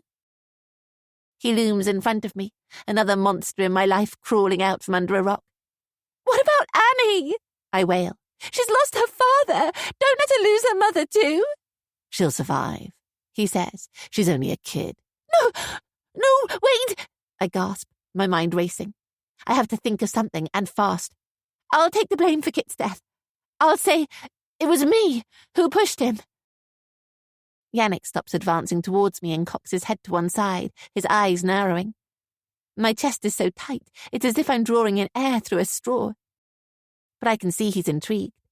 He's like a fish on a hook. He doesn't want to risk a murder charge. Now, if only I can reel him in. Go on, he says. If you try to stage my death, there's every chance the police will work out the truth, I say. My mind is churning like a steam train working through the logic. But what if I tell them I found out that Kit had staged Annie's abduction and discovered them here together on the boat? That's more plausible. I could tell them we argued, and when I threatened to call the police, he turned on me. We fought, and he fell. Yannick nods sagely. Keep going. And then, in a panic, I called you. I mean, who else would I call? You came straight over and found me distraught. I hope he doesn't remember Annie witnessed everything and could blow a hole a mile wide in the story. Yes, that could work, he says. And you'll still get your story. I won't speak to anyone else, only you. What about that woman from the Post? I'll tell her I've changed my mind. Our deal's off. I'm only talking to you. The outline of a smile forms on Yannick's face. He's already planning ahead, thinking about how it's going to look for him. Yes, this is perfect. Annie's father's dead, exposed as her abductor, and a full confession with you is going to be gold dust, he says. You'll be the only one with a full story, I add, cementing the idea in his head. Everyone will be talking about it. The outline of his smile has become a full-blown beam. He's grinning from ear to ear, his eyes sparkling with excitement. And I bet I can persuade them to give me an hour's national primetime slot. This is so good, Auntie Kath. So good. Better than murdering me, right? I ask, just to make sure. He starts to laugh, but his mirth stops as suddenly as it began as a new thought occurs to him. I can trust you, can't I, Auntie Kath? Of course you can, Yannick. And the best part is that most of the story is true. I'll be confessing to killing my husband because he conspired to kidnap our daughter, which is exactly what happened. Although I wish I'd never gone along with Kit's stupid plan in the first place. My plan. Yannick corrects me. Whatever. Now, why don't you make that call to the police? It's finally time to face the music. What I did was unforgivable. I deserve whatever I have coming, and that starts with a full confession to the police. It's the only way I'm ever going to be able to look myself in the mirror again. Yannick pulls out his phone from his jacket and stabs at the keypad. Police, please, he says. I stand by his side, shivering as he gives the details, explains what's happened, and tells them where to find us. We'd better get you cleaned up before the police get here, I say as he hangs up. I wipe the blood from his chin with my thumb. We wouldn't want them asking awkward questions about why you're bleeding. Good point. Yannick slips off his damaged jacket, removes his tie and dusts off his trousers. There's not much he can do about his swelling lip, but that's his problem. He'll have to come up with his own explanation. Then we sit in the cockpit by the enormous silver wheel while we wait for the police to arrive. Maybe Annie's already raised the alarm. But wherever she is, hopefully she's finally safe. Will you still remember me when you're famous? I ask. I never want to see Yannick again after today, but it feels important to keep him talking so he doesn't change his mind about me or remember that Annie is a problematic factor in the story we've agreed to spin. You'll be famous too, he says. I laugh with him to humour him, even though I feel like crying. I've saved my life by sacrificing my future. But I guess that was written in the stars when I went along with Kit's crazy idea in the first place. I always thought I was a good mother. But how could I have so easily been talked into doing something so criminally stupid? And it doesn't even end there. I'm going to prison for what I've done, there's no doubt about that. For how long? I'm not sure. Long enough that I'll miss the best years of Annie growing up, no doubt. And when I get out, will she still want anything to do with me? Will they take her into care? God, how I wish I could turn back the clock and make different choices. Above our heads, the green tarpaulin flaps noisily in the breeze. It won't be long before the police are here and the resulting mayhem begins. But there's a question on my mind that's still bothering me. It was something Yannick said to Kit. I had the distinct impression they were keeping something from me. There's one other thing before the police get here, I say. You said earlier this hadn't all been about the money. I don't understand. What did you mean? Yannick snickers. You still don't know, do you? Everything, all of this, was one big lie, he says cryptically. Kit wasn't caught stealing money from the charity. What are you talking about? Of course he was. No, he made it all up. I shake my head. Just as I thought everything was becoming clear, I realize I'm still in the dark. What other secrets was Kit keeping from me? Why would you do that? I gasp. You really want to know? Yes, I have to know. Fine. Well, like I said, there was no missing money. Kit's been lying to you all this time, in more ways than one.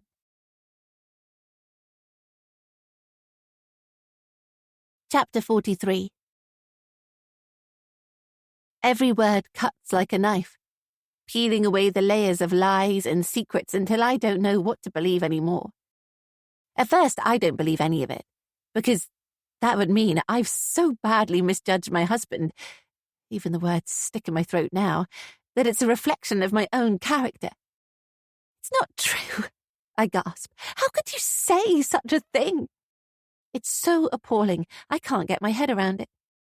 I would have known, surely, a wife would see the signs. Was this why his first marriage had ended so sourly? Had his first wife found out? Kit never talked about why the relationship broke down, and I never asked.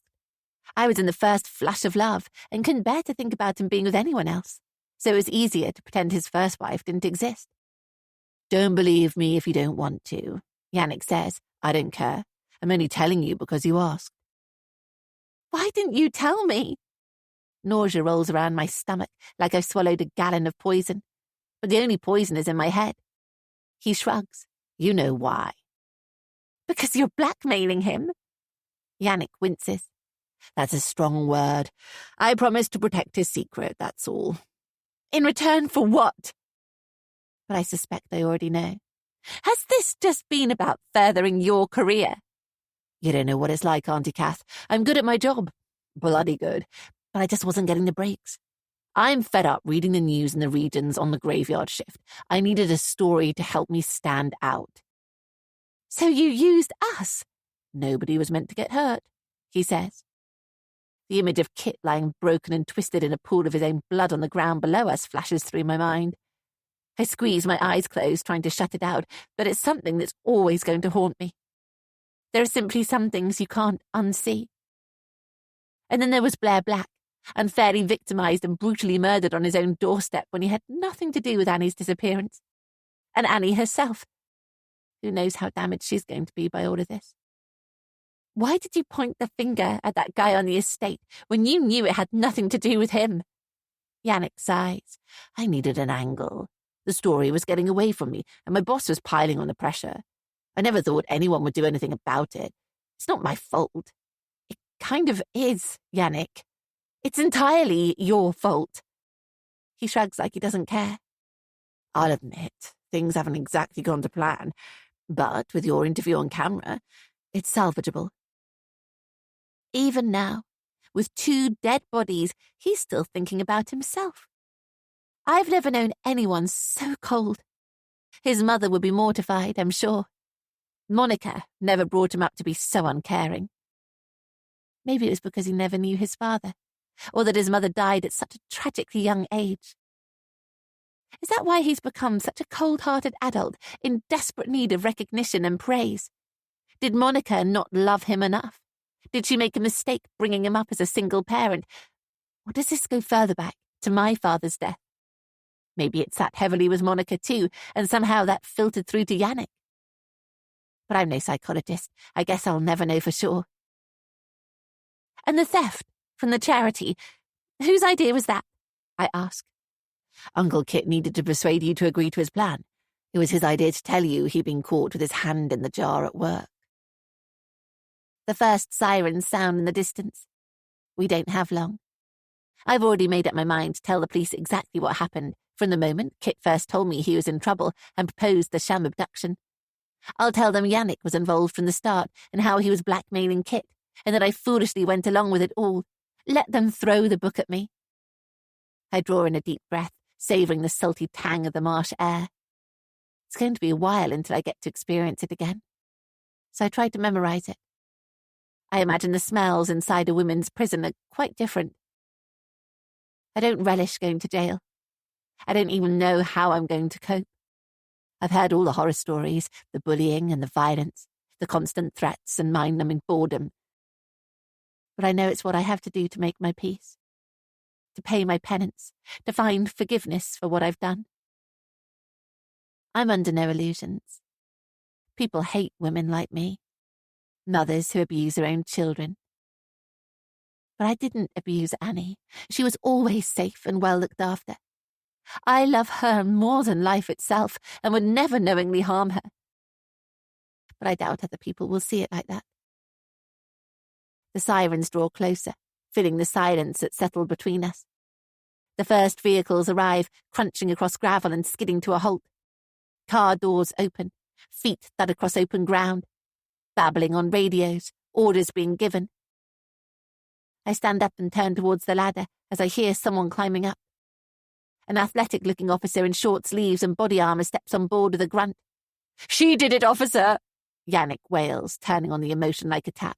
"She pushed him, and now he's dead." My mouth opens instinctively to deny it, but I clamp it closed again. I'm not saying anything in front of Yannick. "I came straight over when she called me, but my uncle..." Yannick's knees buckle as he feigns being overwhelmed with grief. "Uncle Kit was already dead. There's nothing I could do." The officer frowns. "It's all right, sir. Let's get you off the boat, shall we?" Behind him, a female officer appears. She's small but tough-looking. She climbs onto the deck and snatches a pair of handcuffs from her belt as she stares at me like I'm a filthy common criminal. She tells me I'm to be arrested. I won't be able to get down the ladder with cuffs on, I say, my heart pattering fast. With my vertigo, it's going to be a challenge getting down full stop. The male officer escorts Yannick off the boat first, and when he's out of the way, the female officer tells me to follow while she watches from above. It takes me a full 5 minutes, tentatively taking one step at a time, even though they've put a harness on me, so there's no way I can fall. When I finally reach the ground, Kit's body has been covered by a sheet, but a snaking trail of his blood is still visible, seeping into the mud. I blink at the number of police cars and ambulances that have gathered amongst the rows of old tugboats, longboats, and yachts in the yard, all awash with pulsing blue lights. The female officer who escorted me off the boat grabs my wrists roughly and pulls them behind my back. My aching shoulders protest, but I'm in no position to resist. "Mrs. Warren." I look up at the sound of a familiar voice. D.S. Monckton, the detective who's been leading the investigation into Annie's disappearance, is striding towards me, his grey overcoat flapping. "I'm arresting you on suspicion of the kidnap and false imprisonment of Annie Warren and the murder of Kit Warren. You do not have to say anything, but it may harm your defence if you do not mention when questioned something you later rely on in court. Anything you do say may be used in evidence. Do you understand?" I nod. He stands with his hands on his hips, looking at me like I'm dirt. I can almost see the headlines now. "Britain's worst mother." "Take her away," he says with contempt. "Wait," I say, as a female officer shoves me towards a waiting police car. "Have you found Annie?" Monckton rubs his nose. "She's safe," he says. "No thanks to you."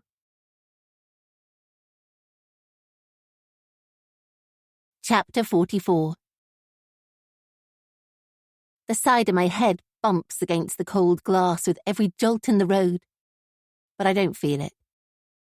I don't feel anything. My body is as numb as my mind, while hedges and trees, houses and cars flash past. A gate slides open, and a patrol car slips inside a compound.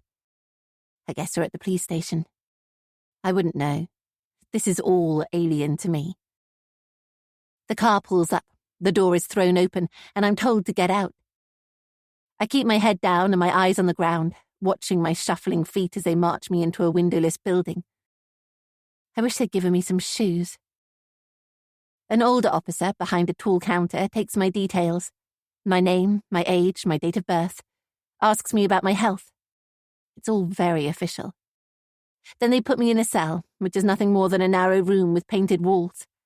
A toilet and a basin recessed into the wall. A low, flat bench that doubles up as a bed with a blue plastic mattress. I wince as a heavy metal door slams shut, sealing me inside. How long is it going to take to get used to that sound and the overpowering stench of bleach? Time ceases to have any meaning as I wait for what happens next. But it's not like I have anywhere to be. It gives me time to think. I think mostly about Annie and whether she's being looked after well. At least before I knew she was with Jake.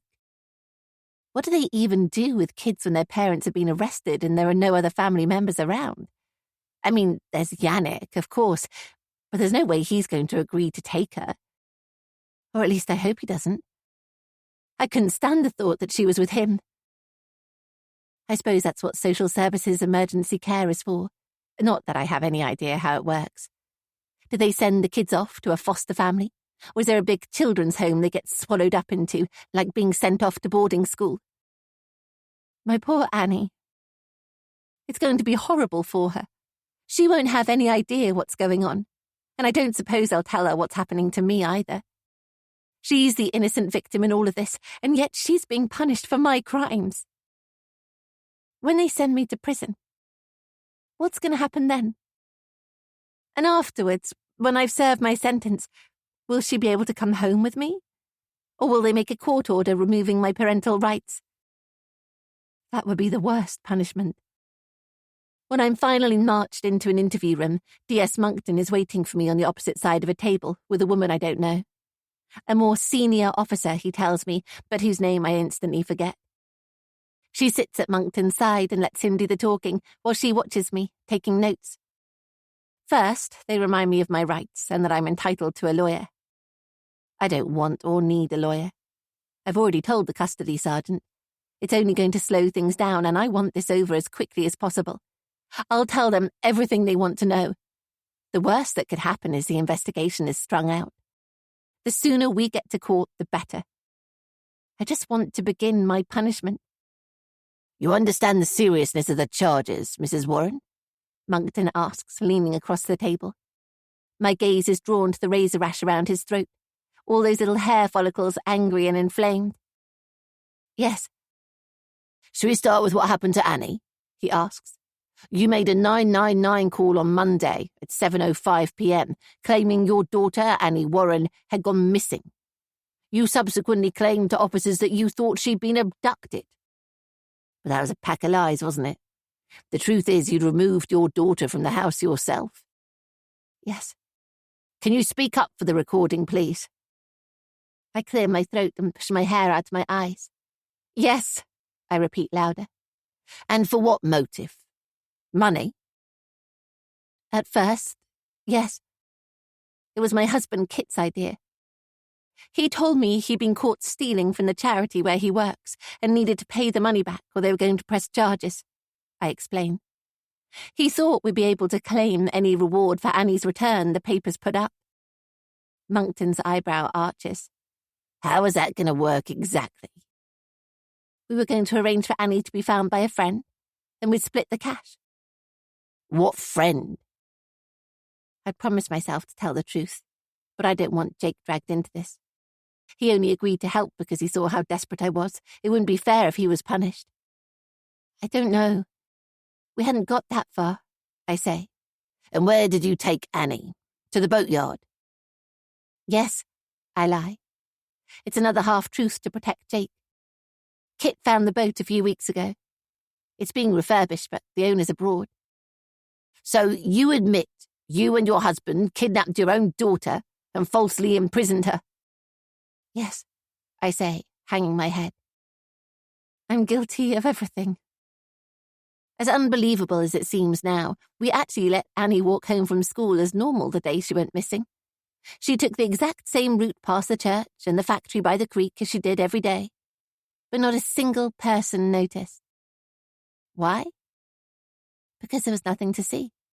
Nothing out of the ordinary, just a little girl walking home from school. There was no white van pulling up silently behind her, no men dragging her inside, no screams for help, no struggle.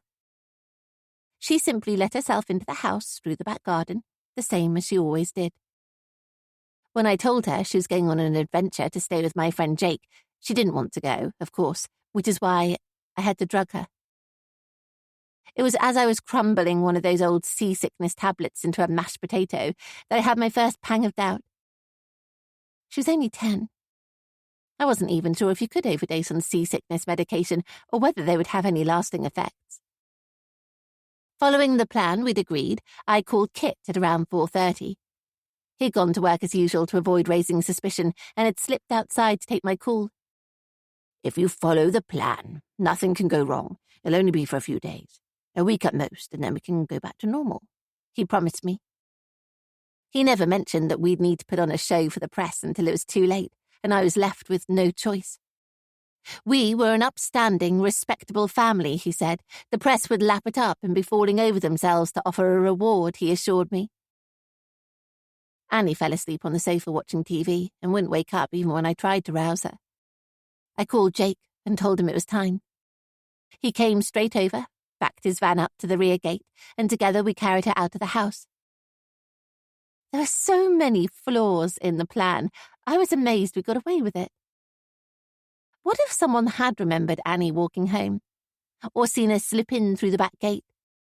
What if someone remembered seeing Jake's van parked up at the back of our house at the exact time Annie was supposed to have gone missing? But they didn't.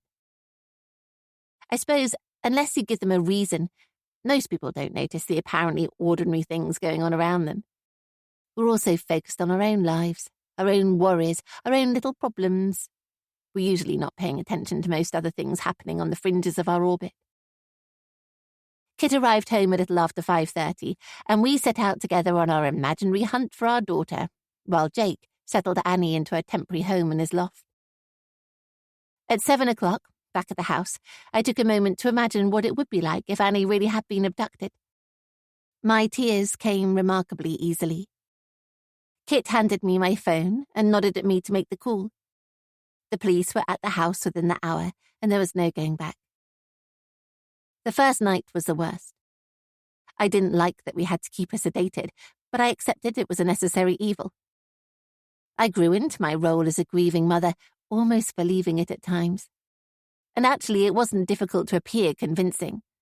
I missed Annie so much. The house was desperately empty without her, and when my tears came, they were genuine. "This theft your husband was involved in. How much money had he taken?" Monkton asks. He hadn't. I shake my head. It was a lie to pressure me into agreeing to his plan. He told me a trustee was onto him, and that unless he paid the money back in full, they'd have to report it. But it wasn't true. "And why would he do that?" Monkton frowns.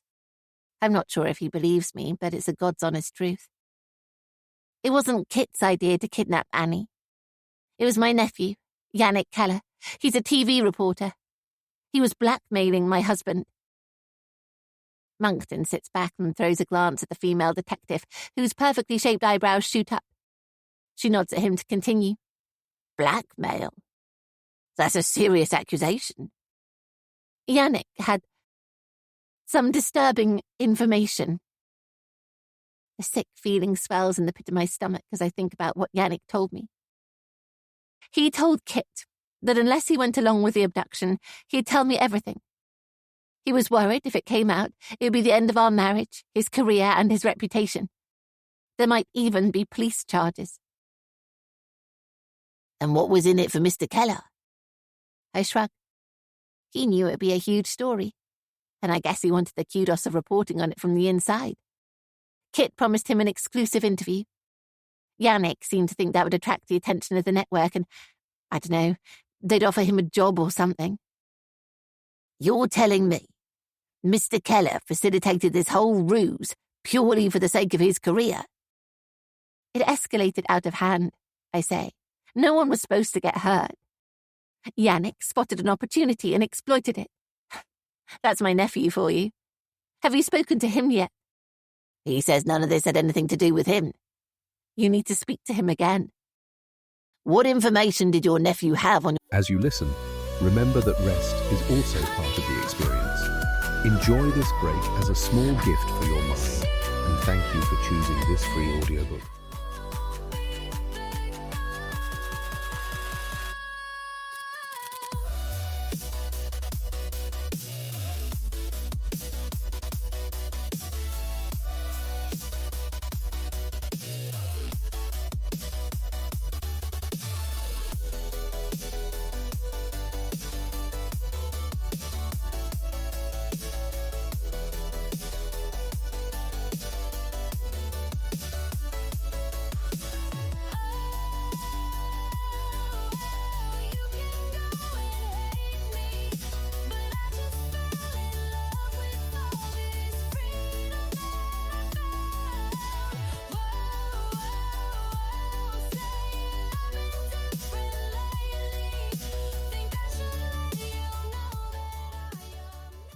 Your husband that he was using to blackmail him?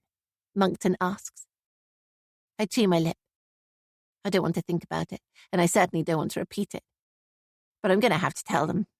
It's the reason for everything that's happened and why I'm facing a long jail sentence. Will I be able to see my daughter? I ask. Not for a while, Monkton says. Tell me what Mr. Keller knew about your husband.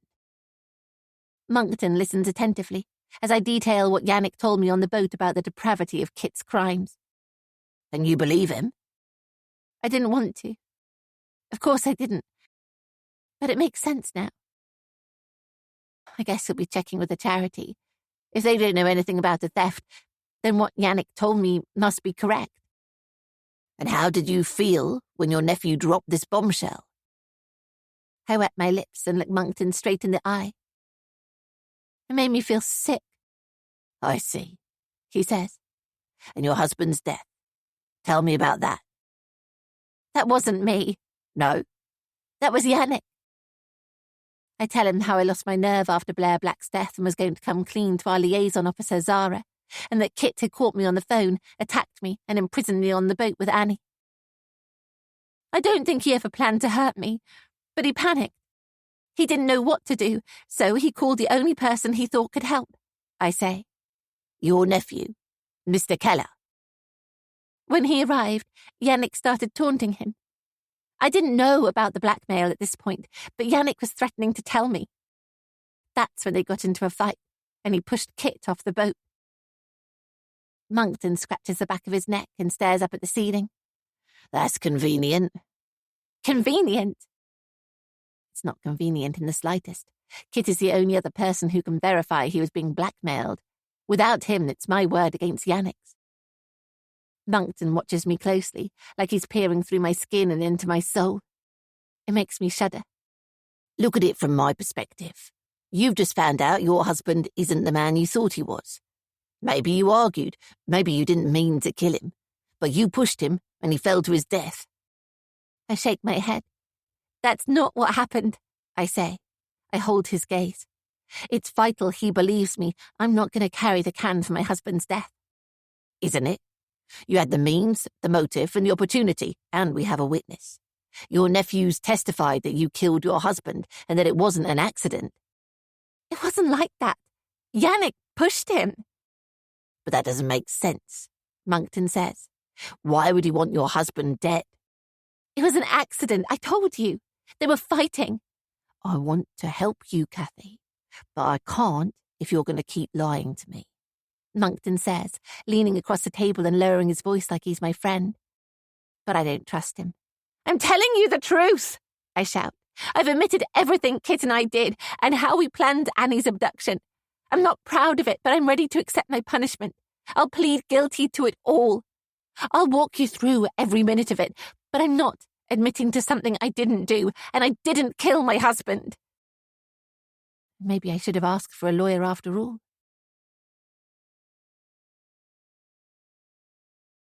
Chapter 45. Yannick. Gina is like a child in a chocolate factory when I call to tell her that not only has Annie been found safe and well, but that Kathy has been arrested on suspicion of the kidnapping, and Kit is dead. Are you serious? I was there when the police arrested my aunt, I say. They'll be releasing more details shortly, I should think. This is brilliant. Where are you? At home. I've just finished speaking to the police. Do you want me to come in? No, stay there, Gina says, and don't talk to anyone. When Annie went missing, it became a huge story, but this development is off the scale. There have been the usual conspiracy theories on crank websites suggesting Kathy and Kit were somehow involved in Annie's disappearance, but I don't think anyone could have predicted this outcome. It's the ending to the story I'd always planned on breaking myself, but technically I'm still suspended, so I don't have much choice than to watch from the sidelines, for the time being at least. It's frustrating after all the effort I put into creating the story in the first place.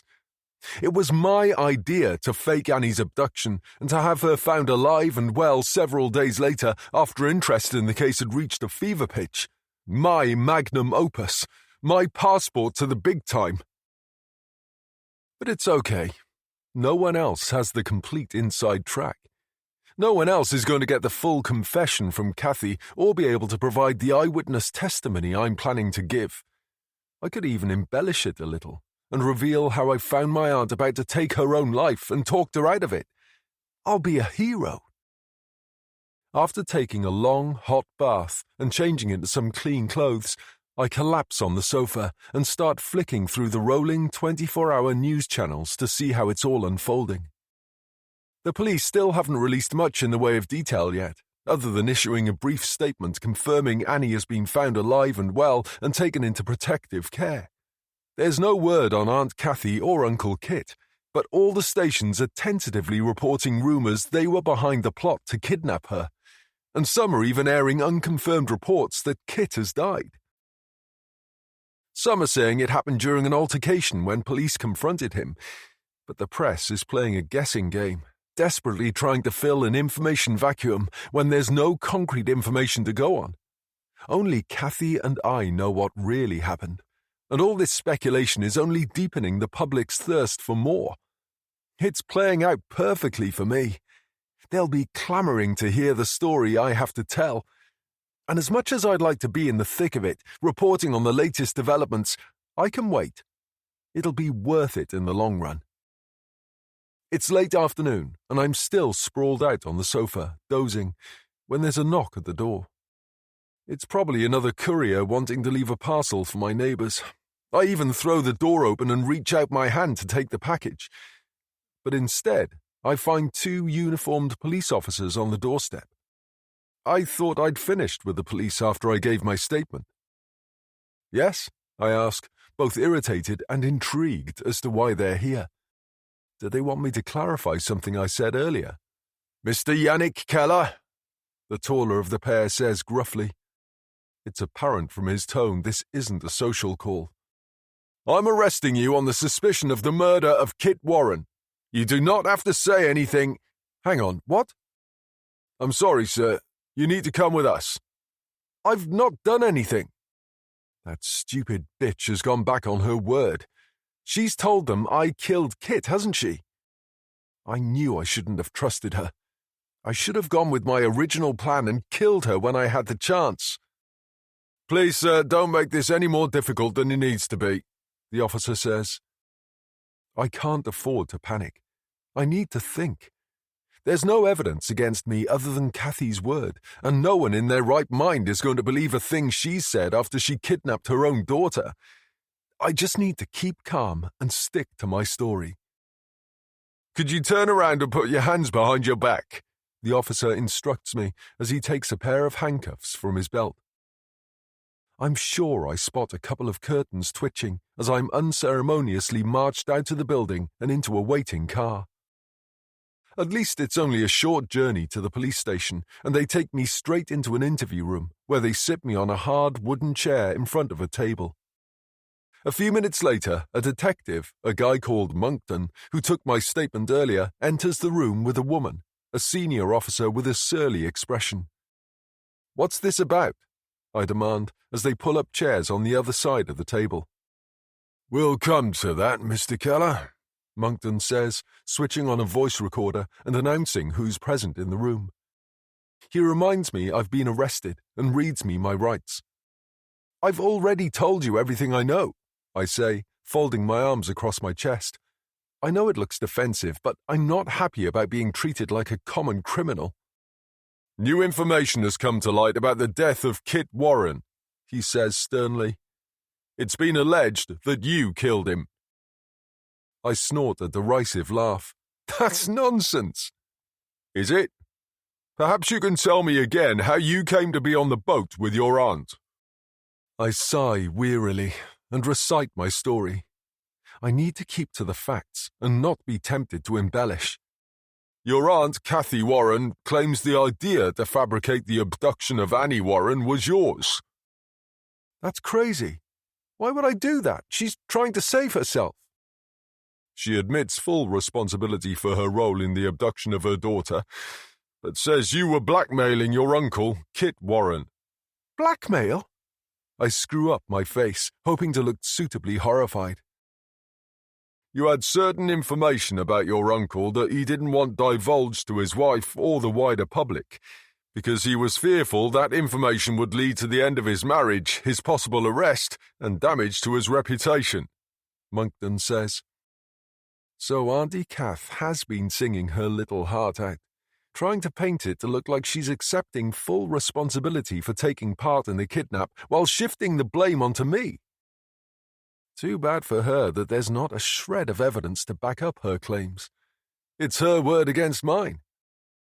I have absolutely no idea what you're talking about, Detective. I smile innocently. When did you first become aware your aunt and uncle were responsible for their daughter's abduction?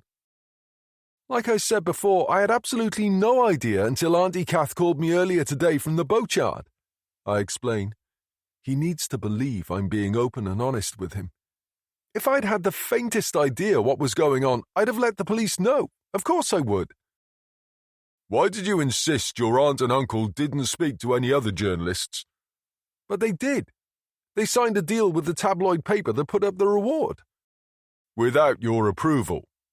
Look, this is the biggest story I've ever worked on, right? And I had front row seats because it was my family. But I also had a duty to protect them from the press. I thought I could limit their exposure to the worst of it by having them only speak to me. That way we could get their message out there about Annie while keeping them from being hounded. How very noble of you, Monckton says. But the truth is, you thought it was an opportunity to make a name for yourself. You exploited your family's suffering for your own benefit.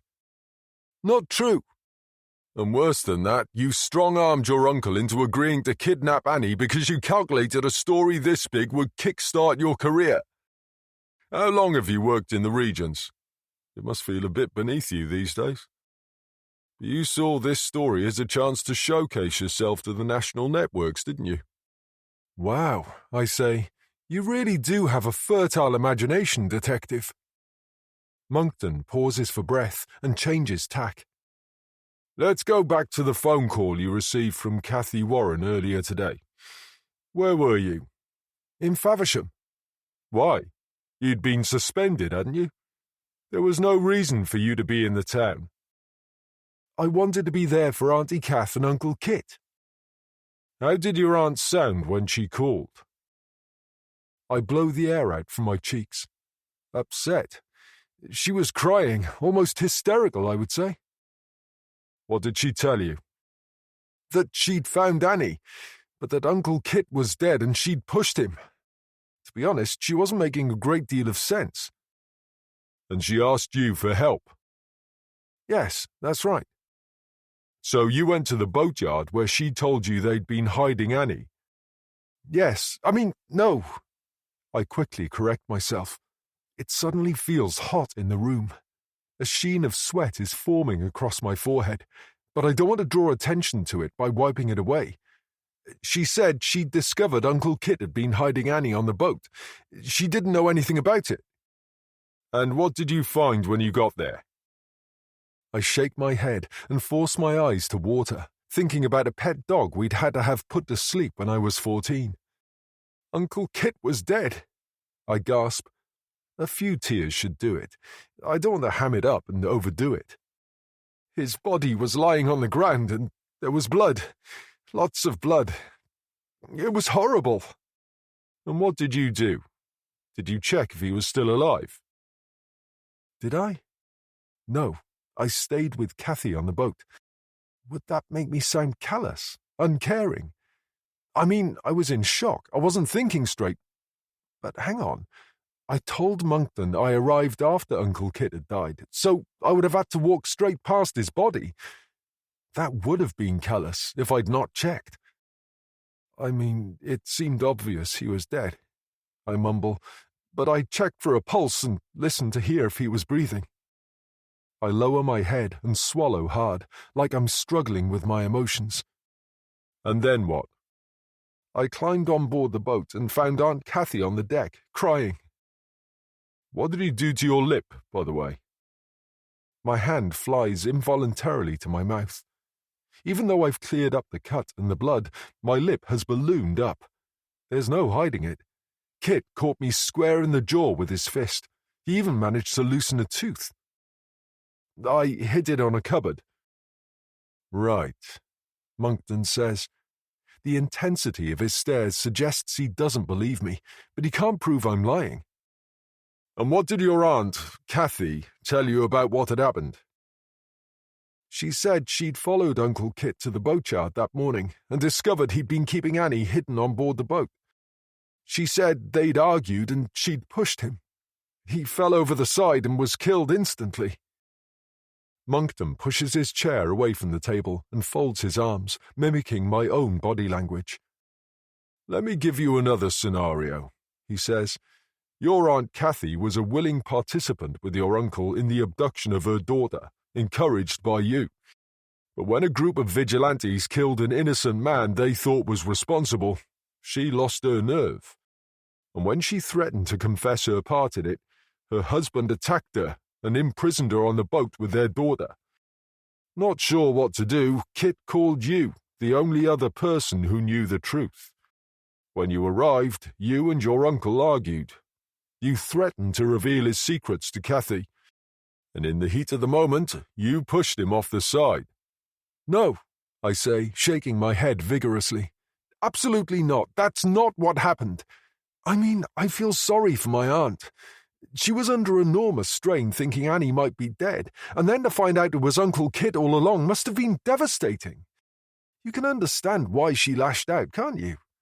I don't suppose she meant to kill him, but maybe for her it's better that way. You think your uncle was working alone? That he came up with a plan to abduct his daughter and that your aunt knew nothing about it?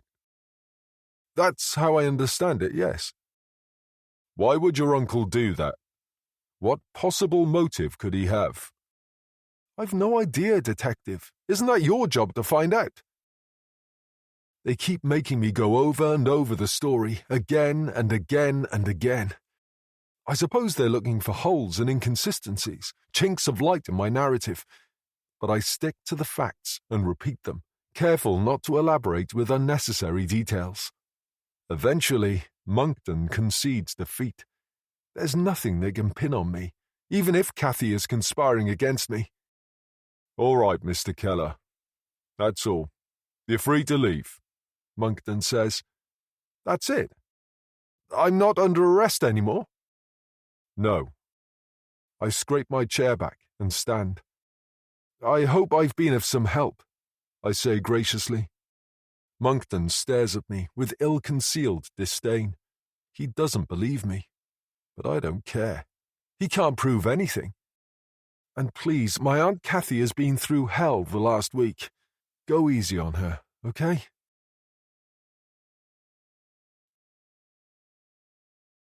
Chapter 46. Kathy. They've let me languish in this tiny custody cell in the bowels of the station for hours. Why didn't they just charge me and get it over with? I've admitted my role in Annie's abduction and told them the truth about everything. Well, nearly everything. Obviously, I've not told them about Jake's role or that he helped to conceal her in his loft. But why drag him into it? He was only trying to help. What's taking so long? Is it because they're questioning Yannick again? Surely they don't believe his lies. He'll have told them he had nothing to do with Kit's death, and I pushed him off the boat. The problem is, it's my word against his, and unless Yannick confesses, I'm facing a murder charge on top of kidnapping my own daughter. And if I'm convicted of Kit's murder, I'll be going down for a very long time. And I'll probably never be allowed to see Annie again. When the cell door clangs open and I march back to the interview room, I've lost all track of time. The hours have all rolled into one. Monckton and the senior female officer are waiting for me, both looking weary. Sit down, Monckton instructs me. He sounds pissed off. Did you speak to Yannick again? He maintains he knew nothing about Annie's kidnap until you called him from the boatyard this morning, upset because you killed your husband and you didn't know what to do. I didn't call him. He says you did. Well, he would, wouldn't he? It's in his interest to blame it on me. It's your word against his. Can't you look at the DNA or something? I say, my chest tightening with a growing panic. I can't go down for Kit's murder on top of everything else. It's not fair.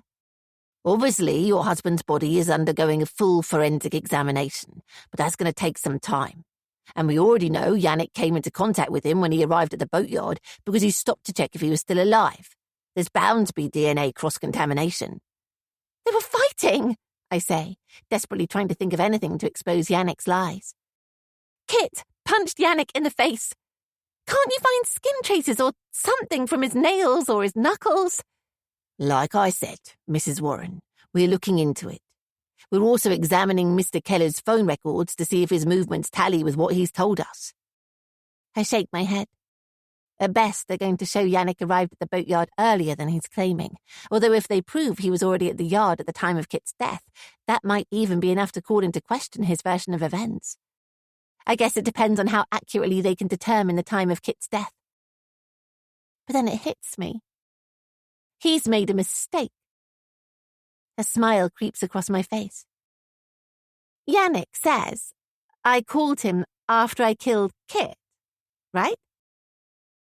Well, that's impossible. I didn't have my phone. I haven't seen it since I was last at the house, when Kit knocked me unconscious. So how could I have called him? Monkton glances at the female officer. She keeps her gaze fixed on me, not giving anything away. Mrs. Warren, your phone was recovered from the scene, Monkton says, and we've checked. There was a call made on it to your nephew's number at around the time he says you rang him. What? How? That's not possible. I have a sudden sinking feeling I'm being fitted up.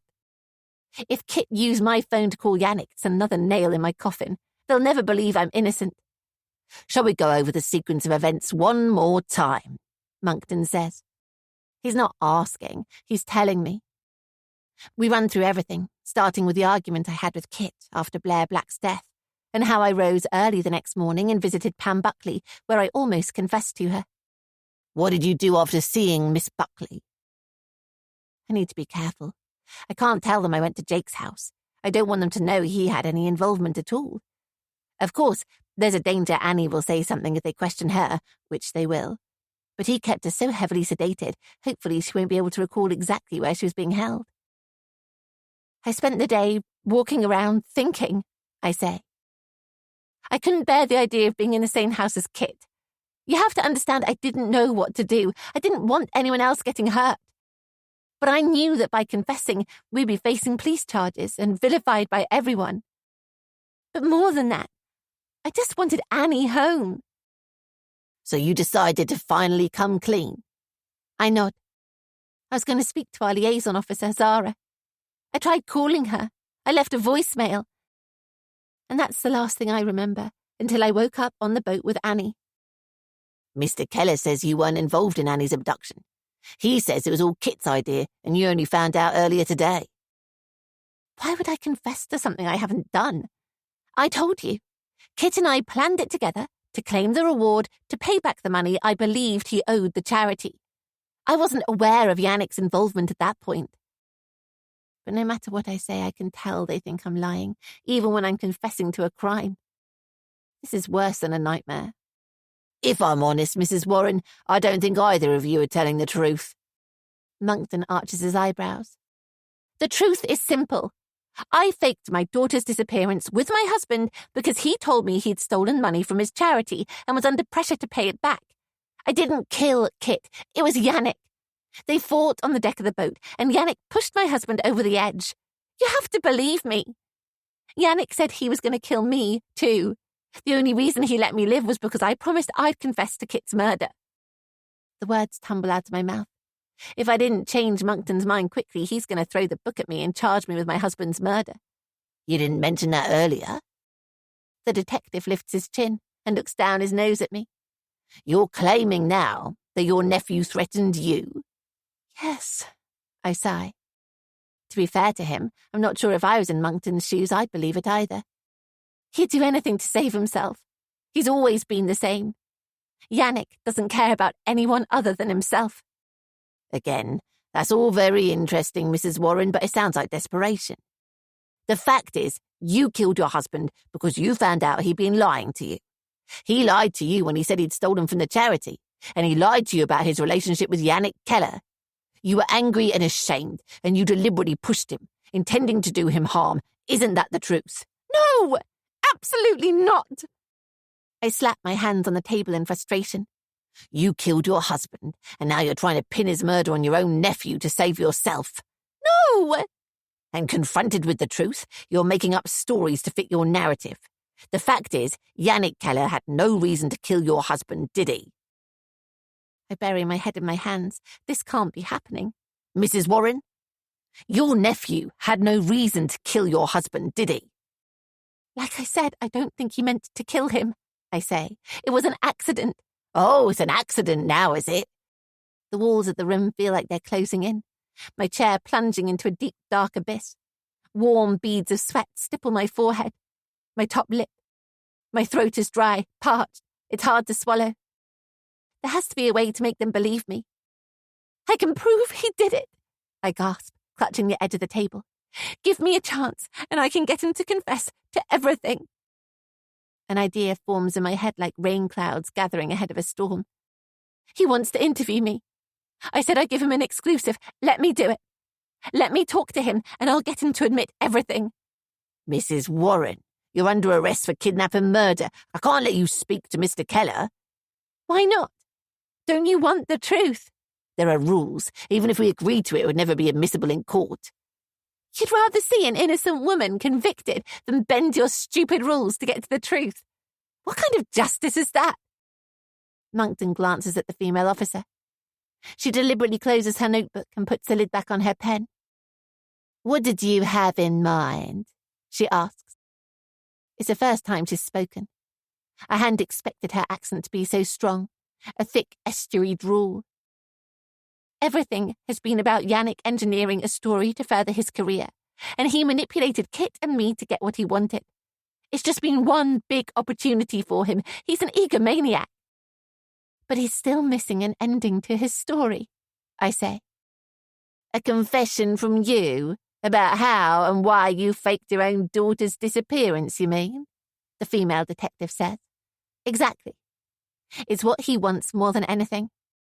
Let me do the interview and I'll get him to confess his involvement. I fix her with a steely look. I have to convince her to give me this shot. It's my only way out of being charged with a murder I didn't commit. I couldn't agree to something like that, I'm afraid, she says. Why not? What do you have to lose? You don't have any other evidence. It's my word against his, like you said. Give me the chance and at least you'd know for sure. I sympathise. I really do. That's above my pay grade for a start. I don't have the authority to agree to something like that.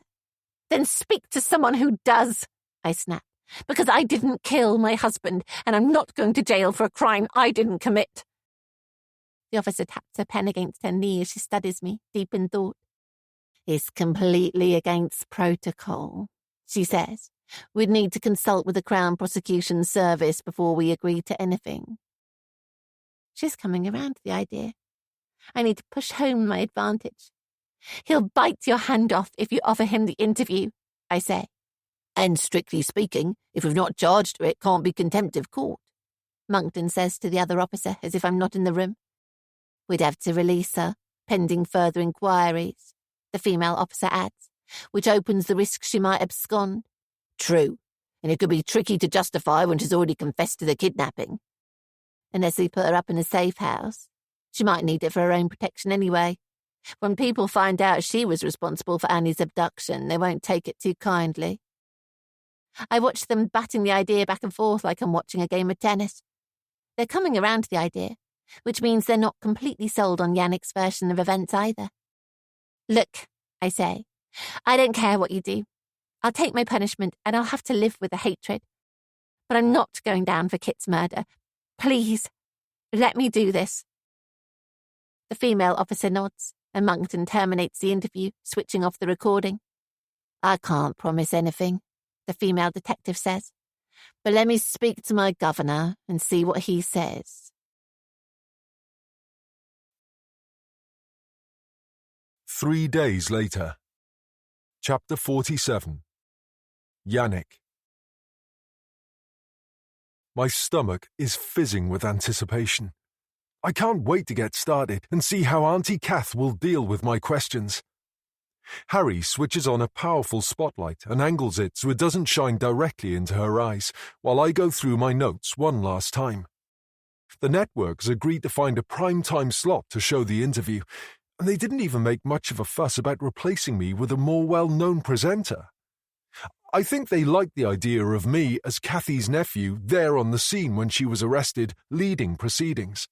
It's going to be one of those moments in history that parents will be telling their children about in years to come, like when Princess Diana was interviewed by Martin Bashir or David Frost grilled Richard Nixon.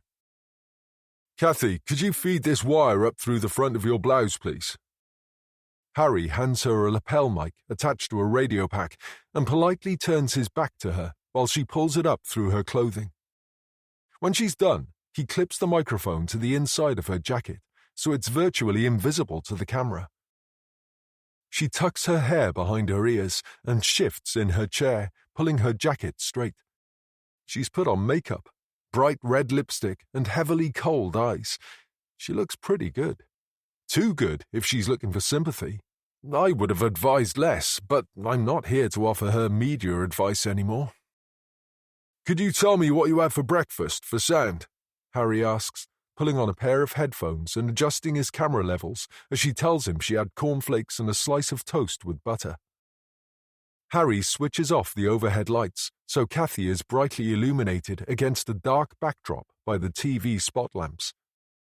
I turn on my microphone and count down from 10 so Harry can check my levels, and then take my place opposite my aunt. Are you ready? I ask.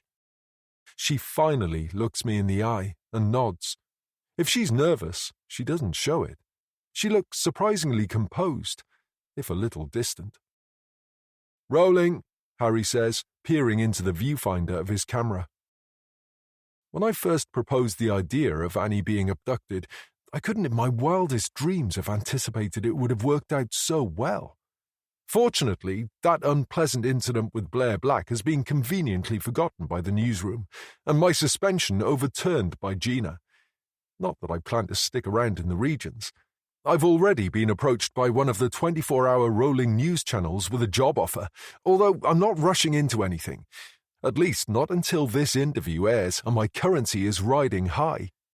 Even though she'd made a promise, I was surprised my aunt reached out so soon, especially as she's been in police custody. Frankly, I'm still amazed they agreed to let her do it. It was the police press office who initiated things, offering the interview to me 2 days ago. The only stipulation is that the interview can only be broadcast after any legal proceedings have ended. In other words, after a trial convicts Kathy and she's jailed, which is fair enough because they wouldn't want a jury influenced by what they've seen on TV. At first, I thought it was a trap, but now I realize it must be part of their plan to get Kathy to incriminate herself. Well, let's see if I can help them put the final pieces of the jigsaw together and get her to confess everything on camera.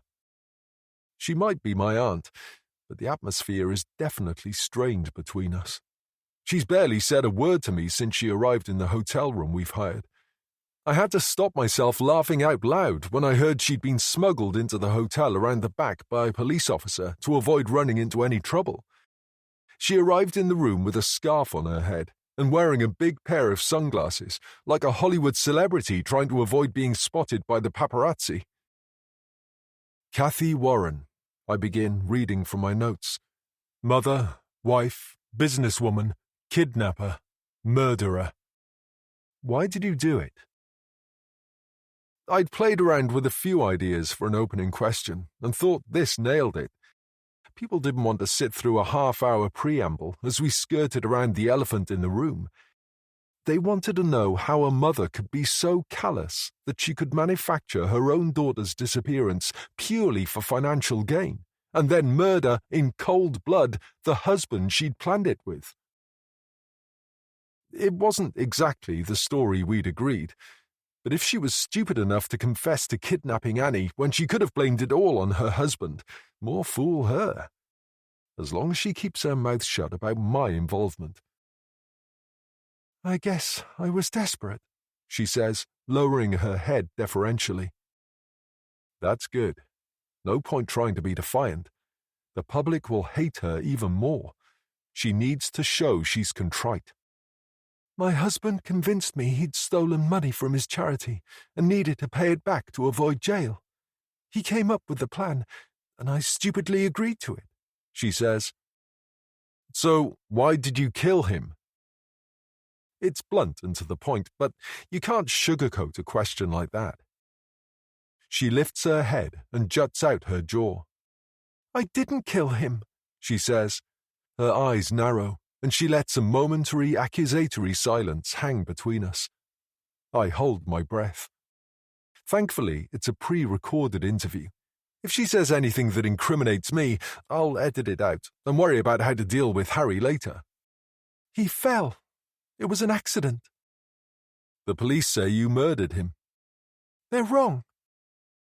Now I understand why the police were happy for the interview to go ahead. She's still not confessing to Kit's murder, and they want me to tease out a confession. But I need to be careful. I'll come back to it later. I certainly don't want her pointing the finger at me on camera, so I change tack.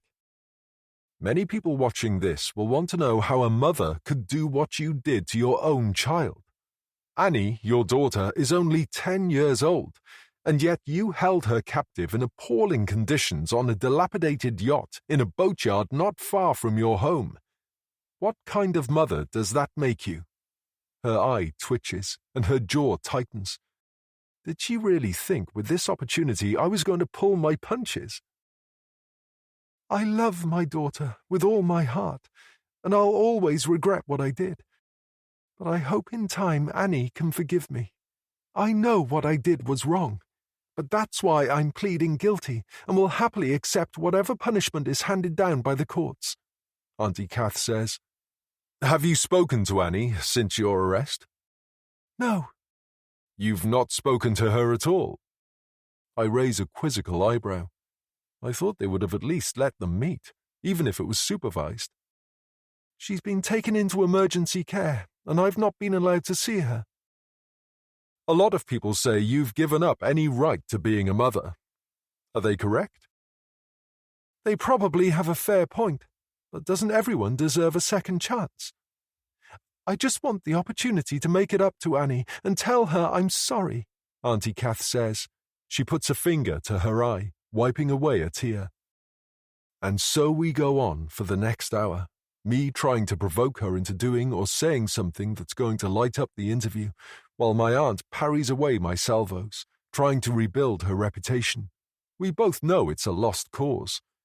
Most people watching will never forgive her. I ask again about Uncle Kit's death, certain it's what the police want. But she continues to stick to the line that he fell and refuses to admit she pushed him. And no matter how I go at it, she doesn't give an inch.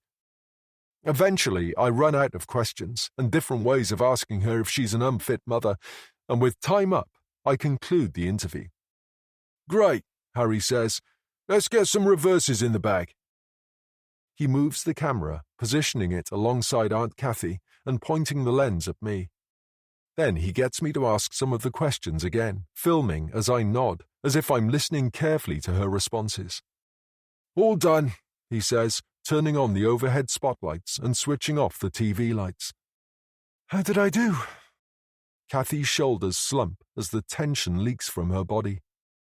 You did great. I shoot her an encouraging smile, trying to hide how much I'm buzzing.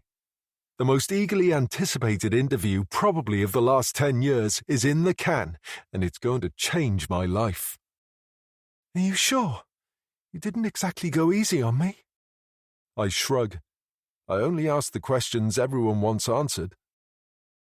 The shrill ring of Harry's phone cuts through the awkwardness between us. He answers and gives a curt reply to whoever's calling. Sorry, Yannick, he says, clamping his hand over the phone. I need to take this.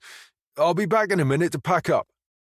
He steps out of the room, and as the door swings shut, Aunt Kathy and I are alone together for the first time since we were on that yacht in the boatyard.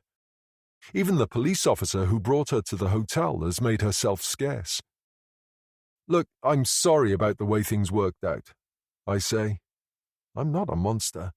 I do feel sorry for her. I'd not planned it this way, and if she hadn't lost her nerve and tried to call the police, we wouldn't be here. Uncle Kit would still be alive, and Aunt Kathy wouldn't be facing a long prison sentence. Are you? She says. Of course I am. I yank off my microphone and switch off the radio pack hitched to the belt of my trousers. I coil the wire around my hand and leave it on the floor by the camera. Don't you feel even remotely guilty? Kathy crosses her legs and hugs her knee. For what? This is all you're doing. I'm facing years in prison because of you, and I'll probably never see my daughter again. Yeah, I'm sorry, but at least I'm helping get your side of the story told. She's being a bit ungrateful. She laughs sarcastically. Is that what you call it? I lost everything 30 years ago when my father, your grandfather, died. And now I've lost everything again because of you. You, Yannick. My own family. That's a bit harsh. I don't think it's fair to blame me. You blackmailed Kit and left him with no other choice than to go along with your stupid plan. Blackmail is such a strong word, I say. You threatened to destroy him if he didn't do what you wanted. What would you call it?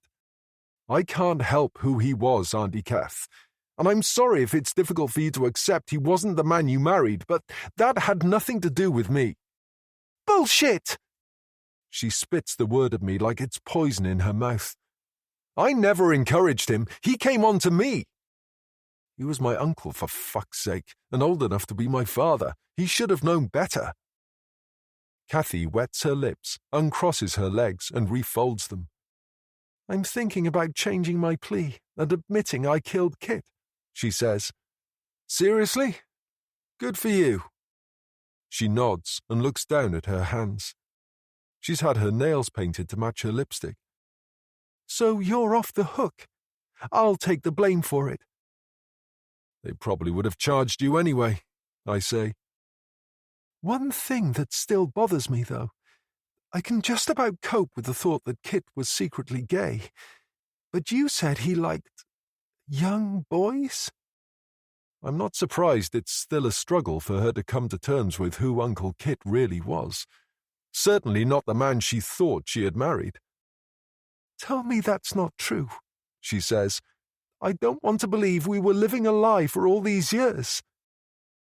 Don't torture yourself.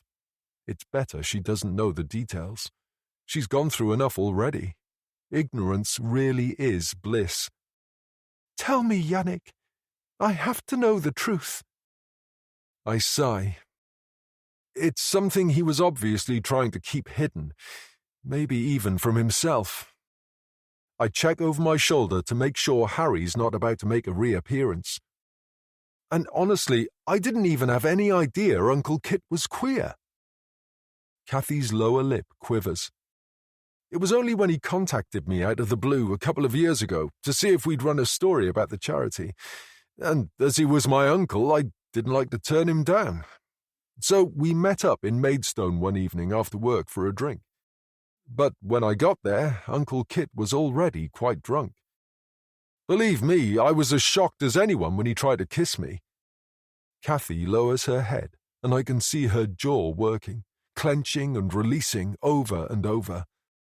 Go on, she whispers. Are you sure you want to hear this again?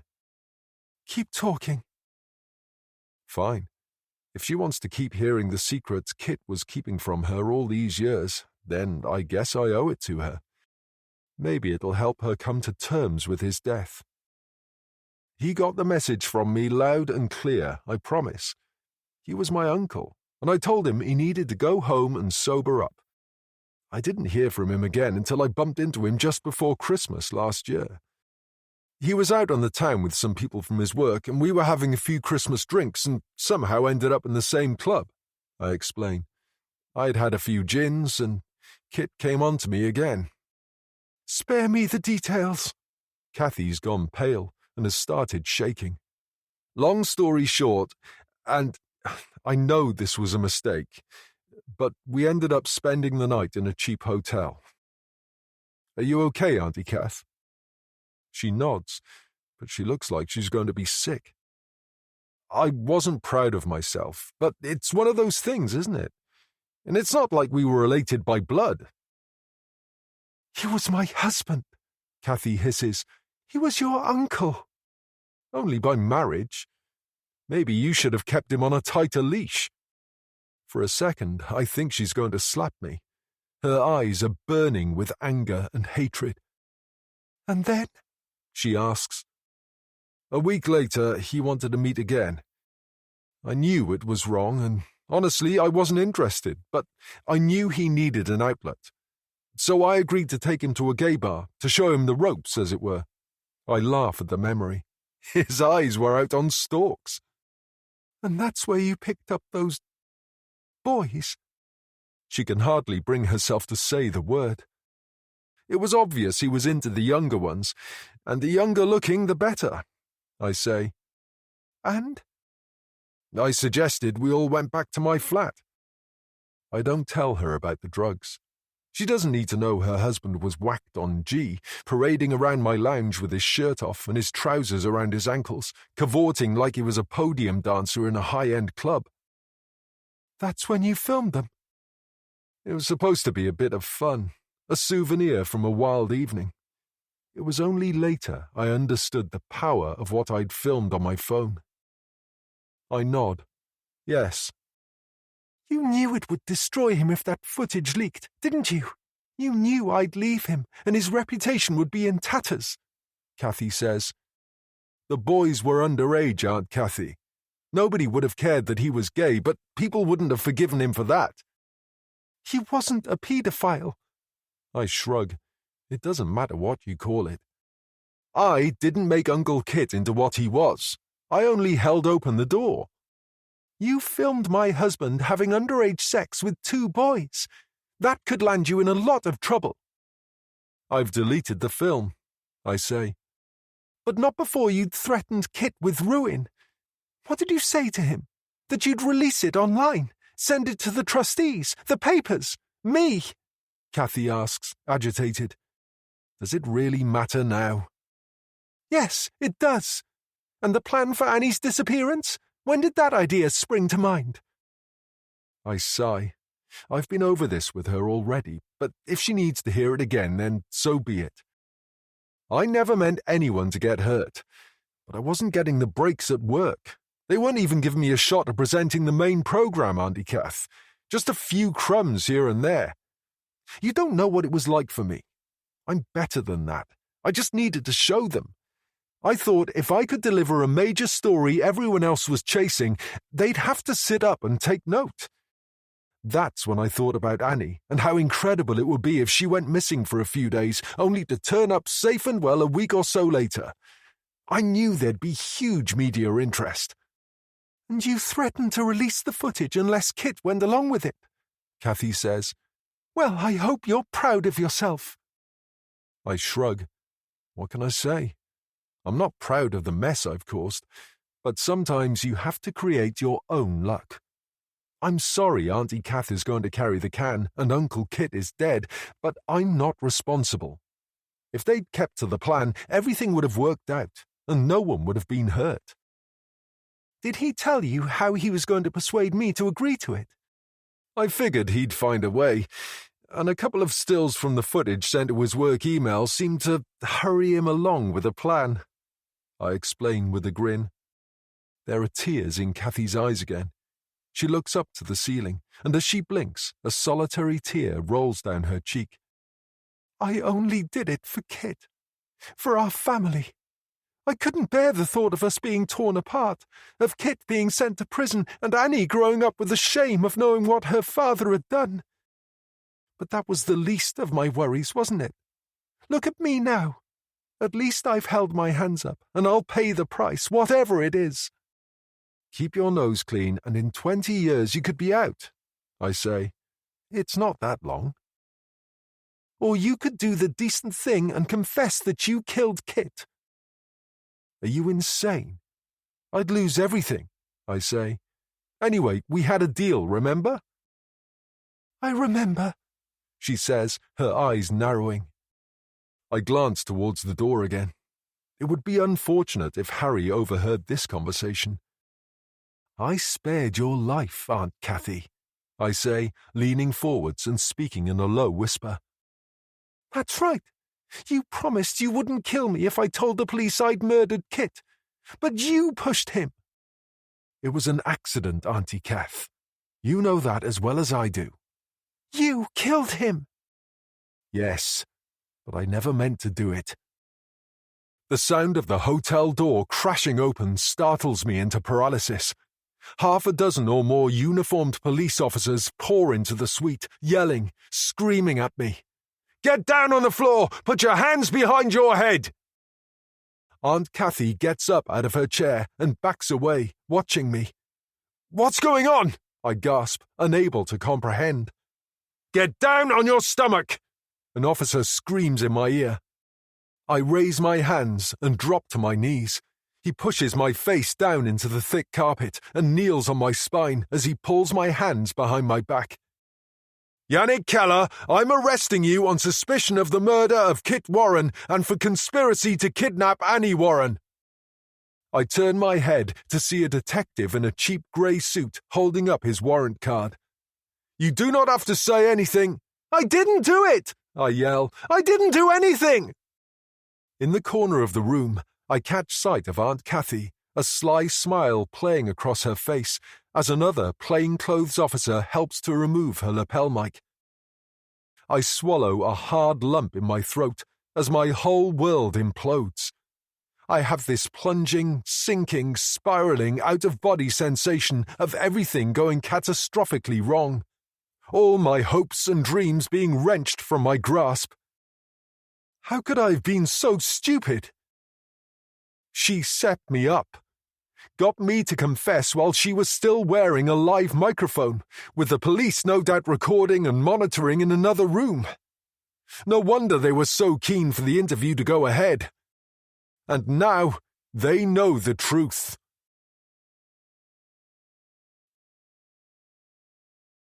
"9 months later. Chapter 48. Dolores.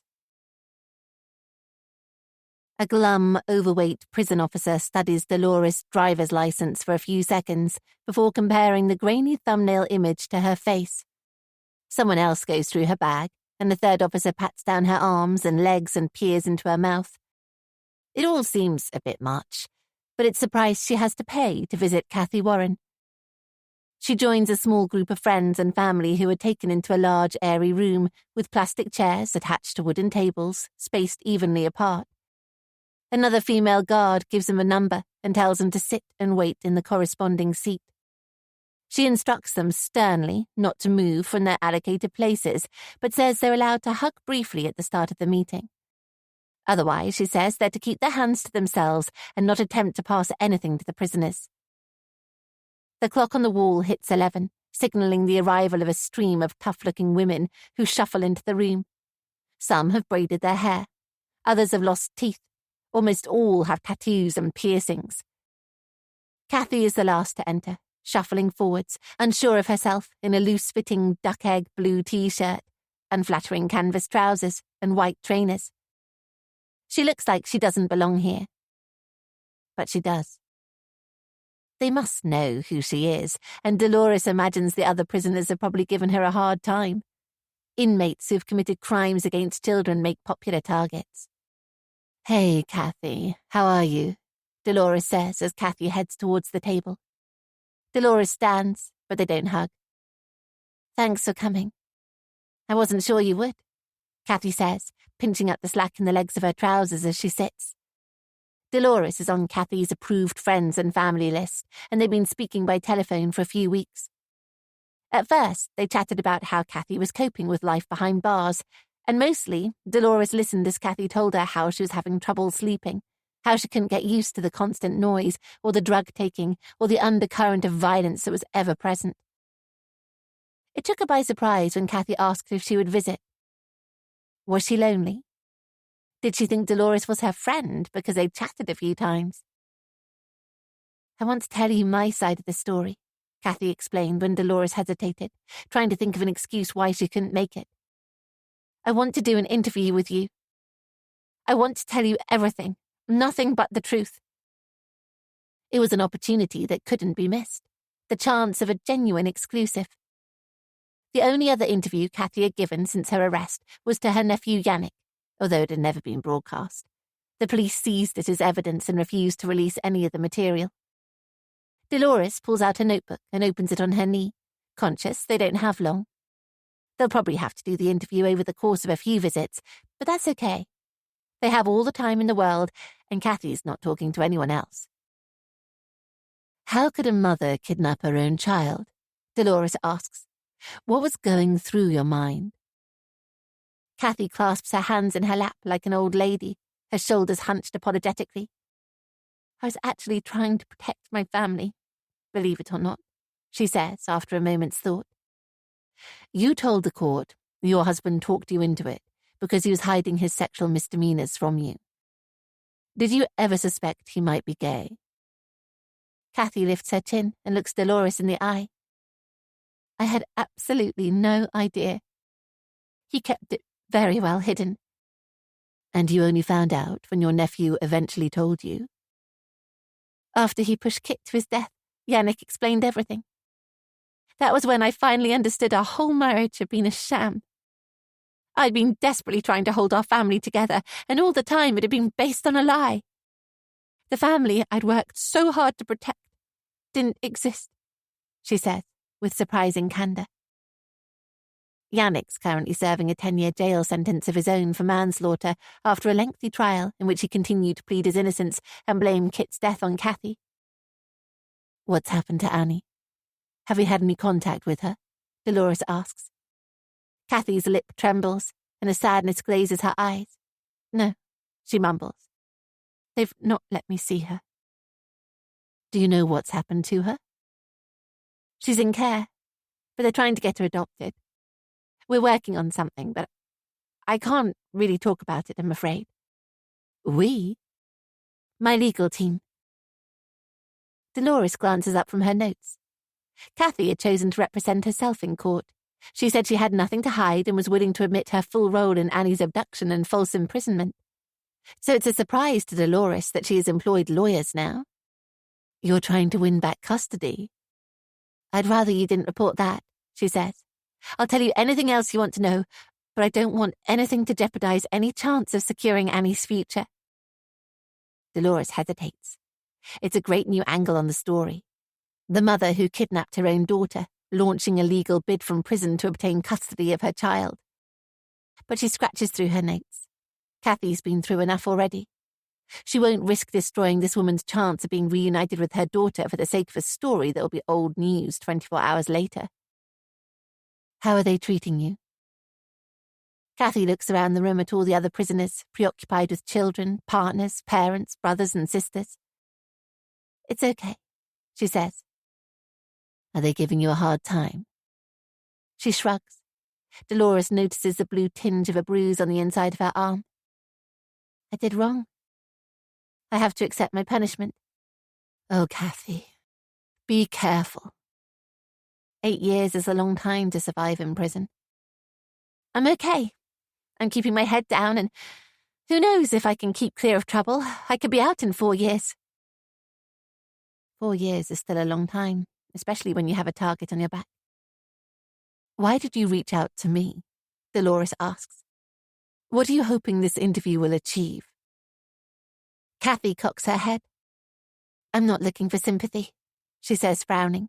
And I'm not looking for forgiveness. I know what I did was wrong, and I'm paying the price. But I've lived with too many lies for too long. I want people to know the truth, the whole truth. And what is the truth? Kathy chews her lip and thinks carefully about her reply. My husband lied to me. Not only about who he was, but about what he'd done. And I was a fool to fall for it. When he suggested using Annie to dig himself out of a hole, I should have said no. But I was a coward. I think about all the people in my community who gave up their time to look for Annie. All the police time that was wasted when they should have been working on more important matters. All the prayers that were said, the good wishes and flowers that were sent. I'm truly sorry for it all. Dolores writes down every word diligently. This is good stuff. It gets to the heart of who Kathy really is, what she was thinking back then, and what she truly believes now. I thought I was doing the right thing, Kathy continues, for my family and my daughter, when actually I was doing the opposite.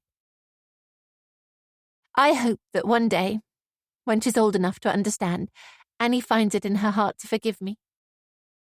Because she is the one person in all of this who I hurt the most. And somehow, I need to find a way to make it up to her. Maybe in time she'll find these words and realize I only ever acted out of love.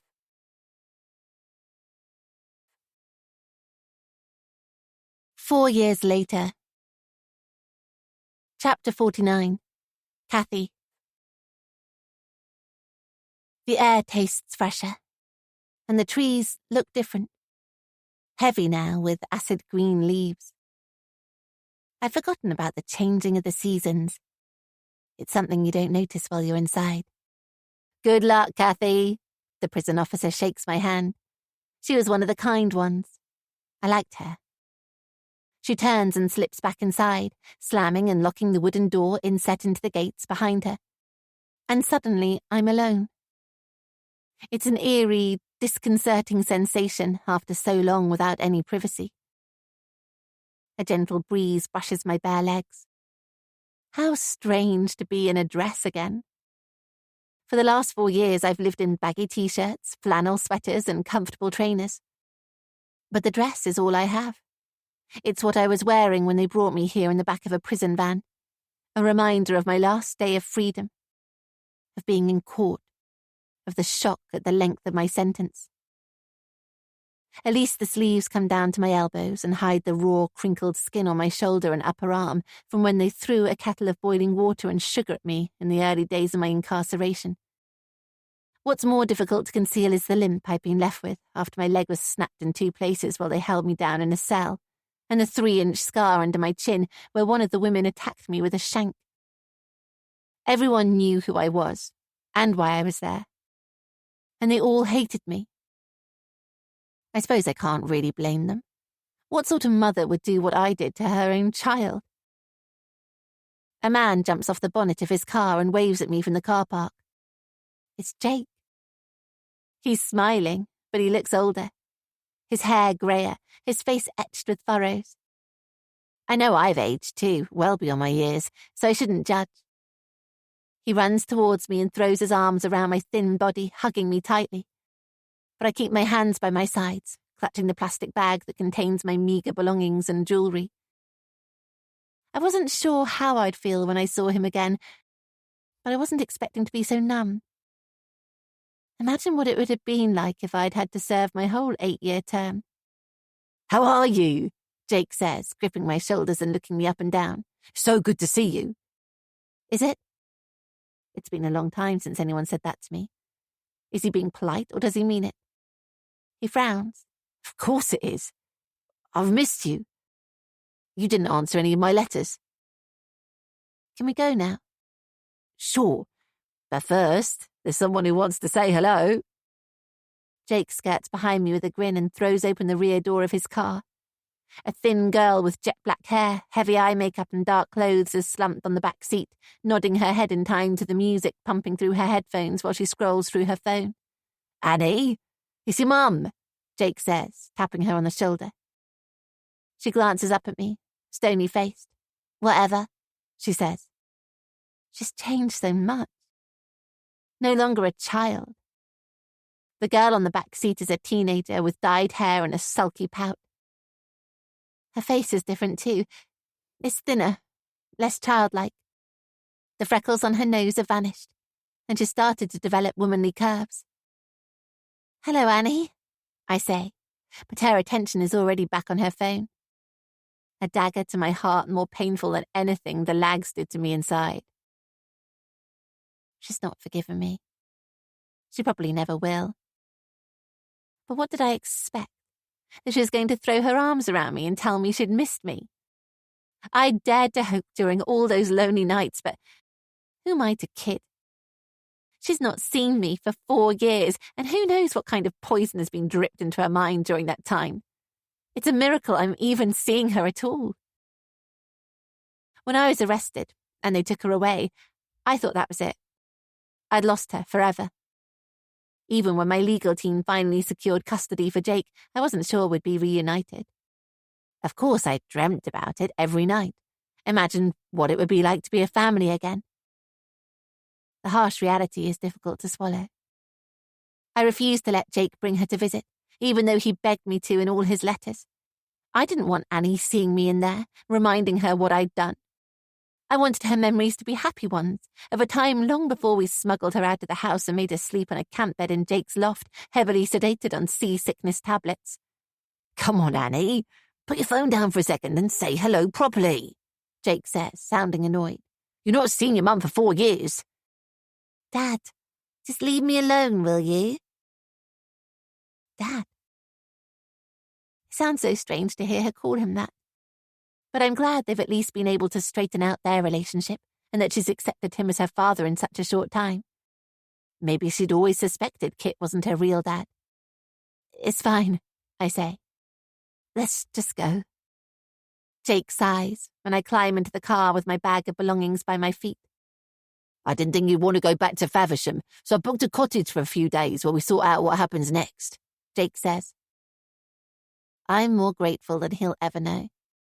I can't imagine ever going back to the town and facing all those people. To them, I'm nothing but a liar and a cheat, or worse than that, a child abuser.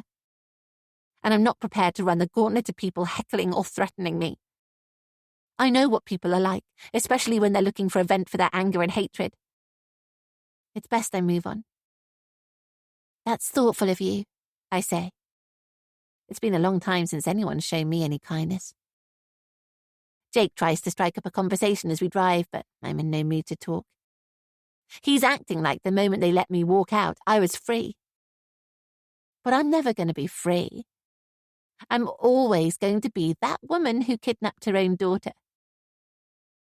And so for the next 2 hours we drive in silence, until he pulls onto a long dirt track and parks outside a stone cottage surrounded by woodland. It's an idyllic spot where we're unlikely to be disturbed. It's so considerate of him, especially as I'd given zero thought to where I'd go when I was released. I picked up some clothes for you, Jake says, hauling a bag out of the boot. I had to guess at your size, so I hope they're okay. Anything's better than this dress. It's too formal, too dressy, and it brings back bad memories of being in court with all those disapproving eyes staring at me.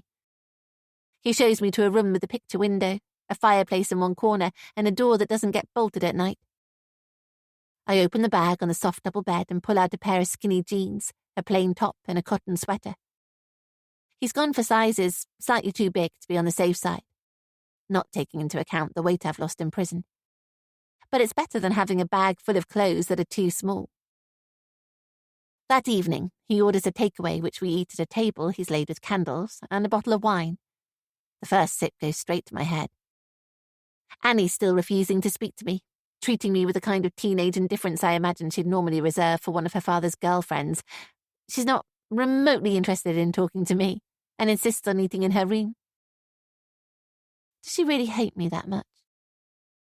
Have you thought about your plans going forward? Jake asks as he tops up my glass. A bit, I say. I've been looking at properties in East Sussex, he says. I think I could afford something with 3 bedrooms and some potential for improvement. What do you think? Sounds like a great idea. It does?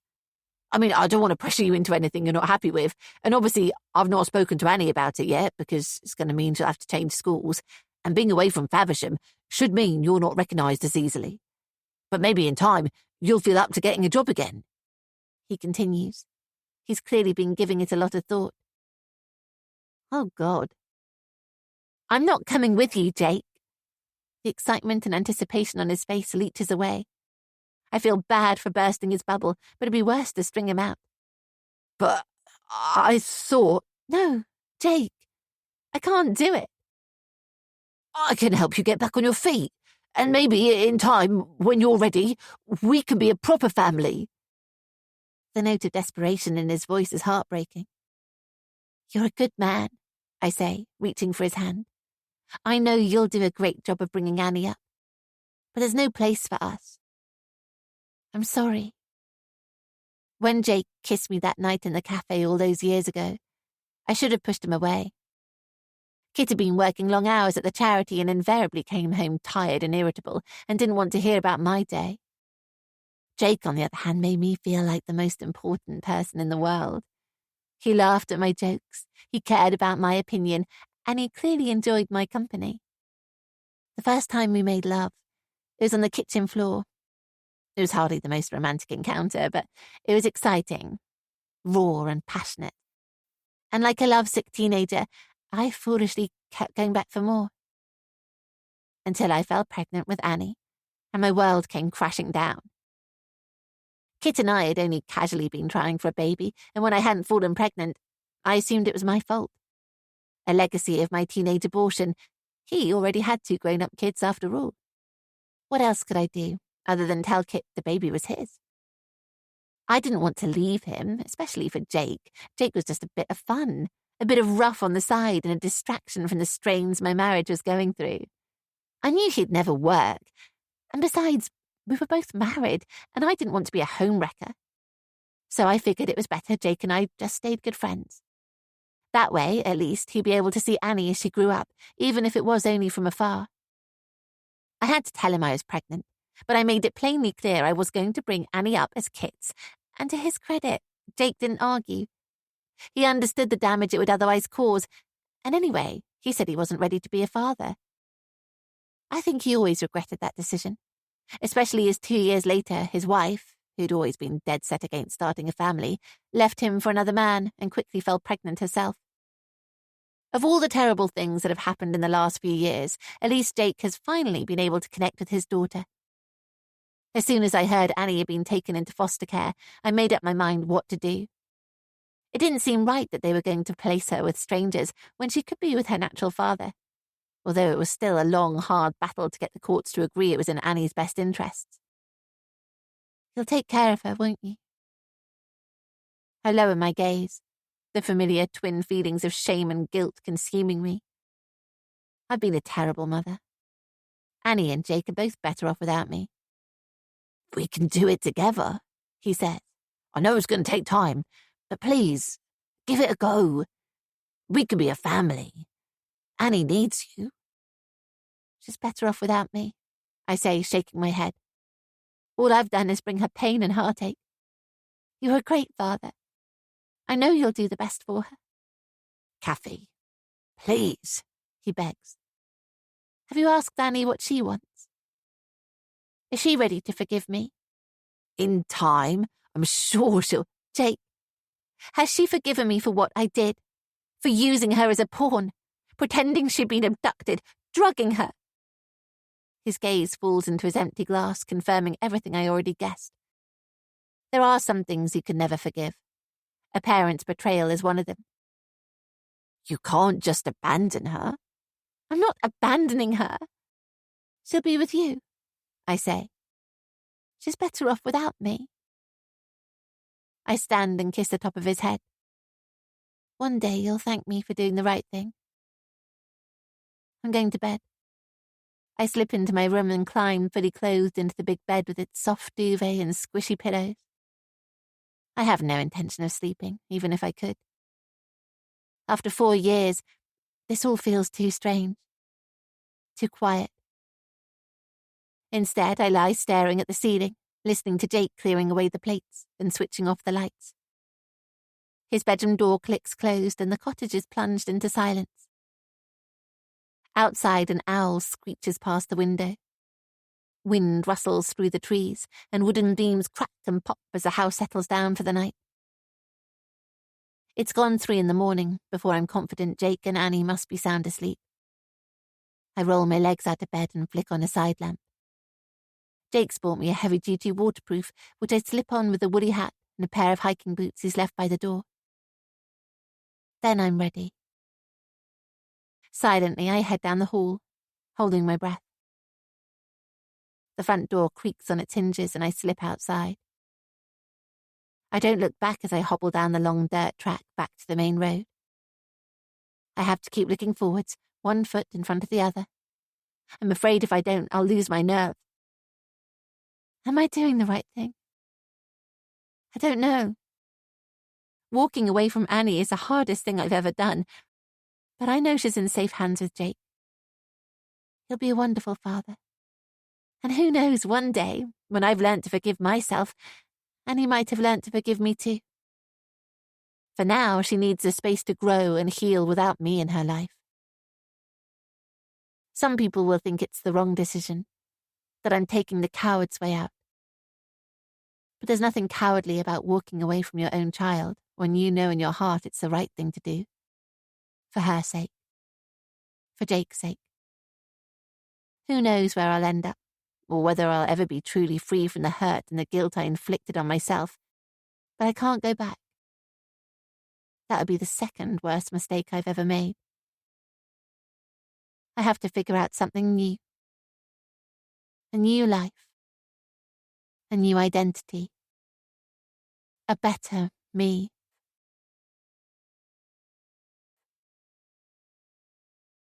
You've been listening to The Secrets We Keep by A.J. Wills, narrated by Penny Andrews and Andy Creswell, published by Quest, an imprint of W.F. Howes Limited.